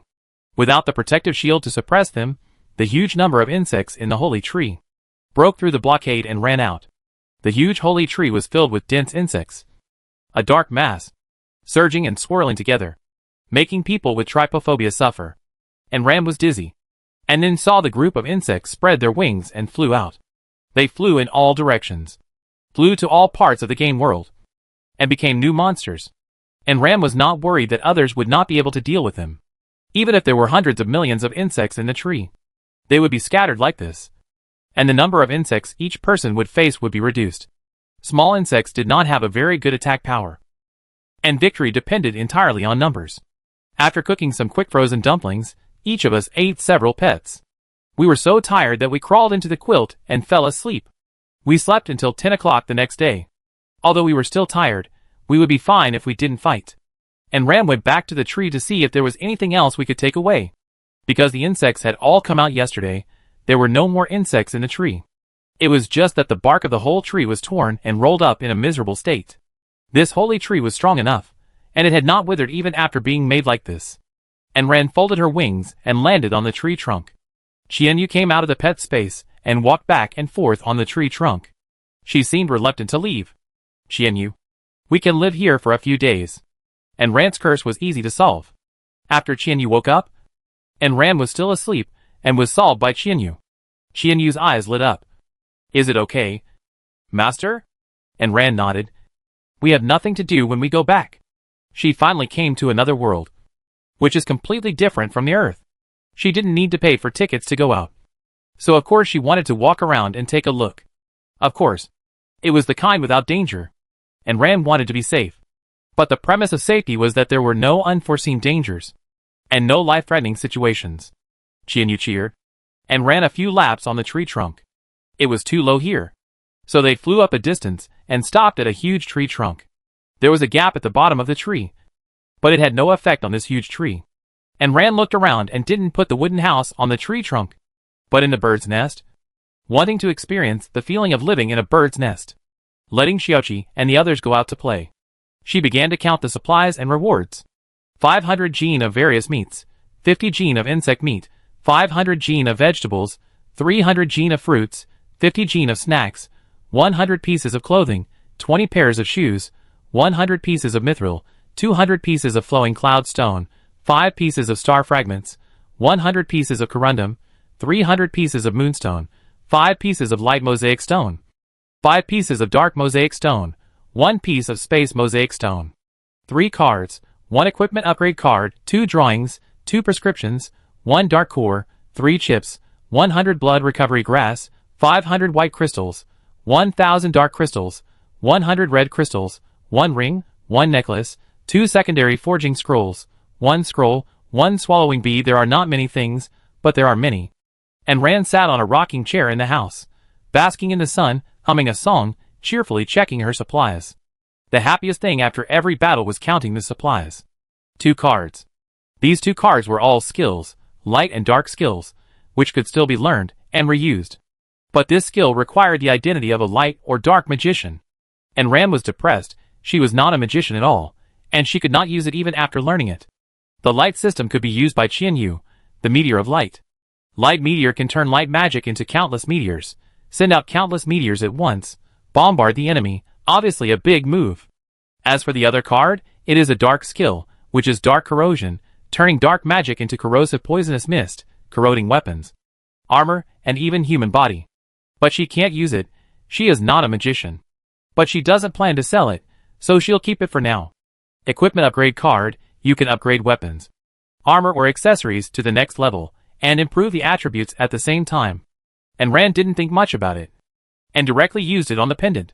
The pendant changed from a rare silver pendant to a rare gold pendant. The invincible golden body changed from 1 second to 3 seconds. Now her safety is more guaranteed. The blueprints are all black iron level. A big knife, a meteor hammer, which are not interesting. And she threw them directly into the trading area. 2 prescriptions, 1 for intermediate blue potion, and 1 for internal medicine. Intermediate blue potion, light crystal powder asterisk 300 milliliters, water asterisk 300 milliliters, blood recovery grass asterisk 10, magic star grass asterisk 1. Internal medicine, blood recovery grass asterisk 5, water asterisk 200 milliliters, green heartleaf asterisk 10, ginseng fruit asterisk 10 milliliters ginseng fruit. Is it the kind she thought? The kind that can be eaten as fruit on Earth? Obviously. It shouldn't be.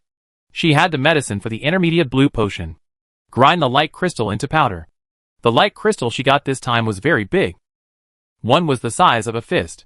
After grinding into powder, one was 500 milliliters. Take out the approximate amount. Click on synthesis. And put the potion into the tube. Intermediate blue potion. Each tube can restore 100 magic points. Simple and clear. Open the lid. It still smells like disinfectant. It is so unpalatable. And Rand threw it into her backpack with disdain. But she still synthesized 5 of them, and kept them for backup. The ring actually increases attack. Although it is bronze, it adds 50 points of attack. And Rand equipped it directly. As for the pendant, it is also bronze, which adds 60 points of defense. But she already has a pendant on her neck. How can she equip this pendant? She wanted to sell it, but she put it away again, just in case it is useful in the future. The secondary forging scroll is not used now. She does not have the secondary upgrade drawings for her various armors. As for the swallowing bead, and Rand picked it up and looked at it. It was pitch black, just like the dark magic cast by the bug. Chapter 133, The Truth, a part of the world, the core of light and darkness. Devouring beads, alternative inlay stones, secondary forging and inlaying into weapons or armor, allowing the inlaid person to devour low-level weapons or armor and evolve, limited to non-instrumentalized weapons, armor or accessories. And Rand was in a dilemma holding the beads. She had the secondary forging scroll, but which piece of equipment to give it to was a problem. She thought about it for a while, and then asked the big white goose. The big white goose thought about it for a while. I'll give you the pendant, this thing can save your life. When fighting, it may be those critical few seconds, you will survive. The attributes of weapons and armor are still good now, if it's worse. There are still armor and weapons transformed by Qianjun. Indeed, it is still very useful to keep something that can save your life at a critical moment. The pendant given by the system is a thin silver chain with a transparent glass-like pendant, which is very beautiful. And Rand put the black bead on the pendant and opened the scroll for secondary forging. The originally transparent bead gradually turned black and became a colorful black glass. Wanting to test its ability, and Rand made a white iron sword with iron and wood. The colorful colors in the black glass rotated and absorbed the iron sword. But maybe the iron sword is too low level. After absorbing it, no change was seen. And Rand did not give up and bought another black iron level whip to feed the pendant, but after absorbing it, there was still no movement. And Rand felt that if this thing was to be upgraded, it would probably require a large number of weapons and armor to feed it, and just a few pieces would really be enough. Not discouraged, shoved the pendant back into his chest, and continued to check what he got. At present, only the dark core was left to be checked. Dark core, the crystallization of dark magic. After taking it, there is a 5% chance of awakening dark magic, independent of the profession, as long as there is magic power. Dark magic can be used. And Rand pinched his face. It hurt. It was not fake. A 5% chance, according to her luck value. This 5% must be raised to at least half. But there is still a 50% chance of failure. At least this probability can be raised to 75%. She has seen the power of the big bug's magic. The blindness magic alone can make her lose her way. There is also corrosion, which can even corrode the weapons that she has transformed into a pet. When she woke up, she repaired all the weapons. Luckily the system gave her some weapon repair fluid, otherwise it would not be enough for her to waste. The armor, spear, etc. all had different degrees of wear and tear, and they were used quite a lot. Especially the armor. 1/3 of it was corroded, and there was a big hole on the leg, and the repair fluid was used the most. Seeing her hesitating and struggling with the bead, Shia Ba, Qianyu, and the others also came over. Shia Ba landed on her head, rolled up, and landed on it as a nest. Now Qianyu is returned to its previous size, and it is too big to move. Master, what's wrong? And Ran told the story of the bead again. Qianyu tilted her head, and took out a few things from somewhere, and handed them to Anran. Master, this is a thank you gift from the Peacock clan. Maybe there is a way to help you increase your chances. Anran took it. A luck card, which adds 1 point of luck. 15 chips. And a pale golden light bead that looks very similar to the dark core. Chip 25 out of 100. She has accumulated 25 chips now. But what is the use of this chip? Why would the Peacock clan take this as a thank you gift? I guess the thank you gift is that she helped Qianyu accept the inheritance and entangle the big bug. She used the luck card directly. After crushing it, her luck value rose to 9 points. If 10 points is the upper limit, this luck value is definitely high enough. As for the light bead, light core, after taking it, there is a 10% chance of awakening light magic, independent of the profession, as long as there is magic power. You can use light magic. And Ran was a little confused. Was her life cheating? Otherwise, how did all these things come to her? Although I know that high luck values bring more good things, this is a little outrageous. But she still had to eat this thing. But she was a little confused. And Ran, before you take it, I have something to tell you. And Ran focused her attention on the big white goose. What? Didn't I say before the battle that I would tell you part of the truth about this world? You can eat these 2 beads later, so that you can have some time to buffer. And Ran nodded obediently, looking at the big white goose with sparkling eyes. But she probably didn't expect the big white goose to give her a big bomb. We, the Fantasy Beast clan, were the first players of this game. Huh? And Ran was still a little slow to react, and could only utter a single syllable in a short voice. It was obvious that she was shocked by the truth told by the white goose. The white goose waited for her to gradually come back to her senses, and then continued to talk. But we failed the game, and were assimilated into a member of this world, which is what you call NPCs.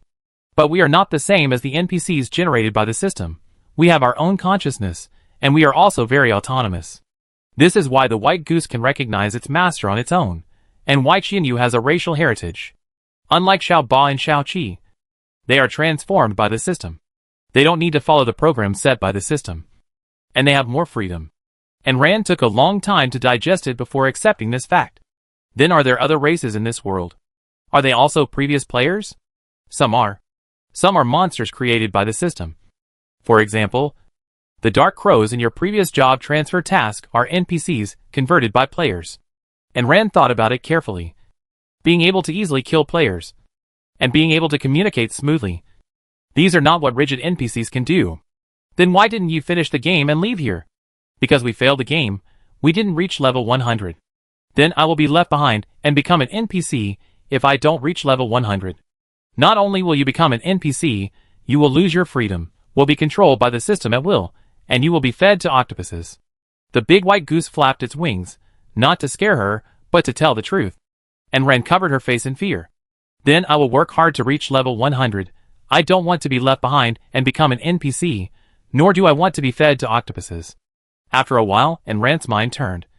Why didn't you get fed to octopuses? The big white goose almost rolled its eyes. The big octopus only likes to eat human flesh. The system has made the world without humans before. You are the first batch of humans. And Ran nodded. Has the system made many worlds before? Yes, I have forgotten exactly which one you are. The big white goose almost touched its chin. Chapter 134 Awakening Light Magic. And Ran sighed. Will all the people in those worlds become NPCs? Most of them. And Ran shuddered. No. She had to escape. She originally thought that it didn't matter whether she returned to Earth or not, but now she thought she should go back. Going back to Earth to face her father is better than being made into a puppet. If you want to upgrade, you can only go to a dangerous place, And you have to do it as soon as possible, because if you wait too long, you will be assimilated. You stay on Cloud Island. The system will use the method of boiling frogs in warm water, give you better and better supplies, and no longer send powerful monsters to attack. You will feel that this place is good, you will slowly adapt, and finally not leave. And Ran did not comment, but she also knew that what Chong Jun said made sense, after all. He was a predecessor who had fallen into the trap, and he knew more than people like us. She opened her panel. She had killed a big bug before, and she hadn't looked at her panel yet. Player and Ran. Level 326050/15,000 HP, 424. Come on, the indestructible cockroach, you are the most tenacious. Strength 247 plus 50, you can compete with Tyrannosaurus. Speed 244. The faster the speed, the shorter the time. Defense 252. Your defense is as thick as your face. Magic 470 can be used for subsequent skill releases. Talented skills S+ level foresight ability. Secondary evolution can actively predict 3 seconds, a bit short. Magic resistance can be immune to 3% of magic damage. That is, there are still 97% of hits to be taken. Luck 9. Upper limit 10, really lucky guy, can be increased later. Profession Weapon Soul Master. Professional skills turn pets into tools. Current pets Chong Jun, Qianyu, Shia Ba, Shuqi, Lao Lu. After killing a level 40 boss, she was able to level up 2 levels, one of which was given by the system. There are 9 free attribute points. Strength increased by 3, speed increased by 4, defense increased by 2. Strength 250, speed 248, defense 254. Strength is not counted as 250 because the ring adds 50.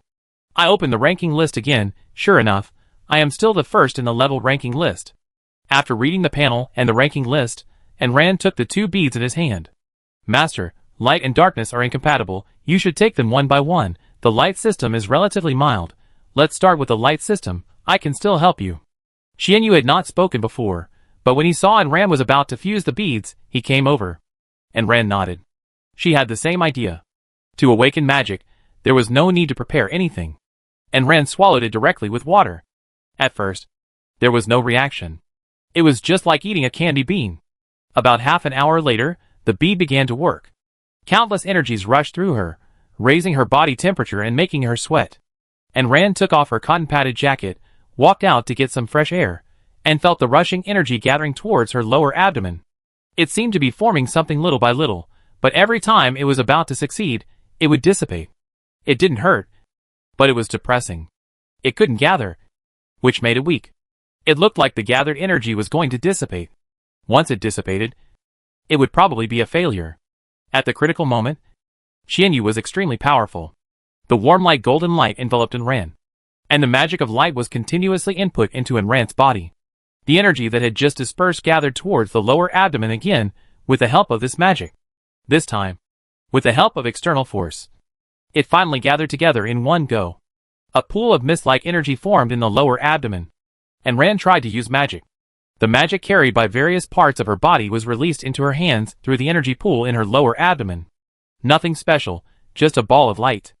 Opening the panel again, sure enough, there was an additional light magic in the skill column. And Ran excitedly clenched her fist and waved. Her eyes turned, and she fixed her eyes on the dark core again. It was just that the probability of awakening dark magic was very low, and it was eliminated by the light magic in her body, so it was expected that she did not get it.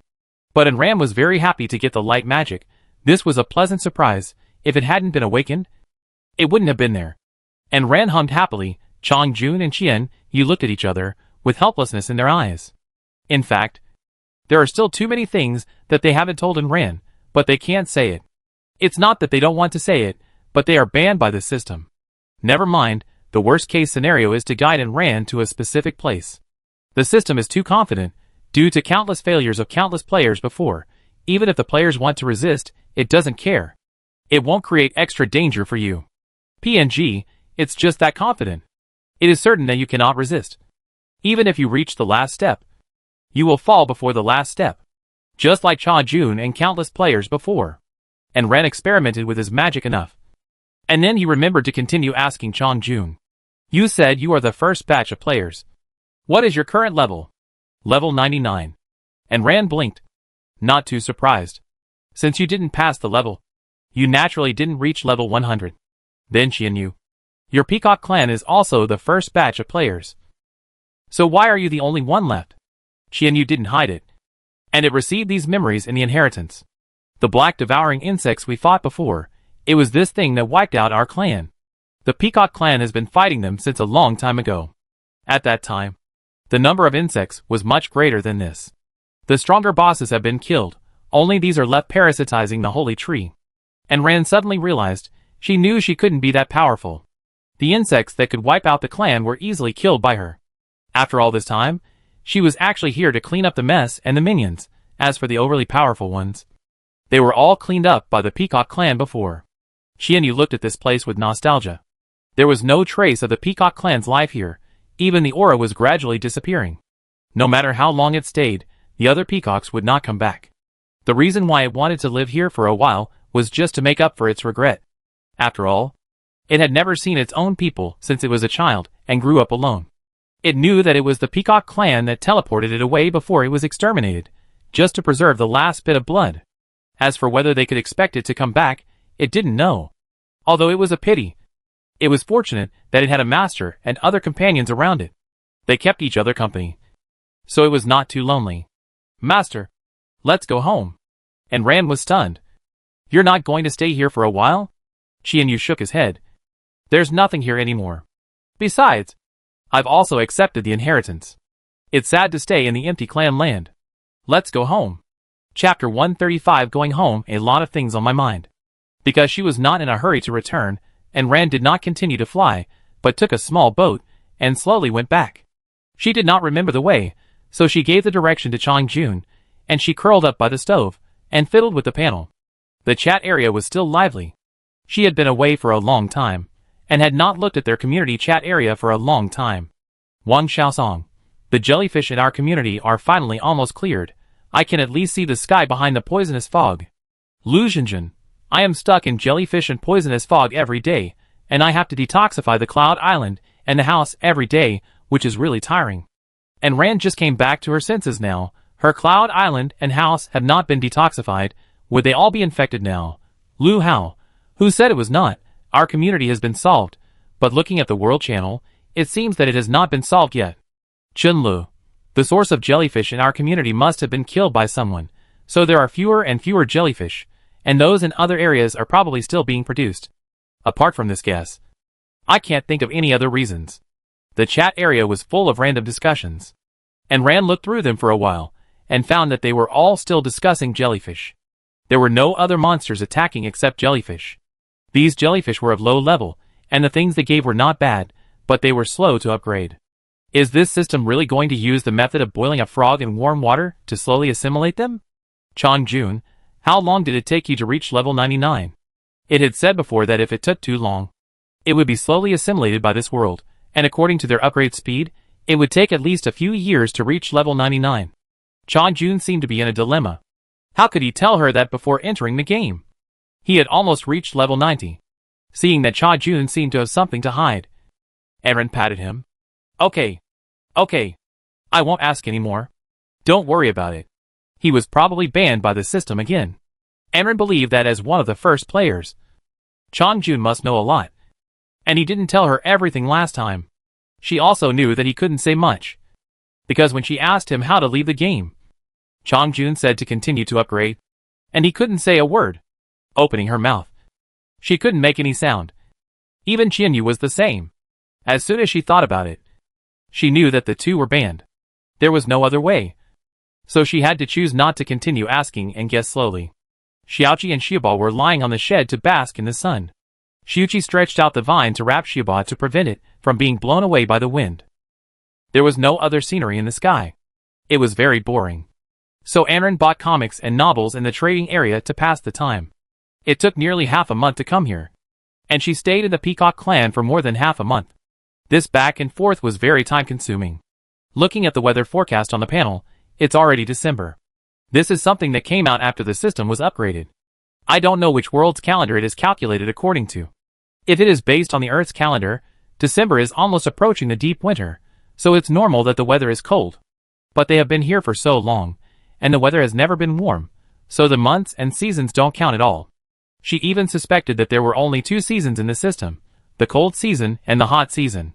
It was even slower when she went back, and it took her more than 10 days to get home. Before she even stepped on the island, she was startled by the purple, blue and white cloud island. This cloud island was not only infected with toxins, but also lowered in height. It dropped by about 500 meters. And Rand had no choice. If she stayed, she would be cursed to death.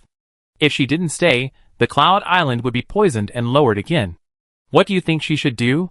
Before landing on the cloud island, and Rand bought poison-clearing grass. This thing has been cultivated by people, and it is no longer so scarce. Synthesize the potion, sit in a small boat, spray the antidote potion side by side, the cloud island, the half-dead fruit trees, and her little house. The antidote took effect quickly, and it started to work in less than a minute after it was sprayed.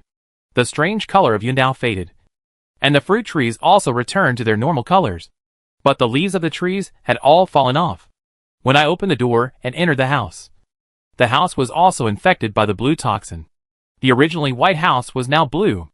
Aaron sprayed the antidote everywhere, even the warehouse, the bed, and the table. There was no trace of anyone coming to Yundao. Because of the poisonous fog, the people on the island could not get out, and those who got out would plunge into the poisonous fog. Where can I go? After returning home, and Rand relaxed, letting Chong Jun and the others move around on their own, and Rand turned on the air conditioner and began to clean the house. There was a thin layer of dust in the house, which needed to be cleaned up.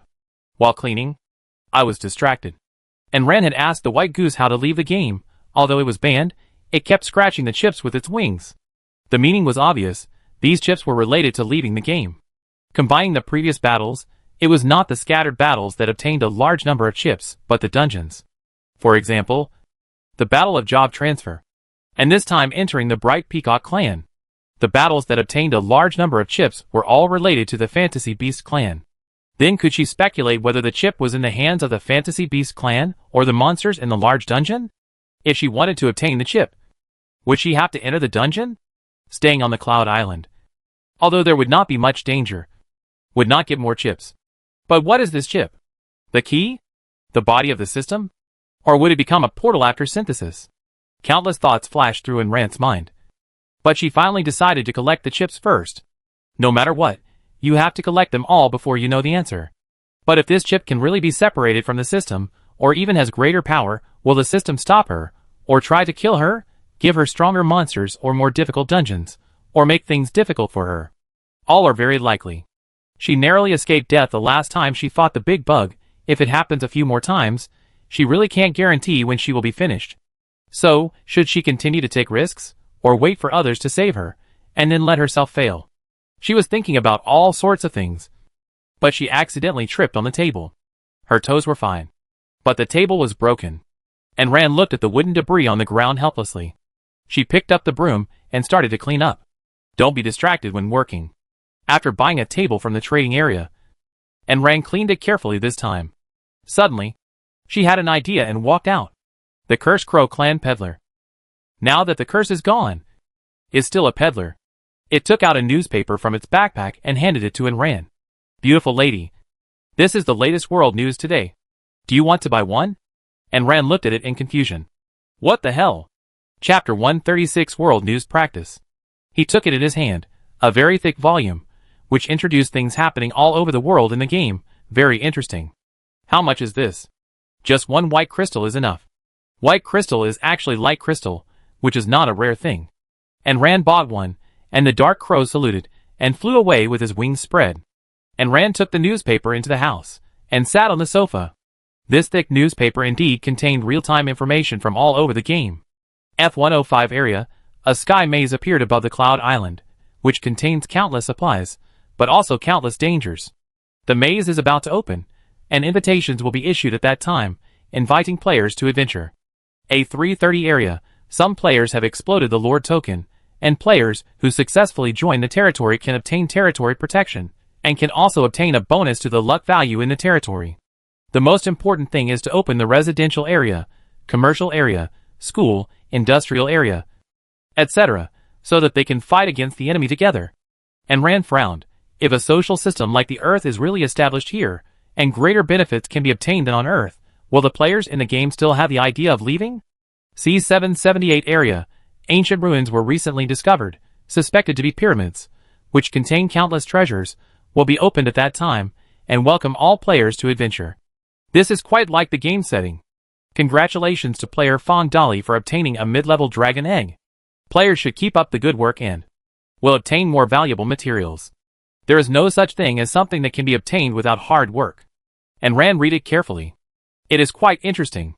There are new things from all over the world. But most of them are about players obtaining some treasures. Although the faces of people are not printed on them, isn't it the same as announcing their identities? She flipped through it hastily. Fortunately, there was no news about herself, which made her feel relieved. Undead pirate ships have appeared all over the world. Please pay attention to all players. Please do not enter the pirate ship by mistake. Otherwise you will be cursed by the undead. And Rand thought about it. She did not enter by mistake, but she had encountered it several times by chance. It should be okay, right? Is there anything special about this undead pirate ship? She was not hurt at the beginning. It was said that an invitation letter was required to board the ship. It should not be so easy to get on. Qianyu walked over after looking through it.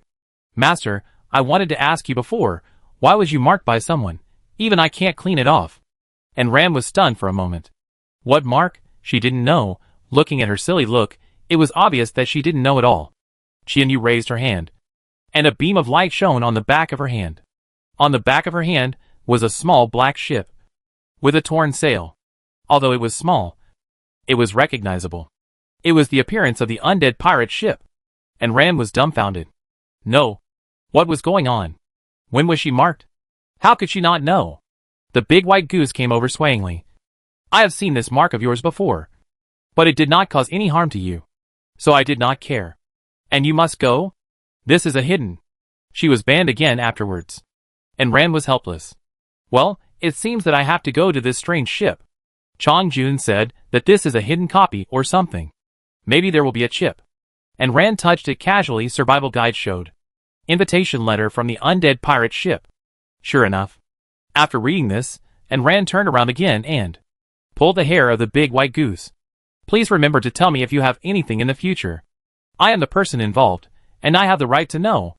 Please don't hide it from me, and don't make arrangements for me casually. This is my life. My game. I have the final say on how to proceed. If you have good intentions, I will listen to you. I don't need you to guide me. I will judge whether to do it or not. Whether to complete it or not. The big white goose turned its head awkwardly. I know. I will tell you everything I can say in the future. It can only say what it can say. And it can't say it without asking it. Otherwise it will be banned by the system. And Rand was worried. She always felt like she was involved in something. And she didn't know what was going on. To buy goose and Qianyu can't tell, she still can't guess, then just take it one step at a time. You can't ask her to save the world. If that's the case, she can't do it. She should be thankful that she can get herself out of the game. As for saving the world, let others do it. Put away the newspapers well. Take out the pet eggs she collected and hatch them. Whether they can hatch depends on fate. Make lunch by yourself. I finally came back. Of course, I need to have a good rest for a few days. No matter how big the matter is. Wait until you are done with your mess before you do it. Outside, small clouds are lined up in a row and come over like a small train. And ran through a fishing net over and caught all of them. A poisonous snake came out of the largest cloud, and Ran grabbed its head. Now the low-level poisonous snakes could not cause any harm to her, so she chopped off the snake's head and took the supplies home. Now the clouds salvaged on the Cloud Island are all daily necessities, and if there are treasure chests, they are basically no higher than the black iron level. To get higher treasure chests, you must kill monsters. Even if you want to live a stable life relying on the supplies in the cloud, the system probably won't allow it. It also wants humans to feed the giant octopus. So how can it let you live a stable life fishing in the cloud? Not to mention that there are monsters in the cloud. There are monsters knocking on the door on the island at ordinary times. For example, now, the monsters didn't knock on the door. But Ran found a group of vultures after she went out. There are about dozens of them. And their levels are between 20 to 30. She doesn't even need to transform into a long-term weapon.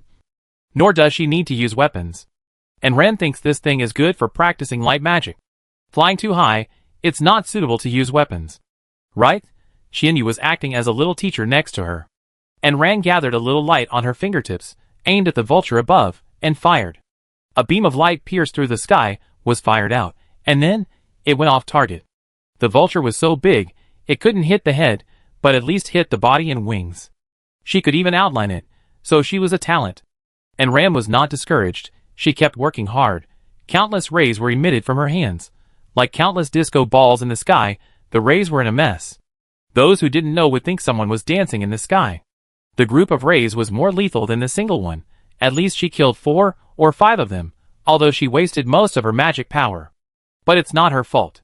On the way back, although she was familiar with the release methods of various light magic, she had no one to practice with, otherwise how could she be so bad? And Ran smiled at Xianyu, who was looking at her suspiciously, and continued to practice with the vulture. She was used to fighting monsters that were stronger than her level, and this little vulture was really not in her eyes. She forgot that. This was the level of monsters that they players were fighting now. Chapter 137. And Ran uses monsters to practice. It's no wonder she's a master of outlining, who would aim at a moving target right away, and Ran had nothing to do anyway, so she continued to practice outside. Except that she was not used to it at first. Later, with her current physique, her eyes quickly became familiar with the movement trajectory of this group of vultures, and Ran deliberately used them to practice her predictive ability. Her predictive ability always jumped to unknown places. Sometimes the predicted time and place were not what she wanted, but jumped to dozens of minutes later or a day later. She needed to accurately control the prediction time, preferably a few seconds after she watched the vultures fly. And Ran slowly tried, but among such a large group, she only accurately predicted 3. And Ran released the ray and advanced to the place where the vultures flew. And when the vultures flew to the predicted point, their heads were directly cut off. This kind of precise prediction consumed a lot of mental energy, and in Ran's mind was dizzy. She let the vultures in the sky be killed by the big white goose, and dragged her body back home. She wanted to convert passive induction into active prediction. When staying at home, and Ran did not idle, because he had a sense of crisis, and he always felt that he would be swallowed up by the game if he was idle. When there was no cloud group fishing, he would fight with the big white goose. Today, a violent gorilla came, with great strength and a level of 34. And Ran used it as a training weapon. He practiced his predictive ability and his own moves. Because he had not learned systematically, he had to figure out all the moves to kill the enemy by himself. And there were always some useless moves. And Ran wanted to refine his own moves, instead of just fighting recklessly. But without professional guidance, it's still not good enough. And Ran was halfway through the game when she went to the trading website to look for spear moves or something like that. But unfortunately, despite the fact that there are so many people in the world, there is not a single martial arts move in the trading area. And Ran then realized that she didn't know where this game copied these weird answers from.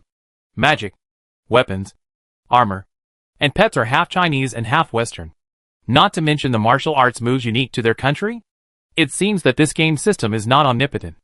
And Ran gave up the search helplessly. But she still hung a board for acquiring martial arts moves in the trading area, hoping that someone who is good at it would write a copy for her. And Ran went to do something else halfway. And the violent gorilla was so angry that his eyes turned red.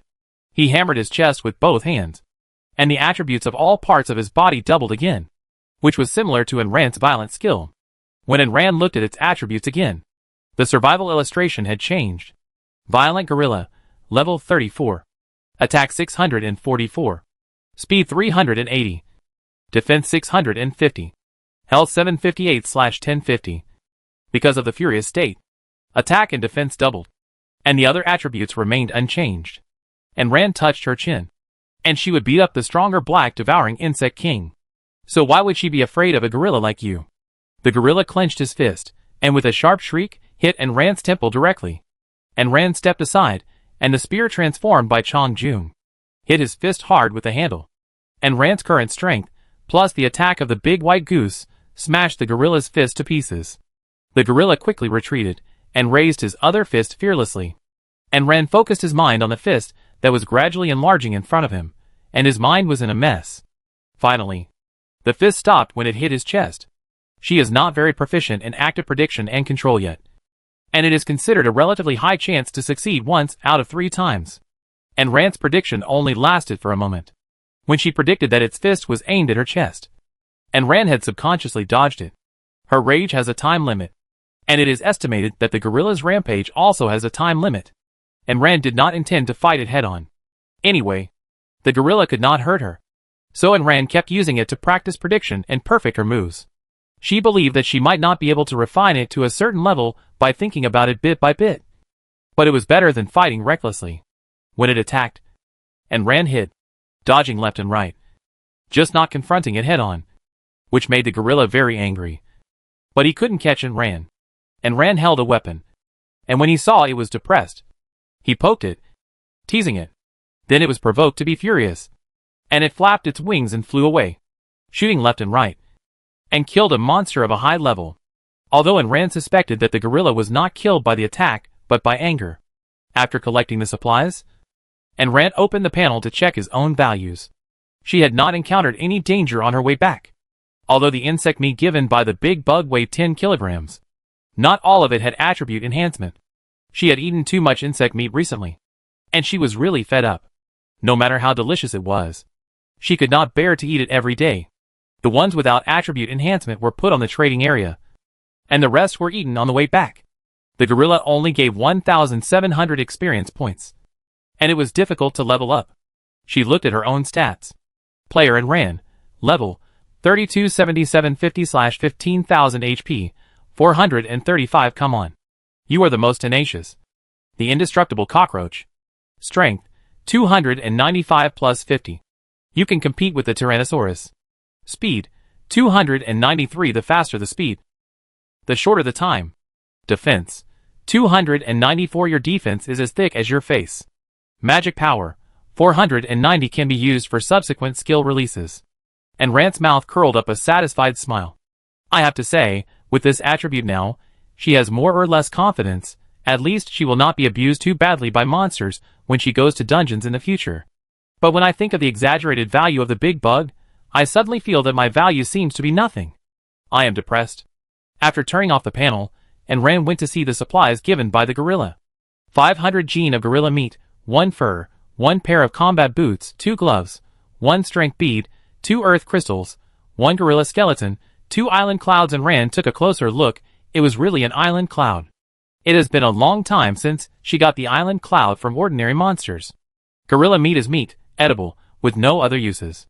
She had a lot of meat in total. She couldn't even remember if it was several tons. Since the meat in the trading area was still in short supply, Ran threw some of the meat she couldn't finish. Anyway, the trading area is now world-class. Anyone can search for it, so there is no need to worry about lack of buyers. Exchange herbs, ores, blueprints, scrolls and the like. Herbs, ores and the like, if the quantity is about the same. You can trade directly.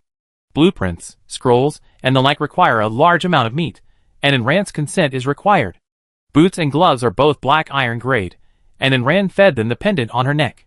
The pendant fluctuated slightly, and still drooped quietly. Because of the supplies, the island cloud dropped nearly 100 meters. Chapter 138. Idiots in the chat area. But this time, Ran didn't care, and he wouldn't be scared again for the slight drop in Yuandao. Drop it down, and then go up again.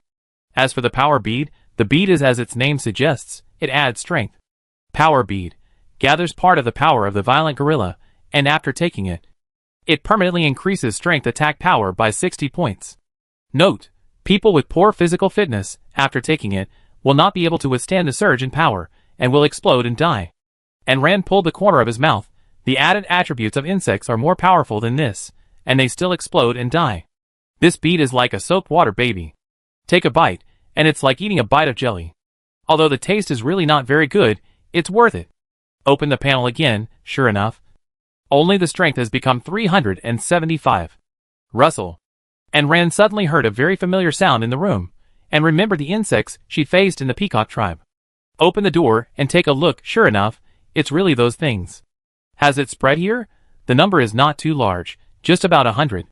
Countless balls of light emanated from Ran's palm, and crashed into the pile of insects.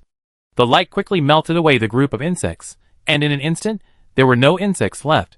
The light system is indeed the nemesis of abyss monsters. After destroying the insects, Ran did not get the insect meat with attributes. It is probably because she killed too many, and now it can't be exploded. Ran went back to the house, and continued to study her spear moves in a trance. It was not until the evening, when Ran was cooking, that she opened the chat panel to see what they were talking about. Chenlu, this time. The meat given by the group of insects actually increases the attributes. Wang Xiaosong, I only occasionally get food with attributes before. This is the first time I get so much. Lu Jinjin, this insect meat tastes very good, similar to chicken, and it is chewy and increases the attributes. Zhang Wei, who of you is wine? I am willing to exchange this insect meat for wine. Is this person still here? And he actually exchanged the insect meat with attributes for wine. What is he thinking? After saying this, he fell silent. I guess he went to exchange wine with others. Bai Liang, hey, have you seen Ran? She posted the worm meat a few days ago, but it has no attributes. And Ran wondered, why did it come to her? Lu Hao, I saw it, what happened? Bai Liang, then guess, what is the stat of the boss now? And the worm meat says it is the meat of the Worm King. How did she get it? Is it really that powerful? Lu Jinjin said vigilantly. So what do you want to say? Bai Liang smiled. This is my guess, just mine. Do you think this boss has some backdoor? Or is he an internal test player or something like that? And Ran said she was speechless. Where did this idiot come from? Backdoor. Internal test. What else can you make up? Bai Liang saw that others did not speak. So he continued. Look. She is still at such a high level. Her pets, weapons, and even equipment are so good. If she is not an internal player, what else is she? And Ran sneered. If she could get along with the system, bribe the system, she would have left the game early, instead of struggling to survive here. Seeing Bai Liang's speech, and Ran didn't rush to say anything. Just wanted to see what this guy could say. His words made people in the chat area feel like a fool. And they were speechless.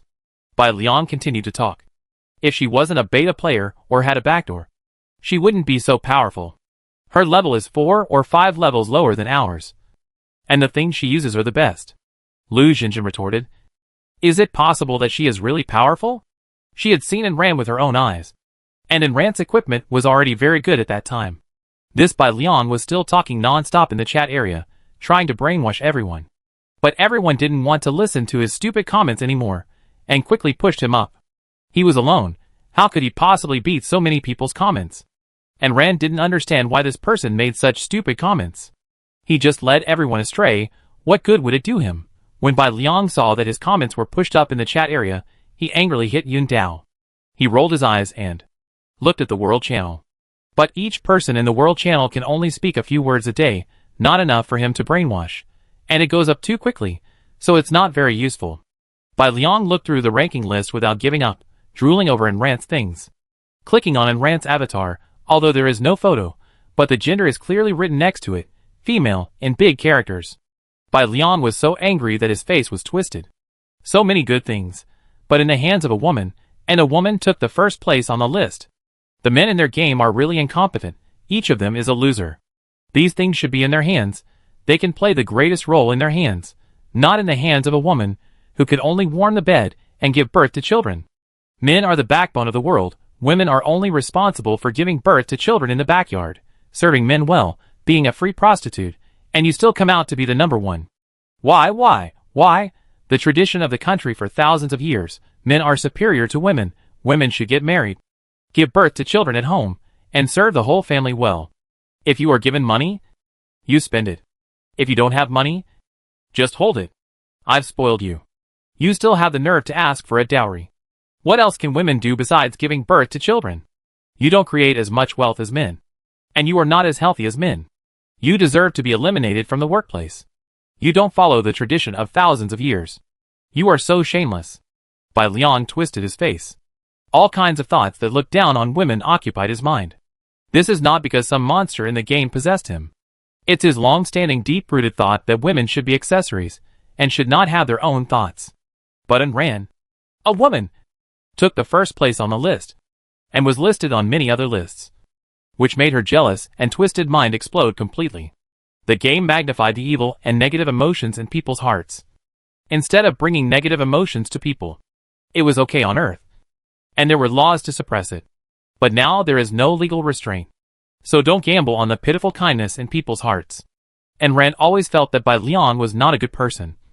So she paid more attention to him. Who knows what tricks he can do? Ding dong. The Sky Labyrinth is officially open. All players above level 25 will receive invitations. Please go to the labyrinth according to the map on the invitation. There is no time limit for arrival. The mechanical sound of the system fell, a stream of light exploded, turned into countless meteor showers, flying to the hands of players who are qualified to enter the labyrinth. And Ran naturally got one. And Ran took it in his hand and opened it. Chapter 139 Labyrinth Invitation by Liang's Calculations. The invitation was a gold-stamped cardboard, folded on both sides, with an invitation written on it after it was opened. Sincerely invite the player and Ran to explore the labyrinth, and a map is attached. Note: anyone who receives the invitation must not ignore the invitation. Please set off for the labyrinth within 1 day, otherwise you will be punished. Cloud Island will drop 2,000 meters. Put it in her backpack. She didn't expect the labyrinth to open so soon. And it was mandatory to attend, you could not go. Then you had to be prepared to leave. Originally she was planning to go and take a look. Although her big white goose didn't say it, she always felt that the chip would be related to the system. So go and collect the chips. All the things at home could be stuffed into the grid of the warehouse. But the cumulus trees and fruit trees could not be taken away. Although she was worried, there was no other way but to stay, unless one day she could drive her Cloud Island around. Use the Cloud Island as a boat. The invitation came too quickly, and the time given was too short. So there was no time to prepare anything else. And Ran took advantage of the day to cook a lot of rice, steamed buns, and pancakes. It doesn't take much time to stir fry, but it takes a little time to cook. She also prepared some intermediate blue potions. The ginseng fruit for internal medicine has not been bought yet, so she will prepare some potions for the time being. Weapons, armor, equipment, clean water, and all her war pets. So she is completely prepared. And Ram was ready in the afternoon. And when she was about to leave, she received a private message from Bai Liang. It's just that Bai Liang's private chat was not within Ran, but with the fake identity by Lily. The name cannot be changed, and Ran had to wear a mask to reply to a message, so she changed it to Bai Lily. Sure enough, after putting on the mask, the name also became Bai Lily. But the strange thing is that the two pseudonyms Bai Lily and EE have never been on the rest of the rankings in the system. Logically, shouldn't the equipment, level and so on be shown? But it has never been shown. If she really showed up, the identical equipment and weapons on her body would probably have exposed her true identity long ago. Although I don't know what the system means. It makes things easier for Ran. Bai Liang, beauty. You've killed so many people. You must enjoy killing people. Right?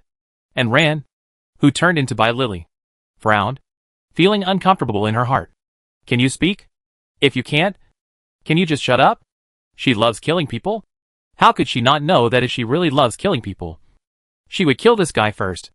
And Ran Bai Lily, what do you mean? What do you mean I enjoy killing people? Is there anything wrong with me killing the scum who wants to kill me? Bai Liang saw that Bai Lily's tone was not good, and immediately changed his words. Beauty. I don't mean that. I just have a business deal that I want to discuss with you. Do you think you are interested? And Ran Bai Lily, not interested. Bai Liang spitted secretly, but his tone was still friendly and profitable. Beauty, don't, I was wrong just now, you are so generous, please forgive me once. And Ran Bai Lily, what's the matter with you? This aroused Ran's interest. Beauty, although there is no information about you on the ranking list, but you can kill so many people, I guess your fighting ability must be not low. And Ran did not reply, to see what nonsense he could say. Beauty, are you interested in the first place on the list? And Ran was stunned. Why did he suddenly bring it up about himself? Let's see what kind of shit he can spit out of his dog's mouth. I really want to be the number one on the list. Beauty, we can cooperate. I guess you have received the invitation letter as well. Yeah. We can do this. When we gather in the maze, we can work together to kill Ran, who is the number one on the list. She must have a lot of good stuff, and we can share it. And Ran's face turned green with anger after hearing this. She never thought that she would be targeted by Bai Liang. However, she was not too surprised. She knew that this day would come long after the dog system put her on the list. Being so ostentatious, it was only a matter of time before someone would target her. However, she did not expect that Bai Liang would actually go after his incarnation. Bai Lily. This was a little funny. He asked his incarnation to kill him. What? Was she going to kill him? As for Bai Liang's suggestion of dividing the supplies, do you think she believed it? I am a little afraid to go. The first place is too high. What are you afraid of? There are two of us. What's more, she is a woman. I don't believe she got there by her own strength. Just think about it. A woman. At most. It's just luck, or some irregular means. Right? Or there's something with the system. Ha ha ha, just kidding, I forgot you're a woman too. And Ram was furious. This idiot's tone of contempt for women was overflowing. If she could bribe the system, let the system kill this idiot directly. It's better to tear that mouth off first. Isn't this just like some people in reality? Women make more money than him, and have a higher position than him. They think it was obtained through improper means.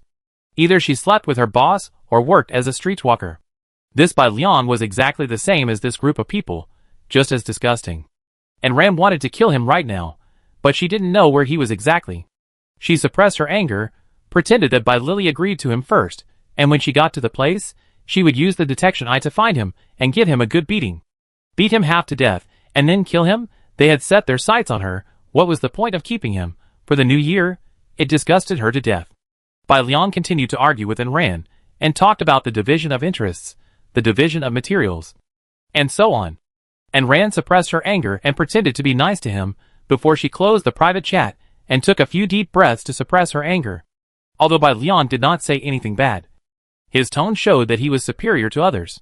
The meaning of his tone was very clear. He was a man, and those who were capable should do more work. Therefore, the things could be divided equally. But he had to choose first. Only after he chose, it was Enran's turn. Enran's fingers were creaking. What was this thing called? A common man. Right? She couldn't kill herself. And she agreed only to confirm Liang's location when the time came. So that she could kill him. Liang felt that he had successfully fooled Lily. And he was in a good mood. He clicked on the other people on the killing list and conspired to kill. His target was not only Enran, but also the others on the level list and equipment list.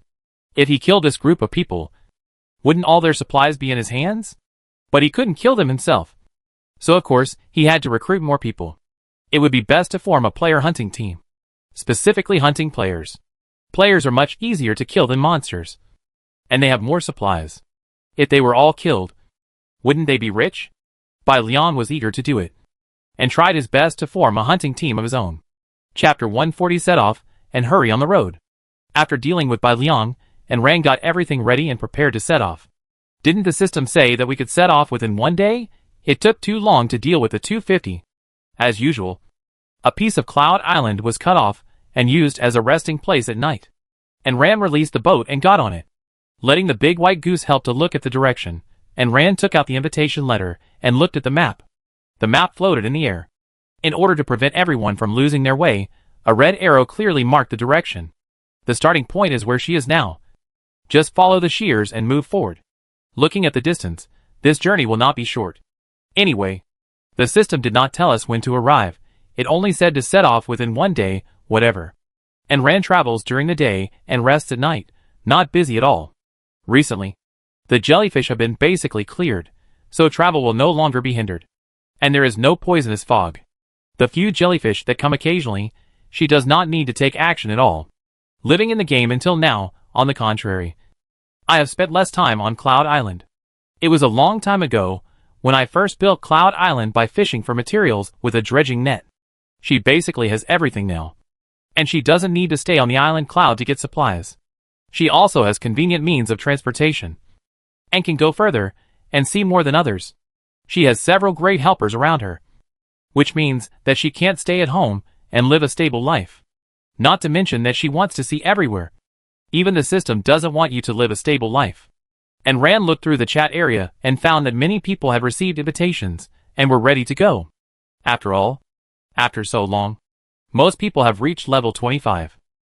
Occasionally there are players of lower levels, but they are not too different. The chat area is discussing this matter. Even the World Channel. But Enran is suspicious. The World newspaper seems to say that there is only one maze. There are so many players above level 25 in the world. Can such a maze accommodate them?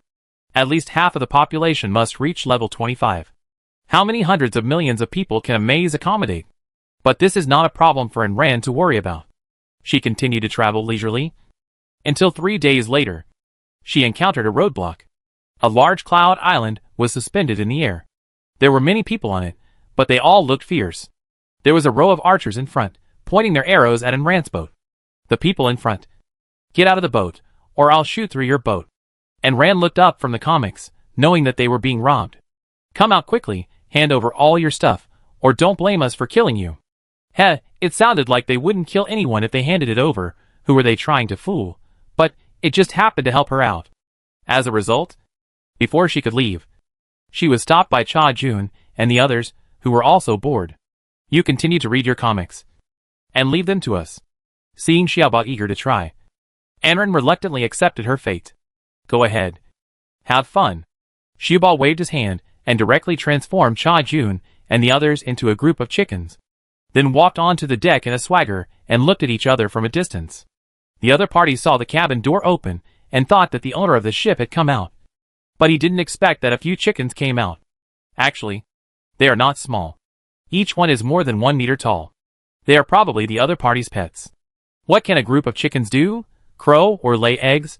As the two sides kept approaching, Xianyu and Shuqi began to accumulate strength. The big white goose did not participate. If it really participated, it would not be enough for it to play. Let the little guys play. When the other party saw that the owner did not come out, felt despised, cursing and calling on the archers to shoot. As a result, the feather arrows did not come, but a group of light arrows came towards them. Each one was as long as a finger, and was shot at the speed of light. The light arrows were connected in a continuous stream, like a dense meteor shower, flashing in the air, and approaching. Because Qianyu had reached the growth stage, his attack was not low, especially the light magic, which was very fast, making it hard to defend against. Before the opponent could react, the front row of archers had already fallen flat. At this time, the split bodies attached to the light arrows also began to show their power, and they drilled into the pores of human skin. They did not rush to sprout and grow, but spread and entangled in the body, relying on the enemy's flesh and blood, and occupied the human body. Then it crawled out from the body. At this time, the human's vitality had been sucked out, and it had completely become a skeleton. And Ran had actually been watching the excitement with the door open. Seeing such a scene, she couldn't help but touch her arm, which was covered with a layer of fine goosebumps. Xiaoqi's skills were getting more and more abnormal. Her family's Lao Lu was still sleeping, and she didn't know what he would look like after waking up. Anyway, after the battle with the big bug, except Chong Jun and Shia Ba, the others had changed a lot. But Shia Ba is a pure auxiliary type, and its ability is quite useful. It can change her appearance when she doesn't want to wear a mask, although it may be a little blurry. As for Chong Jun, it seems that it can't be upgraded anymore, but she needs to upgrade the level to unlock it. And Ran was distracted, and the battle was over. Xiaoqi and Qianyu didn't even leave the boat, and they solved the roadblocks. The supplies went directly into Enran's pocket. As for the flowers that Xiaoqi bloomed, she needed to sail over to collect them, because this is not a material that explodes after killing someone. It cannot be picked up with one click. And Ran is somewhat uncomfortable with human life force honey, so she gave it all to Xiaoqi to absorb. She has a hunch that the journey to the maze will not be too peaceful. After all, there is a map attached to the invitation letter, although it is not known whether the route is the same. But the destination is to go to the maze, and those who want to kill and rob can ambush outside the maze. Anyway, no matter which road, the route will be unified in the end, and they can ambush there. As for this group of people, they were either on the same route as her, or just happened to meet her. The next day, Ran did not encounter any robbers, but she encountered monsters for the first time in a long time during her trip. A group of falcons. They were killed by the bored Chong Jun and his friends without Ran's help. Fortunately, the experience of monsters and people killed by pets will also be accumulated to the owner. So Ran did not care. In addition to continuing to practice light magic on a daily basis, Ran was bored to death. She did not need to care about robbers and monsters. And there was a time when she had read enough comics. After walking for half a month, I encountered 5 groups of robbers, and 6 groups of low-level monsters. Except for one time when there were too many insects. Ran helped to use light magic, and the rest were all eliminated by Chong Jun and his friends. It was good that she didn't need to do anything. However, the level of the monsters that attacked was really low, and they were not strong enough to fight. I don't know if it's because she has fought too many high-level monsters. Ran looks down on monsters of the same level as her. Even if they fought, they were not strong enough to fight. And they were all solved without her having to do anything. Chapter 141 arrived at the maze and joined the hunting team. I didn't know that the robbers were killed the first time, but the pet's killings were also counted on her head, which increased her number of kills by more than 10. When they met again later, and Ran wore a mask, and randomly assigned a name to it, and the people killed were counted on them. As for the mask, as long as the use time does not exceed 12 hours, it is okay to change the name during the period. When the time reaches 12 hours, it will start to cool down. The day before approaching the maze, she did not use the mask again. She needed to set aside time to use the mask. Although Shia Ba also had this function, the face it transformed was blurry, and the name on the head was not clear, which made it easy to be exposed. It can be used in emergencies, but it cannot face others directly, which makes it easy to be discovered. And killing people will also be counted on in Ran. The huge figure of the sky maze can be seen in the distance. This maze is a land floating in the sky, and there is no cloud island at the bottom. From the front, the whole picture of this continent is basically invisible. It is majestic and magnificent, standing in the air, making the humans look even smaller. And Ran leaned over the side of the boat and looked down.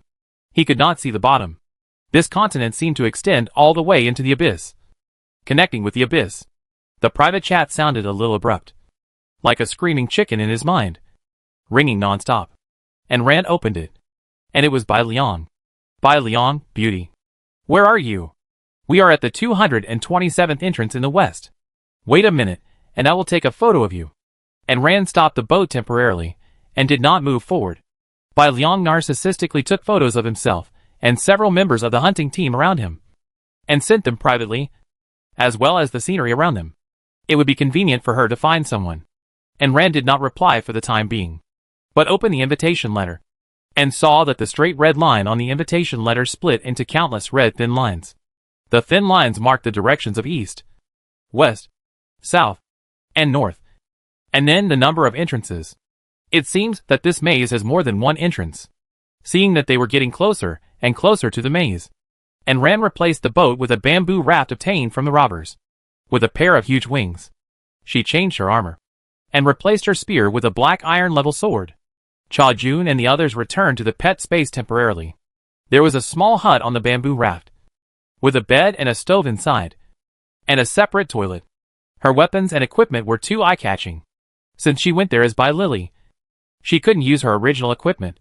If she used the original equipment, it might have the ability of the Eye of Detection, which would expose everything. And she was afraid that the system would do the same trick as last time, and put her name on the top of her head after she got to the island. And Ran planned to wear a mask before going to the island. This continent is too big. Although Ran thought the distance was not far, it was still not close when flying. In addition, the bamboo raft was slow, and it flew for nearly a day. And Ran replaced the things in the cabin with his own, and headed for the place Bai Liang said with a clear goal. First, he went to meet Bai Liang, and then to see the people he had gathered. They were all going to kill him, so of course he had to find out clearly. It was almost dusk when Ran's bamboo raft arrived. Standing on the edge of the huge continent, watching the various flying tools flying towards the sunset, it was like being in a dream story. This scene made Ran feel as if she was in an anime. After watching for a while, Ran walked inside impatiently at Bai Liang's urging. The entrance was very large. It was a forest with many trees. The entrance to the maze was in the forest. It was a colorful whirlpool of light. But the entrance was not open yet. There was a barrier blocking the players from entering. The forest was full of tents, wooden houses, bamboo houses and other things, all gathered together. There is a certain distance in between. Maybe it is people who know each other gathering together, or a group of people scattered around, not gathering together nor gathering together. Most likely they are lone rangers. And Ran was wearing a mask. The system really worked again. Now there is the blood-red name of Bai Lily above her head. This time her transformed face is very ordinary, the kind that you can't find in a crowd, not attracting any attention at all. If she hadn't had this name, it is estimated that no one would have looked at her more. She was still looking for the place where Bai Liang and his friends lived, and heard footsteps coming. Bai Liang was a man about 165 centimeters tall, a bit fat, with a big belly, and a very ordinary appearance, and he would be out of breath after running a few steps. The Eye of Exploration clearly transmitted his information to Ran. He had just passed level 25, so why did he look down on women in her? And Ran, looking around, the lowest level of the players walking outside was over level 26, and his level was the lowest among the people present. Thinking of his disdainful face towards women, and Ran wanted to beat him up. This kind of person is a coward. But he can only satisfy his vanity and pitiful self-esteem by belittling others. And Ran did not kill him directly, but followed Bai Liang into their base camp with a cold face. There were hundreds of tents gathered together, except for Bai Liang. The rest of the people gathered here had a blood-red name on their heads. Did Bai Liang gather all the top 100 killers on the killing list? Bai Liang showed off with a smile as he walked. After the maze was opened, I started to gather people to form my hunting team. But I didn't expect so many people to share the same ideals as me. I just persuaded them a little bit. And they came. And Ran snorted in his heart. I guess this group of people are originally engaged in hunting players. And you persuaded them to come? Your role is probably just a liaison. To determine the gathering place. Bai Liang was still chattering. And Ran had already secretly observed this group of people. This group of people is not the group of ball people. Those people have a leader, and a lot of subordinates. And this group of people, each with a murderous look on his face, with the names on his head covered in blood red, probably killed a lot of people. Seeing Bai Liang bring another person in, the eyes they looked at him were full of inquiry and greed. Although Bai Lily has fallen off the killing list, there is no guarantee that she still has any valuables. After all, she is the first player to kill more than 30 people, and thus be on the list.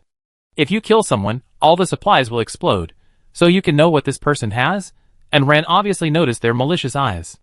This group of lunatics, even the internal members of the hunting team, are not going to be spared. And because they have killed too many people, the level of this group of people is around level 29. And Ran is not afraid of this group of people, but she is more afraid that after she kills people, the people outside will kill her again. There are thousands of people in the entire camp. She can't win in a round-robin battle or a human wave tactic, after all. People are not insects, they can dodge. Think and cooperate. Everyone who can survive to this day, who has not killed people, good and evil have long been confused, as long as they see something that is beneficial to them, and Ran doesn't believe that the players outside will not take action. Chapter 142 Bai Liang is offline. And Ran also adjusted her own stats, level 27, not much higher. Even if someone has the eye of detection, the stats they see are just those of ordinary people, not much better. Sure enough, after seeing her fake face and stats clearly, the greedy look in their eyes was much less. The hunting team hunts players, originally for high rewards, and Bai Lily is now also a member of the hunting team. Before starting to hunt other people, they start fighting among themselves, which is not worth a loss. At least we have to wait until everyone's backpack is full before we start killing. The people in the hunting team basically have no so-called concept of good and evil, and everything comes first. Except for their immediate family members, the rest of the people are prey and supplies in their eyes. The game magnifies the evil in their hearts, and makes killing a common thing. Even Ran's hands are stained with blood, not to mention others. In the brightly lit camp, a group of people gathered together to eat and drink. A beautiful woman with heavy makeup, a hot body, wearing a close-fitting soft armor, outlining the perfect curves. Long legs and thin waist, beautiful and intense. After Bai Liang saw her, his eyes never left her, and he almost drooled. The woman raised her eyebrows. Bai Liang, this is the Bai Lily you mentioned, the last one. Bai Liang immediately left the ordinary-looking Bai Lily behind, and moved closer. Yes, Sister Yin Yin, she is, but I didn't expect her to be so ordinary. I thought she was a great beauty like you. Sister Yin Yin. Qin Yin Yin smiled charmingly, and poked his chin with a knife with a sheath.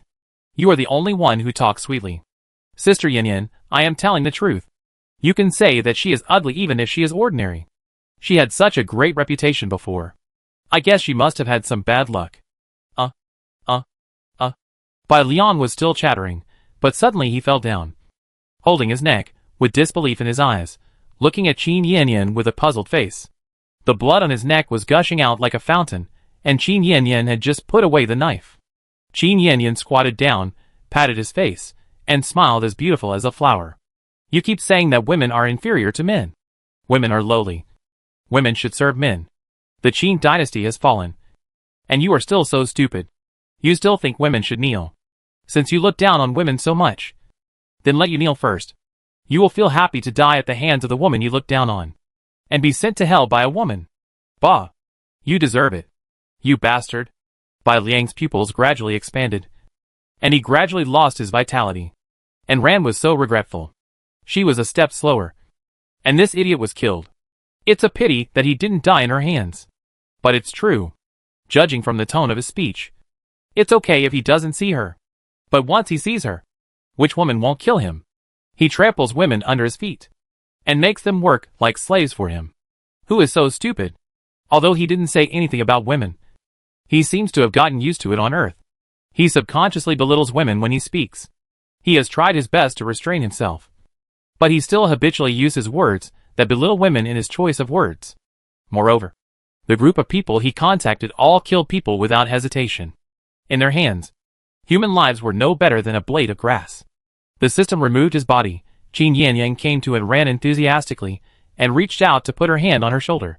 And Ran saw with her own eyes that she was smiling like a flower 1 second, and she could kill people with a knife the next second, so she really didn't dare to let her get close.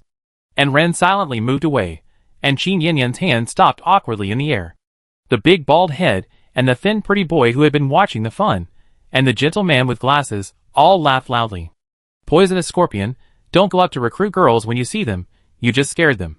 Qin Yanyan was not angry when she was called poisonous scorpion, but retorted. Bald bastard, little white face, if I don't recruit girls, the scum in your team will eat these girls up. The little white face raised his eyelids and glanced at her. Those girls are also willing, we didn't force them. Qin Yanyan looked at him with cold eyes. The big bald head now spoke again. Don't worry too much, even if we are not picky, we are not interested in this little girl. Look at her flat body. You can't even tell the front from the back. Bai Lian was right. She's just plain ugly. We don't collect garbage.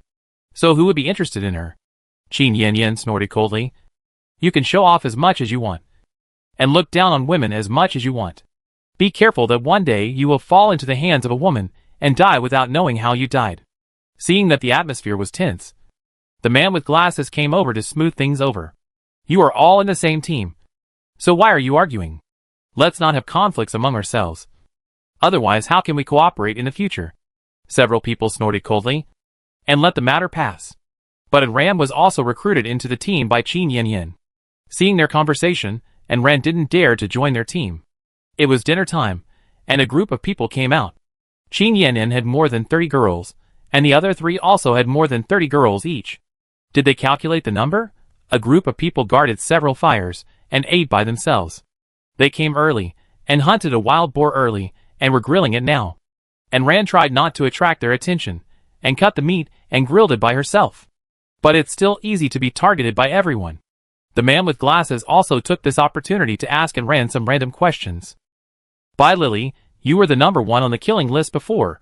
Why did you agree to Bai Liang's proposal, and agree to join his team? And Ran looked at him indifferently. He spoke too harshly. I want to kill him. Qin Yanyan almost spit out a mouthful of meat. Ha ha ha, the same reason as mine. Otherwise, why do you think they are so obedient? As for the others, they were here to hunt players anyway, whether Bai Liang was the matchmaker or not, they would come. Originally, we didn't come here because of Bai Liang. Fortunately, Bai Liang was so complacent that many people listened to him. And Ran looked at the people who seemed to be enjoying themselves, but were secretly on guard against each other, and curled her lips. Do you really want to kill Ran? Qin Yanyan glanced at her. Nonsense. Her supplies, experience, equipment, and weapons are all top-notch. Of course we want these good things. Don't say you don't want them. And Ran stammered. But they worked hard to get them. The bald man laughed after hearing this. We worked hard to kill her. And it was also hard to get it. The pretty boy said sinisterly. Why don't you want it? We won't just kill her. We'll kill anyone who's a little famous on the list. Chapter 143 Kill the Bald Man. The man with glasses pushed his glasses. Why, are you afraid or don't want to kill her? You have killed so many people, and you are still pretending. And Ran was determined to pretend to be weak to the end. If I say that the people I killed before were lucky, do you believe it? The big bald man. Whether it is lucky or not, you have joined the hunting group anyway, you have no choice. You can quit if you want, just wait to be hunted by us. And Ran shut up obediently. Qin Yanyan patted her. You were seen by many people when you entered our camp.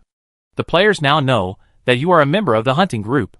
If you leave the hunting group, you will not only be hunted by us, but also targeted by the players. If you don't want to die, you better stay here.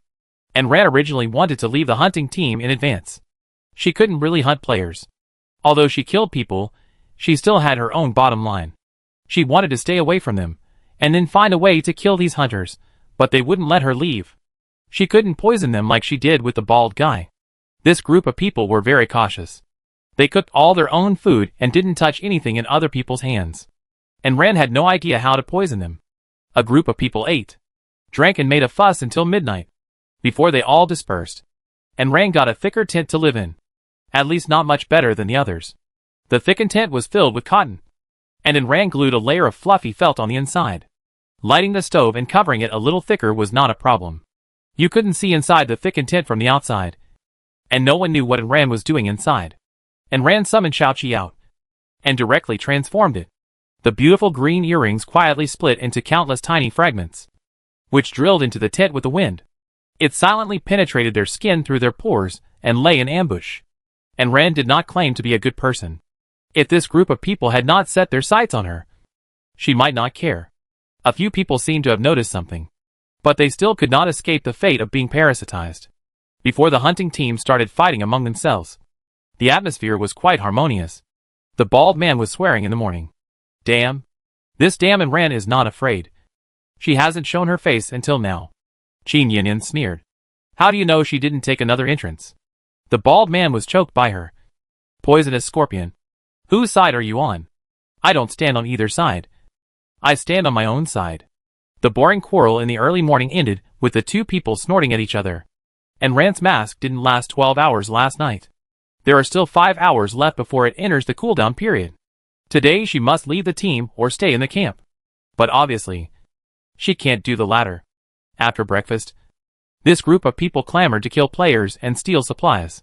And Ran frowned. It seems that she can only find a way to get out. If she really had to kill 100 people at once, she would still feel a little uncomfortable. But they haven't taken action yet. But the system has made a decision for Ran. Entrance 22 of West District, the number of people has reached 5,000. The entrance to the maze is about to open. Please enter the maze within half an hour after opening, otherwise you will be downgraded by 5 levels as a punishment. And Ran pulled the corner of his mouth. Although the system is not a good system, it is sometimes very considerate. On the surface of the vortex that keeps spinning, an invisible film slowly opens, revealing the colorful vortex inside. Circles of space fluctuation slowly spread outward, not hurried or slow, looking very leisurely. The hunting team, who had originally planned to hunt, and the players who were already on guard, had different reactions. The hunting team members spit out regretfully, while the players breathed a sigh of relief. Losing 5 levels was not worth it. So the hunting team members gave up the idea of killing the players. Moreover, the players were already prepared, and if they took action at this time, they would be attacked together.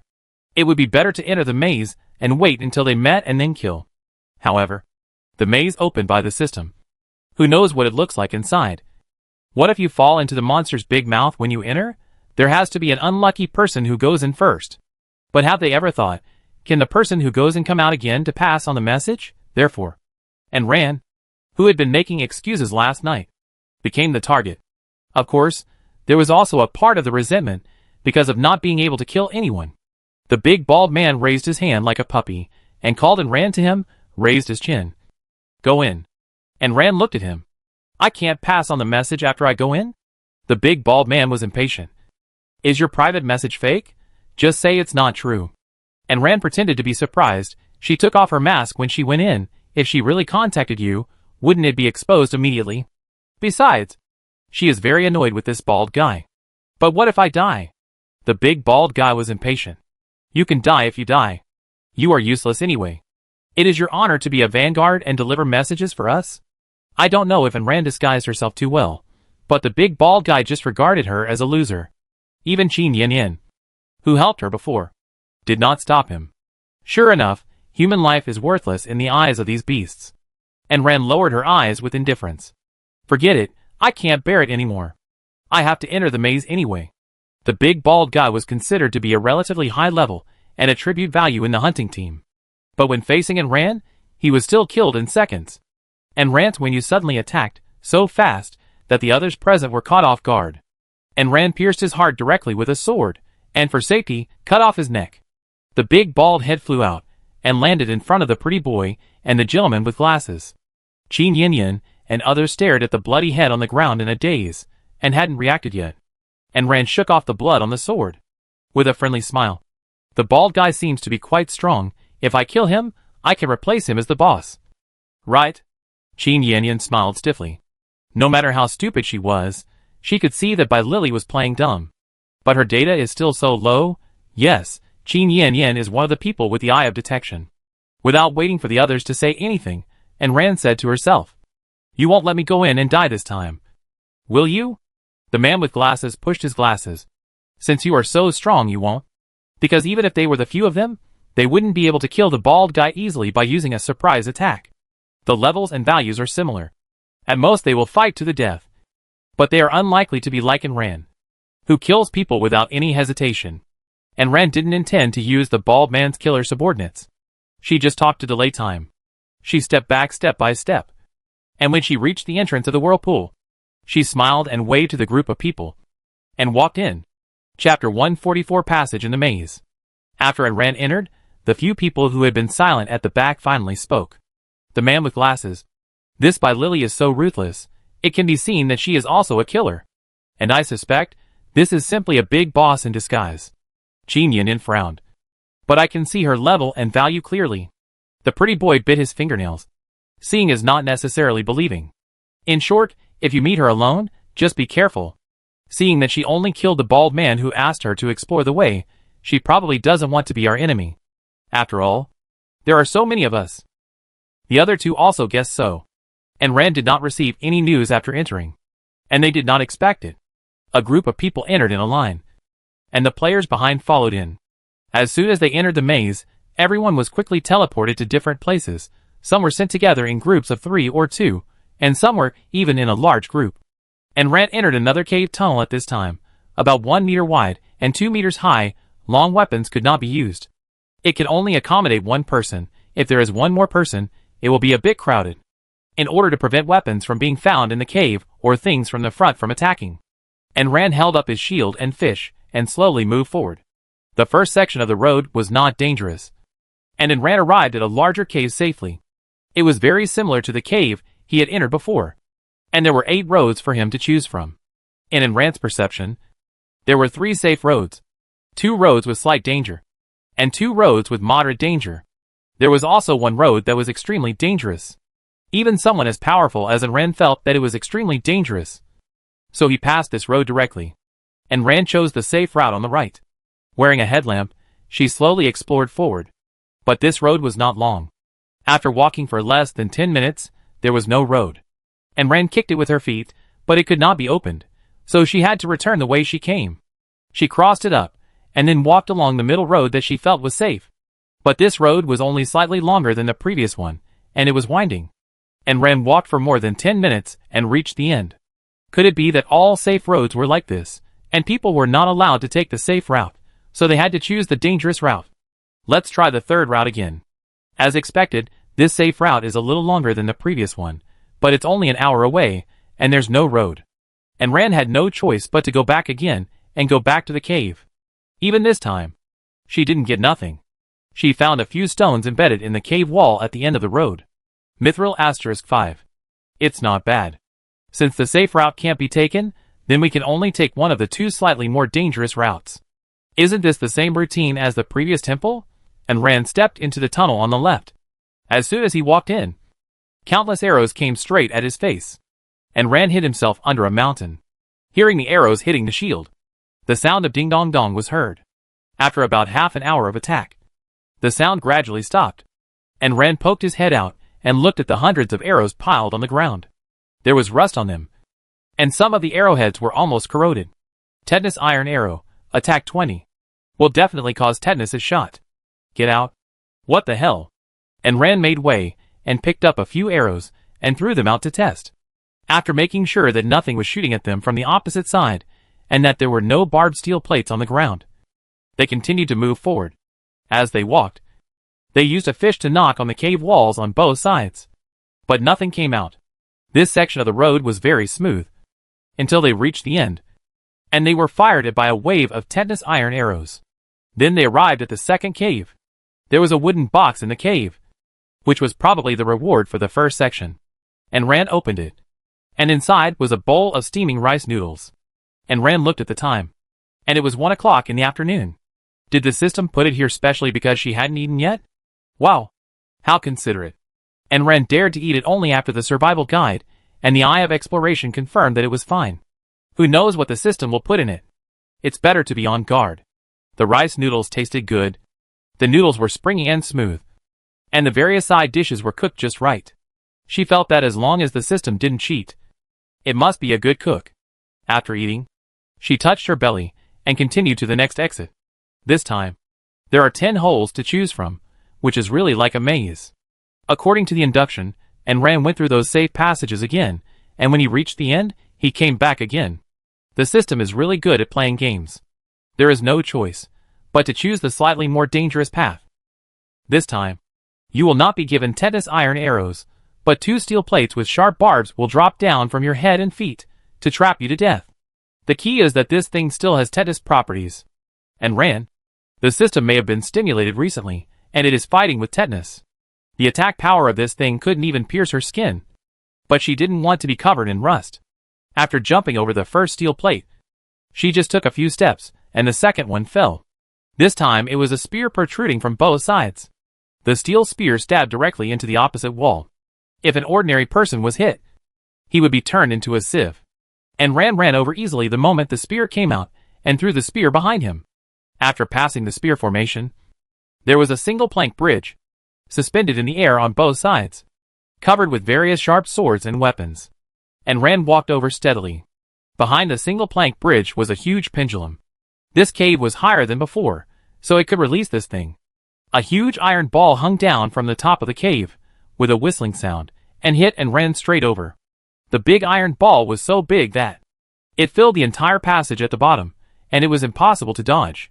If it wasn't possible down there, then let's go up there. And Ran kicked the cave wall with his feet, and jumped onto the pole of the pendulum in a few steps, and when you easily cut off the iron ball, the big iron ball banged on the ground, causing a loud noise in the cave. And Ran stomped the big iron ball under her feet, and put it in her backpack. It's so big, you can use it to hit people. After passing this big pendulum, there was a barrage of arrows attacking her, and then a bunch of random attacks, all of which were minor. It was just a waste of time. When Anne ran past this cave, it was already night. It just so happened that she would not move forward, and would take a good rest first. According to the time she spent on passing the cave, it would take most of the day to pass once, which was not dangerous, but troublesome. It took more than 12 o'clock to pass it. Unlike the leisurely Anne ran here, the others did not have the convenient cheating ability like her, and when choosing the passage in the first cave, many died. But there were still most of the players with high luck, who chose the right way, and passed the passage safely. Chapter 145 Foreigners Looking for Trouble.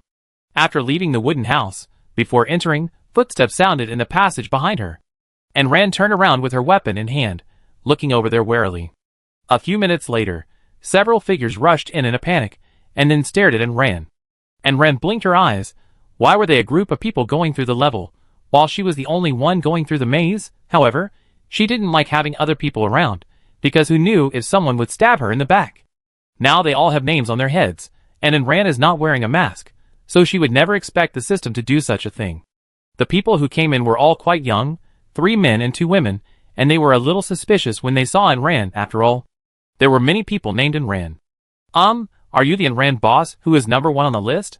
A yellow-haired guy asked, with his eyes shining. And Ran did not intend to join them, anyway. Her face had never been exposed, so she did not admit it directly. For those killed by Ran, clicking on the dead person's head portrait would only show the cause of death, but not the face of the murderer, and there was no video. I am just an ordinary person with the same name. After all, without the eye of detection, her data and level cannot be seen. The armor on her body will not be displayed. And Ran is not using a weapon on the leaderboard, since the person has denied it. No matter whether this person is true or not, it means that this person does not want to reveal his identity. They can't pester him. Although they kept watching him when they walked to the side, they didn't do anything in the end. I thought that was it for today. But half an hour later, someone else ran out of the passage. They were all passages that were not too dangerous, and people who came out were generally not injured. Now, a lot of people were crowded in the cave, which was originally quite large. There were more than 10 people gathered in the cave. It would be fine if they just laid down on the spot. But once they put tents and wooden houses, there would be not enough space. The last group of 7 or 8 foreigners who came were obviously a group. I don't know how they got together, but they could have been together by random distribution. When they came, and Ran and her friends had already occupied half of the cave, a wooden house, and 4 tents. Now these people have no place to put their tents. They dare not move those people, so they can only go to Ran to make trouble. And Ran's hut occupies a large area. She killed those robbers on the way, and integrated the messy wooden houses, and the area expanded to 20 square meters, and there are bedrooms and living rooms. The place she occupies is indeed a bit large. But if these people talk nicely, and Ram will move to another tent, but these people, relying on their large numbers, and they are all men, look down on people who are alone. He kicked the door directly, and it was obvious that he had other thoughts. Listen, everyone inside. Come out quickly. Your wooden house has been confiscated by us. Give it up if you know what's best for you. The man who kicked the door looked very burly, wearing a furry coat, with a big beard, like a big bear. The people living in the tent poked their heads out of the tent to watch the fun, although the bearded man and his friends spoke in a foreign language. The system translated it considerately, so they could understand. Several people gathered together and whispered. Inside the wooden house, and Ran had just lit the stove when the door outside was kicked. And Ran frowned, and impatiently stood up to open the door. There are these annoying things everywhere. And Ran opened the door. She was not tall to begin with. Compared to this big man, who was almost 2 meters tall, she was only about the man's shoulder, and had to look up at him. Originally, this man was frightened by the name on Ran's head, but when he saw in Ran's face that looked like a miner, he was no longer afraid. When foreigners look at Orientals, they can't tell them apart, and they can't tell their ages. This is the same for Orientals looking at Westerners. Seeing that the person who opened the door was a little girl, they became even more unscrupulous. This person had a lot of hair on his body. Not only was there a circle of beard on his face, but even his outstretched hands were covered with hair. With a grim smile on his face, he tried to grab Ran, and went straight for the clothes on his chest. And Ran raised his eyebrows, raised his foot, and kicked the person directly against the wall of the cave, making a heavy and muffled sound. The bearded man lay on the ground, holding his stomach and groaning. His teammates were stunned for a while, and then rushed over with weapons raised. Most of these people were at level 28-30, but their stats were too far behind Ran. And Ran didn't even use weapons. She just used her fists and feet, and beat the foreigners to the ground. She hit them hard, and also wanted to teach them a lesson. A group of people lay on the ground wailing, and looked at Ran with fear in their eyes. Who would have thought that such a young girl would be so powerful? After Ran dealt with these people, she turned back to the cabin. Several foreigners gathered together with difficulty, and dared not make trouble. It was better to squeeze in than to be killed. But they did not dare to get close to Ran, and aimed at the 3 men and 2 women. And Ran did not want to intervene. But she thought that these people were from the same country as her, and she could not bear to see them being bullied by foreigners. Moreover, these guys saw 2 beautiful women inside, and had other ideas. And Ran called Lao Lu, who had just woken up, to teach them a lesson. Lao Lu stretched out Ran's shadow, and whipped the bullies with a half-real and half-illusory shadow whip. They were beaten half to death, and now they were beaten by Lao Lu again, which made them even more injured. They were lucky to be able to get up. The 3 men who were beaten black and blue, and the woman whose clothes were torn, thanked them, and moved their tents next to Ran's house. This was a public place, and Ran didn't say anything. After Lao Lu taught them a lesson, he left a pile of dead foreigners there, and dutifully guarded the door of the wooden house as a gatekeeper. Before Lao Lu merged with the big bug, he still had his own body. But after the fusion, he was already half real and half illusory. Is he about to merge with his shadow? Before, Lao Lu was actually parasitic in the shadow, and had his own body. After the fusion, can they still be separated? Before the fusion, she couldn't control the shadow, and could only rely on Lao Lu's body to output. What about after the fusion? And Ran tried to transform it into a device. And Lao Lu can still transform into a long whip, which means that Lao Lu should still have his own body. And Ran couldn't figure it out for the time being. So she opened Lao Lu's panel. Growing shadow ghost, mutated dark monster named Lao Lu. What a weird name owner. And Ran level 30 attack, 300 defense, 310 speed, 295 skills, parasitism, entanglement, devouring, illusion, shadow, stealth, etc. Can devour things with the same attributes as itself to enhance itself. Swallowed a bug, and it directly raised its level by 5. Monsters, fantasy beasts, are easier to evolve than humans. Look at yourself again. You have come all the way. Killed so many robbers. Eaten so much bug meat. But your attribute values are still not good. But think about the values of other people. 30 plus levels only have more than 200 points. And Ran is more or less balanced. She can be considered as not as good as the best, but better than the worst. Chapter 146, The Calculations of a Small Group. Player and Ran. Level 34 3010/20,000 HP, 445. Come on, the indestructible cockroach, you are the most tenacious. Strength 376 plus 50, you can compete with the Tyrannosaurus. Speed 294. Running towards the sun, you are the Quafu. Defense 295. You are as thick-skinned as a city wall. Turning a corner magic 500 can be used for subsequent skill releases. Talented skills S plus level Foresight. Secondary evolution can actively predict 3 seconds, a bit short. Magic resistance can be immune to 3% of magic damage. That is, there are still 97% of hits to be taken. Luck 9. Upper limit 10, really lucky guy, can be increased later. Profession Soul Master. Professional skills transform pets into tools, use light magic. Current pets Chongjun, Qianyu, Shia Ba, Shichi, Laolu. Level increased by 1 level, gained 4 free attribute points. And the system short comment has changed its words. And Ran originally planned to continue to ignore it. After all, the system has no good words. But seeing the speed, she couldn't help but frown. Is this the Chinese culture that the system has just learned from the earth? And Quafu chases the sun. This means that she... And Ran was so angry that she cursed in Chinese. But the short comment was not changed, and it was still hanging there. And Ran gave it 2 international friendly gestures to the sky. She went to distribute free points angrily. She had seen the shamelessness of the system before. It was even thicker than hers. And it had the nerve to imply her. Her speed and defense couldn't keep up with her attack. She only had strong attack power. But the speed and defense didn't work together. It wasn't very good. So she divided the 4 free attribute points into 2, giving them to speed and defense. Speed 296. Defense 297. Not counting the little monsters in her house. Her stats were already quite good. When Ran checked her panel, the 3 men and 2 women next to her also gathered. A young man with fading yellow hair glanced at the wooden house and lowered his voice. Isn't it true? That person, although she doesn't admit it, is so powerful. After saying that, he nodded at the foreign big man still lying on the ground in the corner. The short-haired girl nodded affirmatively. It must be. The long-haired girl also nodded.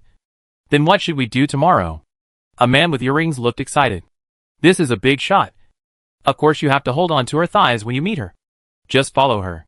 The short-haired girl hesitated a little. But she doesn't want to admit it. Maybe she just doesn't want us to get involved. It's not good for us to follow her so hard. Finally, the little fat man patted her and lowered his voice. Why not? Some big shots like others to follow them, and like to be surrounded by people. Besides, we are not following for nothing. We can help pack supplies, set up the camp, and take care of the boss's food and daily life. The short-haired girl still hesitated. They wanted to follow him unilaterally. Why didn't they ask the boss if he was happy to have someone following her? Besides, after entering the cave is so wide, you are behind him, and the people in front of you have blocked all the dangers. Isn't this just using others to block dangers? Besides, the good things found in the cave, are they yours or the boss's? What if they don't give it to you? Can you still steal things from them? You're still taking care of the boss. Are you sure it's not the boss who's taking care of you? I protected you. So I have to share your good things with you. Right? The short-haired girl wanted to say all this, but when she saw the other 4 people excitedly discussing how much benefit they could get by following the boss, she didn't want to say it anymore. She looked at the foreigners in the corner again. The boss just saved them, and they were discussing how to get benefits from him. Since you are the boss, do you think you will be taken advantage of so easily? The short-haired girl and these people were classmates before, and they were assigned to the same community, and they quickly got in touch. During the job transfer battle, they cooperated to fight monsters. At that time, these people also liked to take advantage of him.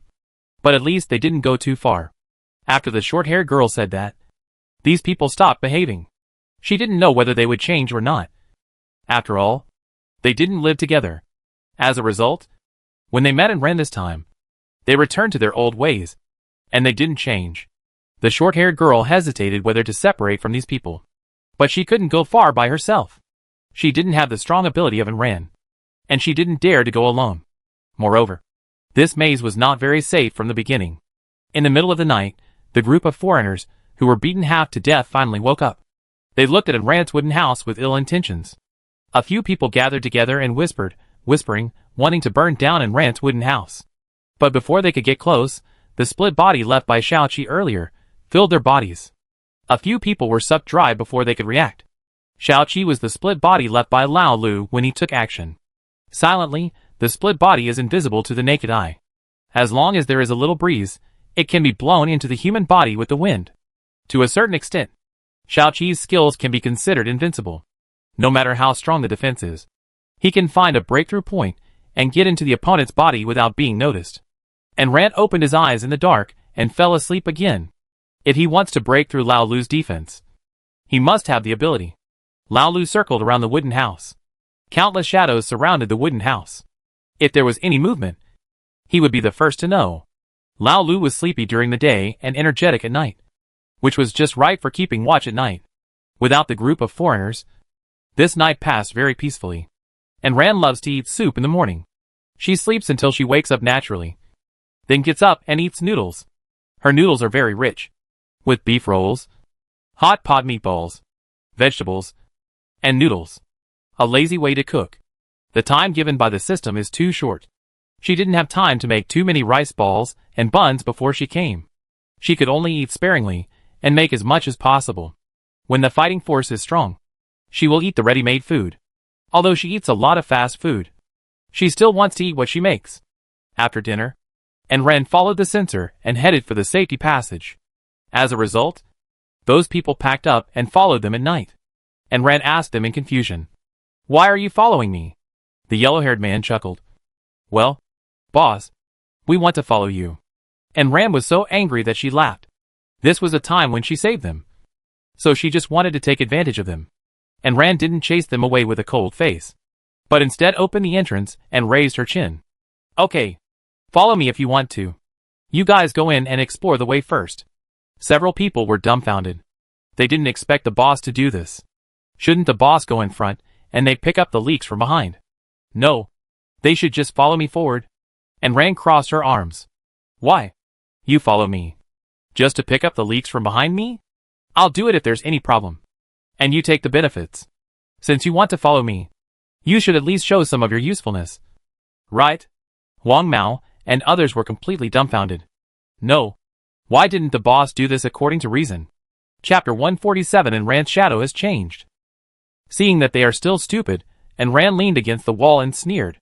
"Your abacus beads have all crashed into my face. Follow me into the cave. How big can the cave be? I will block the danger in front and clear all obstacles for you. You move forward with big strides. You won easily without doing anything. You can go directly to the next cave. I am the boss, I am not an idiot." After Ran finished speaking, he turned around and went into the cave. Wang Mao and the others gritted their teeth and actually went in. Anyway, they didn't say that only one person can walk in a tunnel. Otherwise, how could they get together? Ran took a look and didn't care. Anyway, there was probably nothing on this road. It was a dead end. The roads were longer and longer, and it would take 2 or 3 hours to go back and forth. There was no danger, but there was no gain. He walked to the end and turned back, and got nothing, wasting time in vain. When Ran took the first safe road, the people behind him were still happy that they had done the right thing. But when he took the second and third safe passages, Ran turned around again, and still got nothing, and didn't get out.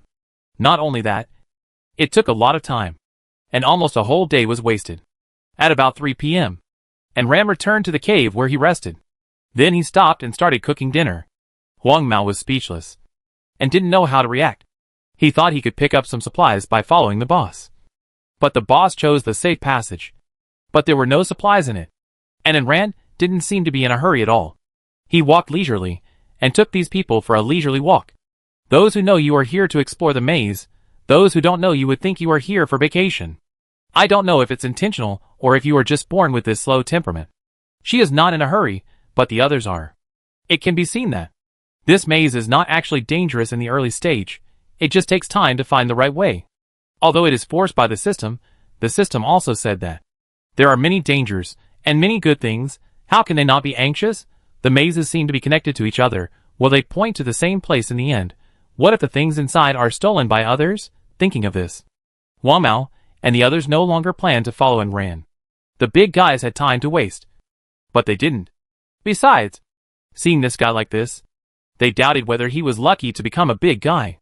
They avoided the road and ranchos and went to the remaining roads. The 5 people got together and discussed seriously which one to go in. After all, if you go in the wrong way, you have to pay for your mistake with your life. Don't look at the simplicity at the beginning. But it also depends on your luck. If an ordinary player goes into a passage that Ran feels extremely dangerous, you can imagine what will happen to him. The entrances to the passages all look the same. There are dangers inside, but you can't feel them from the outside. Choosing these passages depends entirely on luck. So, every time they choose a passage, they let the short-haired girl with the highest luck value choose. And Ran chewed on the fruit after dinner, lychee, and watched the 5 people standing there in confusion. It's not easy to choose. Even with luck bonus, there are 7 roads left, and it's easy to choose the wrong one. The short-haired girl bit her nails in confusion. Her luck value is 6 points, which is already very high among their general luck values of 3 or 4 points. Every time she made a choice, she could only choose left or right. After all, luck is not induction, so she could only choose randomly and leave everything to luck. This time, too, she chose the left side and gave up the 3 paths on the right side. The 5 people started a heated discussion, and Ram was not in a hurry, and just stayed there calmly, watching them discuss. The discussion lasted too long, and then Ran almost dozed off. The 4 paths on the left chosen by the short-haired girl were indeed correct, but only one of them was of low risk, and the other 3 were of medium risk. It was still very difficult to choose the only one. Sure enough, after choosing for a long time, they finally decided by flipping a coin to take the second path on the left. Unfortunately, the path they chose was moderately dangerous, and in Ran's perception, except for the extremely dangerous ones, the rest could be entered. For in Ran, it was moderately dangerous, and for others, the danger level was unknown. But in Ran did not remind them, because she had a bad impression of this team. After cleaning up the cabin, she went straight into the only low-level dangerous road. This time, she encountered no more small traps, but monsters. A bunch of vampire bats with levels between 10 and 15. The top of a passage was full of vampire bats, and there were hundreds of them. They rushed up when they saw and ran. The monsters produced by the system were not afraid of death, and they would not look at your level. They would attack anyone they saw. But Ran did not make a move this time. Lao Lu ran out from the shadows with great interest, saying that he wanted to eat these bats. And Ran thought, these dark monsters are indeed one of Lao Lu's recipes. And Ran did not rush to attack. Lao Lu shrank into the shadow. The next moment, and Ran's shadow was like the dark sky curtain launched by the Insect King before, stretching and widening, and quickly covering most of the tunnel. Under Lao Lu's control, the shadow turned into a huge curtain, directly catching half of the bats in the shadow. And Ran bent down and poked the shadow under her feet. Unlike dark magic, she could not touch the entity of the shadow, but it can sense the existence. And it can clearly feel that, because Lao Lu merged with its own shadow. It created a world of its own in its own shadow. But this small world is not yet complete. It is only half built. And it is comfortable. Lao Lu can stay in it safely. And Ran can see its home through Lao Lu's perspective. The bad dragon was entangled by Lao Lu's roots as soon as it entered. And it stopped struggling instantly. And Ran is more and more confused about what Lao Lu has mutated into. His name is still Shadow Ghost, but it is obviously evolving in an unknown direction. Lao Lu couldn't eat all these bats in a short time. He went back and forth 3 times in a hurry, and finally caught all the bats in his shadow. Wrapped in the tree roots, he slowly digested them. And Ran looked at it for a while, and then stopped. You know, it was her own shadow, and it turned into something she didn't even know. Fortunately, Lao Lu was a tree. If it was a creature that could eat, drink, defecate and urinate, and someone was in her shadow, or something, she would feel sick just thinking about it. Fortunately, Lao Lu had always been on the same page with her. Otherwise she would really have to be on guard against Lao Lu's betrayal. Probably, when Lao Lu really merges with his own shadow completely, his little world will be truly established. But by then, Lao Lu will basically be unable to leave Enran's shadow. Lao Lu knows. But he still enjoys it. This fusion can only be led by himself. And Enran cannot speed up or slow down, because of Lao Lu's operation. Enran passed the passage smoothly. At the end of the passage, a copper treasure chest was found, which contained a set of bronze-level armor, which Enran used to feed her pendant. Recently, it has fed a lot, especially the weapons of the group of robbers. Basically, they are all above the black iron level. Nowadays, players, at the very least, will not use bronze-level weapons and equipment. Chapter 148. A bunch of bad things happened. But this pendant is indeed a growing treasure. It is extremely difficult to upgrade to the next level. Now that it has swallowed nearly 100 pieces of equipment, Enran felt a little bit of it to upgrade. Walking out of the tunnel, the group of people had not come out yet. There were treasure chests and skeletons of various races on the ground in the cave. Enran squatted down, picked up the dry bones. Is this a previous player? Chang Jun said that the Earthlings, were the first batch of human players, which means that the previous players may not be humanoid. There are some equipment left by people before in this cave. Enran picked out some good ones, and fed them to the pendant. The pendant will not eat those with a level below bronze or bad values. Maybe someone has been here before. There are no good things. All the treasure chests on the ground have been opened. What is inside? Gold and silver treasures. Real gold nuggets. Silver nuggets. Diamonds. Jewelry. Jade and the like. With so many things, you would definitely get rich if you took them out on Earth. But unfortunately, they are useless in the game. But it sparkled under the light, very beautiful, so Enran took it all away. She was a local dog, she liked it. The backpack was big anyway, so she could put some useless things in it occasionally, and still fit them. Because of the group of robbers she killed before coming here, her backpack expanded again. It had reached an exaggerated 2,000, so there was no need to expand it. Seeing that it was still early, Enran went straight to the next passage, hesitated at several safe passages, but still walked in. The first and second ones, still dead ends, still nothing, and it took a long time. Enran sped up, and it took 3 hours. When she came out again, Enran was almost impatient. This time she was too lazy to choose again, and directly used her mental power to predict which road was the right one. She originally wanted to see what the safe passage was, but the system was just messing with people's mentality. Because in the prediction, the safe passage that she could walk out of happened to be the one with nothing. Enran had no choice but to step onto the third passage again and move forward. About 2 hours after she left, the 5 men finally ran out of the passage in a mess. Almost everyone was injured. And the worst was the yellow-haired man, who was missing a leg. He was dragged out screaming by his teammates. The 5 men fell into the cave and lay flat on the cold ground of the cave. The yellow-haired man hugged his legs and screamed loudly. But the 2 girls looked at the yellow-haired men with cold faces and indifference. It turned out that this group of men not only let the girls explore the way ahead, but also pushed people out to ward off disasters and dangerous moments. But the monster was also a fool. When it reached the short-haired girl, it slipped and passed by, biting off one of the yellow-haired man's legs. The yellow-haired man was lame, and the remaining 2 men confronted the 2 men. The man with earrings looked impatient. Why are you being so pretentious? You are not strong enough to fight, and you rely on us for help.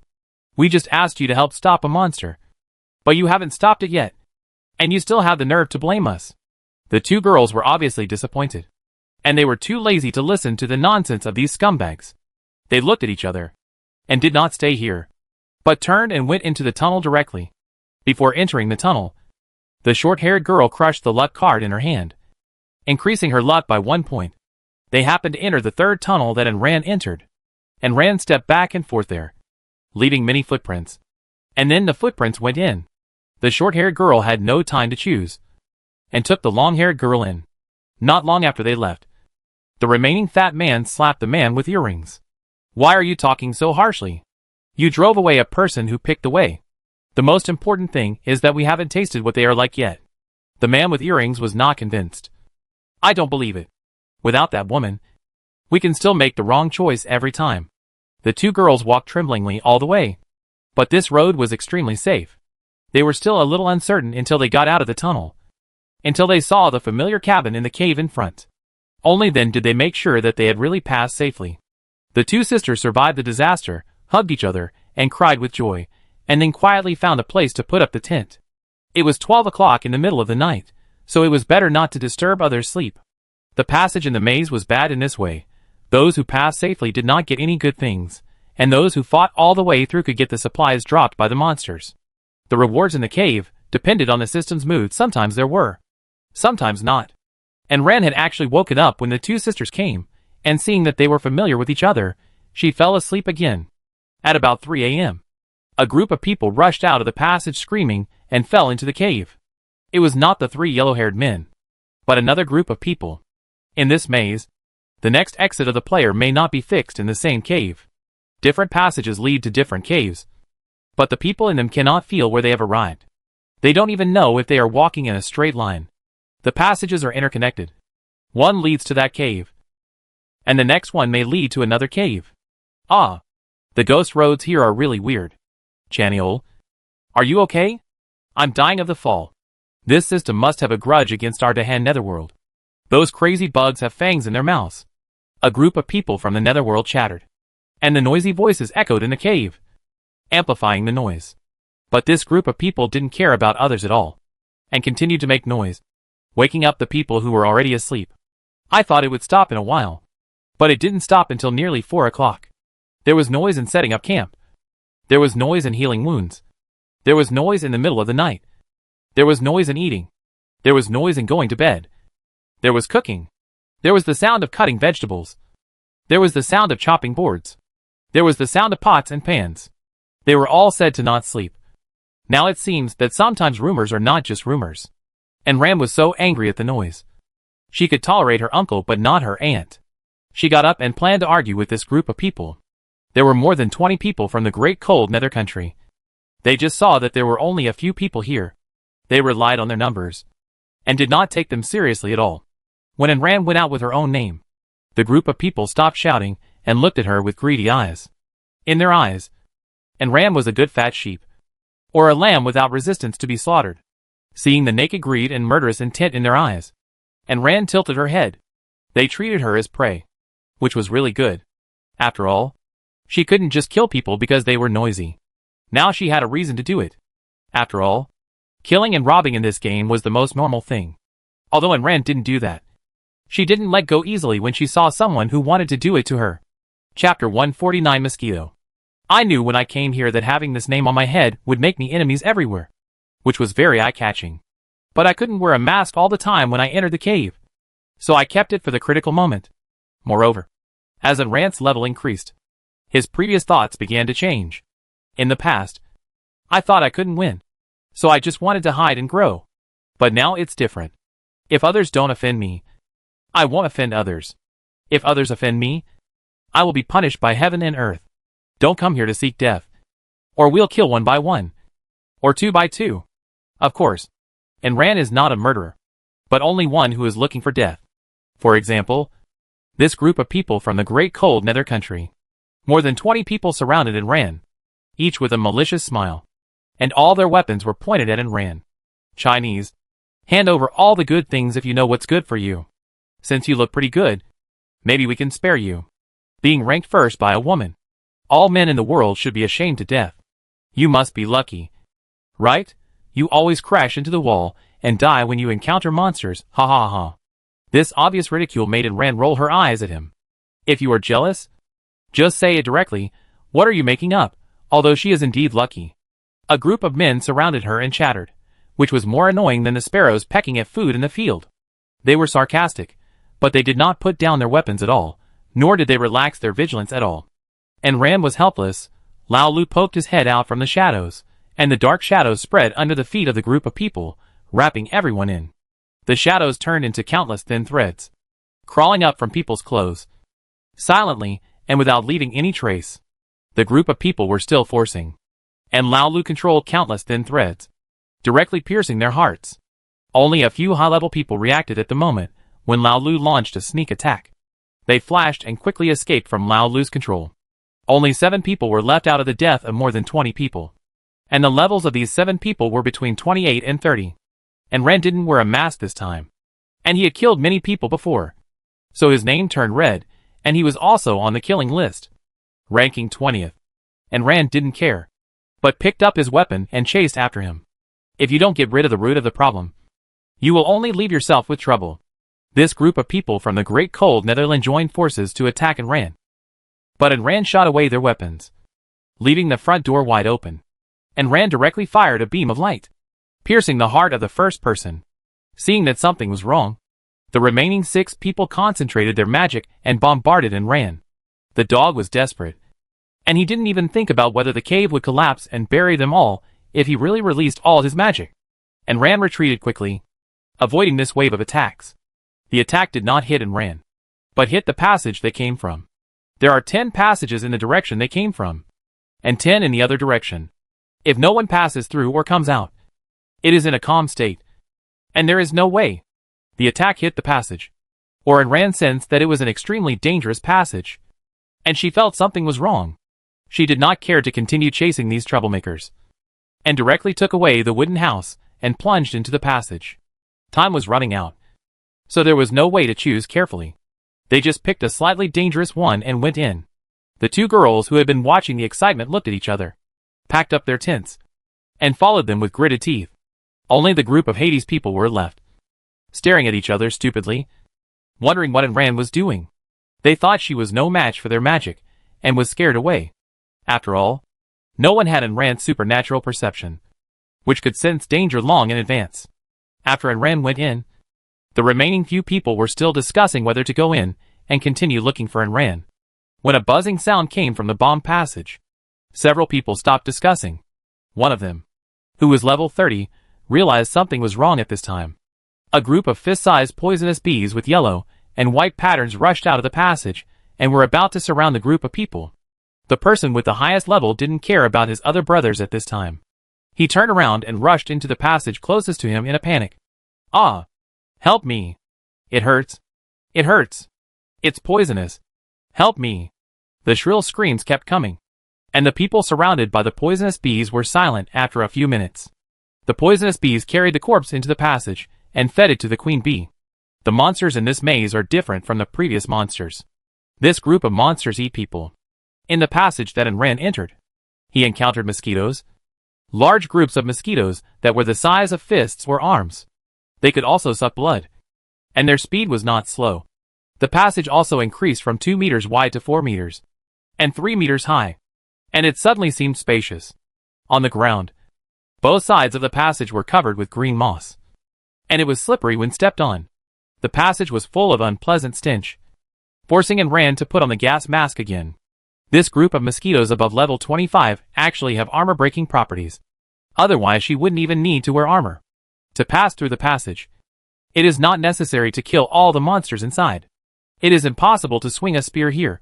Enran holds the fish and stabs left and right, dancing with the sword with her right hand, and releasing light magic with her left hand. Just like a laser, the light flies around in the cave. There are too many mosquitoes, so she doesn't even need to aim carefully. Enran only aims at the killers above level 25. After all, those below level 25 can't even break her defense. The light first penetrated their wings, and after falling to the ground, Enran chopped off their heads with a sword, turning them into pieces. This group of mosquitoes would not pose much threat to Enran, even if they sucked blood. Enran was not slow, and she wanted to rush to the next cave now, and have a good rest before going. After all, because of some trivial things, she hardly slept all night. The moss on the ground did not slow her down. On the contrary, because it was too slippery, Enran slid forward directly, killing mosquitoes along the way. At the end of the road, a door appeared for the first time, and a key was needed to open it. Enran searched for a while and found a bunch of keys in her backpack, all given by mosquitoes. No wonder. There were keys and other supplies.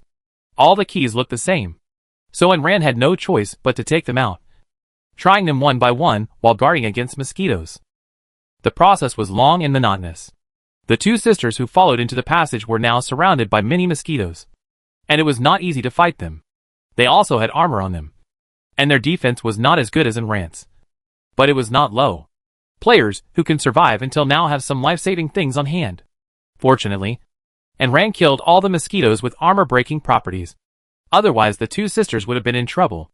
The two stood back to back, protecting each other's backs, and slowly moved forward. Chapter 150. Open the door. A normal maze behind the door.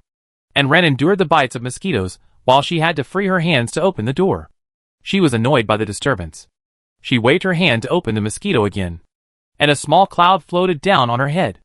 With a wave of her thin little fingers, Ran's shadow disappeared in the passage, and turned into the same pattern as the door. This group of mosquitoes is so big that it is no longer based on carbon dioxide and human body temperature to determine where a person is. The body size has become larger, but the physiological characteristics have changed. It can see people clearly. Therefore, after Ran was covered by the small cloud, the mosquitoes flew around like headless flies for a while, and then turned around and flew towards the two sisters. Ran had time to try the keys one by one. 100 keys. Enough for her to experiment for a while. Ran tried one and took it back, just in case she needed it later. It took the 87th key to finally open the door. Ran dodged and ran out. The door closed heavily behind her and locked again. Another key was needed to open it. Behind the gate was not a cave where Ran could rest as she thought, but 6 tall double doors with door locks. There was only a narrow space between the doors, and it was obviously impossible to place a cabin. Ran's stomach was growling. After a night of tossing and turning, it was now dawn, so she decided to eat first. She didn't know where these channels in the system would lead them to in the end, but it was probably not a good thing. She took out the stove, made a fire and cooked. The simplest way was to cook noodles. After the meal, Ran felt sleepy after warming up her stomach. She took out a tent and put it in place, spread a thick blanket, crawled inside, asked Lao Lu to watch the door, and fell asleep. Little Cloud ran around by itself, looking at this cave entrance for a while, and then looking at that cave entrance for a while. It didn't go in, but just looked around the door, and then went to drink a few sips of the milk tea that Ran had left. It was still a child, and it was playful. Ran also told it not to run around. The little guy made a greater than over equal to less than over equal to expression, indicating that it knew. Ran always knew that the little guy was sensible and would not cause trouble, so she let it play by itself. Shia Ba ran a few laps and flew to the top of the cave, looking at the top of the cave curiously. The old tree roots on it were intertwined and the same color as the cave. They were twisted and entangled, like a big snake covered with ugly scales, and the roots were inserted into the mountain wall. Shia Ba scratched his head. What is this thing? It looks weird. Is it a snake? But it doesn't look like one. Shia Ba flew over and poked it with his thin hands. The tree roots were as stable as Mount Tai, and there was no reaction at all. It seemed that the tree roots growing from the ground extended into the tree hole. Seeing that it didn't respond, Shia Ba ignored it and flew to the side to play. After Shia Ba left, the tree roots began to wriggle in waves, going deeper into the mountain wall. Deep in the dense tree roots, countless eyes without whites opened, scanned everyone in the maze, and then disappeared into the tree roots. When the eyes opened, Ran shuddered inexplicably in her dream. It seemed that countless flashing eyes were staring at her in the dream, which scared her so much that she woke up directly from the dream. Her talent has now evolved into foresight. The things she sees in her dreams usually have foresight, but she has no idea what she foresaw. She got up and checked around. There was nothing. It was pitch black even in the daytime. Only the flame in the stove was flickering. She added some firewood and fell asleep again. She slept until 9 o'clock and got up to pack her things and leave. The door of the passage she left before opened, and the two sisters fell out with injuries all over their bodies. There were bloody wounds on their faces and bodies, and their faces were pale and in a mess. The two looked at Ran, who was standing there unharmed, with a hint of envy in their eyes. They were still too weak. If they were as strong as Ran, they wouldn't be so embarrassed. As for the pile of mosquitoes left by Ran, the two had no other reaction. Anyway, they were just passing the level, and they didn't need to kill all the mosquitoes. Besides, they followed him on their own, and he had no obligation to help them clean up the mosquitoes. But, in this subsequent maze, Do they still have the ability to continue? And Ran ignored the two people, took out the key by herself, and started trying from the door she chose. There was no resistance when she walked through these passages. Of course, there was no great danger, and the gains were not great. At present, she was only given living supplies. According to her route, she has now entered the deep maze. The maze itself is located at the bottom of a mountain, and now it is estimated that she has entered the deep part of the mountain. She really doesn't know where it is. A maze can easily let you know where you are, and it is not a maze. Every passage seems to lead you out, and the difference is that the dangers inside are big or small. Compared to the correct exit of the maze, how to choose seems to be the theme of this maze. If you choose wrong, you will have to make up for your mistake with your life. If you choose right, you will have to suffer a little to get out. Anyway, no matter it is a wrong or right choice, you have to fight, and there seems to be no safe and correct way out. And Ran tried more than 30 keys before opening the door and stepped directly in. The two sisters looked at Ran with complicated expressions, wanted to follow him in, but now their whole bodies were in pain, so they could only watch Ran walk in. They could not continue to move forward to the next door, and had to make some adjustments. Behind the door was no longer a cave-like tunnel, but a neat passage built of bricks and stones. There was only one passage, and there was no danger at the moment. And Ran walked forward for a distance, and there were 3 intersections. And Ran entered the first one on the left-hand side by induction, and then continued to move forward. The road was divided into 3 intersections again in the middle, and Ran still chose accurately. This time, the passage seemed to be a bit like a maze.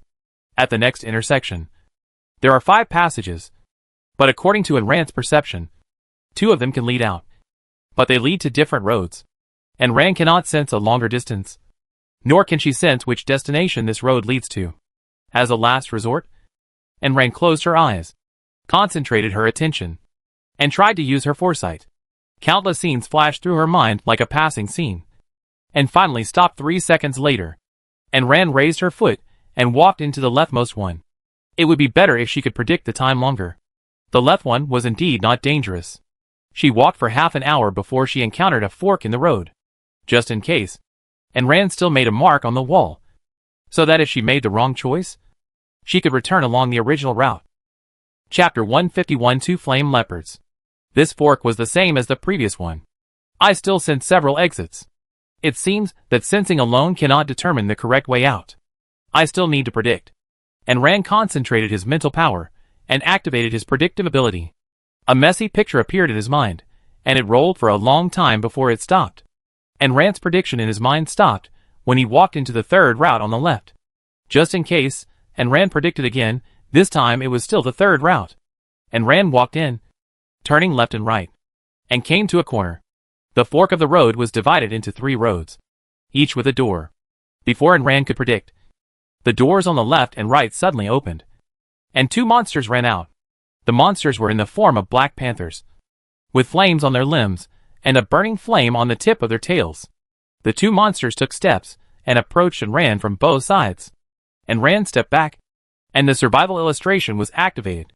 Level 35 Fire Leopard, Attack 368, Defense 310, Attack 370, HP 777. Flame Monster, Strong Explosive Power, and has skills. The illustration will never tell you what its skills are. There was not enough space here, so she could not use her long-handled weapon. The big white goose turned into armor and landed on Ran, with Qianyu as the main attacker. The 2 black panthers surrounded Ran with graceful steps, and when they came to her, they leaped forward. Their 4 hooves extended sharp claws, and they grabbed Ran by the head. Ran ducked down and got out from the gap between the 2 panthers. The 2 panthers' heads collided with each other with a bang, making a loud noise, and they climbed up dizzy. Ran, smiled, "These are 2 stupid leopards."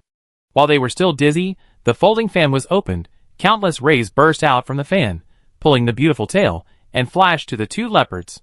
It was too late to hide. The 2 leopards swung their tails. The flames on their tails rose, turning into 2 huge fireballs. The fireballs blocked most of the rays, but there was still a part that was not blocked. The 2 leopards exerted their strength with their limbs, stepped on the wall, jumped up, and avoided the remaining rays. No wonder the illustration says it has strong explosive power. It really is. This jumping explosive power is full. The two leopards jumped up, and there was still time to spray fireballs at and ran in the air. Countless basin-sized fireballs were like exploding fireworks, and bombarded towards where Ran stood. And Ran flapped her wings, and countless storms flew out of her wings, and fanned the fireballs back. Since they came back from the peacock tribe, it has never turned into armor, and bit on and Ran. And Ran knew that it had been upgraded, but it was obvious that the armor had unlocked other abilities. For example, the wind magic that she couldn't use before as armor. The leopards were startled by the fireballs flying back, but they were fire type, and they were immune to fire attacks. They watched the fireballs flying back, and they were not afraid at all. This leopard can't fly, it just jumped up with the help of its strong jumping power, and now it is exhausted, and fell down. But one of the leopards suddenly stepped on the other leopard, and rushed towards and ran at an accelerated speed. And Ran flapped her wings, raised her body, and avoided the leopard's attack. With a stomp of her feet, she kicked the leopard with great force, and directly kicked it down. It fell down, and the other leopard opened its mouth, and a pillar of fire as thick as a water tank covered and Ran's entire body, and sprayed towards and Ran. The wall of the maze was not high, and she had reached the top of the cave at this time, and the pillar of fire was rushing towards her whole body. The flame pillar attacked very quickly, and the high temperature distorted the surrounding air. Seeing the flame covering her entire body, she could not dodge in time. If you go down, there is a leopard with its mouth wide open, ready to attack, and Ran retreated quickly. But the flame seemed to be staring at her and followed her. If you continue to fly backward, you will reach the wall that divides the passages in the maze. And Ran thought about it, and went directly into one of the passages where the leopards came out. After entering, you will find that this is actually a huge room. Seeing and Ran enter the room. The two leopards also followed in. The huge iron door closed with a bang, locking one person and two leopards in. And the flame that could track was also locked outside the door. Countless torches were burning in the room. There was a circle of magic patterns on the ground. The air in the room was extremely hot, as if you had entered a furnace. After entering, the two leopards seemed to have received some kind of bonus, and their expressions were excited. The ceiling here was very high, about 5 meters, and about a few hundred meters wide, which was enough for Ran to fly. And Ran was in midair at this time, and the two guys on the ground raised their heads, treating themselves as mobile launch pads, and spraying fireballs one after another without cost. And Ran avoided it if he could, and swung his sword to cut off the fireballs if he couldn't. And Ran was flying around in the air, and the fireballs of these two guys were flying around. However, they didn't hit and Ran, but they destroyed their own rooms. Sometimes, the fireballs could even spray on each other, which showed that these two guys really didn't have good brains. This was a fire type, and Lao Lu hadn't completely turned into a shadow yet, so he was still a little afraid of fire. Xiaoqi turned into an ear chain, and quietly released the split bodies. Countless split bodies that were invisible to the naked eye drilled into their noses and ears, and began to sprout silently. And Ran waited until the two guys ran out of magic power before launching a counterattack. Countless rays of light fell from the sky like meteors, like a light rain, covering the two leopards for about 2 meters. The light was too fast, and the two leopards had strong explosive power. At first, they could still stab left and right in the light, relying on their jumping power to avoid it. But the light was too dense, and they avoided most of it. But a small part penetrated their defense. The two leopards were pierced in the abdomen by the light, and their legs were also hit several times. They lay on the ground and kept wailing. Blood flowed along the magic pattern on the ground, gradually flowing through the entire magic array, lighting up the magic array. And Ran was about to go down to deal with them. But the magic array emitted a burst of blood-red light, which made Ran unable to open his eyes. After a long time, the light dissipated. When he opened his eyes again, an ugly leopard with thick limbs, tendons and muscles all over his body, but with 2 heads, stood in the magic array. Good guy. It's cheating. And Ran directly blasted off half of their health bars.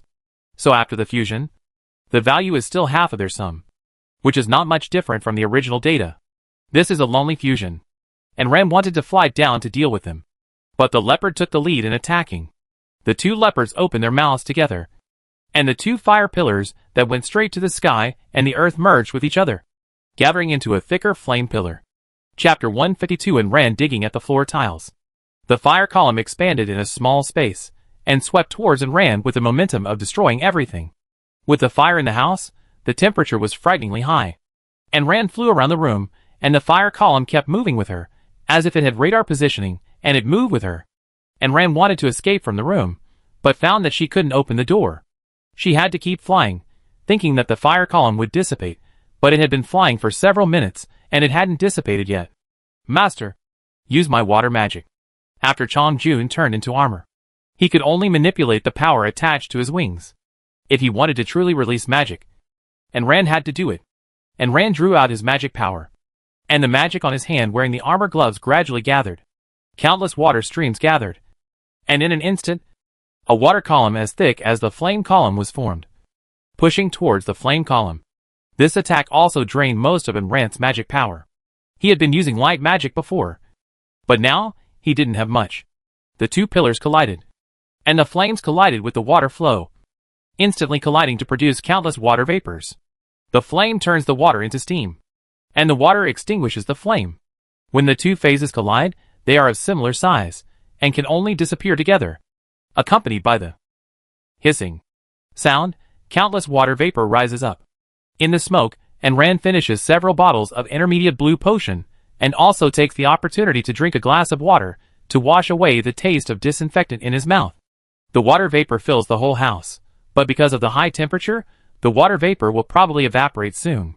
While the steam is still there, and Ran dives down, changes the folding fan to a spear, and accurately locates the leopard with the eye of exploration. With the momentum of the dive, and Ran fiercely stabbed the leopard through the joint in the middle, nailing them directly to the floor. The two heads screamed together, and Ran did not pull out the spear, but took out the fish, inserted it through the wound of the spear, and pulled it hard to the buttocks. Because of the injury, the leopard's defense was greatly reduced, and the fish directly split the leopard in half. The bloody half fell to the ground with a head and screamed. In order to prevent the magic array from being used again, and Ran simply emptied the health bars of the two halves of the leopard. The two leopards turned into pieces, and the supplies entered in Ran's backpack. The blood on the ground was wiped off by the system, and the door outside was opened. However, and Ran did not rush out, but got down and searched the room carefully. She did not believe that there was nothing in the room. She did not look carefully when she came in, and now she found that the room was hexagonal, with a circle of platforms rising from the ground. There were countless candles on the platforms, which were built by them, and were not extinguished. There was a hard wall under the platform, and other than that, there were bare walls in the room. At a glance, it seemed that there was really nothing else. And Ran flew up, and continued to hit the wall with the handle of a machete. It was solid. After landing, she continued to hit the platform, up and down. After hitting it for a while, she finally found something wrong with the platform. It made a hollow sound when she knocked it. And Ran smiled, found an axe, and used brute force to smash the hollow wall. She took out a golden treasure chest from it, and Ran's eyes sparkled. She knew she would gain something.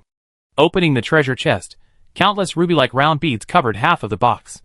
Flame thunderstorm beads, each attack 300, each bead can attack once, after throwing it out, can release a double attack of fire and lightning with strong attack power. And Ran didn't expect to be given half a box of weapons. Carefully picked it up, there was nothing else inside. After counting, there were 30 beads, estimated that no matter how powerful the monster was, it would not be enough for her to bomb. It was worthy of being something opened from the golden treasure chest.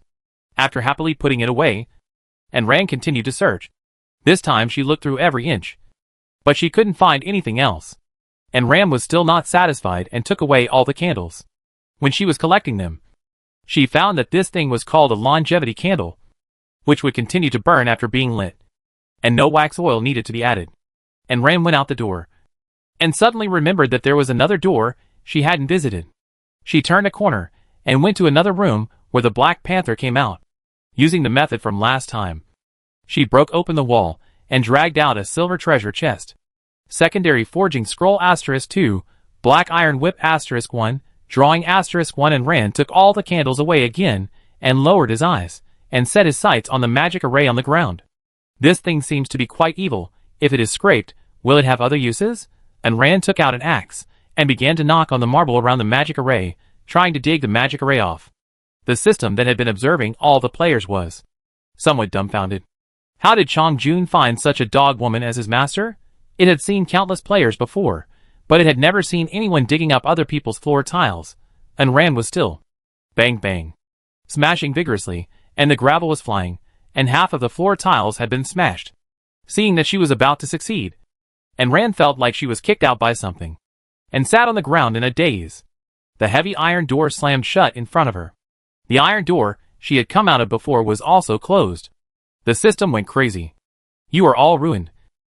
How can I use it for the next player?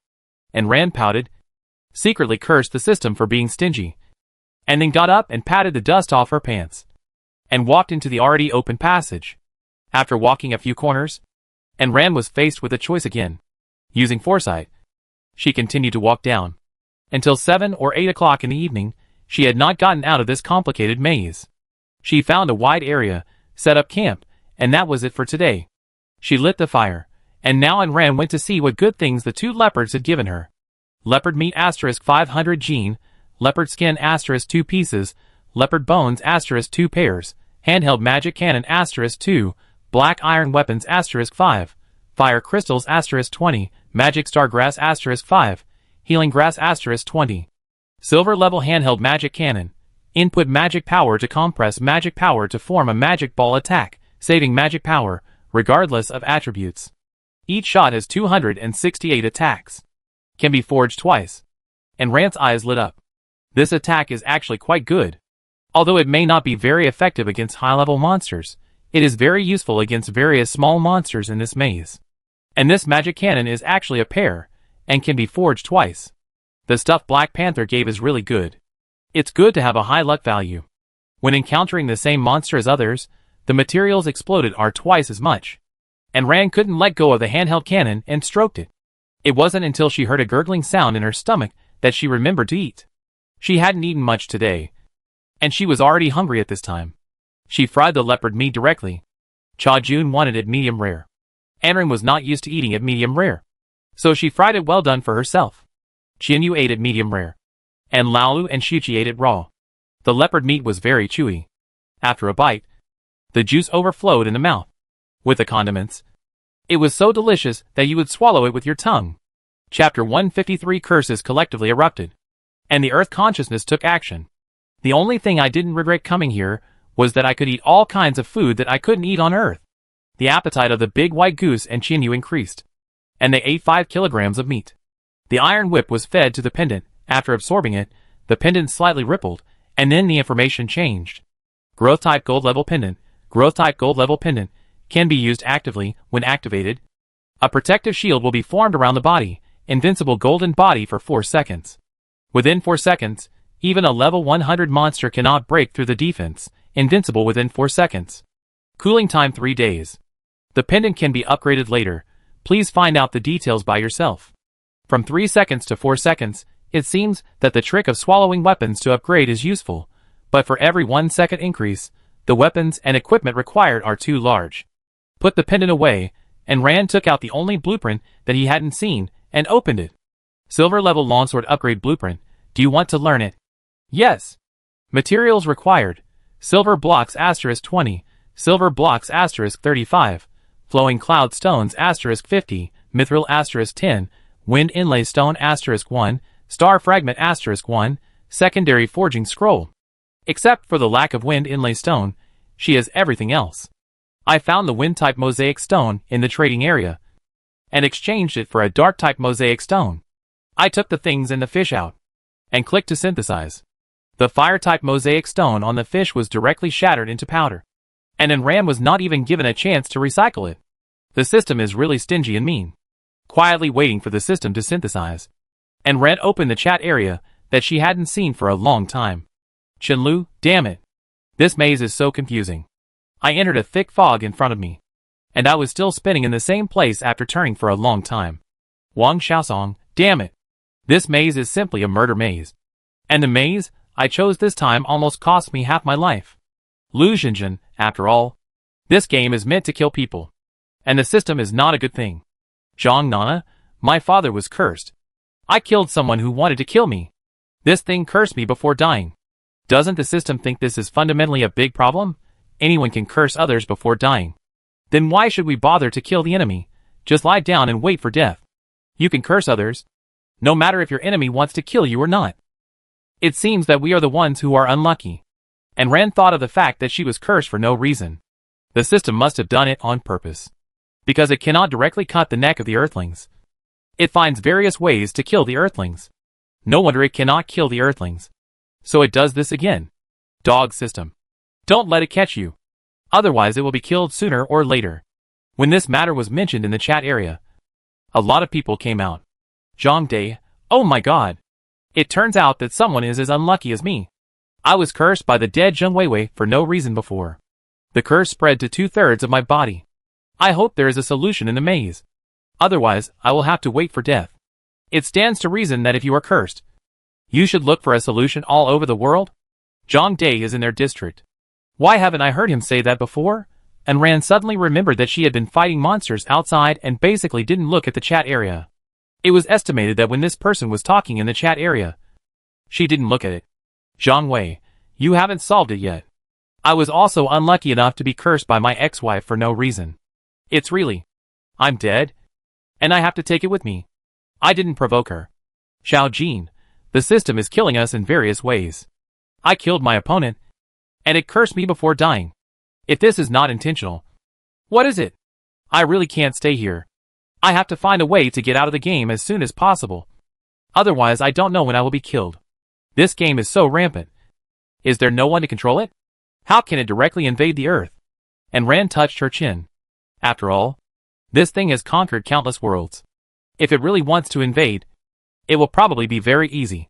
But has no one ever left the game in the previous world? Chang Jun and the others probably know this. But unfortunately they are controlled by the system and cannot say it out loud. The style of the chat area gradually deviated from discussing the game to discussing their own bad luck and curse, and then attacking the evil system. It's a pity that they can only attack it verbally, and they can't beat the system, so the system doesn't care at all. On the contrary, they look at the content of the chat area with a smile, thinking about who will be the next unlucky person. The Earth consciousness that restrains it begins to weaken, and when one day, the Earth consciousness can't beat itself, then it can kill people freely. The cute pets of Earthlings like to eat. The players of the previous worlds all look weird, and their cute pets don't like to eat. Otherwise, how could there be so many races left? They would have been eaten up long ago. Earthlings are weak, but they look good and taste good. La la la. The system ignores the crazy complaints in the chat area. It's you Earthlings who cursed. What does it have to do with it? If people curse anyone they catch before they die, and the curse is not easy to solve, then how many people will die every day? Are you sure this isn't a bug? Although it's not the players who are stuck, it's the system's bug. He curled his lips. This system is really too rampant. Is there no one who can do something about it? If it goes on like this, let alone reaching level 100, people will die before that, and they won't become NPCs at all. Calculate how many people die every day. Everyone will curse before they die, which means more than double the number of people will die. It's obvious that Ren doesn't need to worry about this problem. Only a few people were cursed before, and it hasn't attracted the attention of the Earth's consciousness. There are too many cursed people now, and they are bursting out in a concentrated manner. The system is completely killing people by any means, and the Earth consciousness begins to exert pressure. If you are fighting a monster in a normal copy, it is normal that the Earth people cannot beat you. But this is not a normal situation at all. The system and the Earth consciousness wrestled with each other, and were eventually suppressed and defeated.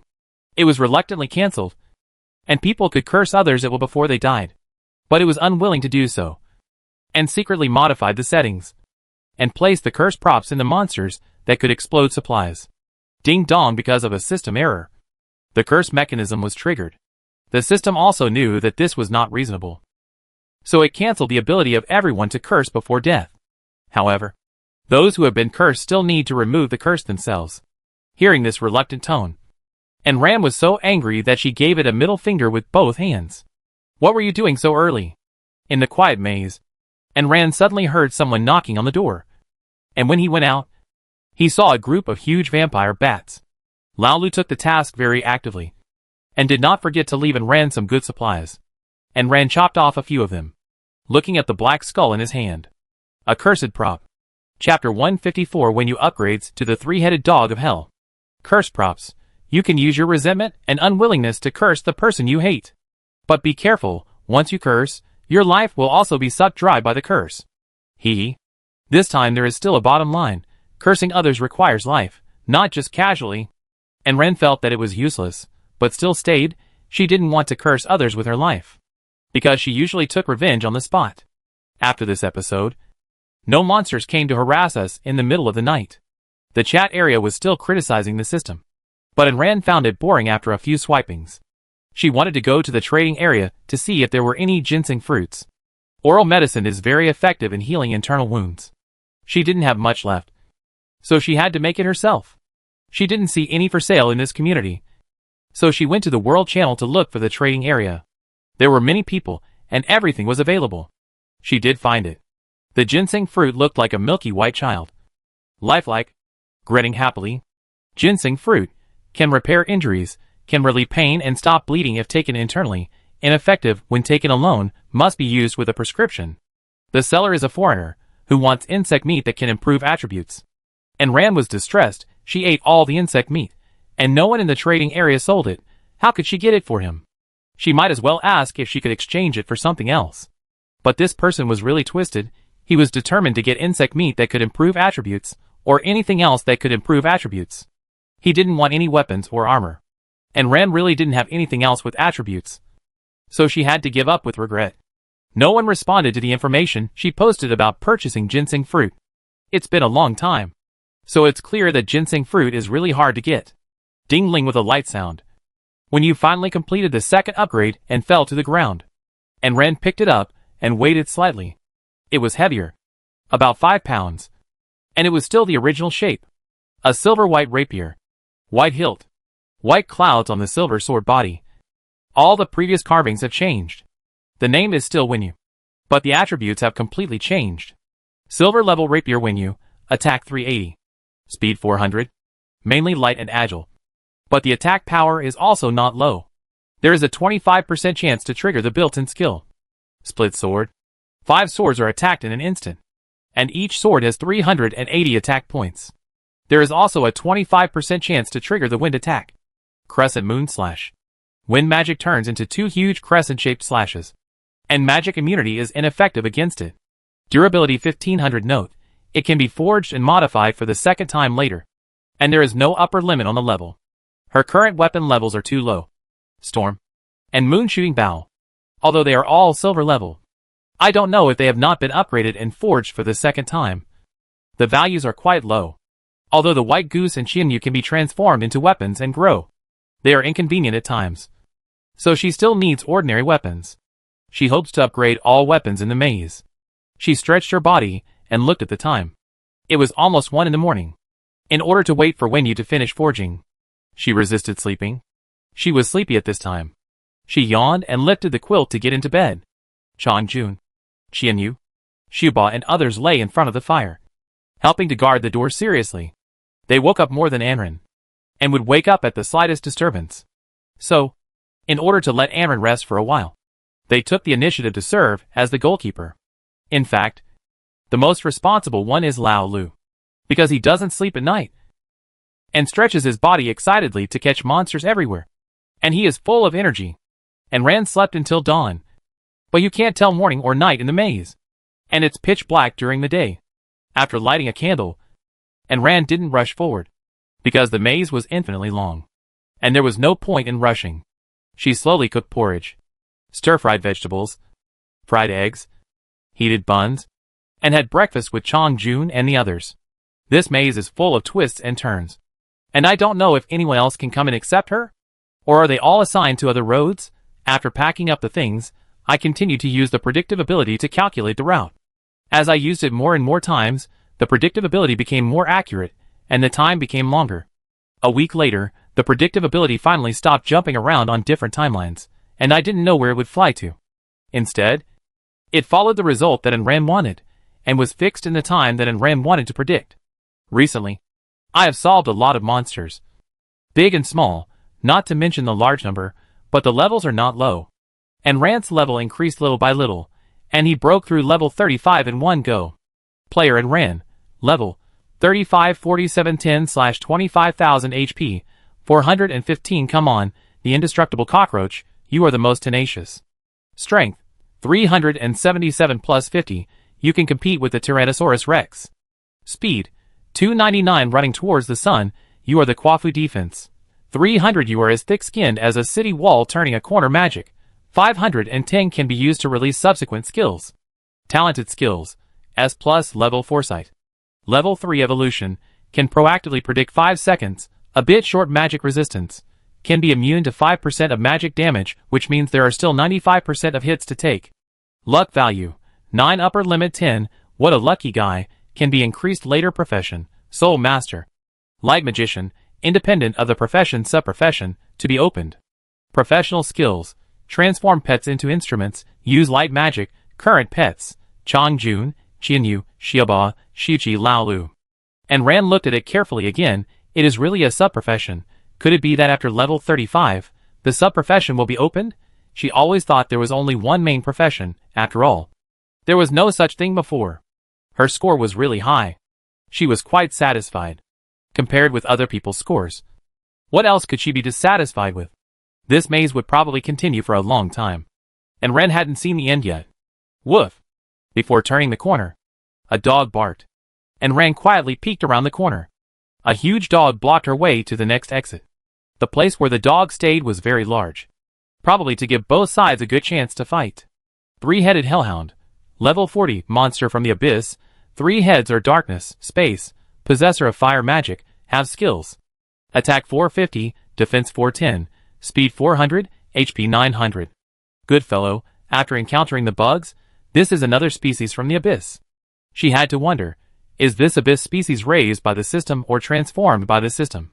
Before going to fight the monster, and Ren asked the big white goose casually, Chongjun, is this abyss monster specially raised by the system? Chapter 155 Fusion Magic Giant Explosion. And Ren was joking, but she didn't expect Chongjun to actually give her the answer. Congratulations, you guessed it right, but unfortunately there is no reward. And Ren blinked, the system taste is really unique. They were obviously talking to each other in consciousness, but she didn't expect that the dog on the opposite side would still find out. 3 heads, 6 green eyes turned around at once. And Ram was startled, and shut up instantly. The dog's head looked in 3 directions, as if trying to determine the specific location of the person coming. Not noticing, she retracted her head again. Before Ran could breathe a sigh of relief, a space crack quietly opened behind her. In the space crack, countless black mists enveloped her. And Ran rolled on the ground, avoiding the black mist, but also exposed her position, exposing herself to the 3-headed dog. The left head opened its mouth, and a column of fire as thick as a basin sprayed towards Ran. And Ran jumped to the left, avoiding the attack, but because of the high temperature, her hair was curled halfway. And Ran gritted her teeth. She had finally grown her hair long, and now it was half burnt. She was so angry that she cut it off with a knife.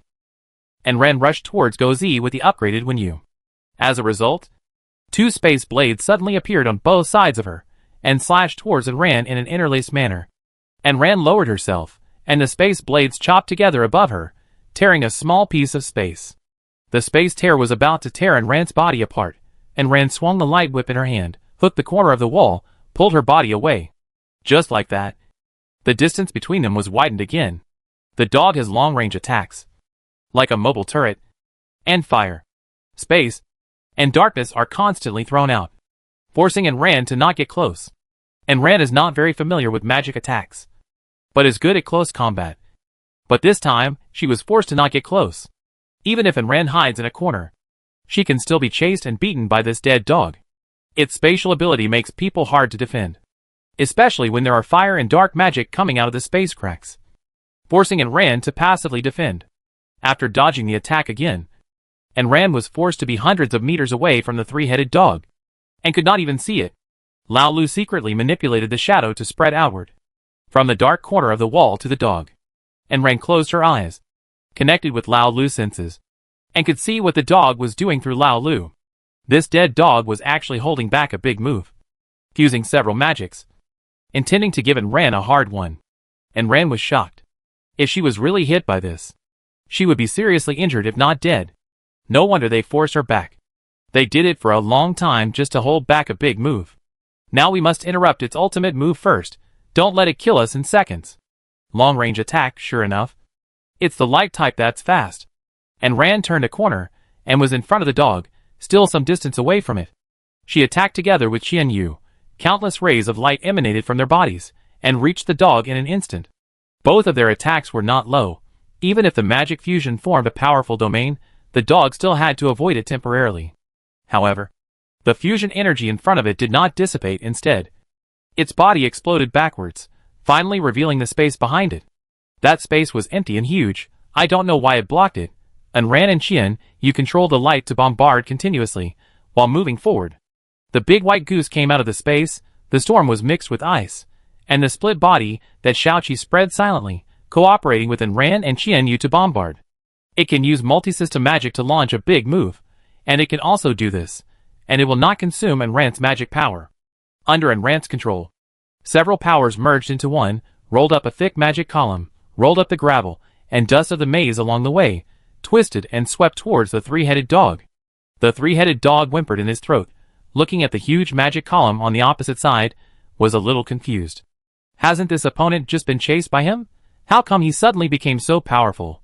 But the situation didn't allow him to think too much. The fusion magic he had just formed and the giant magic sent by the opposite side collided violently.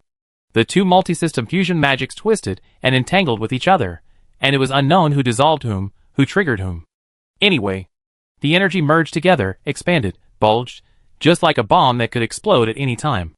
If it really explodes here, neither the man nor the dog will be in trouble. Chong Jun flapped his wings and wrapped a layer of ice on the magic explosive pack that was about to go berserk. And Ran, aim at the dog and hit it.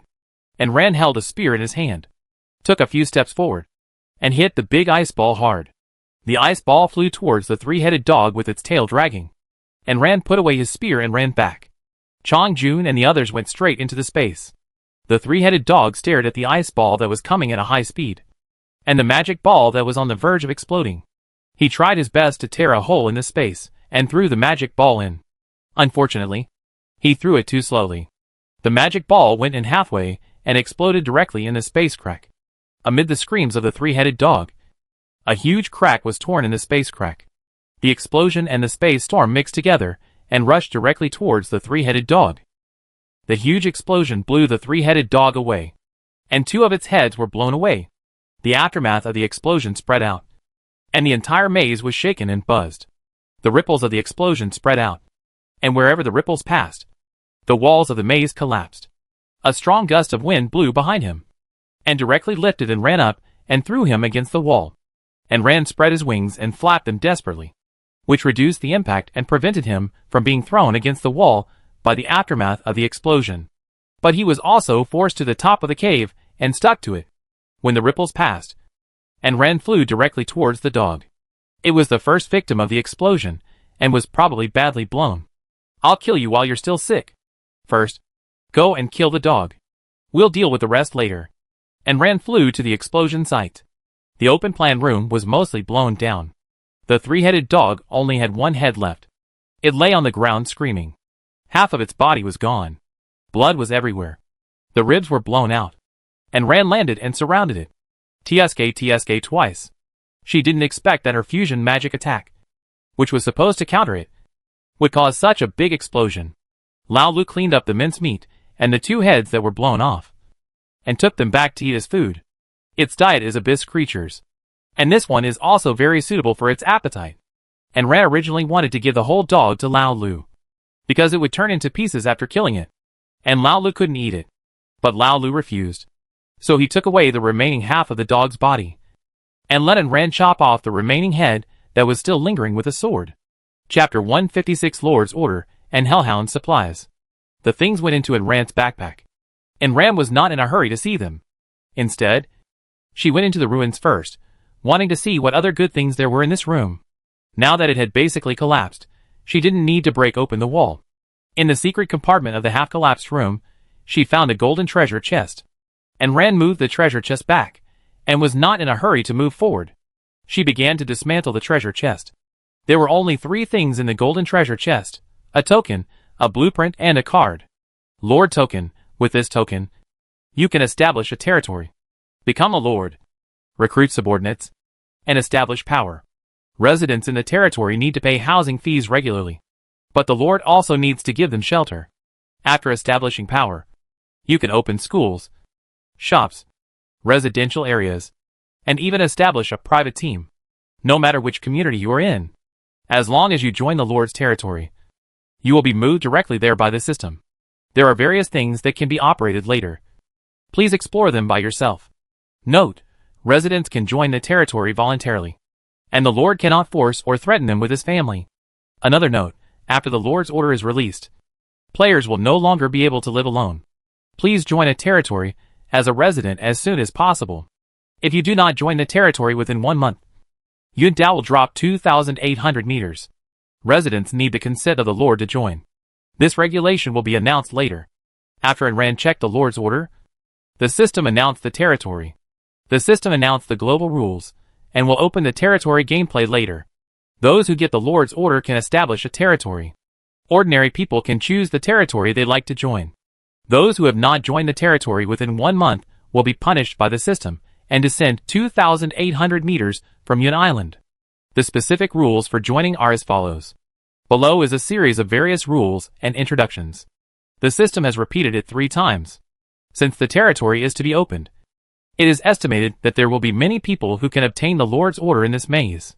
The Lord's order is actually of little use to Enran, but it is quite useful for those who want their relatives to come over.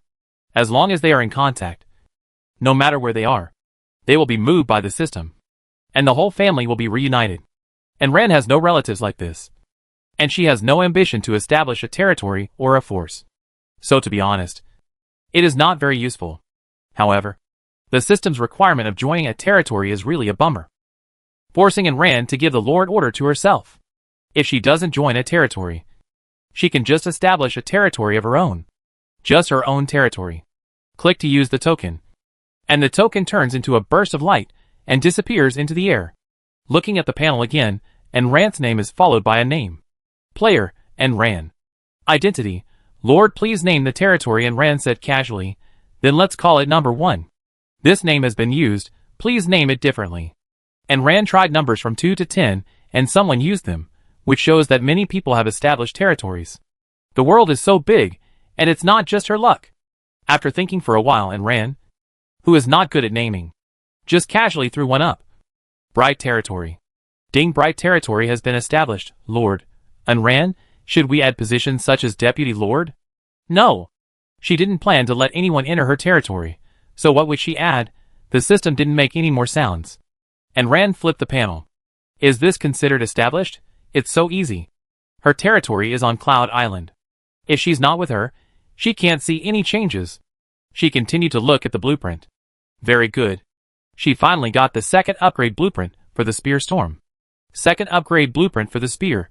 Wind Inlay Stone *1, Mithril *50, Flowing Cloud Stone *20, Light Crystal *20, Wind Crystal *20, Sea Sand *1, Jade Stone *2, Moonstone *30, Amplification Bead *1, Silver *30, Light Scale *2. Enran's eyes were dead. Sure enough, something she didn't have appeared again. Sea Sand, Green Stone and Sunken Silver are not available. Wind Crystals can be exchanged in the trading area. Sunken Silver is obviously not a silver nugget. Check it to see if you have it. Unfortunately, there is none. It is not in the supplies given by the big black dog. Card *2, Moonstone *50, Mithril *100, Healing Grass *50, Ginseng Fruit *50, Primary Blue Potion *100, Primary Red Potion *200, Dog Meat *3, Dark Crystal *10, Space Crystal *2, Fire Crystal *10, Lark Grass *50, Wind Spirit Grass *10, Dog Skin Plaster *200, Magic Star Grass *50, Gold Coin *1. She can make Intermediate Blue Potion again. I wish there was something that could replace the blue potion someday. The smell of disinfectant is a torture to the taste buds. I left 50 bottles of primary red potion, and sold all the rest. Now the trading area is not short of red and blue potions, after all. We have the blueprints, and even more so of potions. Now, as long as they don't lose too much blood at once, most people can be saved. Lark Grass and Wind Spirit Grass can not only be used as medicine, but also added to weapons and armor, which is the first time I've seen it. As for Dog Skin Plaster, it can reduce swelling and blood stasis, and relieve pain and treat cramps. It is suitable for relieving the sequelae of her excessive fighting.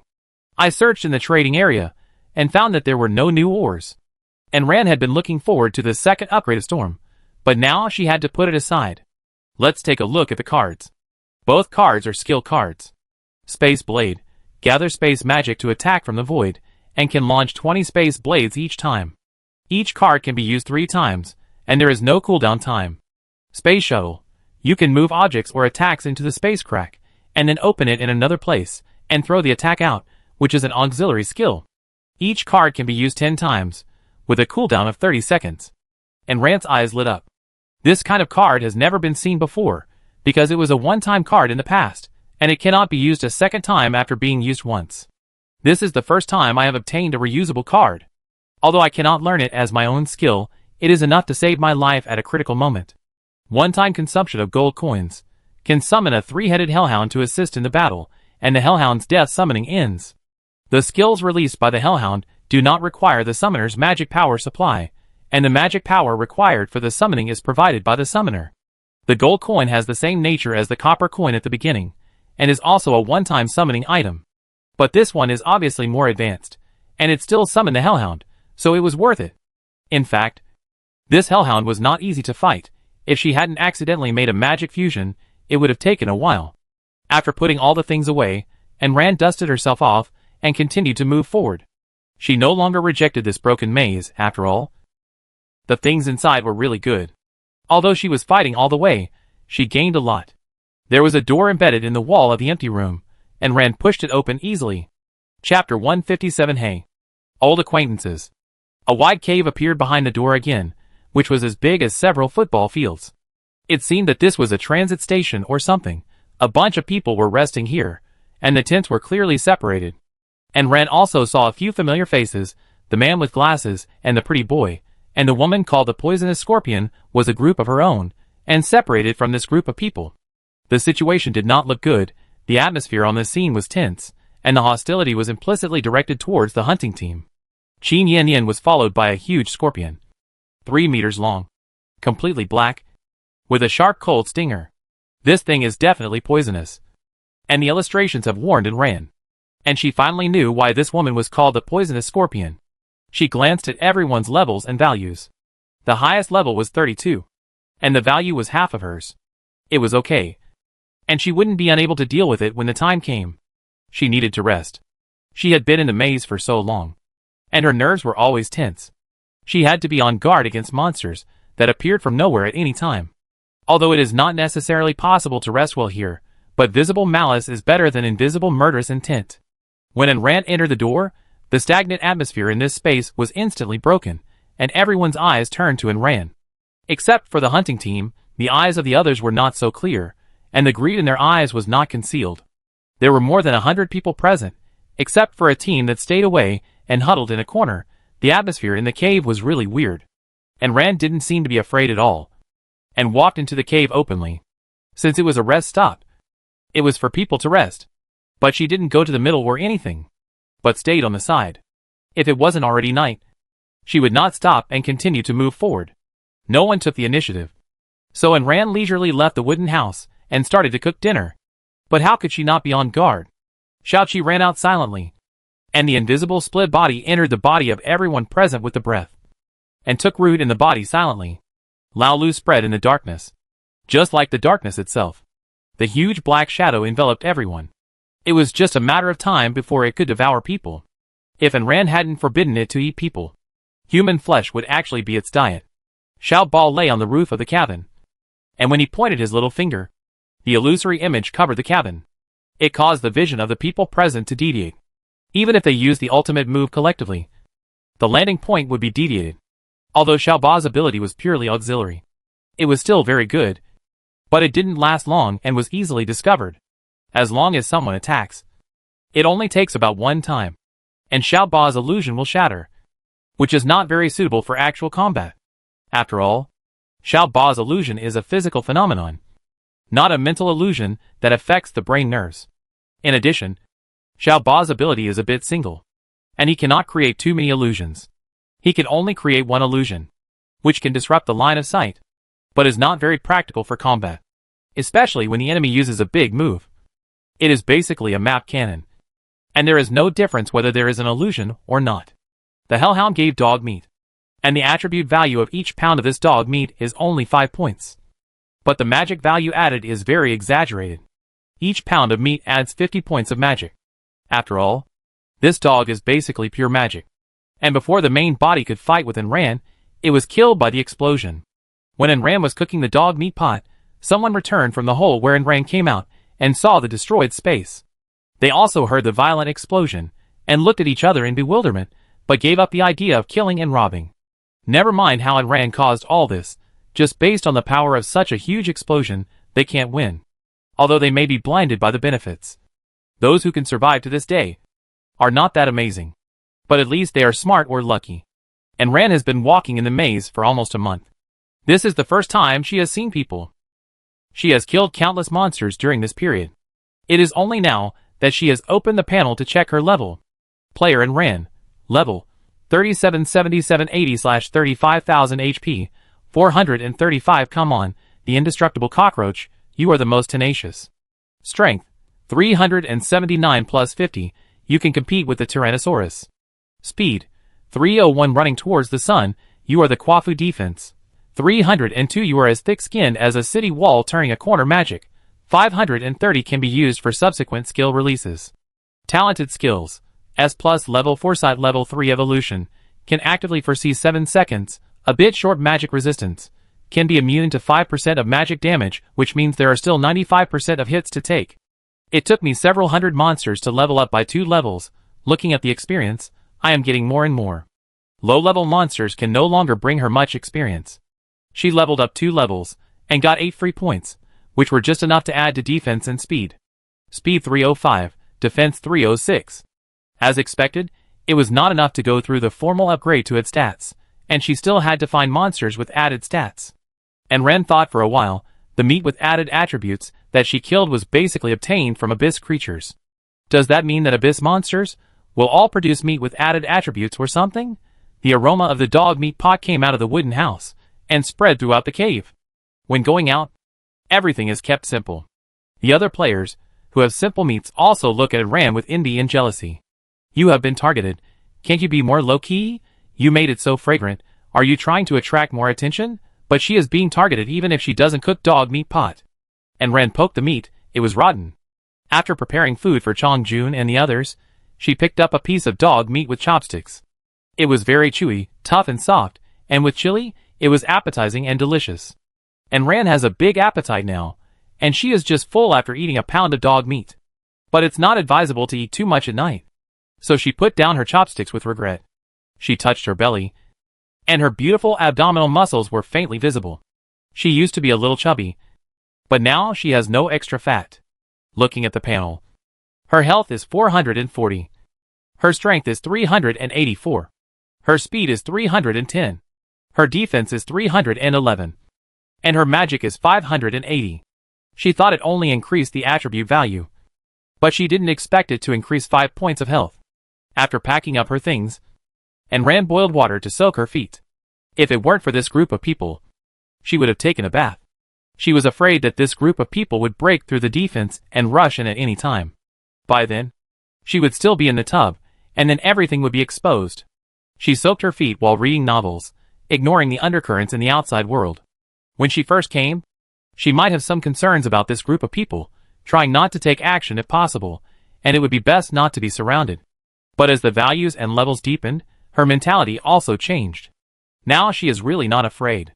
Chapter 158. Finally, I couldn't help but take action in the middle of the night. After dinner, I looked at the chat area for a while. The cave was brightly lit, and a group of people were finishing their dinners, while looking at Enran, who was alone at the edge. Everyone gathered together and whispered, except for the group of people who were not sure. The rest were ready to move. But I don't know if it was not time yet, or what. They didn't take action for the time being. Enran couldn't stay up and wait for them to attack her. After washing up, she only took off her coat and got into bed, with Cha Jun and the others helping to keep watch. Enran slept soundly. At about 1 in the morning, when humans were sleeping, a scent spread. Those who were not asleep began to yawn, and those who were asleep slept even more deeply. The detoxification beads in Rand's body were the nemesis of incense. And when she smelled the fragrance, Rand woke up. This was because she could no longer hold back and had to take action. Rand turned over. Xiaoqi. Please. Xiaoqi shook her vines and twisted her body happily. Went out with Lao Lu to kill someone. The group of people felt that they were foolproof, and they didn't even hide their bodies, and walked over in a swagger. Lao Lu emerged from the shadows, and his body spread out to cover several hundred meters, and his huge body firmly protected the wooden house. The group of people who came over included the man with glasses, the pretty boy, and the team led by Qin Yanyan. But did these people ever think about it? And Ram was alone. Even if they killed her, how would they divide the things? Or had they already discussed how to divide Rand's things? There were at least 40 or 50 people in the hunting team alone. Are they planning to drown Rand with their ultimate move? Xiaoqi quietly hid in Lao Lu's body, making trouble silently. When everyone saw the huge vine and its level, they decided not to get close to the melee. With so many people, they didn't believe that they couldn't kill Rand with their skills. 40 or 50 people began to gather their skills of various colors and shapes gathered in their palms, and they could be released as soon as they took shape. Lao Lu's vines turned into countless tentacles, and with lightning speed, wrapped up the legs of a group of people, and fished them upside down. Being interrupted like this, some people's skills were interrupted, and some people's skills were released towards Lao Lu. At the critical moment, Xiaoqi's skills were activated, and the split bodies quickly took root and sprouted in their bodies, absorbing blood, flesh and vitality, and growing rapidly. Countless thick vines spread in the body, sucking blood, fat, internal organs, bone marrow. They turned them into nutrients for their own growth. Countless vines as thick as wrists tore their skin and rushed out from the inside of their bodies. The vines came out from the eyes and mouths. The bodies of this group of people were like petri dishes for vines, and their vitality was absorbed in an instant, leaving only a shriveled human skin and skeleton. Under Xiaoqi's control, only the poisonous scorpion, the man with glasses, and the pretty boy survived. Xiaoqi deliberately avoided their internal organs and only absorbed the rest of their vitality. But they only had one breath left, and they collapsed on the ground, breathing out more than breathing in. Looking at Rand, who was walking slowly in fear. Countless green flowers bloomed on the dead people. Bright and warm. Bright and beautiful. But these flowers blooming on the bones were the devil's flowers in the eyes of the remaining people. And Rand, who was walking among the green flowers, was the devil. And Rand walked up to the three people, looking at their fearful and resentful eyes, tilted her head, and smiled, clapping her hands. How does it feel to be killed by someone who treats you as prey? Qin Yanyan spoke with a trembling mouth. Why, didn't you fall on the trick? And Rand smiled innocently. I won't tell you. Qin Yanyan was so angry that she almost vomited blood, but unfortunately, there was no blood to vomit. And Rand pressed her head and twisted it. Click. And Qin Yanyan's head was directly broken by her. The remaining two had their vitality sucked dry by Xiaoqi. And Rand stood up and slowly glanced at the people in the cave, who were all terrified.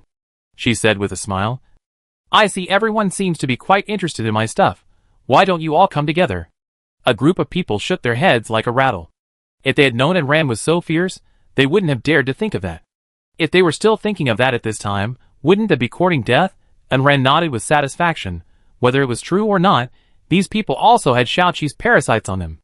If you don't do evil, the split body will never start. If you want to die, you will be killed in a minute. And Rand yawned and walked back home. It was too late, and she was sleepy. Lao Lu retracted the huge vine and shrank back into the shadow, as if he had never existed. The corpses on the ground were only skin and skeletons. The system was extremely disgusted. But it didn't want to give up these human corpses. It moved the corpses away with curses. Anyway, the system cleaned up the corpses. So Rand didn't care about the corpses on the ground, as long as her goal was achieved. She wanted deterrence, and the fear that would be engraved in their minds, so that these people would not always treat her as a soft persimmon. Killing people is the fastest way to level up. Just these 40 people gave her 41,000 experience points. The level was raised again. Player Rand, level 381378/40,000 HP, 450. Strength, 385 plus 50. Speed, 311. Defense, 312. Mana, 590. The upgrade gave 4 free attribute points. Just 2 points each for defense and speed, strength has not been increased for the time being. All their supplies and Cloud Island also went to and ran. The backpack expanded again to 2,500. The pets of this group of people were all exposed, and there were a lot of them, and Ran had no place to keep them, and Chong Jun also complained that the level was too low, and was not worthy of Ran. And Ran had no choice, and threw them into the trading area, which took up space, and it was just enough to hang them in the trading area. Laolu also took a few more to eat. This night was spent safely, and Ran slept well, and whether others slept well was not within her consideration. When Ran got up in the morning, the others had already left, leaving only her cabin. They left quietly, fearing to waken Ran up. It was as if Ran was some kind of monster. And Ran didn't care, and leisurely prepared breakfast, ate leisurely, and then continued to move forward towards the maze. As a result, she pushed open a door, and the winding maze appeared in front of her again. Well, she had to continue walking in the maze. And Ran continued to use her foresight to determine the correct path. And time moved forward little by little. It has been more than 2 months since everyone entered the maze. Half of the human race has entered several large mazes. And the mortality rate of this maze is extremely high. And the number of remaining players has decreased rapidly. After more than half a year in the game, more than 1/10 of the people have died. Chapter 159 Second Upgrade Blueprint *3. Will the remaining humans die in a few more half a year? Or will humans be assimilated by the game first, gradually become NPCs in the game, and end up being fed to monsters in the game? Now the maze has been cleared for more than half. Most of the players with weak combat power have been eliminated. Because of the endless monsters and dangers, some powerful players have also been eliminated for various reasons. The remaining players are those who have both strength and luck, or have special ways to save their lives. There are tens of millions of players entering this maze this time, and 20% of them have already gone. As for the rest of the maze, it is not known for the time being. And Ran just finished a battle and poured a bottle of warm water into it. This thick-skinned big bear, although it is only level 40, is not yet a boss. But it has thick skin and flesh, is extremely resistant to beating, and has great strength. She spent a long time grinding it, and finally killed it. The later it is, the harder it is to deal with the monster. With her stats, it is so difficult to fight, let alone others. The strength of this big bear is the same as usual, but its health is really exaggerated. 5,000 points. It is really tough. But the game system is right about one thing. The harder the monster is, the better the supplies you get. The monsters she has killed recently are all of high level, and they give a lot of experience. Especially the items they give are really good. Almost half of her huge backpack is occupied. And the weapons and armor she gives are all very good. The items that increase the value are not many, but there are some. And Ren fed the gloves and several weapons given by the big black bear to the pendant. Her pendant's invincible golden body increased by 2 seconds again to 6 seconds. Spearstorm finally collected enough materials for upgrading and could upgrade. Seeing that it was getting late, and Ren searched around, found the hidden gold treasure chest, and took a break. After fighting for 2 months, even though Ren's body was fine, the accumulated fatigue had reached its peak. And Ran planned not to move forward to the next cave for the time being, and take a break first. Many players have stopped moving forward and are just staying in the caves to rest. As for whether they can get out of the cave, they no longer care. Land Second Upgrade Blueprint, Wind Inlay Stone *1, Mithril *50, Flowing Cloud Stone *20, Light Crystal *20, Sea Sand *1, Jade Stone *2, Moonstone *30, Amplification Bead *1, Silver *30, Light Scale *2. Get everything together, and use the scroll for the second upgrade. Upgrade takes 3 hours. Please be patient. After fighting monsters for so long, her level has finally reached level 40, and all aspects of the stats have increased. Finally, she won't be abused by monsters. Player and Ran, level 423780/65,000 HP, 490. Come on. You are the most tenacious cockroach. Strength, 405 plus 50. You can compete with Tyrannosaurus Rex. Speed, 352. Run towards the sun. You are the Kwafu defense. 356. You are as thick-skinned as a city wall turning a corner magic. 810 can be used to release subsequent skills. Talented skill, S plus precognitive ability. Level 3 evolution, can proactively predict 10 seconds, a bit short magic resistance, immune to 7% of magic damage, which means there are still 93% of hits to take. Luck value, 9 upper limit 10, really lucky guy, can be increased later profession, weapon soul master. Light magician, independent of profession sub-profession, to be opened. Professional skills, turn pets into tools, use light magic, current pets, Changjun, Qianyu, Shia Ba, Shichi Laolu. This is the previous level, free attribute points have been added. Although this value is still not as good as the monsters, but with the addition of weapons and armor, it is already very good. And Ran waited for the weapon to upgrade, and opened the golden treasure chest. Drawing *2, advanced blue potion recipe. Bear skin *1, bear meat *300 gene, bear paw *4, bear bone *1 pair, thunder and fire beads *30, green heart leaves *500, healing grass *200, ginseng fruit *20, hemostatic grass *200, earth crystal *50. This is what the big bear just gave her. The herbs and thunder and fire beads are very good. Thunder fire bead, single target attack weapon, when thrown. It will produce a double attack of thunder and fire, and will explode. Each bead has an attack of 285. It has a lower attack than the one from the treasure chest. She currently has 2 space-based skills, 1 thunder-based skill, which was given to her by a thunder arrowfish. The gold treasure chest gave her 2 blueprints, the shield secondary upgrade blueprint, and the armor-piercing arrow secondary upgrade blueprint. She has just enough secondary forging scrolls, and enough ore, so she might as well take them all out and upgrade them all. She killed nearly 150 monsters above level 30 before she was able to collect enough ore. If she was lacking something, she would go to the trading area to buy it. And Ran was basically familiar with the system's routine. Generally, after the weapon was fully upgraded or some good skills were given, there would be a life-threatening battle. After she finished collecting the weapons and skills, and Ran went to cook with peace of mind. After a while, a team of wounded people came to the exit of the cave, and they supported each other into the cave. Everyone was wounded, and there were more than a dozen people in the group, both men and women. The ones with broken legs, arms, and one-eyed ones all had blood on their bodies. Their armor was tattered, and they looked miserable. As soon as they came out, they saw in Ran's cabin, and they hid far away with caution.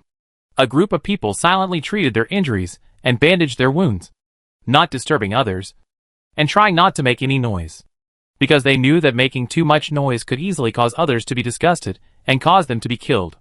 Their team was now a team of disabled people, so of course they kept their tails between their legs. After half an hour, the cave opened again, and another team appeared. They were in a much better situation than the previous team, but not much better. The battle lasted for so long, and except for the strong ones, or those with healing skills, the situation was not much better. This team looked at Ran and the other team, and walked to the wall silently to set up camp. Those who have survived to this day know that a lone player does not mean he is easy to bully, but is very likely to be a big boss. Although Ran could not see the name in the house, this group of people was still smart enough not to disturb him. And Ran cooked bear paws. This bear paw does not add any attributes, but it tastes good. All 4 were stewed at once. There are many people in her family who eat a lot, so they can eat a lot. While eating, I learned the recipe. Advanced blue potion, light crystal *5, water *1000 ml, healing grass *20, magic star grass *5, green heart leaf *5, lingling grass *1. Chapter 160 Fully upgraded weapons. She synthesized 20 tubes first. Her current mana is less than 1,000. This can restore 10,000. She will continue to restore mana later. Advanced blue potion. Each tube can instantly restore 500 mana points, and then restore 20 mana points every 10 seconds. This value, as long as the monster is not too difficult to deal with, should be enough. She made 20 tubes of internal medicine before, and now added 30 tubes. If it is not a very serious internal injury, there is basically no need for internal medicine. It's just that she has never gotten the recipe for the broken bone restoration ointment, and she only has that little bit in her hand. This broken bone restoration ointment is really hard to get. The red potion has Xiaoqi's various vitality honeys. After killing so many monsters, she has saved 20 bottles. Each bottle is 1,000 milliliters. According to the principle that 1 milliliter restores 1 point of health, it can restore 20,000 health points. But just in case, and Rand still kept 50 tubes of intermediate red potion, and sold the remaining few intermediate and low-level ones. After all, the red and blue potions really don't taste that good. Each tube of intermediate red potion can restore 200 health points, which is stronger than the intermediate blue potion. While waiting, and Rand's head hurt badly, and countless messy pictures came one after another. The picture in front of her suddenly turned into the cave collapsing, and everyone present fell into the magma. Although the picture only flashed by, it was enough to attract Rand's attention. After all, her talent is foresight, and now her ability is divided into active foresight and passive foresight. Active foresight was initiated by her, and passive foresight was guidance from the unknown. And Rand immediately cleaned up the house, and moved the weapons that were still being made into the backpack. It didn't matter where they were made. It was the system that made them, not her. They didn't pick the location. After cleaning up the house, she turned around and walked back to the room where the big bear was. Before leaving, she looked at the people on the ground who were looking at her warily, and reminded them, "This cave is not safe. You'd better avoid it. You can retreat or leave early." After she finished speaking, she saw these people looking at her like a fool, and Rand shut up and turned around without stopping. It doesn't matter in the first place. A reminder is enough. As for whether they believe it or not, that's their problem. The cave in the middle of this maze has always been a place for players to rest and settle down. Normally, except for man-made disasters, there has never been any problem. This is the result of personal experience of various players in more than 2 months. If someone suddenly reminds her that it is unsafe, it is useless even if she has the 2 big words in Ran on her head. Especially since the name in Ran is more red than blood, it is hard to guarantee that people will not suspect that she has other intentions.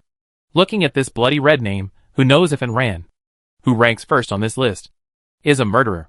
Maybe he got to such a high level by killing people. And Rand didn't say anything else. People didn't believe her, and she didn't need to rush to stick to people's cold butts. However, it's unknown when this prediction happened, and nothing happened that night. The next morning, and Rand didn't rush to cook, but first looked at the numerical status of several weapons. Silver level mountain-like defense shield. As strong and durable as a mountain, defense 450. There is a 35% chance to trigger the skill like a mountain. As majestic and immovable as a mountain, negates all enemy attacks, does not reduce durability. Can be forged twice later. The defense shield value has increased a little, the rest is the same as before. Silver level spear storm. Attack 455, speed 420, defense 385, durability 1350. There is a 35% chance to trigger explosive wind blade. The cold wind turns into a sharp blade, causing a violent wind blade. Hundreds of wind blades are enough to kill a person alive. Each wind blade has 1/3 of the attack power of a spear. Note, when a spear launches a skill attack, it will draw the player's own magic power to maintain the attack.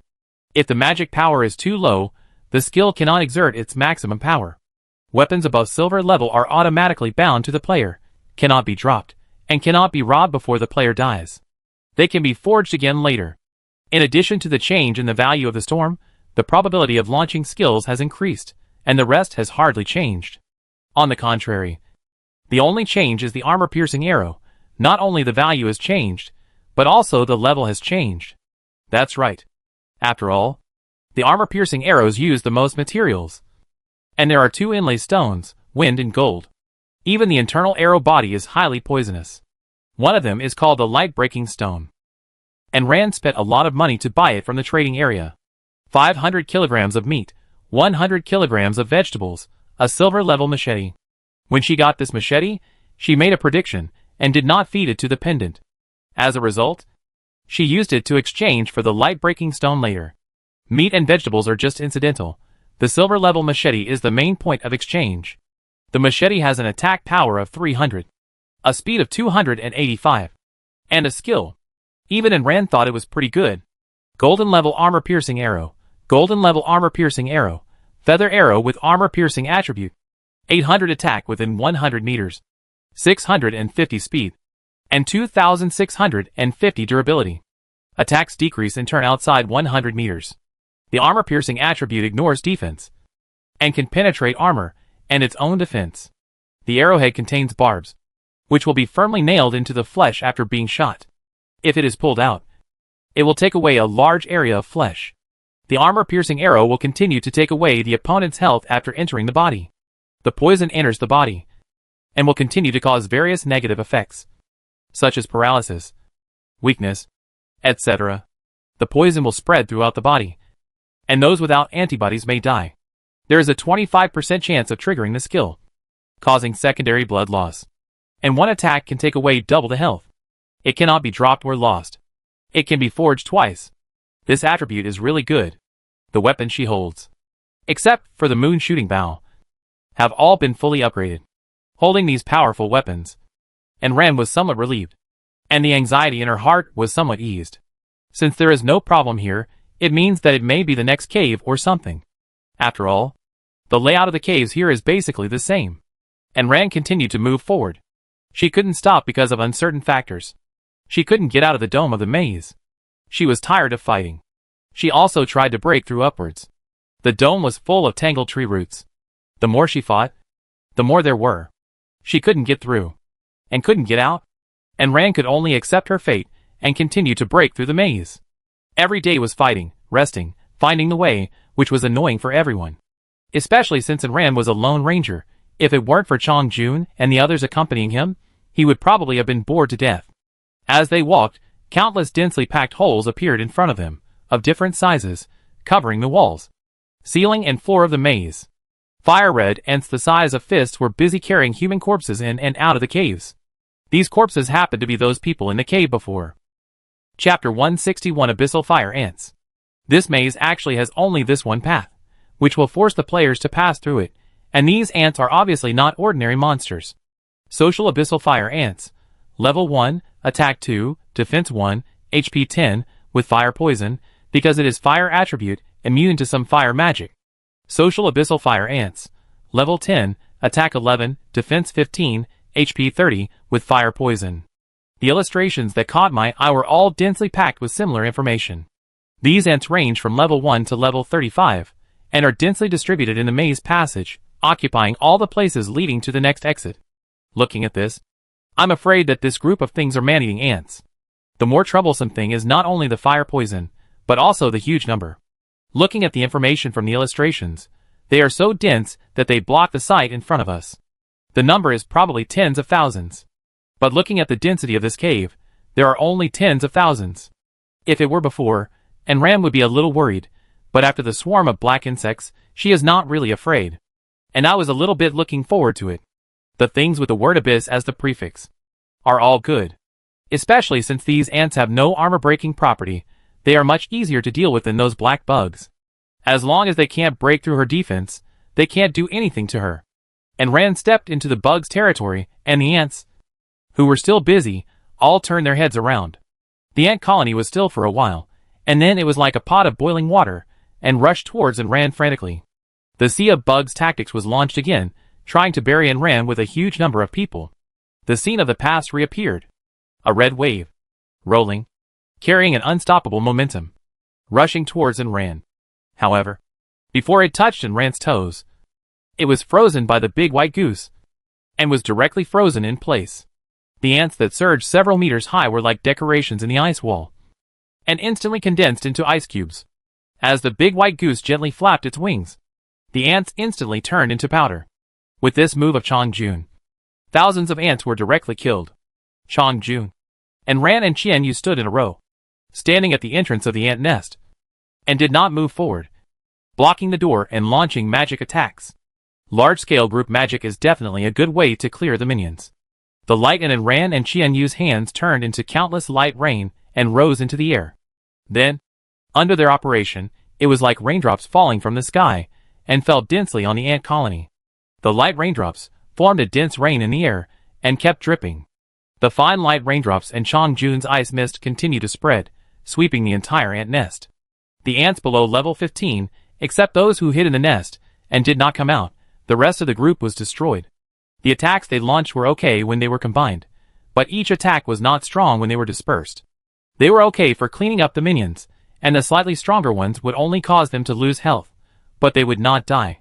This wave killed several thousand small ants, and the remaining ones were not so easy to deal with. When the fire ants saw that the cannon fodder had been cleared, they sent out the core troops, level 15 to 25. Compared to the thousands of low-level ants, these were reduced in number, but their attack power increased, and they could also use skills. Thousands of ants gathered together, rubbed their front paws, and small fireballs gathered in the air. Then they formed quickly. After forming, they did not release it, but merged the small fireballs together, as if they were going to launch a big one. And Ran and Qian Yu saw this and interrupted the spell directly. Every time the big fireballs were about to gather, they would release a beam of light to cut the fireballs apart. Their light magic was released much faster than other magic, and they could always interrupt the spell. As we all know, when magicians release magic, they cannot wait for them to finish reciting the spell or shaking the front swing. The ants released fusion magic several times in a row, but were interrupted by the opponent shamelessly. Especially the opponent cheated by filling potions. The level and magic power were not enough in the first place. After 3 times, the ants were exhausted. The magic power they had just gathered was scattered with a puff sound, like a balloon being punctured. Then, they were greeted by a wave of wind blade tornadoes from Chongjun, and were directly swept into the tornado and shattered into fragments. The failures of his subordinates one after another forced the opposing ant colony to send in more powerful ants. This time, the single attack ants were powerful, ants with powerful magic, and ants that could fly. The number of these ants decreased again, but they were also the most difficult to deal with. With this number, if he used his ultimate move, there would be some that would slip through the net, and this thing was quite large, so Enran simply used his weapon. When you matched Enran's own speed, and one man and one sword turned into a gust of wind, and in the gust of wind, the sword light flickered, and the sword light was like a rainbow. Enran was now exploring the moves bit by bit, eliminating the redundant and useless ones, and the moves were neat and clean, and each move was a killing move. She went straight to the weak spot, without wasting any energy. She was a person who had not received systematic training, but her attack was extremely fierce and decisive, without any hesitation. This was the killer move she had summed up after fighting one after another. Enran killed almost every ant as thick as her arm with one sword, and only killed 2 or 3 ants with strong defense. There were dozens of ants forming a small team, just like Enran and Qian Yu just now, and rained fire on her. Enran moved flexibly in the rain of fire, relying on her active foresight ability, and easily avoided all attacks from her blind spots. The long sword flashed, stringing several crispy ants together. Of course, she didn't deal with all the ants by herself, and Chongjun and Qian Yu were there to help. Shuqi was a vine, afraid of fire. The flame molecules in the air here were extremely active, so it could only carefully avoid the flames and start parasitism. Lalu followed Enran, always manipulating the shadow to suddenly appear, turning into countless shadow thorns, piercing the ants that were about to attack from the ground. Although this group of fire ants was huge, it didn't seem to be that powerful, and was beaten by Enran's pets. The soldiers and the backbone forces responsible for the vanguard were almost wiped out. The queen ant, who had been monitoring the battlefield, was anxious, but she could not move, and her main body did not have such strong attack power. Although the queen ant could continuously produce ants, it also needed time to grow. If Enran was really wiped out, there would be only one queen ant left, which was not very useful. Seeing that Enran was about to kill this batch, the queen ant became anxious. The tentacles kept rubbing, and an invisible wave spread out, passing through Enran and Chongjun. Enran's brain buzzed, and suddenly became blank, and his body stopped involuntarily, standing still. Chapter 162 The Queen Ant. Qian Yu and the others also stopped unconsciously. The weapons fell to the ground, and because they could not be dropped, they automatically returned to the backpack. Enran and Chongjun fell limply. The ants caught Enran and the others, and carried them into the cave where the queen ant was. In the huge and empty cave, there was an ant with a huge belly. It was red all over, and its huge belly occupied the entire cave. It was huge, about 20 meters long. There were countless human and monster bones scattered around it, all of which were probably eaten. If Enran was still awake, she would have discovered that the attack and defense of this ant queen were not as strong as the cannon fodder ants outside. Abyss Fire Ant Queen, Level 40 Boss, Attack 300, Defense 278, Speed 100, Mental Attack Holding Monster, Huge Mental Power. It was obvious that this ant had poor combat power, and even no magic attack, but its mental power was terrifying enough. In theory, all players have mental power, as long as there is magic value. Mental power is needed to mobilize magic power. But ordinary players don't have such terrifying mental power as this ant, even if they are as powerful as Enran and Chongjun. They will be caught in the trap if they are not careful. Chong Jun's level and combat power are sealed. So his mental power is also sealed. It is normal for him to faint due to the mental power shock. After all, they are not specialized in mental power. A group of ants carried one person and two pets in. Because of the mental power shock, Xiao Qi and Lao Lu also did not escape the fate of fainting. It was just a shadow that went back to and ran after fainting. Xiao Qi was still hanging on Ran's ear. She was carried to the queen ant's side. She raised her front legs and opened her big mouth full of sharp teeth, and was about to enjoy the food. Shia Ba, who had been in the pet space, was anxious. She ran out directly. With a wave of her hand, 3 identical figures appeared beside the 3 of them, and they themselves became illusory. The queen ant's legs were inserted in the wrong place, and suddenly they were inserted into the air. The queen ant tilted her head in confusion. Shia Ba took the opportunity to frantically call on Ran, and the others in his sea of consciousness. Master! Wake up! Master! Get up! Master! Big white goose! Qianyu! Get up! But the mental shock was too strong. The 3 were still in a coma, and no matter how much they were called, they could not be awakened. Shia Ba was so anxious that he turned around in circles, pinching in Ran's nose, pulling Chong Jun and Qianyu's hair. And Ran and the other 2 still did not wake up. And the queen ant also noticed Shia Ba, commanding the ants to catch her. Shia Ba was not good at fighting, and split into countless cloud balls like it, which spread all over the cave. The flying ants were flying around like headless flies, but they couldn't find Shia Ba. Shia Ba took the opportunity to call on Ran and the others again, but they still couldn't wake up. The queen ant saw something was wrong. This little guy seemed to have the same ability as her. No wonder its children couldn't find it. Shia Ba dodged for a while, and the queen ant stretched out her long legs towards and Ran and the others again. Most of the tricks that can be transformed are related to mental power, which can deceive vision and nerves to succeed. But Shia Ba is different from the queen ant.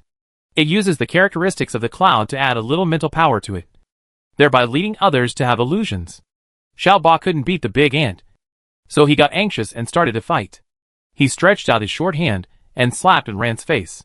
And Ran had been struggling to break free from the control of her mental power. This time, Shia Ba slapped her in the face, which helped her break through the control.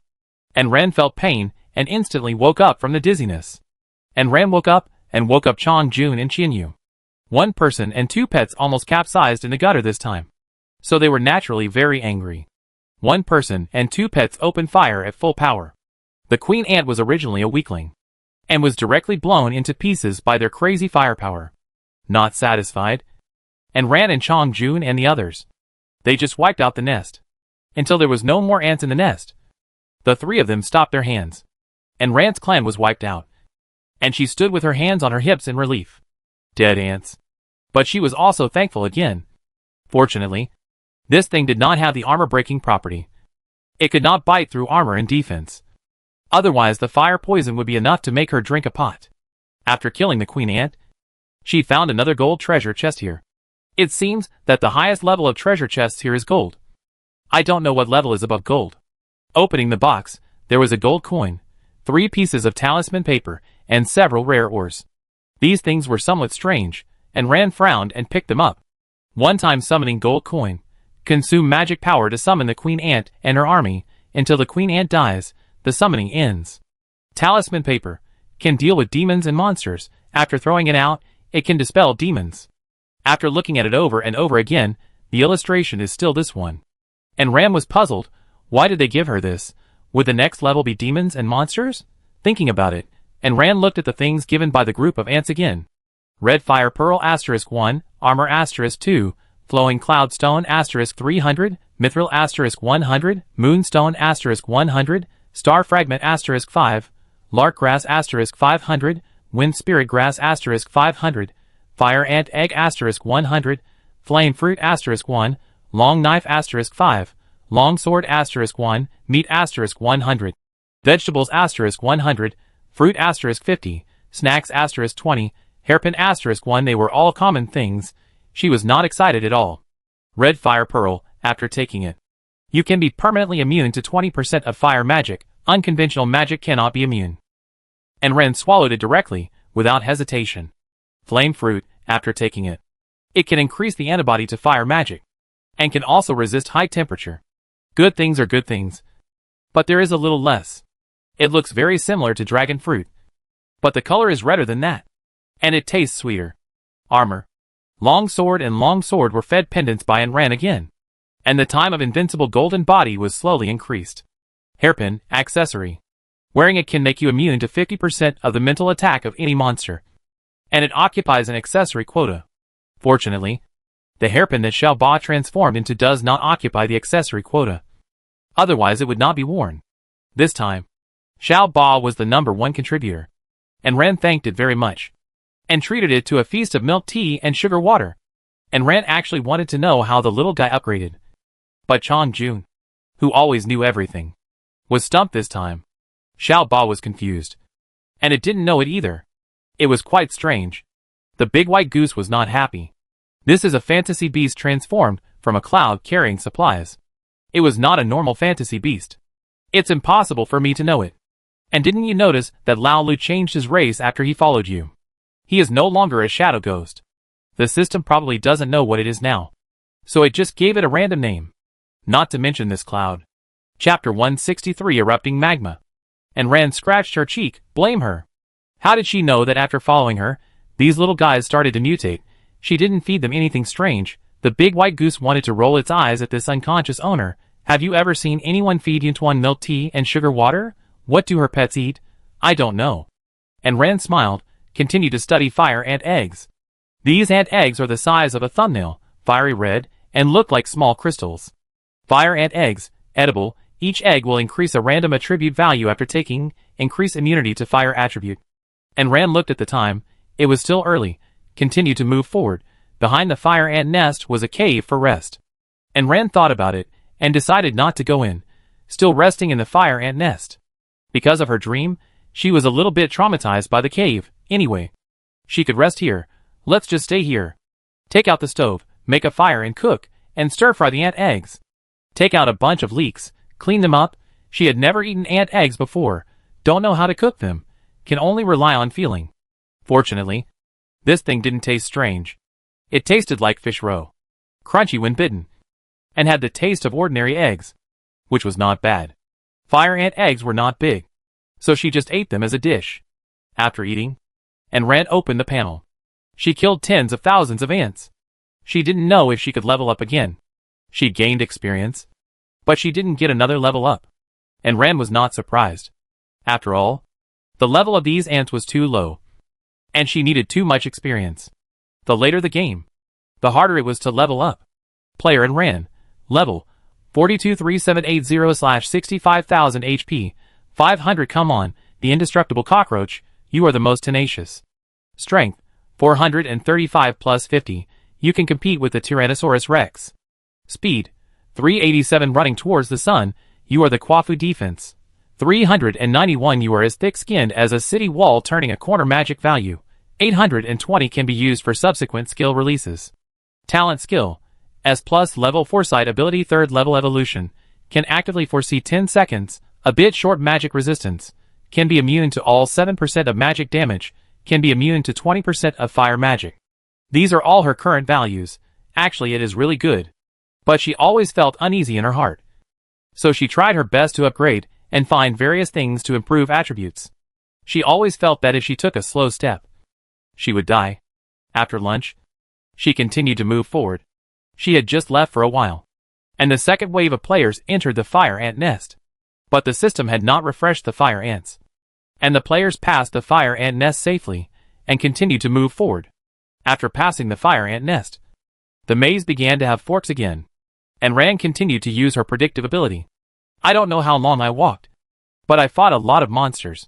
It's just that the monsters I fought were mostly of fire attribute, which is strange, since she foresaw the magma. She dreamed about it several times, each time more clearly than the last. The vast underground world. The bottom of the cave was covered with flowing magma, and something seemed to live in the magma. And as we continued to move forward, the temperature in the maze became higher and higher, from dozens of degrees below zero to the current 10 degrees above zero.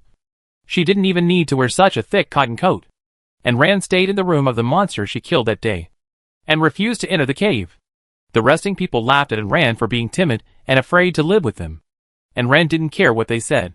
And she remained the same. She had accumulated a lot of fire items recently. The rest was fine. But she had accumulated a lot of skill cards and thunder and fire beats.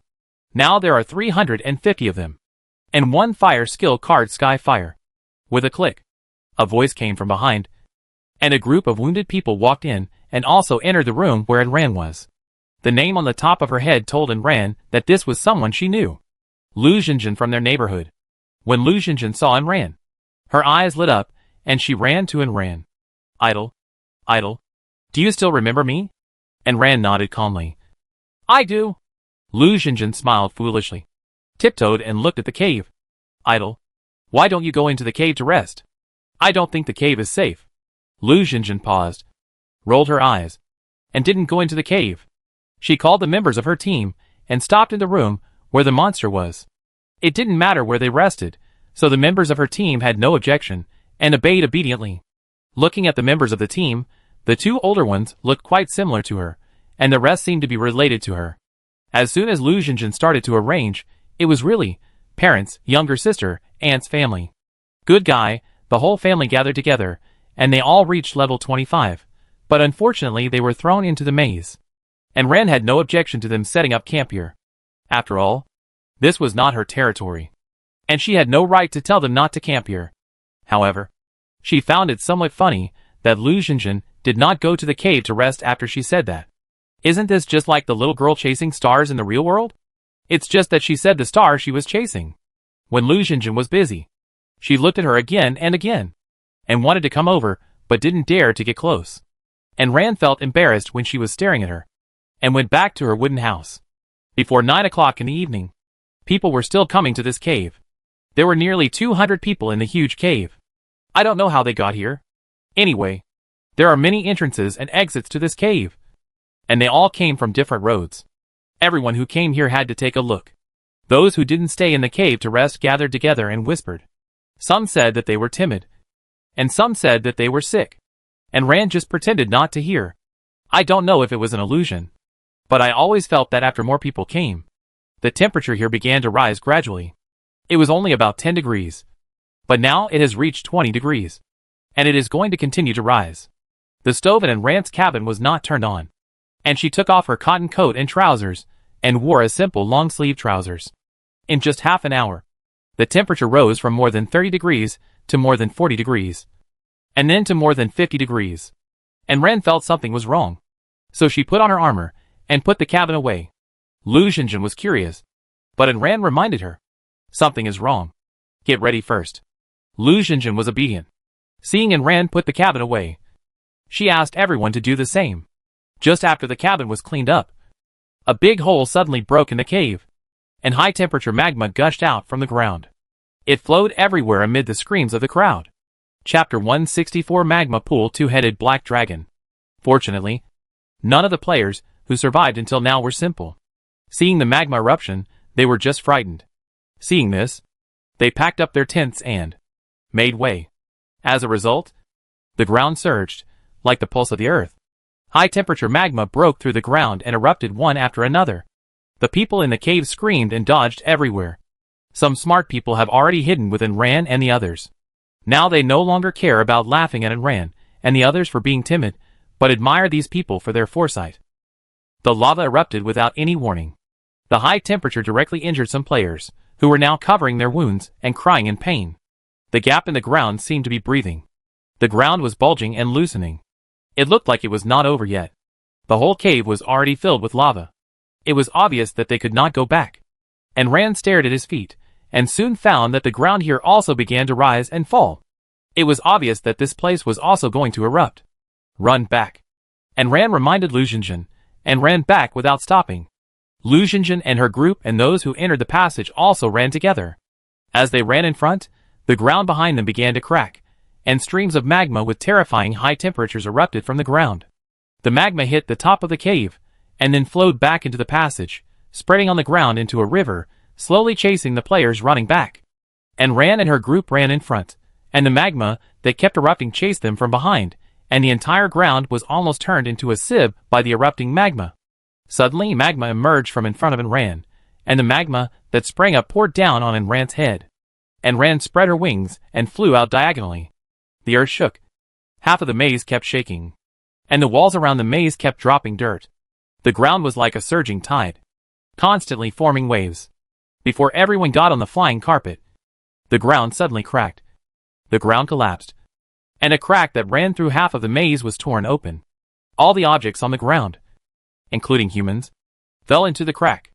The crack continued to expand, and the surrounding dirt and buildings rolled into it, and were instantly melted into debris. The cracks in the ground collapsed further, covering half of the maze. Countless players fell into it screaming because they could not react in time. No matter how high the defense is, you will be burned to ashes once you enter. The difference is the length of time. In just over 10 minutes, from the eruption of magma from the ground to the appearance of cracks, the ground collapsed completely, and more than half of the players died. The collapse stopped after a few minutes, and the bottom part was finally exposed. A huge underground magma pool occupied half of the maze. The magma was rolling and bubbling. The terrifying high temperature made the air distorted. The figures around me were blurry and unclear. Breathing was burning. It made people lose water quickly, sweating all over. It felt like all the cells in my body were being dried out. The magma was filled with the bones of countless unknown races. The magma pool was not open to the sky. It was surrounded by a vast cave. There were countless players flying on the top of the magma pool. They were riding a variety of tools. But now, without exception, they all looked very ugly. Those who survived were those who reacted quickly, and those who did not react quickly had already fallen into the water and became one of the dried bones. And Ran felt that her wings were about to be burned, and it was difficult to breathe, especially the strange smell of the magma, which rushed straight into her nose and made her mouth and nose hurt. And Ran stared at the magma nervously, and she felt that there seemed to be something in the magma. The magma pool was not endless, but it was definitely large enough. And Ran flapped her wings and flew directly to the shore. She could not stay in the center of the pool. The danger warning in her mind had never stopped, and it affected her so much that she could not concentrate. And Ran flew, and Lu Xinzhen's family also followed. But they just followed quietly, without thinking of protecting Ran. And Ran was fast, and after flying for about half an hour, she finally saw where the shore was. And Ran accelerated and flew over. And she was somewhat relieved until she reached the shore. She thought that there would be at least a road leading to the next area when she reached the shore, or some other way out. But unfortunately, there was no way. There was a road leading to the next area, but it was blocked by several heavy iron gates. And Ran slashed with his sword, leaving only a shallow white mark on the heavy iron door. This white mark gradually disappeared as time went by. Looking again, the health value displayed on the iron door was infinity. In other words, it was impossible to force through, and the players would have to fight against the things in the magma. And Ran originally planned to try to see if the cave wall could be broken, but it was obvious that it could not be broken. This directly blocked everyone's way. And Ran concentrated his mind and activated the foresight. In the blood-red magma, a huge eye suddenly opened, with a golden vertical pupil and a majestic look without even being angry. And Ran was startled, and directly withdrew from the predicted screen. So what is in this magma? And Ran tentatively landed on the ground, and the high temperature came back through her boots, and it was so hot that she couldn't stand it all. And Ran had no choice but to fly up again. The bubbles rolling in the magma pool became more and more dense, as if something was about to come out of it. In the center of the magma pool, a large amount of magma suddenly bulged up and overflowed to both sides. The magma was pushed out by the bulge in the center and hit the shore. And Ran had no choice but to fly up again. It seemed that the things inside were about to come out. As more and more magma flowed out, the bulge in the center became higher and higher. A huge figure was looming in the magma. Although it had not yet appeared completely, it could be seen that this thing was not small. And Ran quickly moved away from it. Chong Jun had turned into a weapon and was held in her hand. It was ready to fight at any time.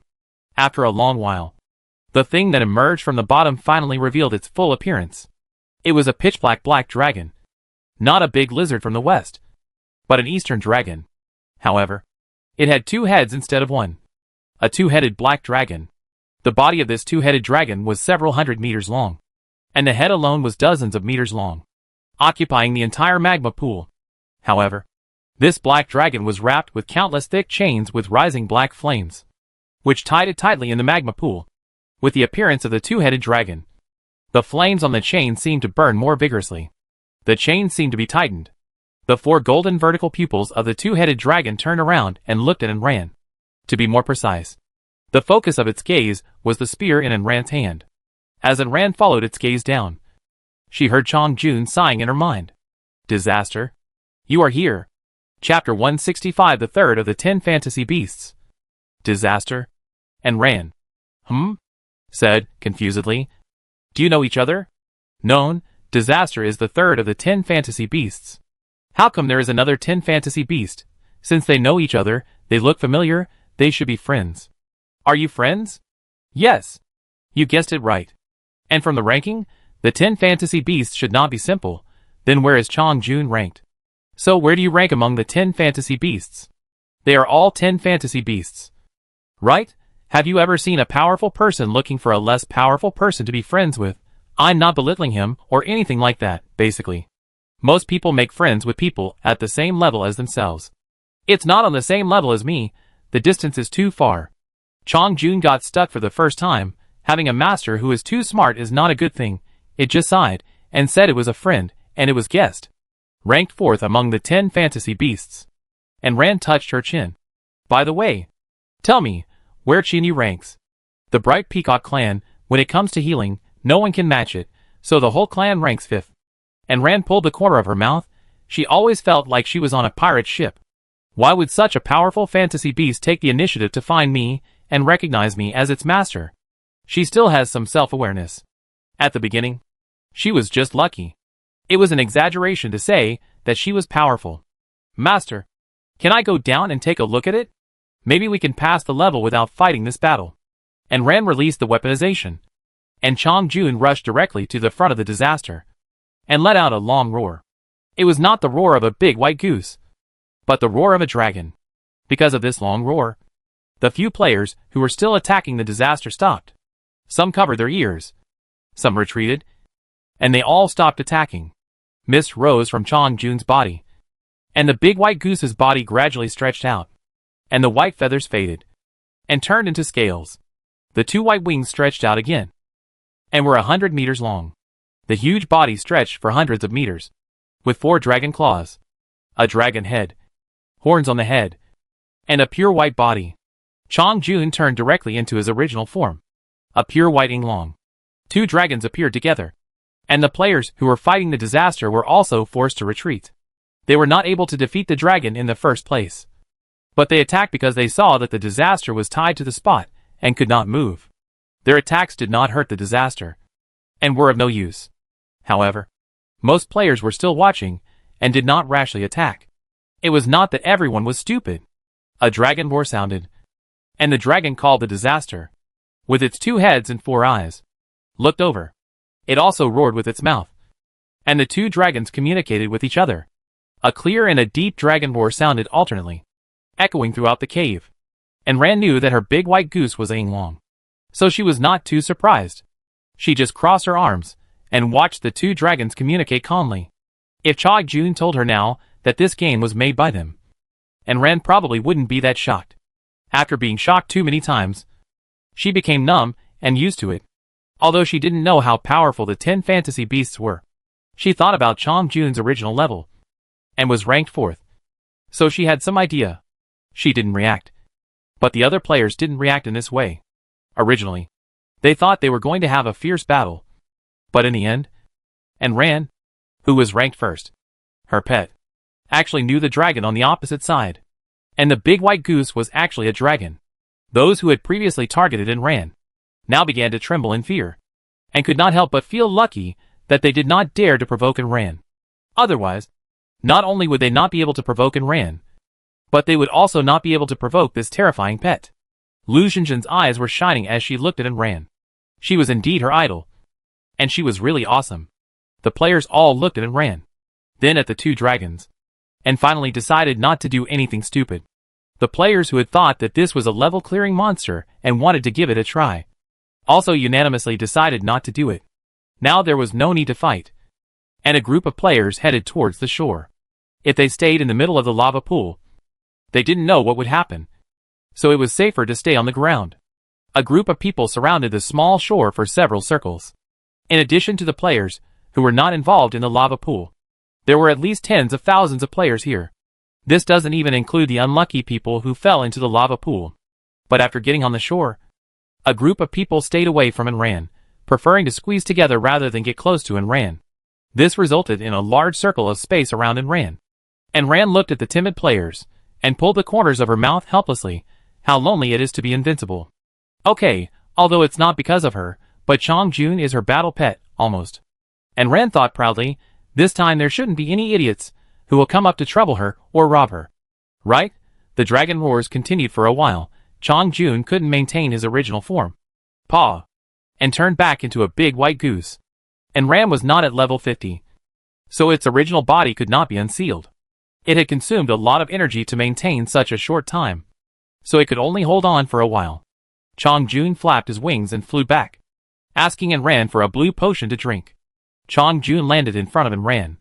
And all the players present looked over. But the master and servant didn't want to pay attention to them at all, and talked to themselves with their spiritual sense.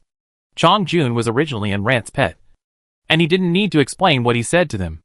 Master, Disaster was trapped here by the game, and was regarded as a monster for clearance by the players. And Rand suddenly realized that if she was not there this time, the players would probably have to continue fighting. Didn't you see that some of them had already started fighting? In order not to be killed. Even if Disaster was not a real monster for clearance, it would fight back. No one likes to be beaten without fighting back. Players can't kill it, but it hurts when it's attacked. And Rand nodded. What should we do then? This passage has locked doors. How can we get out? Chongjun glanced at her.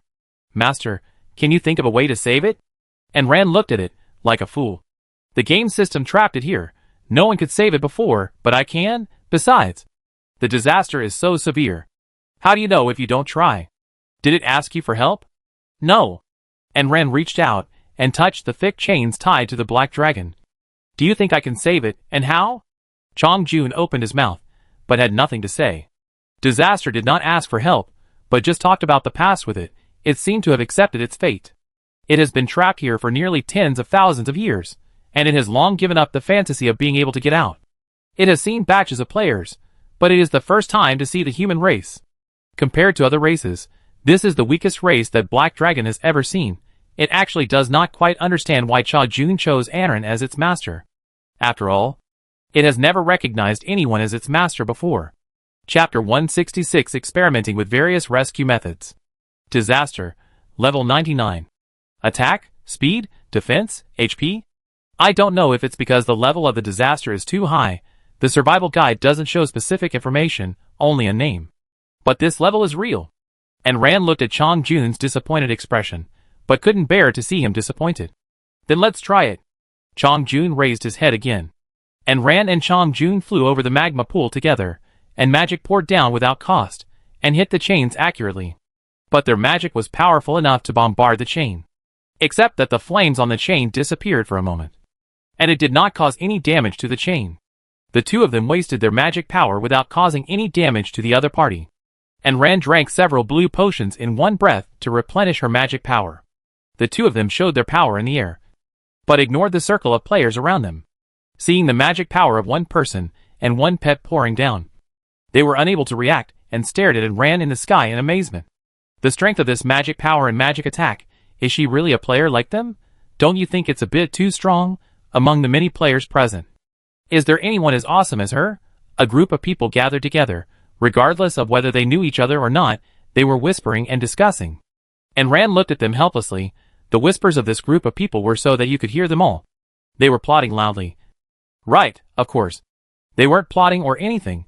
They were just talking about how awesome she was, which made her embarrassed, scratching her cheek. And Rand simply blocked their discussion. How about I let Qian you come out and try?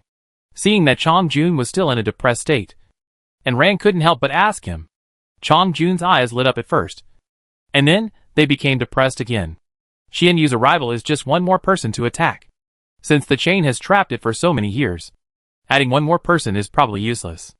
After so many years, the disaster still has no way to find a way. It can't come out with its level and magic power before it is sealed. With just a few of them, It's probably difficult. And Ran patted it. You have to try. You won't give up even if you don't try. Xianyu was called out. One person and 2 pets lined up.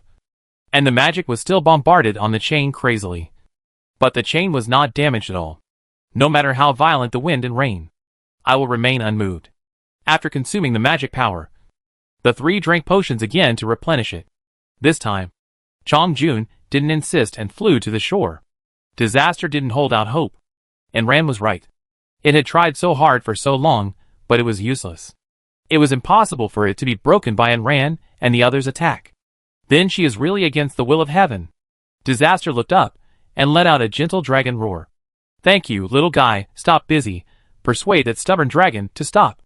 A male voice deeper than Chongjun's reached her ears and rang clearly in her mind, and Anren knew that this was Disaster sending her a message.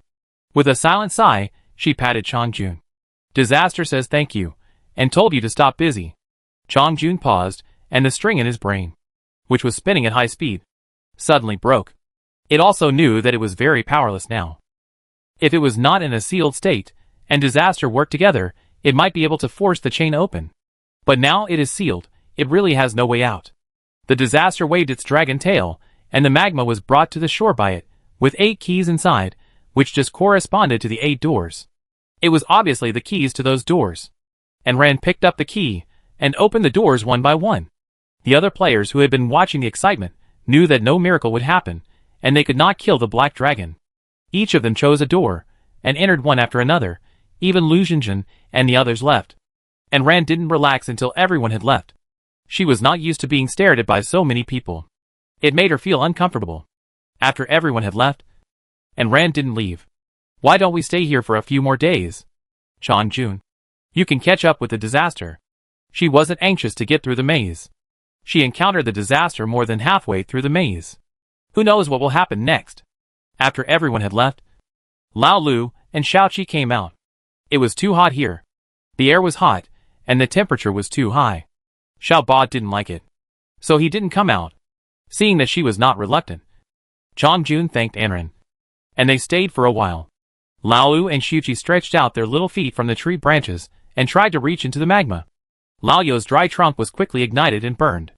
Anren watered it with a smile. And Lao Lu stopped trying to die and stayed in the shadow obediently. Shaoqi, on the other hand, did not use his body to test, but split several parasites into the magma. Anren originally thought that the magma would burn the parasites to ashes in an instant. But after the parasites floated on the magma, they actually survived well. And Ran was full of doubts. And couldn't help but look at Shaoqi's information again. Split Vine can parasitize on anything. Split, the main body is immortal, and can split infinitely. It is unique, and cannot be killed by any substance, and is almost invincible. There is an extra line below. Is this a bug that the system actively gave her? No wonder Shaoqi can float on the magma. It turns out to be a system bug. Moreover, the parasite is not only indestructible, but can also absorb magma to reproduce the split body. When Anren saw the red vines and red flowers blooming in the magma, she didn't know how to react. Seeing Chongjun, who was still in a low mood, Anren's eyes turned, and she seemed to have a solution. Since Shaoqi could parasitize anywhere, what about the chains? The chains are called cold flame chains, and there is only a name on the illustration, without any description of health points and other abilities. And Ren asked Shaoqi to try to see if he could parasitize the split body on the chains. Since he could parasitize anywhere, it should be possible. Knowing that Ren was trying to split the chain, Disaster put away the black flames wrapped around the chain. Now, Ren realized that the flames were emitted by Disaster, not from the chain itself. Disaster used it to burn the chain. But the chain was already soaked in the magma, and you still burned it with fire. Are you sure it will work? Shaoqi split countless parasites to parasitize on the chain. It is indeed possible to parasitize, but this chain is a lifeless thing, and the split body cannot absorb vitality to grow, so it cannot germinate. There is life even in the magma, but there is nothing on this chain. And Ren didn't think it would succeed. She just let Shaoqi experiment. She also knew that the system would not leave such a big loophole for her. Shaoqi's bug was already so big, and it was obviously not completely true that it could parasitize anywhere. It can parasitize, but it didn't say it could germinate. If it could succeed so easily, the disaster would not have been trapped here for so long. Xiaoqi liked the magma very much, and it split into several fragments floating on it, and Ran let it play, stroking her chin and walking back and forth on the shore to think of a solution. Chapter 167 Disaster Difficult Decision. The two dragons were still chatting over there. Fortunately, both dragons could communicate with each other through telepathy. Otherwise, it would be cross-species communication. I don't know what they were talking about. Their eyes kept glancing at Ran. Xiaoqi's split body had occupied a small half of the magma pool, and there was a trend of continued spread. Countless fiery red flowers full of fire poison were blooming everywhere. Whatever Xiaoqi absorbed, the flowers that bloomed were what it produced. It absorbed the flowers that bloomed from the magma. It contains pure fire poison. But because it is not a magic product, it has no other effects.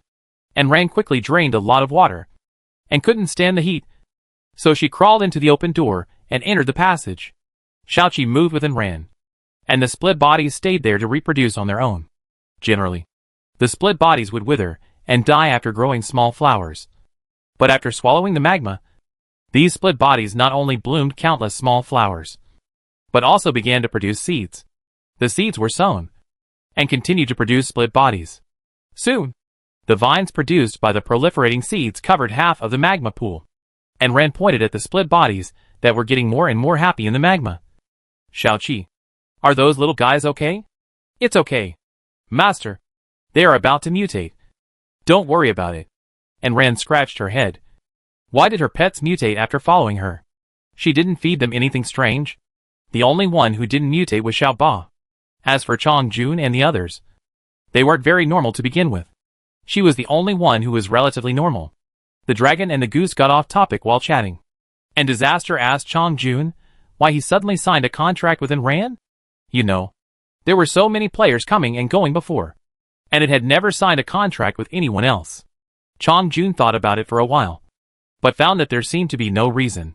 When he was about to sign the contract, he felt that there seemed to be some influence in the dark, and he directly decided on Ran.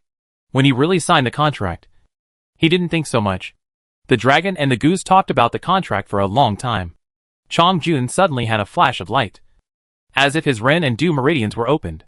Shrink your body and change into another shape, and try to see if you can break free. Disaster looked at it like a fool. It had changed a long time ago, but those iron chains grew and shrank with it. Don't forget, no matter how it changes, its true form is still a dragon. Chongjun looked at Amren, who was so bored that she was browsing the comments section, and then looked at Disaster. I suddenly thought of a way, which may help you get rid of the shackles. Disaster was puzzled. What way? Since you can't get rid of this chain by turning into various small fantasy beasts, why not try a different form? Disaster always felt that it was talking nonsense. Their powerful fantasy beasts can indeed disguise themselves as other fantasy beasts, but in essence they are still illusions, which are almost the same as hallucinations. How can it change its form? Disaster, sign a master pet contract with my master and Ran. If Disaster was not immobile, I would go up and touch it to see if it was drunk or had a fever. Why did it start talking nonsense? Disaster and Ran's ability is weaponization, which can transform pets into weapons. To be honest, after Chongjun said this, Disaster was really moved. After weaponization, it will abandon its current form and transform into another form. It will also transform from a dragon body into a weapon, completely losing its dragon form. According to its estimation, it should be able to get rid of the blockade of this chain. But it hesitated. Once the contract was signed, it would be tied to Ran, living together and dying together. If Ran died, it would die together. As a powerful being standing at the top of the fantasy beasts, it could not give its life to an ordinary human. These humans were weak in body and spirit, and did not have the strong body and spirit of other races. As for whether they were female, it did not care. In its opinion, women were definitely not weaker than men. After all, the second place among the fantasy beasts was a powerful female fantasy demon, whose terrifying spirit almost caused the game system to collapse. If she hadn't been so proud, and hadn't joined forces with the other fantasy beasts. That's not right. Which of these 10 fantasy beasts isn't proud? They are all very proud. Otherwise, they wouldn't have been defeated one by the system. Some died. Some were controlled. If they hadn't been so arrogant, and had joined forces against the enemy, Perhaps the game system wouldn't have jumped for so long. Looking at Chongjun's expectant eyes, and then at the last member of the Peacock clan. Looking at the strange pets around Enran, Disaster wondered, is there really something different about Enran, that's why he has captured so many pets? However, it was somewhat unwilling to let it submit to an ordinary human. Chongjun saw its long silence, and knew that it was unwilling. It was used to being strong. Following Enran meant sealing most of its abilities. It was weak and might die at any time if it followed Enran. It was normal that it was unwilling. Chongjun did not persuade it anymore. Instead, he talked to it about other things. Enran slept in the passage at night. It was too hot here. She didn't even move out of the wooden house. At night, she ate a bunch of fruits for dinner, and cooked a bunch of food to feed the 3 carnivores at home, including the big black dragon. The big black dragon didn't know how long it had been since it had eaten. It ate several large pots of bear meat, weighing several hundred kilograms. Enran's hands hurt from cooking. At night, Enran had already fallen asleep, but the two were still chatting, and they didn't know how much they had to say. Enran never knew that her goose was a chatterbox, and kept talking. But they couldn't stay here forever. On the afternoon of the 3rd day, Enran had to set off to the next exit. They had to leave this maze. Could they still live here? When Enran broke camp, the disaster finally couldn't bear it anymore. After thinking about it for a few days, it finally made up its mind. Rather than being trapped here and waiting to die, it would be better to leave with Enran. With them as escort. I don't believe that they can't even protect a human. With them around, it's impossible for her to die easily. After thinking this through, Disaster finally made up his mind. It wanted to sign a contract with Enran. However, before signing the contract, there were some things that needed to be made clear to Enran. If it still couldn't leave here after signing, it hoped that Enran would terminate the contract, because the number of pets a player could have was limited. And it was not that the trainer would sign endless contracts. Since I can't help, I naturally can't drag her down. Chongjun and Disaster told Enran the details one after another. Enran had no objection to Disaster's desire to sign a contract with her to leave here. Both parties benefit from signing a contract. Killing 2 birds with 1 stone. Why not do it? Seeing that she agreed to sign the contract very happily, Disaster was surprised, but did not waste time. A huge magic circle appeared under the man and the dragon at the same time, covering the 2 of them. Chapter 168 Disaster recognizes its master and transforms into a longbow. Because Enran's level was not high enough, after Disaster signed the contract, its body was gradually suppressed, and it became a small black dragon more than 1 meter long, with 2 heads. But as its body shrank, the chain also shrank, still firmly trapping Disaster in the chain. Enran's eyes became sharp, and he directly activated the weaponization. The body of the small black dragon burst out with a burst of black light, and it broke free from the restraint of the chain, and fell into Enran's hands. It was a longbow that was all black, weighing 30 Jin, with a dragon head on each end. Longbow Disaster, attack 530, defense 510, speed 540. Each attack sent out carries a random black soul fire or erosion ability. Soul fire burns the soul, and has a strong restraining effect on dark monsters. Soul erosion attacks ignore defense and erode the mind, magic or body. Note: special items cannot be eroded. It can accumulate the user's attack power. Additional skills: Pyroblast, Erosion, Dragon Rorschach Wave, Soul Fire Attachment. The longbow can fire magic arrows, and can also fire physical arrows. She finally understood why Disaster ranked above Chongjun. This terrifying ability to burn the soul was enough to give the enemy a hard time. I also know why the system trapped it here. This is simply the nemesis of the abyss monsters. The Disaster escaped the blockade, and the thick chain was about to fall under the magma.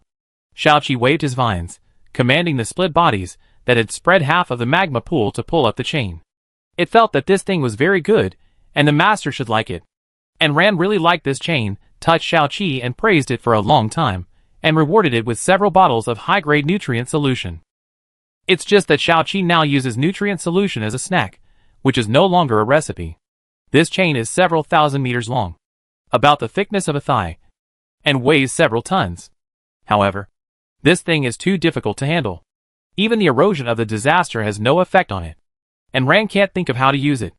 This thing is definitely a treasure. Otherwise, how could it not break free from the Disaster? And it has been burned by the soul fire for thousands of years without breaking. And it has been burned in the magma for so long. crouching in front of the chain.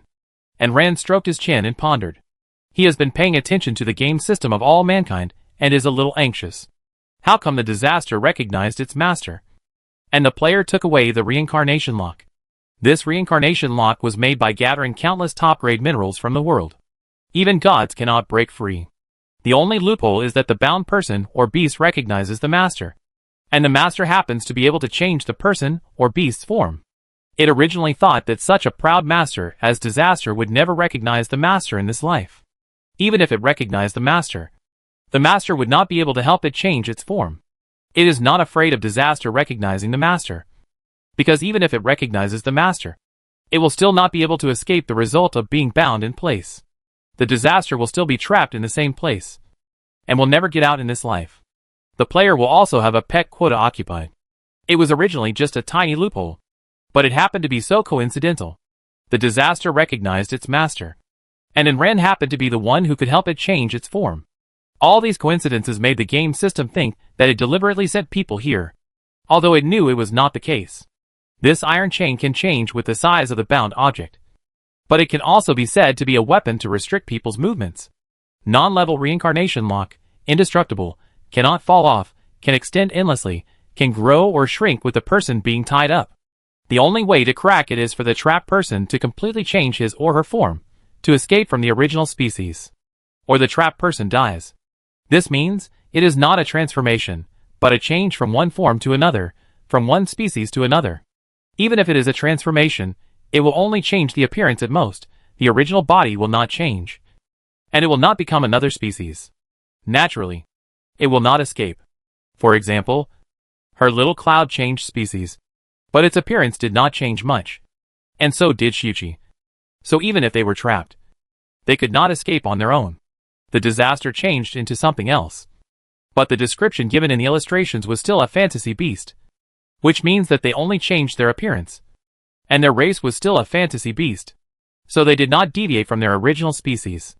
And when it changed into a longbow, it was a fantasy beast that directly became a weapon, not a transformation or a transformation, and the species were no longer the same. It's easy to get out of this thing, but it's really hard to get out of it. Anyway, in the end, Ran was dizzy, and she couldn't figure out this weird rule. Anyway, this thing is hers now, and she can't use it to tie up her own people, even if she is tied up. Ran can free herself. After all, she is the owner of this weird chain now. Xiaoqi is still playing with the lava, and it seems that he is enjoying it. Ran's backpack has accumulated nearly tens of thousands of red flowers with fire poison. If they continued, her Xiaoqi would purify the magma. The split bodies drilled in and out of the magma, and the long vines stretched into the magma to form a big net, scooping things in the magma. Ran laughed. Anything put into the magma would melt. What could be in it? Probably no creature except the unlucky creature disaster could survive.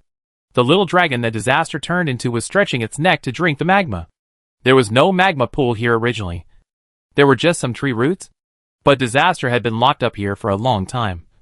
And the soul fire burned the chains, turning this place into a magma pool.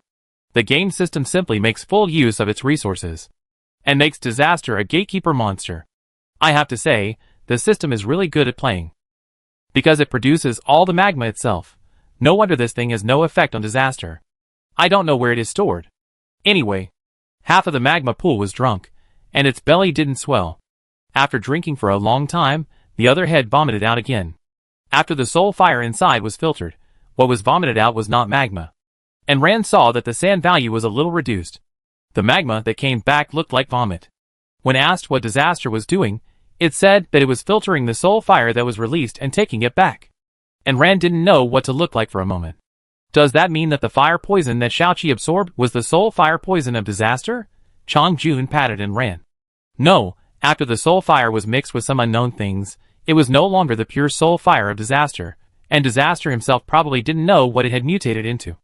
Ran was speechless, and disaster still dared to absorb magma. Wasn't he afraid that there was something unknown in it? Disaster spent 3 days filtering the magma pool, and Xiaoqi also recovered all the split bodies, and the group planned to move on to break through.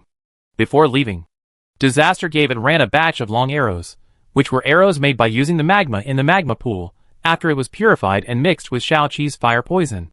Chapter 169 Labyrinth Collapse. Special Lava Arrow. Attack 450, Mixed Magma, Soul Fire, Fire Poison, Erosion and other special skills made of long arrows.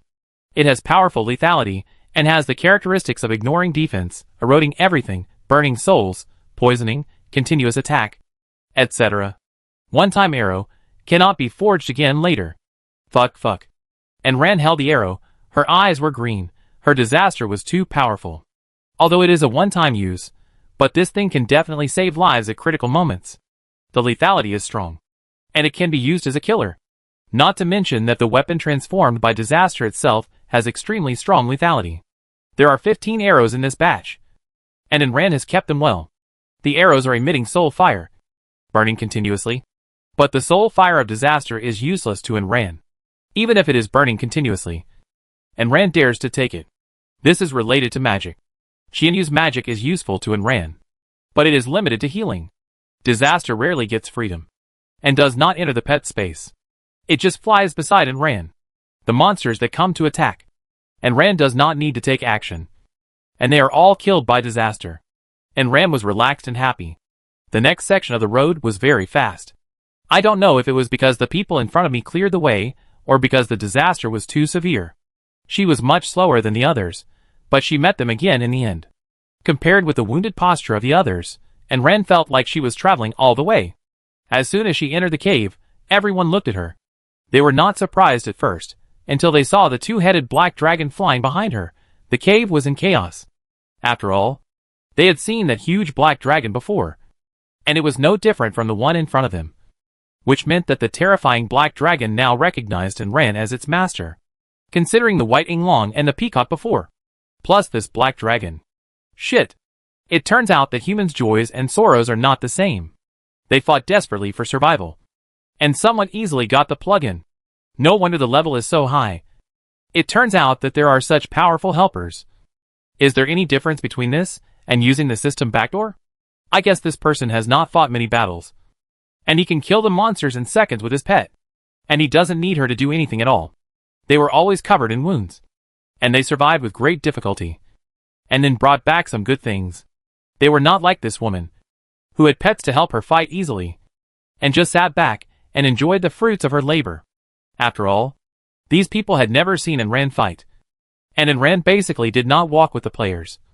So naturally no one knew about her most difficult times. Although they were envious and jealous, they were not stupid, and they would not take the initiative to provoke Ran. Nor would they be stupid enough to ask her to hand over her pet. If they really go, they are out of their minds. Therefore, the group of people only looked at it for a while, and then they looked away. What if they envy it? It is someone else's property. If they really go to grab it, they may die even faster. Didn't you see the blood-red name on Ran's head? It means that many people have died in her hands. In order to avoid being remembered by Ran, they should stop making trouble. Ran ignored the eyes of the group of people, and found an empty space to put the wooden house out. A lot of food was cooked at night, and I was too busy to handle it. So disaster turned into a human form to help. It was only now that Ran realized that Chong Jun and the others could actually turn into human forms. Ran felt that she was speechless more often than in a year. Xianyu, who was in the growth stage, couldn't do it, but Chong Jun could. It was just that disaster's human form was a bit strange, with two identical heads, each with its own consciousness, one silent, and the other not necessarily talkative. Fortunately, both heads are handsome. At least it doesn't look so scary. The human form that Chong Jun transformed into is a handsome white-haired man, who is tall. Both of them are over 1.9 meters tall, compared with Ran. It's simply crushing. The wooden house looks short. Cha Jun dislikes the space. Snap. And turns into a big white goose again. Ran rolled her eyes, and had no worldly desire for these two. Imagine that one is a big white goose, and the other has two heads. It's a bit difficult to adapt. Fortunately, she will have someone to help her cook in the future, so she won't be exhausted to death while eating. Ran felt a headache. In the picture in her mind, countless eyes without whites opened, and countless tree roots with scale-like patterns spread throughout the maze. The ability of foresight gave her a warning again, and successfully made her heart rise.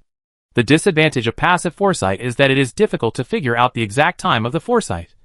which is not as useful as active foresight. But this time, and Ran obviously guessed wrong. The foresight just gave her a hint, and the whole maze vibrated. The man and 3 pets quickly became alert, and Ran put away the wooden house and changed into armor. The maze gradually began to collapse in the crazy vibration, and cracks appeared on the walls of the caves around. Whether it was the top of the head, the sides, or the bottom of the feet, the cracks gradually turned into cracks, the cracks gradually expanded, and the soil on the cave kept falling down. The soil above the head peeled off in large pieces, and fell on the crowd. The soil on both sides of the cave walls collapsed, and the cracks in the ground kept expanding, all of which accelerated the collapse of the entire maze. This time, not half of the maze collapsed, but all of it, including the passages and the caves for rest. This left the players trapped in it with nowhere to hide. They could only run around and try to find a place that had not collapsed. The collapse of the entire maze was like the collapse of the sky, and the crack of the earth for the players trapped inside. The players dodged the falling mud like headless flies. Some had already attacked the falling mud cave wall. Since they couldn't avoid it, they would blow it up. Seeing that this trick worked, the other players followed suit. Fortunately, what fell was soil, not stone slabs or huge buildings. They were all players who had fought all the way, so they were not buried in the soil. At most, they were a little panicked at the beginning, but they soon reacted and started to attack.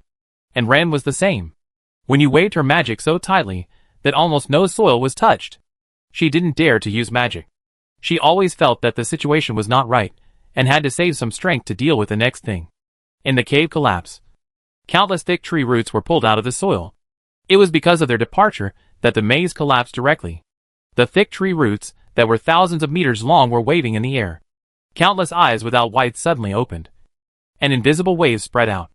The waves passed through everyone's bodies, and the people who were resisting suddenly froze and stopped resisting. The soil that was rumbled down was buried heavily underneath. Chapter 170 Level 45 Boss 1009 Evil Tree. And Ran wore an ornament on her head that could offset 50% of the mental impact, so after being pressed in, she was the first to rush out. According to the current level of players, as long as they are not unconscious, being pressed under the soil will not kill them. She was able to come out by herself, but she could not save others, because she could not find the place where the others were buried, and there was no time for her to find it. She had just rushed out of the soil, and countless thick tree roots waved whipped shadows, and whipped her from all directions. The tree roots completely surrounded and ran from top to bottom, left to right, front to back, leaving no gaps. If Ayn Rand couldn't dodge, she would have to take a good beating. Ayn Rand held a shield in her left hand, Wen Yu in her right hand. Lao Lu protected her from behind. Chong Jun and Zai protected her from left and right. Xiao Qi and Qian Yu protected her from top to bottom, and protected herself from airtight. One person and several pets opened fire at full power, aiming at the attacking tree roots and attacking them crazily. The tree roots broke into pieces under their attacks, and then regenerated rapidly, continuing to attack without stopping. And Ran and several pets mechanically attacking the incoming tree roots, and had no time to do anything else. Thanks to Ayn Rand and the others attracting firepower, the players buried under the soil came out and crawled out of the soil. But before they could figure out the situation, they were also surrounded by countless tree roots. Now almost all the awakened players are trapped in the tree roots. These tree roots are simply endless, and they will regenerate after being cut off, even if they are blasted into powder. It is useless. No one knows what this tree root is, no matter how much it is chopped.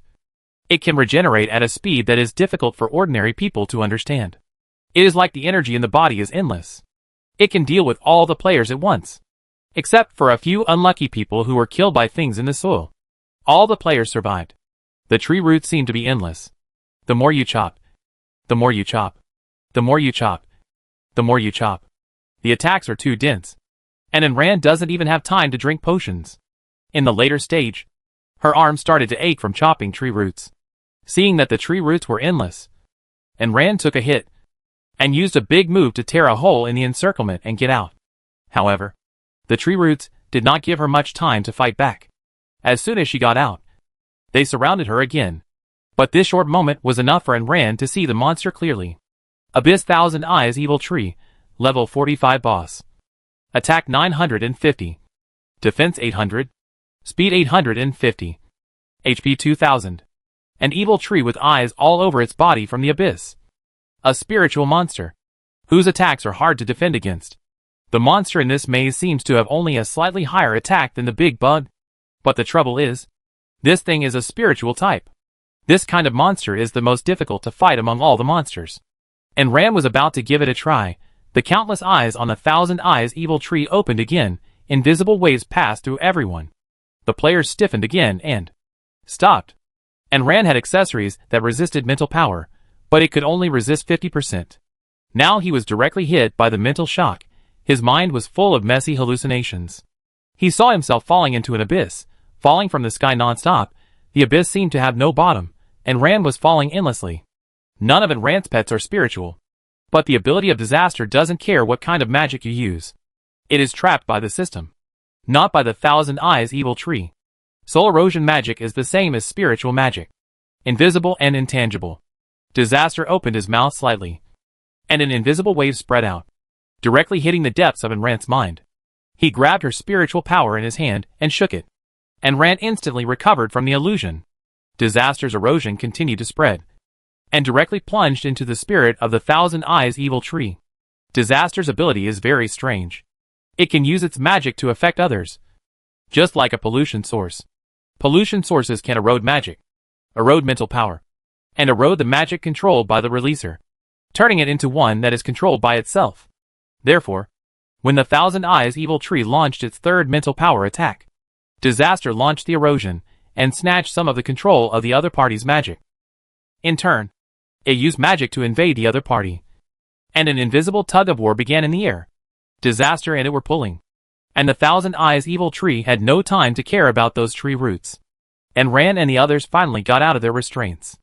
It was only now that they could see the tree in front of them clearly. The tree was 100 meters tall, thick and flat. It seemed to be made up of countless tree roots, without a trunk or leaves.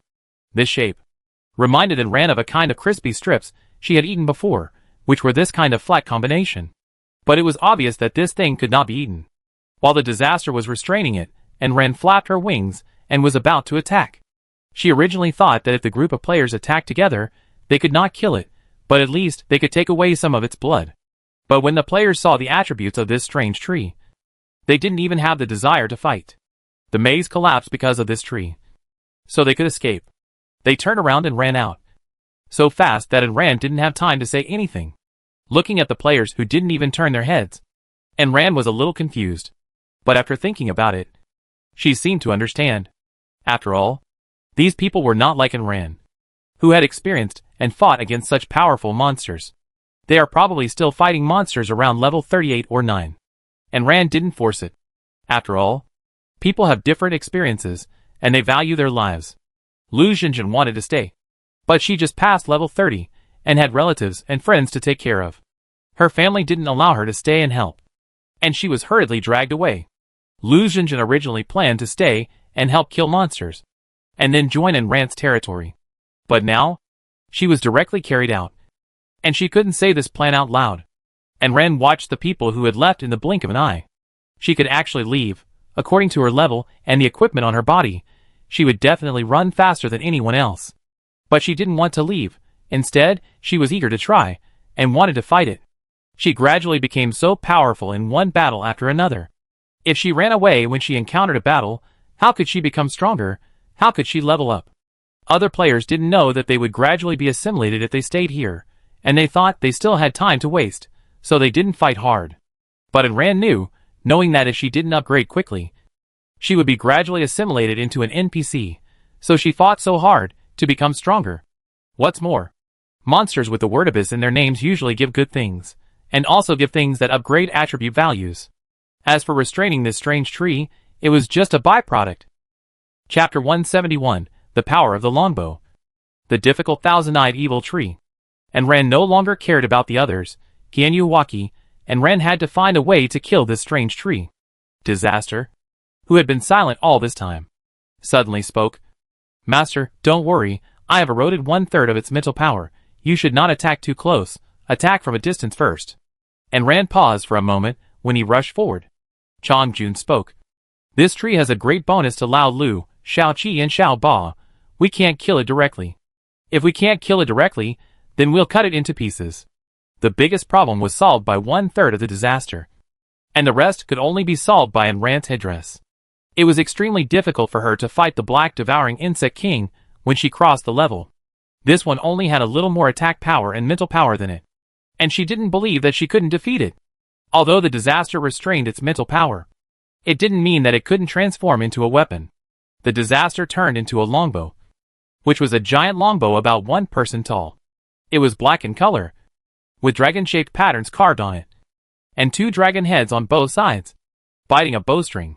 The thousand-eyed evil tree was still fighting against the disaster, but it had also regained control of its body. Countless tree roots once again pressed towards Ran, surrounding her tightly, and Ran's longbow touched the ground. When it touched the ground, the longbow automatically extended its support and placed it steadily on the ground. And Ran pulled the bowstring with all her strength, put the armor-piercing arrow on it, and ignored the besieging tree roots. Her hand did not shake at all. Pulled the bowstring to the maximum, put the arrow on it, and fired. The arrow shot out of the bow, whistling with the sound of the wind, leaving a shadow in the air, and disappeared in a flash. On the way forward, the armor-piercing arrow was blocked by countless tree roots. The thousand-eyed evil tree seemed to have sensed something was wrong, and did not bother to besiege Ran, but manipulated the tree roots to constantly block the progress of the armor-piercing arrow. But since the armor-piercing arrow has the armor-piercing attribute, these tree roots can't stop it. Combined with Ran's attack, the attack of the longbow itself, and the attack of the armor-piercing arrow, the 3 combined into one. The armor-piercing arrow was like Moses parting the sea, breaking through layers of obstacles, and directly inserted into the body of the evil tree. The barbs of the armor-piercing arrow were firmly embedded in the body of the strange tree. The first shot actually triggered its own skill. 2 large blood-red numbers flashed in the air. -375, -375. This arrow almost took away 1/3 of its health. The roots of the thousand-eyed evil tree were waving wildly, and they rushed towards and Ran without thinking. And Ran transformed into a longbow, and evaded its attacks flexibly in the air with the longbow. Occasionally, he stopped to shoot a magma-long arrow, and when shooting, he also brought Xiaoqi's split body with him, and directly inserted it into the wound shot by the armor-piercing arrow. Xiaoqi's split body quickly spread all over its body. The thousand-eyed evil tree saw something was wrong, and launched a mental attack again, but it had been eroded by 1/3 of its mental power, and its power was much smaller than before. And Ran was hit directly by the impact, and stopped attacking while covering his head. Damn, this dead tree did not launch an illusion, but attacked directly instead. It hurt so much, fuck, and Ran screamed and rolled in the air. His brain was hit by the heavy mental power, just like his brain was hit hard by a sledgehammer. And Ran covered her head, and rolled over screaming in pain. Blood even flowed from her nose. As expected, mental attacks are hard to defend against. If she didn't have a headdress that could resist 50%, and she didn't have a low mental power, she would have become an idiot. Seeing this disaster, with Ran's consent, activated his erosion ability, invaded Ran's head, and formed a protective shield there. If the mental power attacked again, it would be assimilated and eroded, and Ran couldn't launch an attack. Chang Jun, Lao Lu and Qian Yu protected her sides respectively, and smashed the attacking tree roots one by one. And Ran panted heavily, wiped the blood from her nose, and her eyes became more fierce. Her head was still throbbing with pain, but she gritted her teeth and transformed the weapon. Holding the spear, the storm rolled up the ice blade and whistled towards the Thousand Eyes evil tree. The ice blade tornado rushed towards the wound caused by the armor-piercing arrow. Because the armor-piercing arrow was firmly stuck in the body of the evil tree, the poison and barbs inside made the evil tree continue to bleed. Moreover, because the arrow body blocked it, it could not regenerate and heal, and pulling it out would inevitably cause a bigger wound. Besides, it didn't have time to pull it out, and Ran's attack was too fierce. The tornado exploded directly at its wound. In order to avoid the destruction of his armor-piercing arrow, and Ran called the arrow back. The huge tornado spread rapidly, and the madly rotating body, with a sharp ice blade inside, rolled the body of the evil tree in. The rotating sharp blade ground the roots into powder, and the roots were rolled into the air by the tornado, and then crushed by the ice blade inside.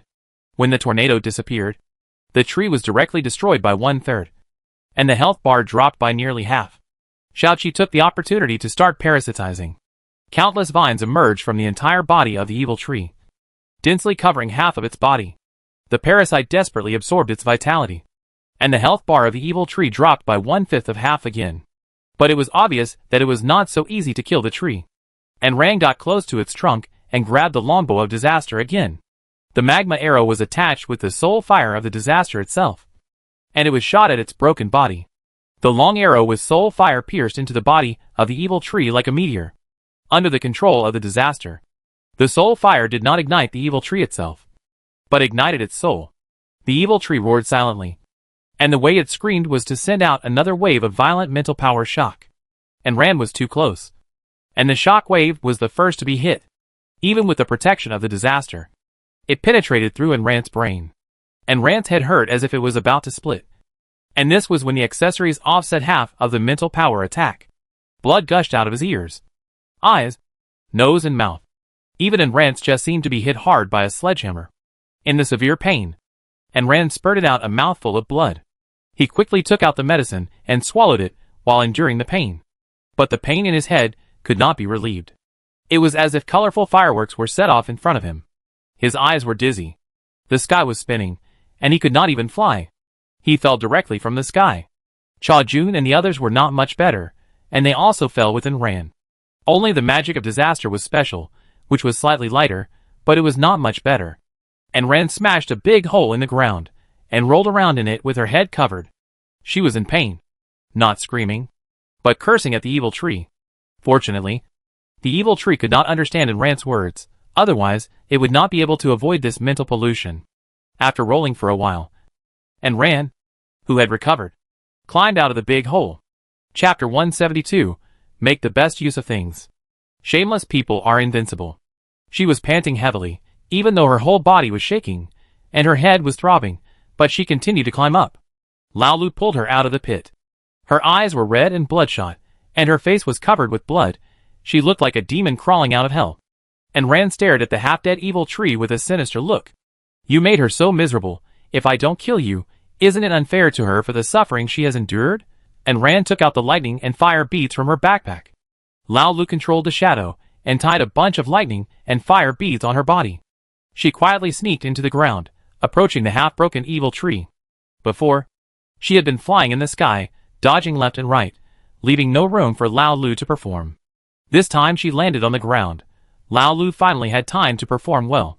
Lao Lu quietly sneaked under the evil tree from the bottom, and threw all the lightning and fire beads into the wound that the evil tree had no time to repair. The lightning and fire beads will explode directly when they encounter obstacles. With a series of violent explosions, the entire Thousand Eyes evil tree was blown to pieces, and its health bar dropped to the bottom. Seeing that this thing only had a few dozen points of health left, Ran remembered that Chang Jun said that the digital groups were useful. So he stopped attacking. Lao Lu, Xiao Qi and Shia Ba rushed over without Ran's order. Lao Lu wanted the trunk of the evil tree. Xiao Qi wanted the vitality.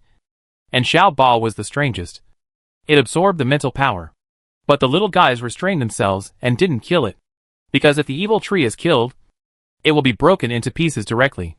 But if it is picked up and eaten directly by a pet, it will already be in the stomach, and it will not be broken into pieces. Lao Lu first dragged all the broken pieces and large pieces of the tree into the shadow, and the body expanded and directly wrapped them. These were assumed to have been in Lao Lu's stomach, and the evil tree would not be broken into pieces even after death. Xiao Qi absorbed the vitality of the remaining tree, and it seemed to absorb something else. But it was busy, and as a good owner, it should not be disturbed. Shia Ba absorbed the broken spiritual power. The three little guys took care of the evil tree within 2 hours, and brought the last core to Ran. Ran used a fish to kill it, and the last bit of the evil tree turned into fragments.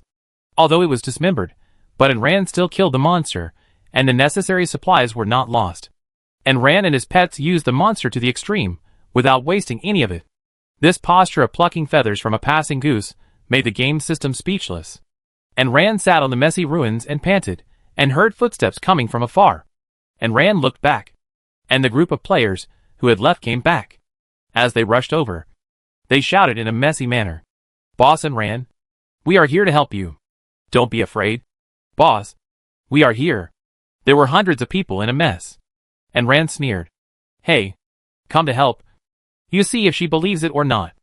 It took 2 hours to come to help. And the abacus beads fell on her face. If they came back at this time, the battle must be over. No matter whether Ran or Shia was killed in the end, they could come to pick up the spoils. A group of people rushed to Ran and break suddenly a few hundred meters away. They looked at the messy battlefield in shock. And Ran, who was sitting on the ground with blood on his face. And Ran looked extremely embarrassed now, with his hair all messed up, blood flowing from all 7 orifices on his face, and his armor was full of stains and scratches. The unprotected areas were torn and tattered, revealing the white skin inside. Although Ran didn't seem to have any wounds, since he could sit on the ground in such an embarrassed state, it meant that the situation was not very good. This group of people, who originally had no good ideas, immediately became active in their minds, and their eyes gradually became malicious when they looked at Ran. Ran now seemed to be easy to control. If they asked Ran to hand over the things now, it would not be too much to ask. After all, she alone occupied so many resources. Don't you think it's unfair? Good things should be shared by everyone. How can you monopolize them? As the saying goes, you can share half of it when you meet. You don't need too much. Just give half. No. It should be 4/5. The eyes of these people gradually became greedy, staring at Ran with eyes that wanted to eat her alive, as if she was a mobile material warehouse. Ran supported her legs and stood up slowly. It was not easy to kill people while sitting.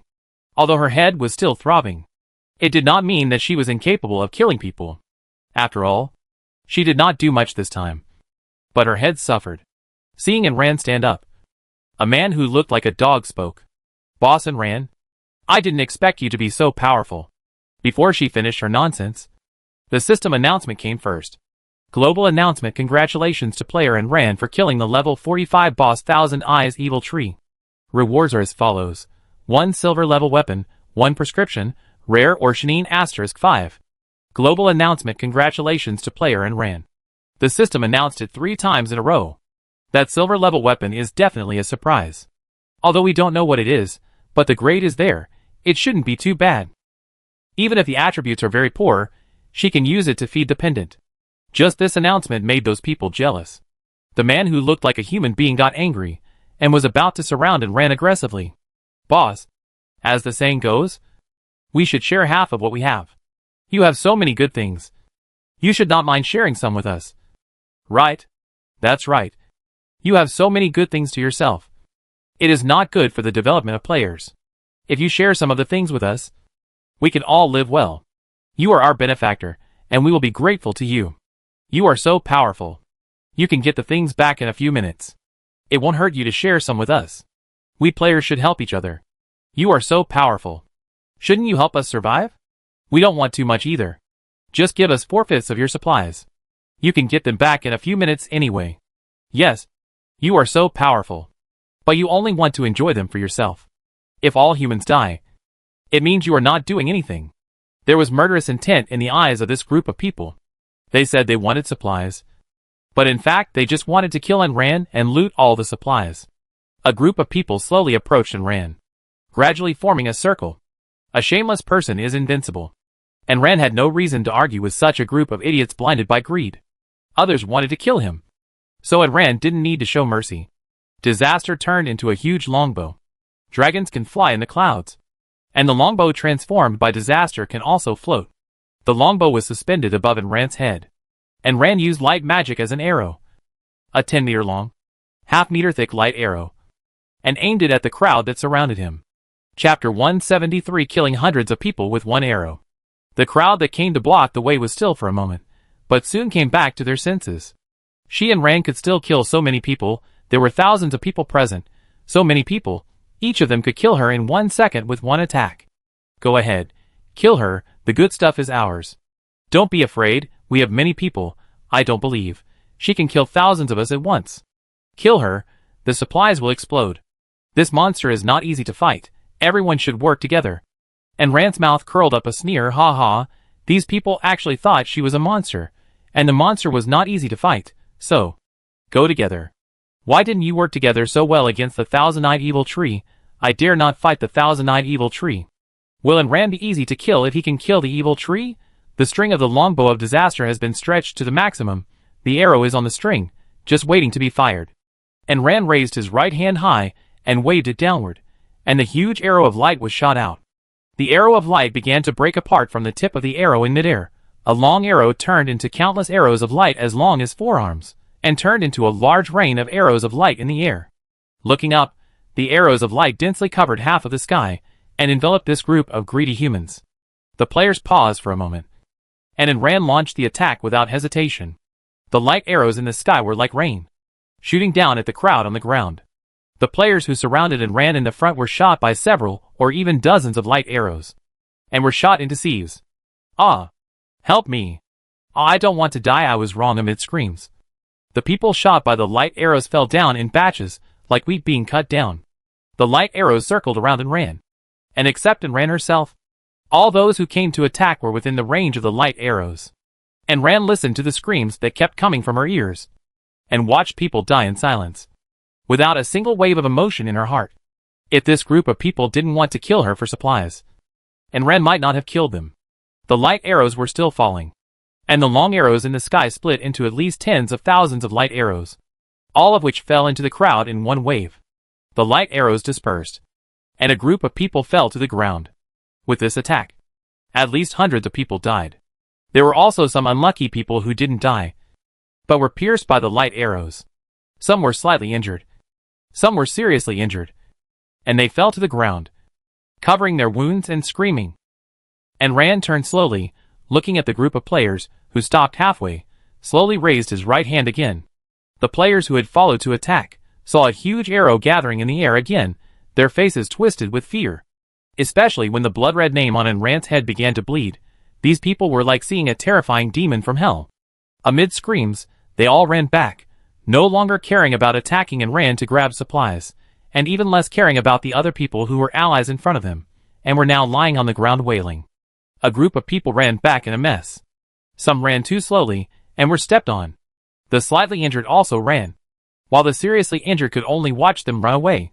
They had to stay and face Ran's rage. And Ran tilted her head, not wanting to listen to the nonsense of these people anymore. She just let Shao Qi and the others kill them. And Ran killed hundreds of people in one go. To be honest, she did react. But if she was a little weaker today, she would be the one to die. If she didn't want to die, she could only kill them. Sometimes greed in people's hearts does not need any reason or excuse to make an ordinary person lose his conscience.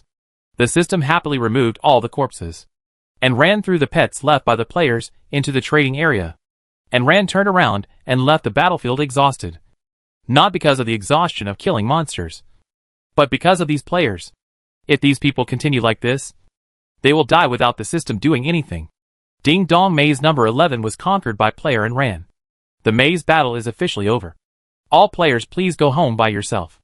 Ding Dong Maze number 11. The system broadcast 3 times in a row. And after the broadcast, it also gave Ran a reward for conquering the maze. You can choose to hide the ranking list permanently once, and erase the red name. Do you want to hide the ranking list permanently? Yes. No. And Ran was really annoyed by these crazy players. She thought that if she didn't stay on the ranking list, people would forget about her after a while. And Ran chose yes directly. The moment she chose, and Ran disappeared from all the rankings. And Ran opened the panel. And Ran's name was no longer on the level list, equipment list, weapon list, or killing list. And Ran heaved a sigh of relief. No matter if anyone suspected her or not, she was really tired of being targeted as prey. Holding an eraser, and Ran looked in the mirror and erased the red name on her head bit by bit with the eraser. The blood-red color was like pencil stains, erased bit by the eraser, and restored to whiteness and cleanliness.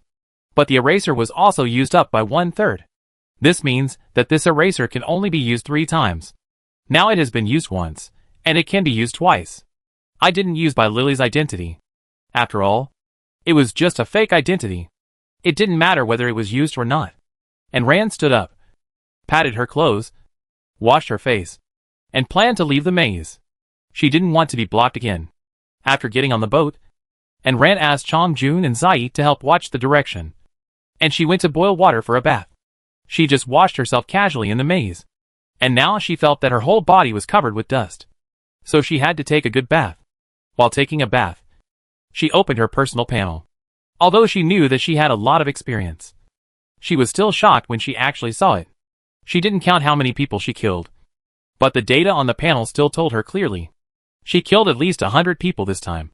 The terrifying experience brought by killing, plus the experience brought by the Thousand Eyes evil tree, directly brought her to level 43. Player and ran. Level 43 18780/80,000 HP, 850. Come on. You are the most tenacious cockroach. Strength 438 plus 50. You can compete with Tyrannosaurus Rex. Speed 390 running towards the sun. You are the Kwafu defense. 394. You are as thick-skinned as a city wall turning a corner. Magic 920 can be used for subsequent skill releases. Leveled up 3 times. And there are 9 free attribute points. Speed increased by 6, defense increased by 3. Speed 396, defense 397. The rest did not change, still the same bad behavior. And Ran sighed silently, to be honest. Killing people to level up is much faster than killing monsters.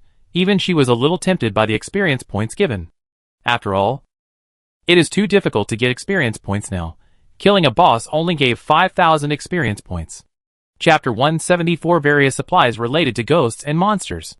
But she has not given up her bottom line as a human being, and it is impossible for her to deliberately hunt down players who enter the game. Sighing, Ran came out of the bathtub and began to check her supplies. Fortunately, her backpack is big, otherwise it really can't fit. Now the backpack has expanded again to 3,500 items. Even if she hollows out a mountain, she can probably fit it in. But this time, there are too many messy things, and they take up a lot of space, and some only have one type and take up one grid. And Ran had no choice but to clean up his backpack bit by bit. All the weapons were fed to the pendant. This time, it was really ruthless. Nearly 200 weapons and armors were fed at once. After all, even the poorest players have a few weapons and armors. The pendant gave it 3 seconds of invincibility at once to 13 seconds. The primary blue potion reached an exaggerated number of more than 1,000, which were placed in the trading area by Ran in batches. 300 intermediate blue potions, and more than half of the advanced blue potions were reduced, only 80. The same goes for the red potion. Ran threw all the primary and intermediate ones on top, leaving only 50 bottles of advanced red potion. Luyunstone * 500, Chinin * 10, Gold * 1000, Mithril * 300, Chinjin * 5, Iron Block * 5000, Island Cloud * 20, Cloud Cotton * 1000, Star Fragment * 20, Green Heartleaf * 500, Healing Grass * 300, Hemostatic Grass * 200, Ginseng Fruit * 50, each attribute Inlay Stone * 30, each System Crystal * 3000, Tear Stone * 50, Talisman Paper * 200, Thunder Fire Bead * 50, Chip * 20. Snacks * 20 Gene, Vegetables * 500 Gene, Meat * 1000 Gene, Quick Frozen Food * 100 Gene, Self-Heating Hot Pot * 50 servings, Soul Guiding Lamp * 1, Soul Calming Stone * 1, Thousand Eyes * 30, Accessories * 1, Tree Core * 50, Various Clothes * 150, Shoes * 50 pairs, Gauze * 50, Dog Skin Plaster * 20, Oral Medicine * 5, Daily Necessities * 100, Black Soil * 10, Soul Locking Stone * 1, Scroll * 2. Probably because the monsters were too easy to kill, there were no blueprints and prescriptions this time. There are many strange things in the supplies. The scroll is a secondary forging scroll, which is nothing special. Talisman Paper can repel ghosts, protect the player's safety. Each talisman paper can be used 3 times. Soul Guiding Lamp. With this lamp, you will not get lost in the darkness, but be careful. Do not let the light inside go out. Soul Calming Stone can suppress evil spirits and ghosts, and serve as a seal. Soul Locking Stone. Carry it with you to lock your soul firmly in your body, not affected by darkness, and will not be taken out of the body. The abilities of these things are obvious. They are all things for ghosts and evil spirits. And Ran often encounters things she needs for the next dungeon when she goes through dungeons. Now that these things have been revealed, does it mean that they are for her next dungeon? After a short while, Ran went to look at other things. Thousand Eyes, after taking it. It increases the resistance to mental attacks by 1% per pill. Note, it can also resist negative pollution. Looking at the round eyeballs in front of her, although she knew that these things came from the tree, and there was no blood or muscle tissue in them. And Rand had no appetite at all. He put his nose close to it, and sniffed it. There was no smell of blood. Only the smell of tree roots and soil. And Rand thought about the time when he fought against the thousand-eyed evil tree. He was bleeding from all 7 orifices due to the mental impact. Even now, his head was still throbbing with pain. He gritted his teeth and put it into his mouth. Although it looked scary, it was not bad. It just smelled like bad sweet potatoes. With a little sweetness. He didn't know what it tasted like. The eyeballs were not big. Each the size of a thumbnail. After it, Rand swallowed 30 in one breath. He felt his stomach churning. I took a few sips of water to suppress this feeling. The accessory given by Qianyan is a hairpin that looks like an eyeball, which can offset 30% of mental attacks, and it just matches the previous hairpin. Basically, those with the abyss will give things that increase attribute values, and this thousand eyes evil tree is no exception. The tree cores given are. The tree cores are slightly white, just like peeled sugar cane, and you get a mouthful of sugar water when you bite it. A tree core will randomly increase attributes and magic power, but will not increase health. Don't mention it, it's much tastier than those eyeballs. And Rand gnawed on the tree core all the way, and it took more than a week to return to her long-missed Cloud Island. Before she got home, she was shocked. The Cloud Island, which was only more than 1,000 square meters before, has now reached an exaggerated 15,000 square meters. A translucent inverted bowl-shaped protective shield covered the huge Cloud Island. And Rand touched it with her hand. She could pass through it, and it was easy to enter and exit. Territory Defense Shield. It can resist attacks from monsters with lower levels than the territory.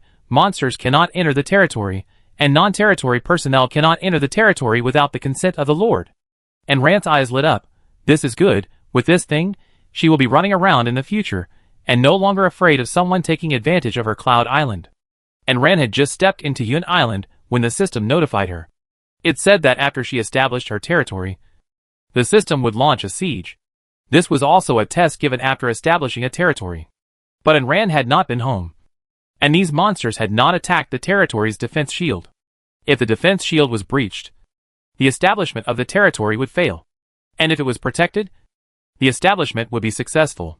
The system would launch an attack in 3 hours, giving the residents of the territory time to prepare. And Rand had nothing to prepare. But she had traveled a long way and had stayed in the maze for so long. So she wanted to rest for a while. After merging the houses scattered on Yun Island, I let Cha Jun and the others run around freely in the territory and went into the house. The house was upgraded from level 5 to level 6, divided into 3 floors, and the area was expanded to 200 square meters. 3 bedrooms, 2 living rooms, and 2 bathrooms. Her bedroom was still on the 2nd floor, with a large Kong. The warehouse downstairs had 1000, and there were a lot of supplies in it. And Rand resigned herself to her fate, and began to clean up. Outside, the disaster circled the defense shield, seemingly liking it very much, and even coiled itself up. I don't know how it got up there. It merged with the shield and didn't seem to penetrate it. Fortunately, it can be separated and merged. So Rand let it go. Disaster yawned, left everyone behind, and went to sleep. It had been trapped in one place for thousands of years, and it hadn't slept enough. Now it was back to sleep again. And Rand wondered if it had something to do with its laziness that it couldn't get out for thousands of years. She cleaned the house resignedly, and Rand really wanted someone to help with the housework. She roughly cleaned the house, put everything out of the warehouse, and turned on the air conditioner. She could finally sleep peacefully, without having to be on guard day and night for attacks at any time. Chapter 175 Shark B. I hope she can rest for a while, enjoy life at home, and then complete the next copy. And Rand always felt that she was pushed forward by something, and it was a luxury to stop and rest. Just after she finished cleaning, the siege monster mentioned by the system came. A group of sharks swam over from the sky with their tails wagging, but the tail part was not a shark tail, but a bee tail, and there were 2 pairs of transparent wings on their bodies. And Rand wondered, did the system go to Yiwu to purchase goods? This shark bee is quite realistic. There were more than 100 monsters attacking, but each one was around level 35. Cloud-eating shark. A cute little thing that eats cloud islands and defense shields. Level 35. Attack 360. Defense 360. Speed 360. It has a mouthful of steel teeth, and Rand wanted to study it. But this thing showed its big steel teeth and bit at the defense shield. It really had a mouthful of steel teeth. And the big steel teeth were even shiny. And Ran raised his spear and slapped the biting shark away with the spear handle. The shark spun and rolled in the sky for dozens of times. And Ran pulled it with her hand and sent it flying hundreds of meters away. A circle of stars appeared on the shark bee's head. And it was dizzy and disoriented. These things are not strong enough. And Ran didn't even need Chongjun and the others to transform them. More than 100 sharks surrounded the defense shield. And they opened their mouths and started to bite. And Ran originally wanted to ask Qianyu and the others for help. Otherwise she could only protect one side by herself. And couldn't protect the other sides. Originally. This thing was prepared for many players in the base. But Ran was the only one here. Of course. And Ran couldn't defend them if they attacked together. Xiaoqi shook the vines, and its body became bigger again, and it occupied half of the 15,000 square meters of land. The vines spread out, and it didn't even need the help of other pets, it could protect one side by itself.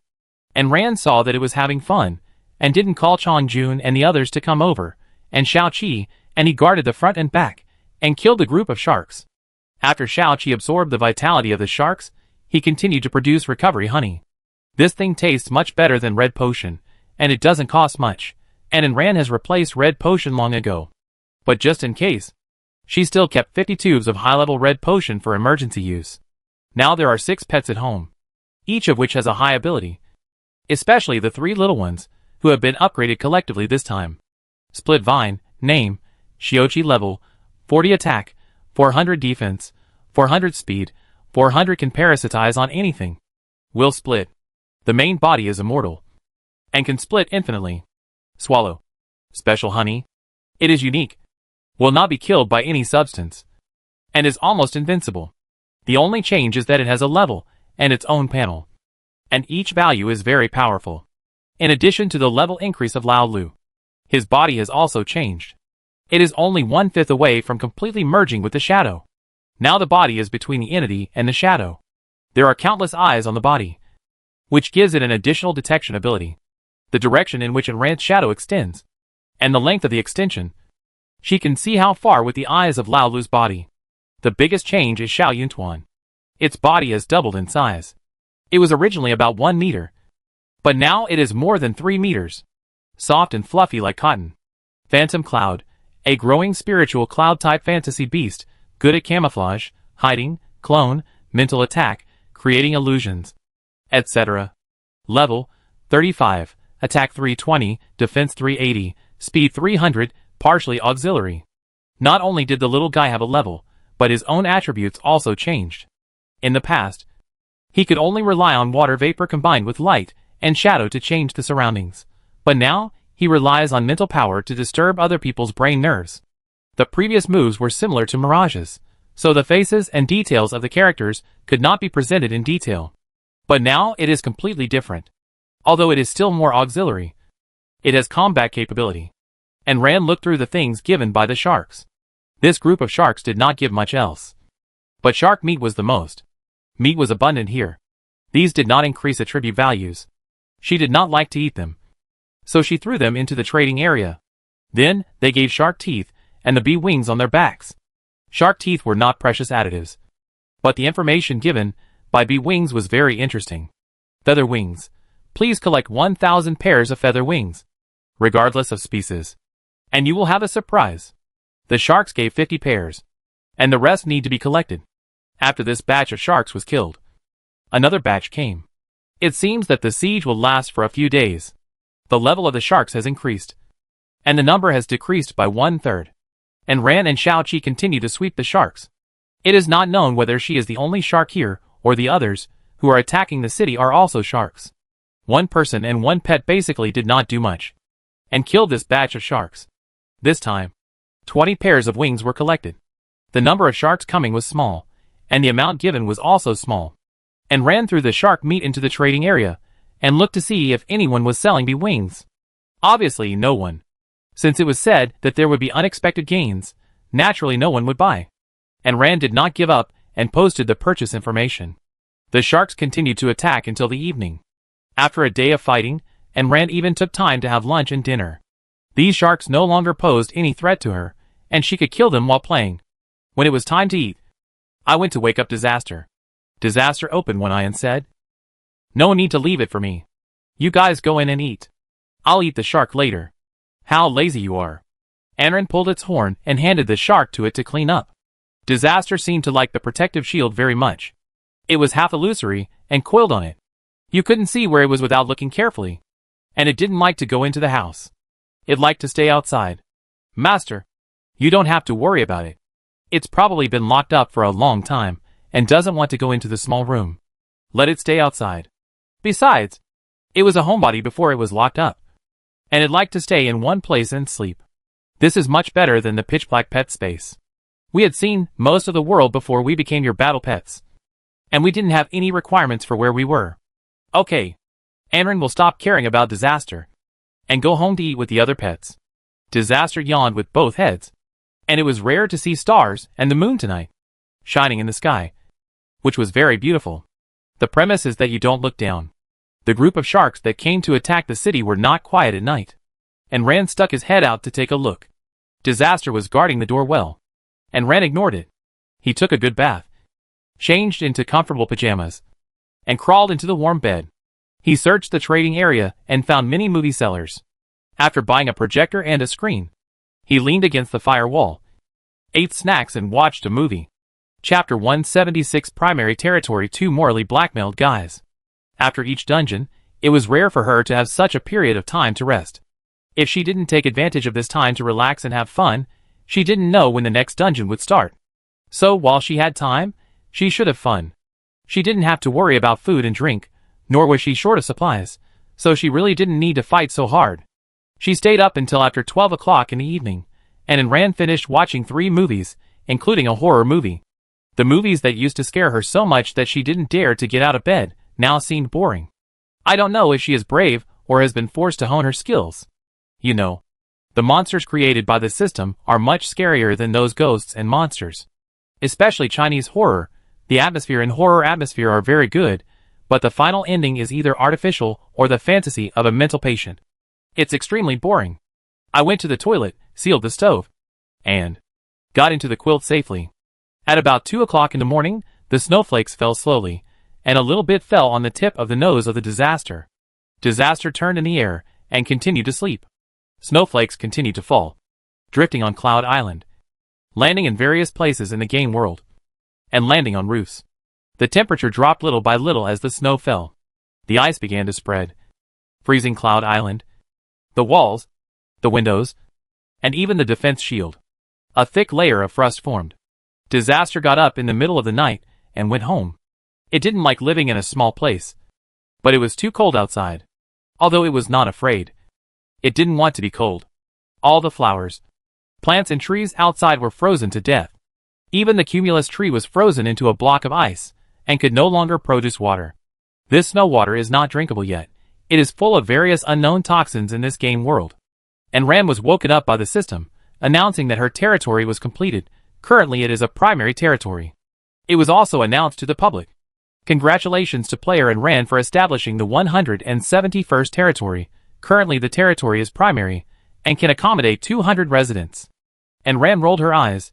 It's okay to announce it, anyway. She didn't want to recruit people into the territory. She was stabbed in the back too many times. She was afraid that a group of ungrateful people would come in, cooking and eating breakfast after finishing the meal. I pushed the door open and found that the door was frozen.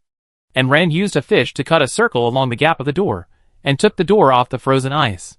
Opening the door, a gust of cold air rushed towards me, making the unprepared and Ran shiver. Oh my God, how many degrees is it? So cold. I closed the door and went into the house, opened the panel and checked the weather forecast.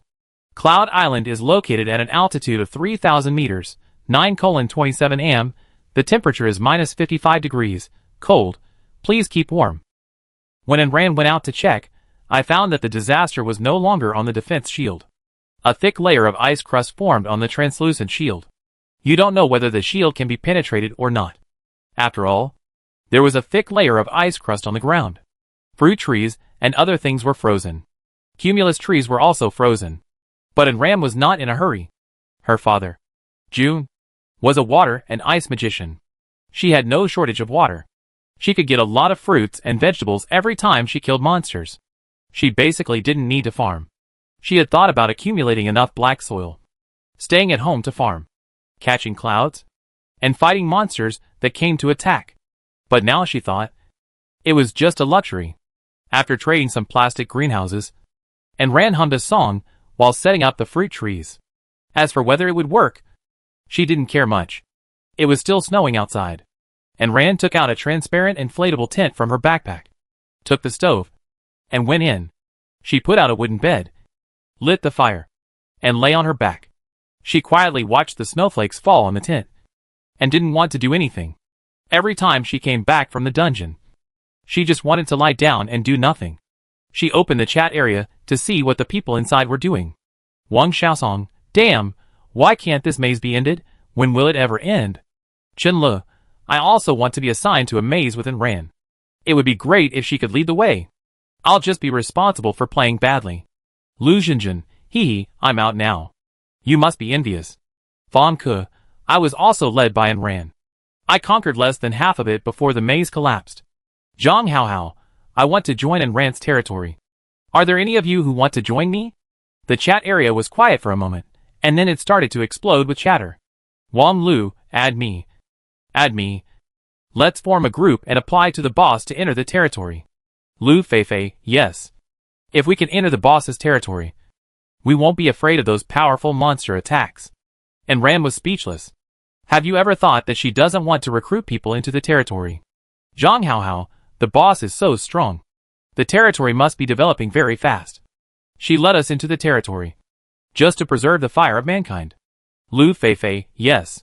Yes. I believe the boss will not reject us. After all, we can also bring her benefits. Besides, we are all human beings, and we are from the same country, so we should help each other. Zhang Haohao, let's form a group and apply to enter the boss's base. And Ran sneered, what a good calculation, this hat is worn, it also preserves the human race. There are so many humans, if she doesn't preserve them, they will be destroyed. Right? She is really good at moral kidnapping, and she has mobilized a lot of people to apply. Does she have any shame? She didn't think about being a lord, let alone ruling a territory, being someone else's lord. She was so idle that she let in a bunch of people who had bad intentions towards her. There were no restrictions on residents entering the territory, and residents could even launch attacks and replace the lord. Why would she let these people in for such a small amount of benefit? As long as she had no morals, others could not kidnap her. Zhang Haohao and Lu Feifei were still encouraging everyone to apply to join her territory in the chat area. And Ran found these two people and blocked them directly. Although they could still be seen in the public area, they could not send private messages. Those who were blocked could not apply to join the territory. These two people encouraged for a long time, and found a lot of people to apply to join the territory, but found that they had been blocked by An Ran. Not to mention applying, they couldn't even send private messages. Those players who were encouraged to apply together were all rejected by An Ran. An Ran didn't even look at who was in it. There were too many applications, and An Ran rejected them with one click, and none of them were accepted. She didn't even see the names of An Feng, and Qi and Zhang Xiaosan. These were her irresponsible father, brother and stepmother. And Ran probably saw it, and she would have refused. She felt physically disgusted when she saw her brother and stepmother. And so did her father. Not to mention that he disgusted her by bringing these guys around.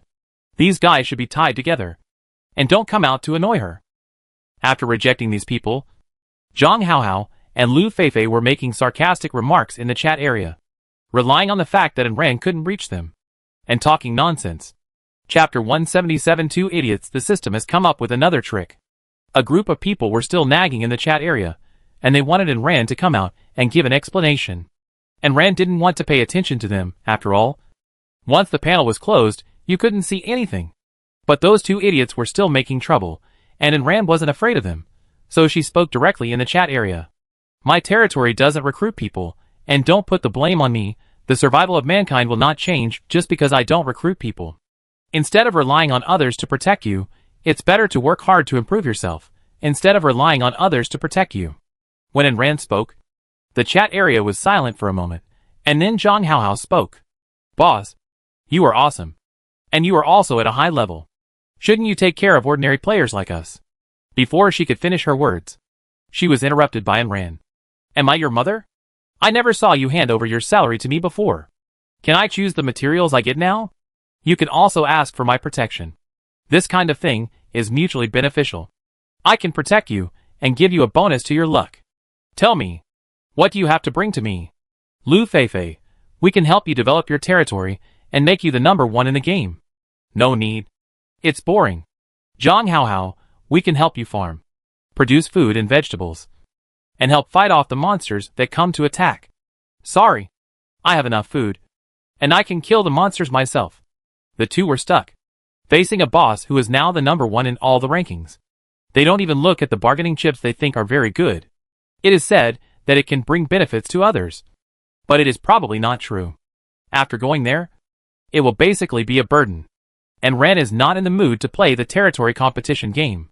She only needs people to help with cooking and cleaning, not residents. The development of the population of the territory is nothing more than building power in the game, becoming the lord of a place, a local emperor, and enjoying the treatment of a superior person. If there is another lord competition in the later stage, the situation of separatism will be opened, and the territories can attack each other. Then the system's intentions will be obvious. Let humans kill each other, and you can kill a large number of humans without consuming monsters. How cost-effective. It also takes advantage of the fact that humans all have this idea. After leaving the Earth, there will be no distinction between countries. Personal force is the most important. If you want to establish a power, you can do it in the game. Ordinary players can join the territory to seek stability, and they don't need to face fighting and killing, and they don't need to face monster attacks. After all, not everyone likes fighting. Ambitious players can gather players to form a power and enjoy being a local emperor. After all, humans live in groups. If there is a way to settle down, they will naturally flock to it. Zhang Haohao and Lu Feifei were still chatting, but Ran was already feeling bored. I'll say it again. The territory does not recruit residents. After saying that, he went offline and turned off the panel. The snow was still falling outside, and the temperature was still dropping. And Ran sat on the sofa in boredom, with Xiao Yuntuan and Qianyu squeezed beside him. Disaster always wanted to run outside, but it was cold outside, and he was too lazy to go out. Cha Jun and I walked around the room in boredom. They didn't watch human movies or anything like that, especially TV dramas that were basically all about love, which they didn't understand. Disaster ran up to the 3rd floor, and ran down again. Anran, can you decorate the 3rd floor for me to live in? It's empty anyway. The 3rd floor is currently just a big empty room, with nothing in it. Anran hadn't figured out what to do with it, but Disaster wanted it, so let it live there. Anran was just bored, so she followed him there. Remove the walls and stuff. A room is 180 square meters. It is big enough for the shrunken Disaster to roll around in it. Chong Jun thought about it, and wanted to move in too. Disaster didn't object. It is so big, it is enough for the two of them to live together and chat. And Ran hummed a song, and was in a good mood as she laid out a moisture-proof mat on the floor.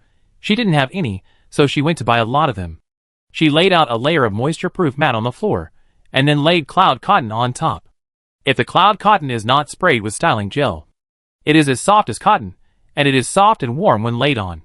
Disaster and Chong Jun are not afraid of cold. Anna originally planned to install air conditioner, but they didn't want it. After laying out the cloud cotton, and then the duvet, the whole room was soft and fluffy. Not to mention Disaster and Chong Jun liked it, after Anran laid it out. They also jumped on it, and rolled into a ball with Little Cloud. The little cloud outside was shivering with cold, and floated into the defense shield with the supplies in its belly. Although Anran could sense it, but didn't want to move, Shia Ba volunteered to hold the scoop net and go out. And Ran leaned on the window, and saw a group of clouds being chased by her own little cloud. A relatively large cloud chased a group of small clouds everywhere, and emoticons kept popping up on the heads of the little clouds. And Ran didn't know whether to laugh or cry. It didn't go out to collect supplies, but to bully the little clouds. It must be bored at home, so it found something to do. Let it play. She was really bored here, and she had nothing to do at home unless she went out to play dungeons. If she wanted to build a cloud island, her house was so big, and she wouldn't use many rooms. She was not short of supplies and food, and her room was upgraded to level 6. So there was nothing to build, although everything was good here. It was just too boring. There were no novels, TV series, short videos, etc. on Earth. And she could only browse the chat area when she was free. If it wasn't so boring here that hair would grow, it would probably be fine to stay here. Little Yuntuan played with other Tuanzi for a long time outside, and even invited them back to drink sugar water. Then they confiscated all the supplies they had packed, and then let Yuntuan go. And Ran nodded, quite like her master, preferring to kill the wrong person, not to let him go, plucking the feathers of the passing geese, leaving nothing behind. The things in the Cloud group are still basic supplies. To get good supplies, you have to go and kill monsters. And Ran opened a bottle of Coke, toasted with the little Cloud group, and it was fried chicken and Coke, French fries and hamburgers. She hadn't eaten these things for a long time, not to mention that she missed them a little. Ding dong, it was the coldest time of the year. It was February.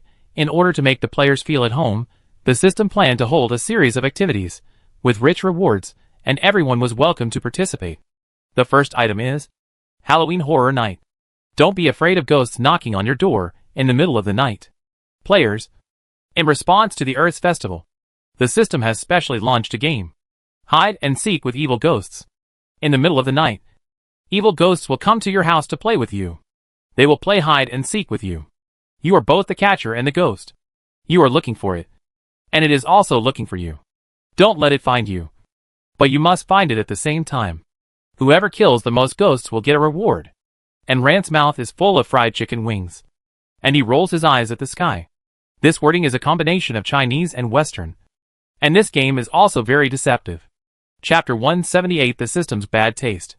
Disgusting evil spirits.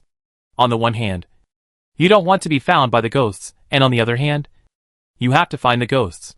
How can you catch the ghosts without being found by the ghosts? Isn't this nonsense? And Rand didn't intend to care. If the first place in this game can give her an upgrade or a weapon, she can participate seriously. After the system finished speaking, there was a knock on the door outside. Lao Lu came out from the shadows, and hooked the door handle. There are no other species knocking on the door here except monsters.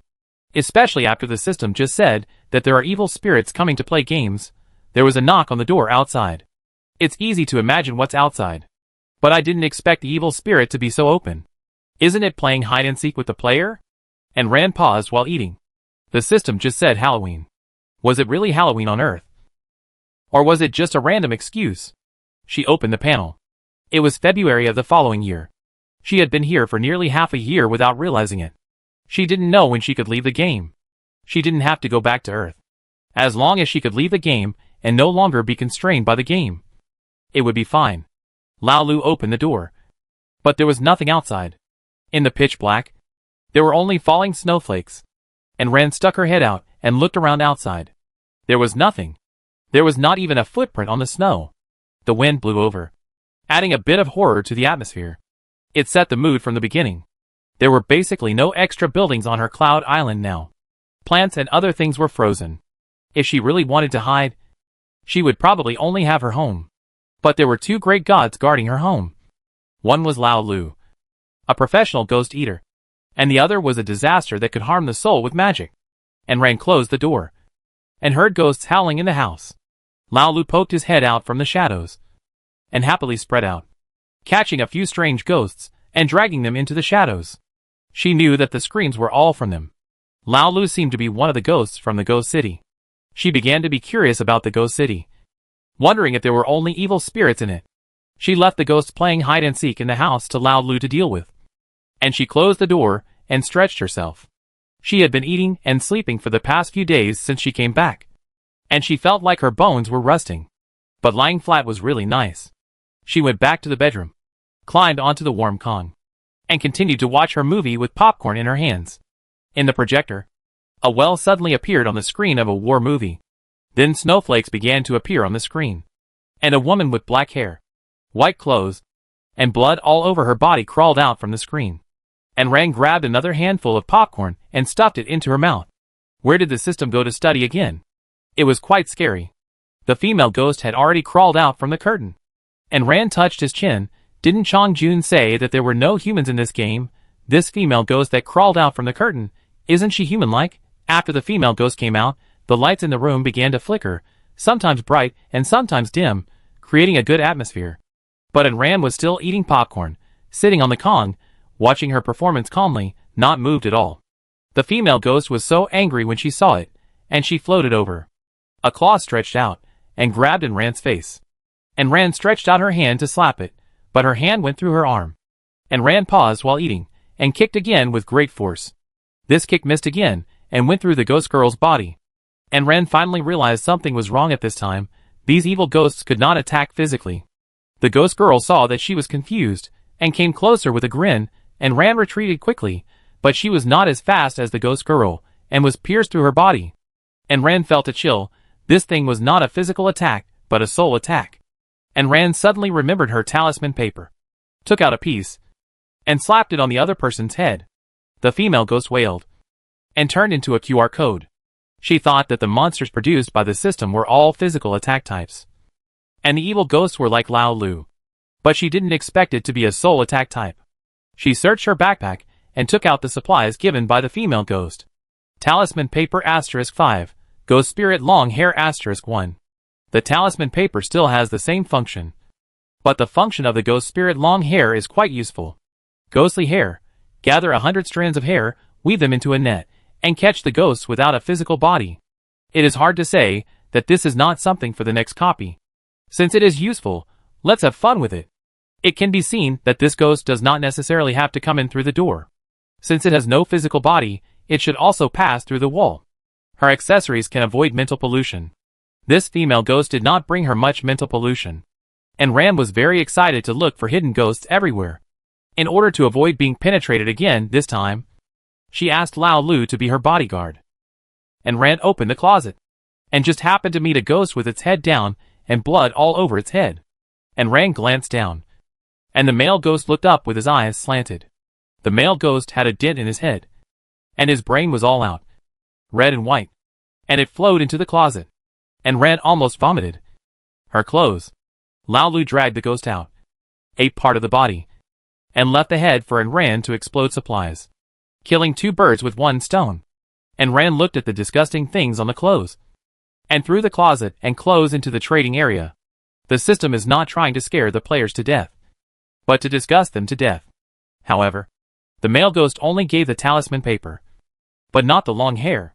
It can be seen that only female ghosts have long hair, and Rand became addicted to playing. He opened the quilt, and found a water ghost inside, looking at his wet quilt. And Rand gritted his teeth in anger. Sure enough, these things are just to disgust people.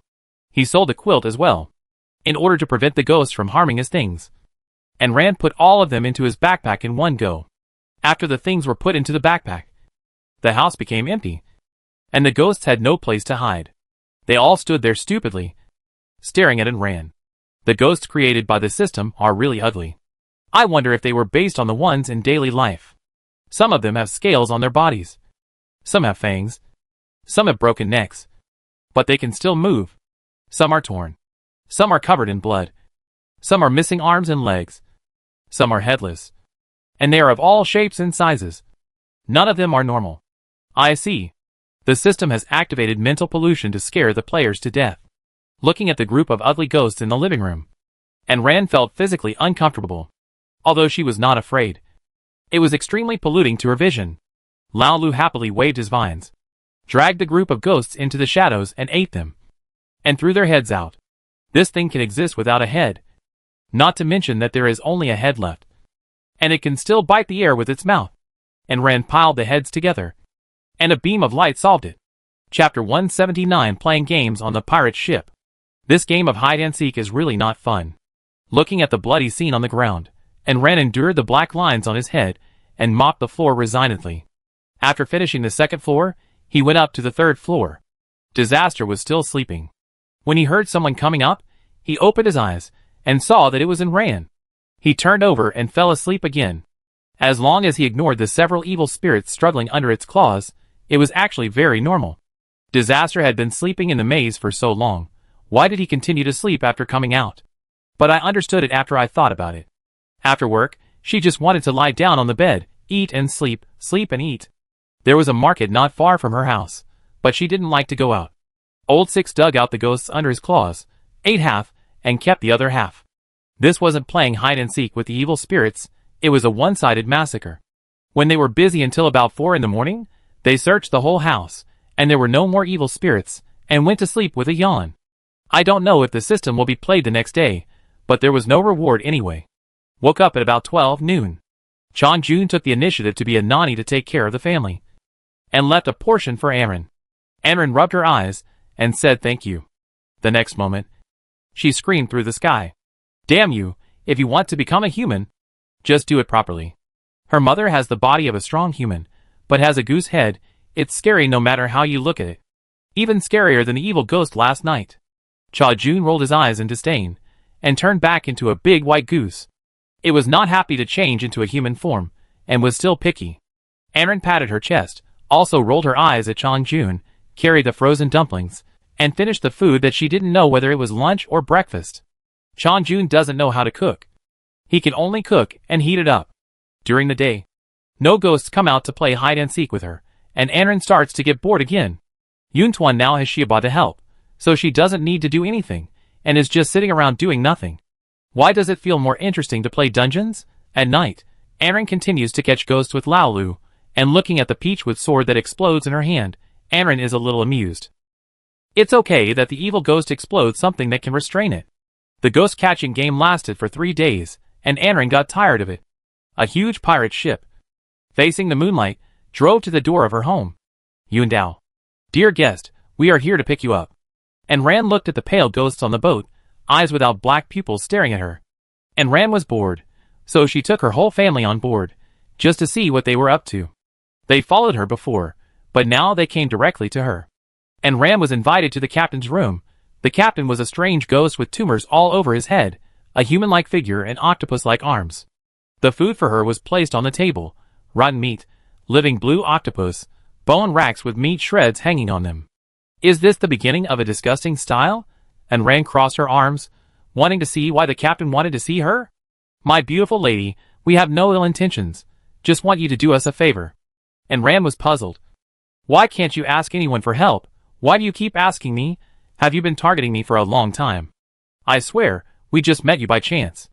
At that time, we had no choice but to ask you. And Ran answered fluently, and quietly asked Chong-jun in her heart.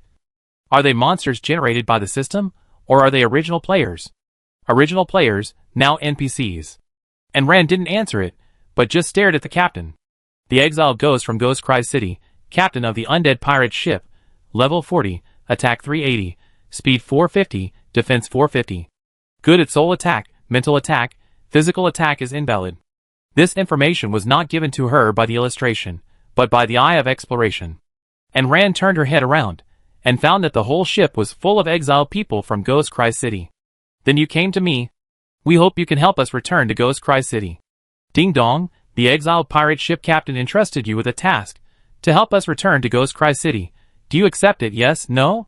And Ran was helpless. I originally thought it was a big deal, which made this pirate ship keep staring at me, but I didn't expect it was just to let me accept the task.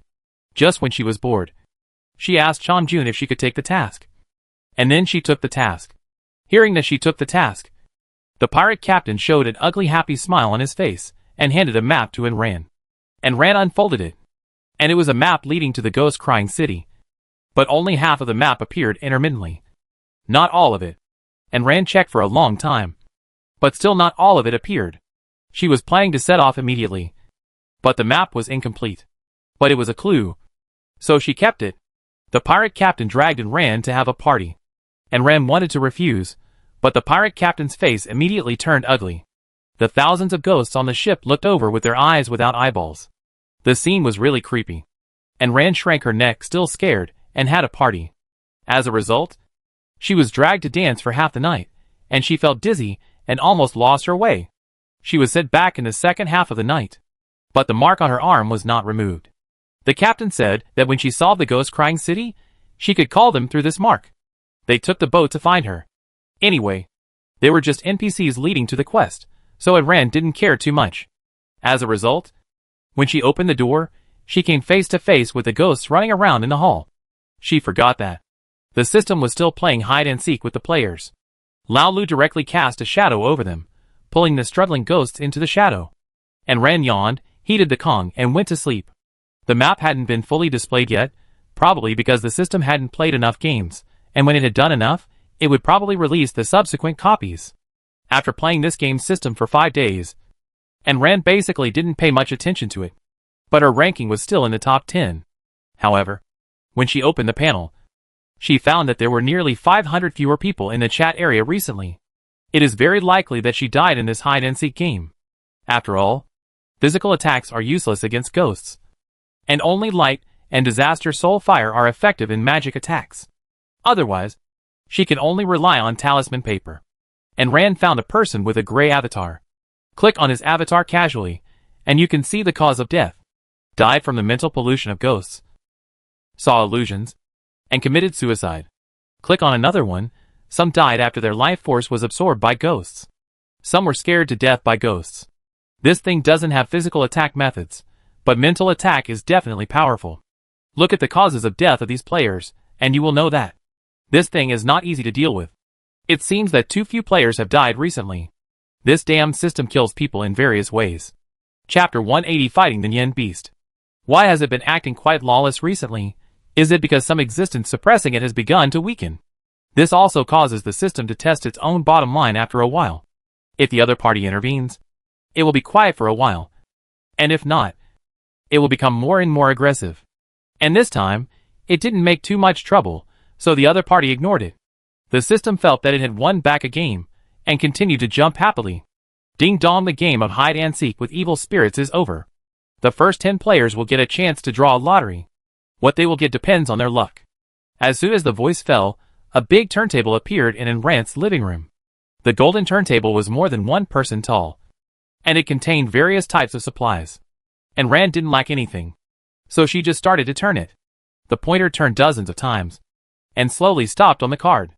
With a ding, the card fell, and was picked up by Rand. Teleport, learnable. Her good luck played a role again, giving her such a life-saving skill. Although this thing has no attack power, it is definitely practical. Crush it and learn it.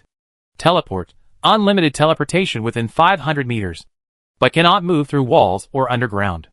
Teleportation consumes magic power, and it cannot be used when magic power is exhausted. It's okay if there is a distance limit. And Rand hummed a song, watching the turntable disappear. The ghost had given her more talisman paper before, but she also found a calendar inside. The kind with the lunar calendar, which was the same as the time in the game. And Rand circled it, and looked at the date, and was stunned for a moment. There were only 3 days left before the Lunar New Year. She didn't want to leave Yen Island to go out before the New Year.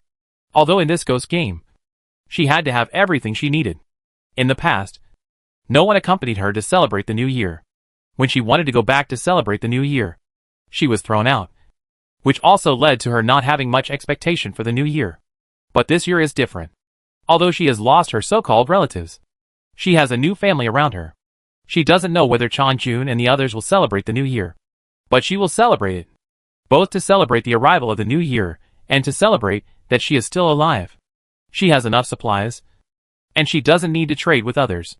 Before the New Year, she needs to clean up the house, and she also pulls Chonjun and the others to help, cleaning the house inside and out. She also wants to put up couplets, but it is obvious that there are no couplets in the trading area. After all, time is chaotic now, and no one keeps track of the days, let alone remembering that it is New Year. And Rand thought about writing it herself, but unfortunately, she can't write calligraphy.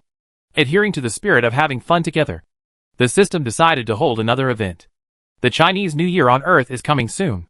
In the past, families would reunite, eat New Year's Eve dinner, set off firecrackers, celebrate the New Year, and drive away the Yen Beast. So, let's fight the Yen Beast, kill the Yen Beasts, and have a good New Year. And Rand gave it 2 middle fingers, knowing that it would not have any good words. It was addicted to playing, and continued to make trouble. And Rand was still holding a feather duster in her hand at this time, and she was halfway through cleaning the house. Yen Beasts. Why did she remember that there was only one Yen Beast in the legend? Was the system mass-producing it? Bang amidst the huge noise, accompanied by the violent shaking of the Cloud Island.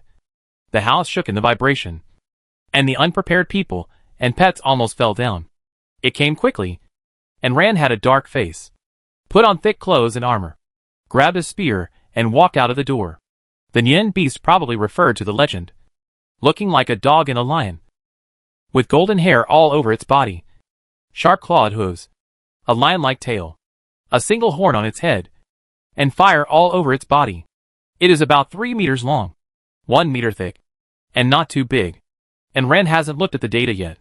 Behind this Nyan beast, another 1, 2, 3, and 5 came out. Everyone, work hard to fight the Nyan beast, and you will get unexpected surprises. Level 38 Nyan beast, a legendary monster. Attack 320, defense 330, speed 350. 5 level 40 monsters. This is going to kill an ordinary person. Call Chongjun. Disaster. Qianyu, Laolu and Xiaoqiao. She will deal with one by herself, and leave the rest to them. Although the level is quite high, compared with the monsters she had fought before, the value is not high. And Ran raised her gun, and the Nyan beast spit out fire, and went straight to her house with a clear goal. The house was made of cotton, but it was not said to be fireproof. And Ran kicked its big head crooked. This thing was definitely here to make trouble. The flame was also kicked crooked by this kick, licking and burning the fruit tree next to it, and instead burned the thick ice shell outside. Lao Lu turned into countless tentacles to tie up a Nyan beast, and the shadow surrounded the whole Nyan beast, pulling it into the shadow, as if he wanted to swallow it whole. Chongjun saw it spitting fire, and spit out a mouthful of ice, directly freezing the whole Nyan beast in place. The Nyan beast was frozen in the ice sculpture, and tried to spit fire to melt the ice shell. It looked funny. Disaster spit out soul fire, which was higher than the temperature of the Nyan beast, and directly burned the soul. The Nyan beast was burned stupidly. Qianyu was walking it like a dog, walking it around Manyan Island. The Nyan beast spit fire one after another, but it couldn't burn Qianyu in the sky. Xiuqi had no toys, so he just shook his head and cheered for everyone. To be honest, these Nyan beasts were not even enough for Enran to stretch their muscles. The reason Enran brought them out was to let them stretch, and not let them get sick. Enran didn't even use magic. He used his spear to dance tightly, and beat the Nyan beasts with pure physical attacks. Lao Lu was originally planning to eat the Nyan beast, but after taking a bite, he felt that the taste was not good and spit it out. It ran away, and Xiaoqi played with it. A Nyan beast was covered with vines with small golden flowers. Under Xiaoqi's command, it was quickly absorbed into a pile of fragments, and Ran shot the Nyan beast to death, and then stopped with a sense of regret. It was boring and unsatisfying. The Nyan beast exploded into a pile of supplies, which went into the backpack. Couplets, red lanterns, fireworks, and colored lights. And Ran's eyes lit up, and she smiled. The system was pretty good this time. The things given were all things needed for the new year, so Enran didn't need to go to the trading area to find them.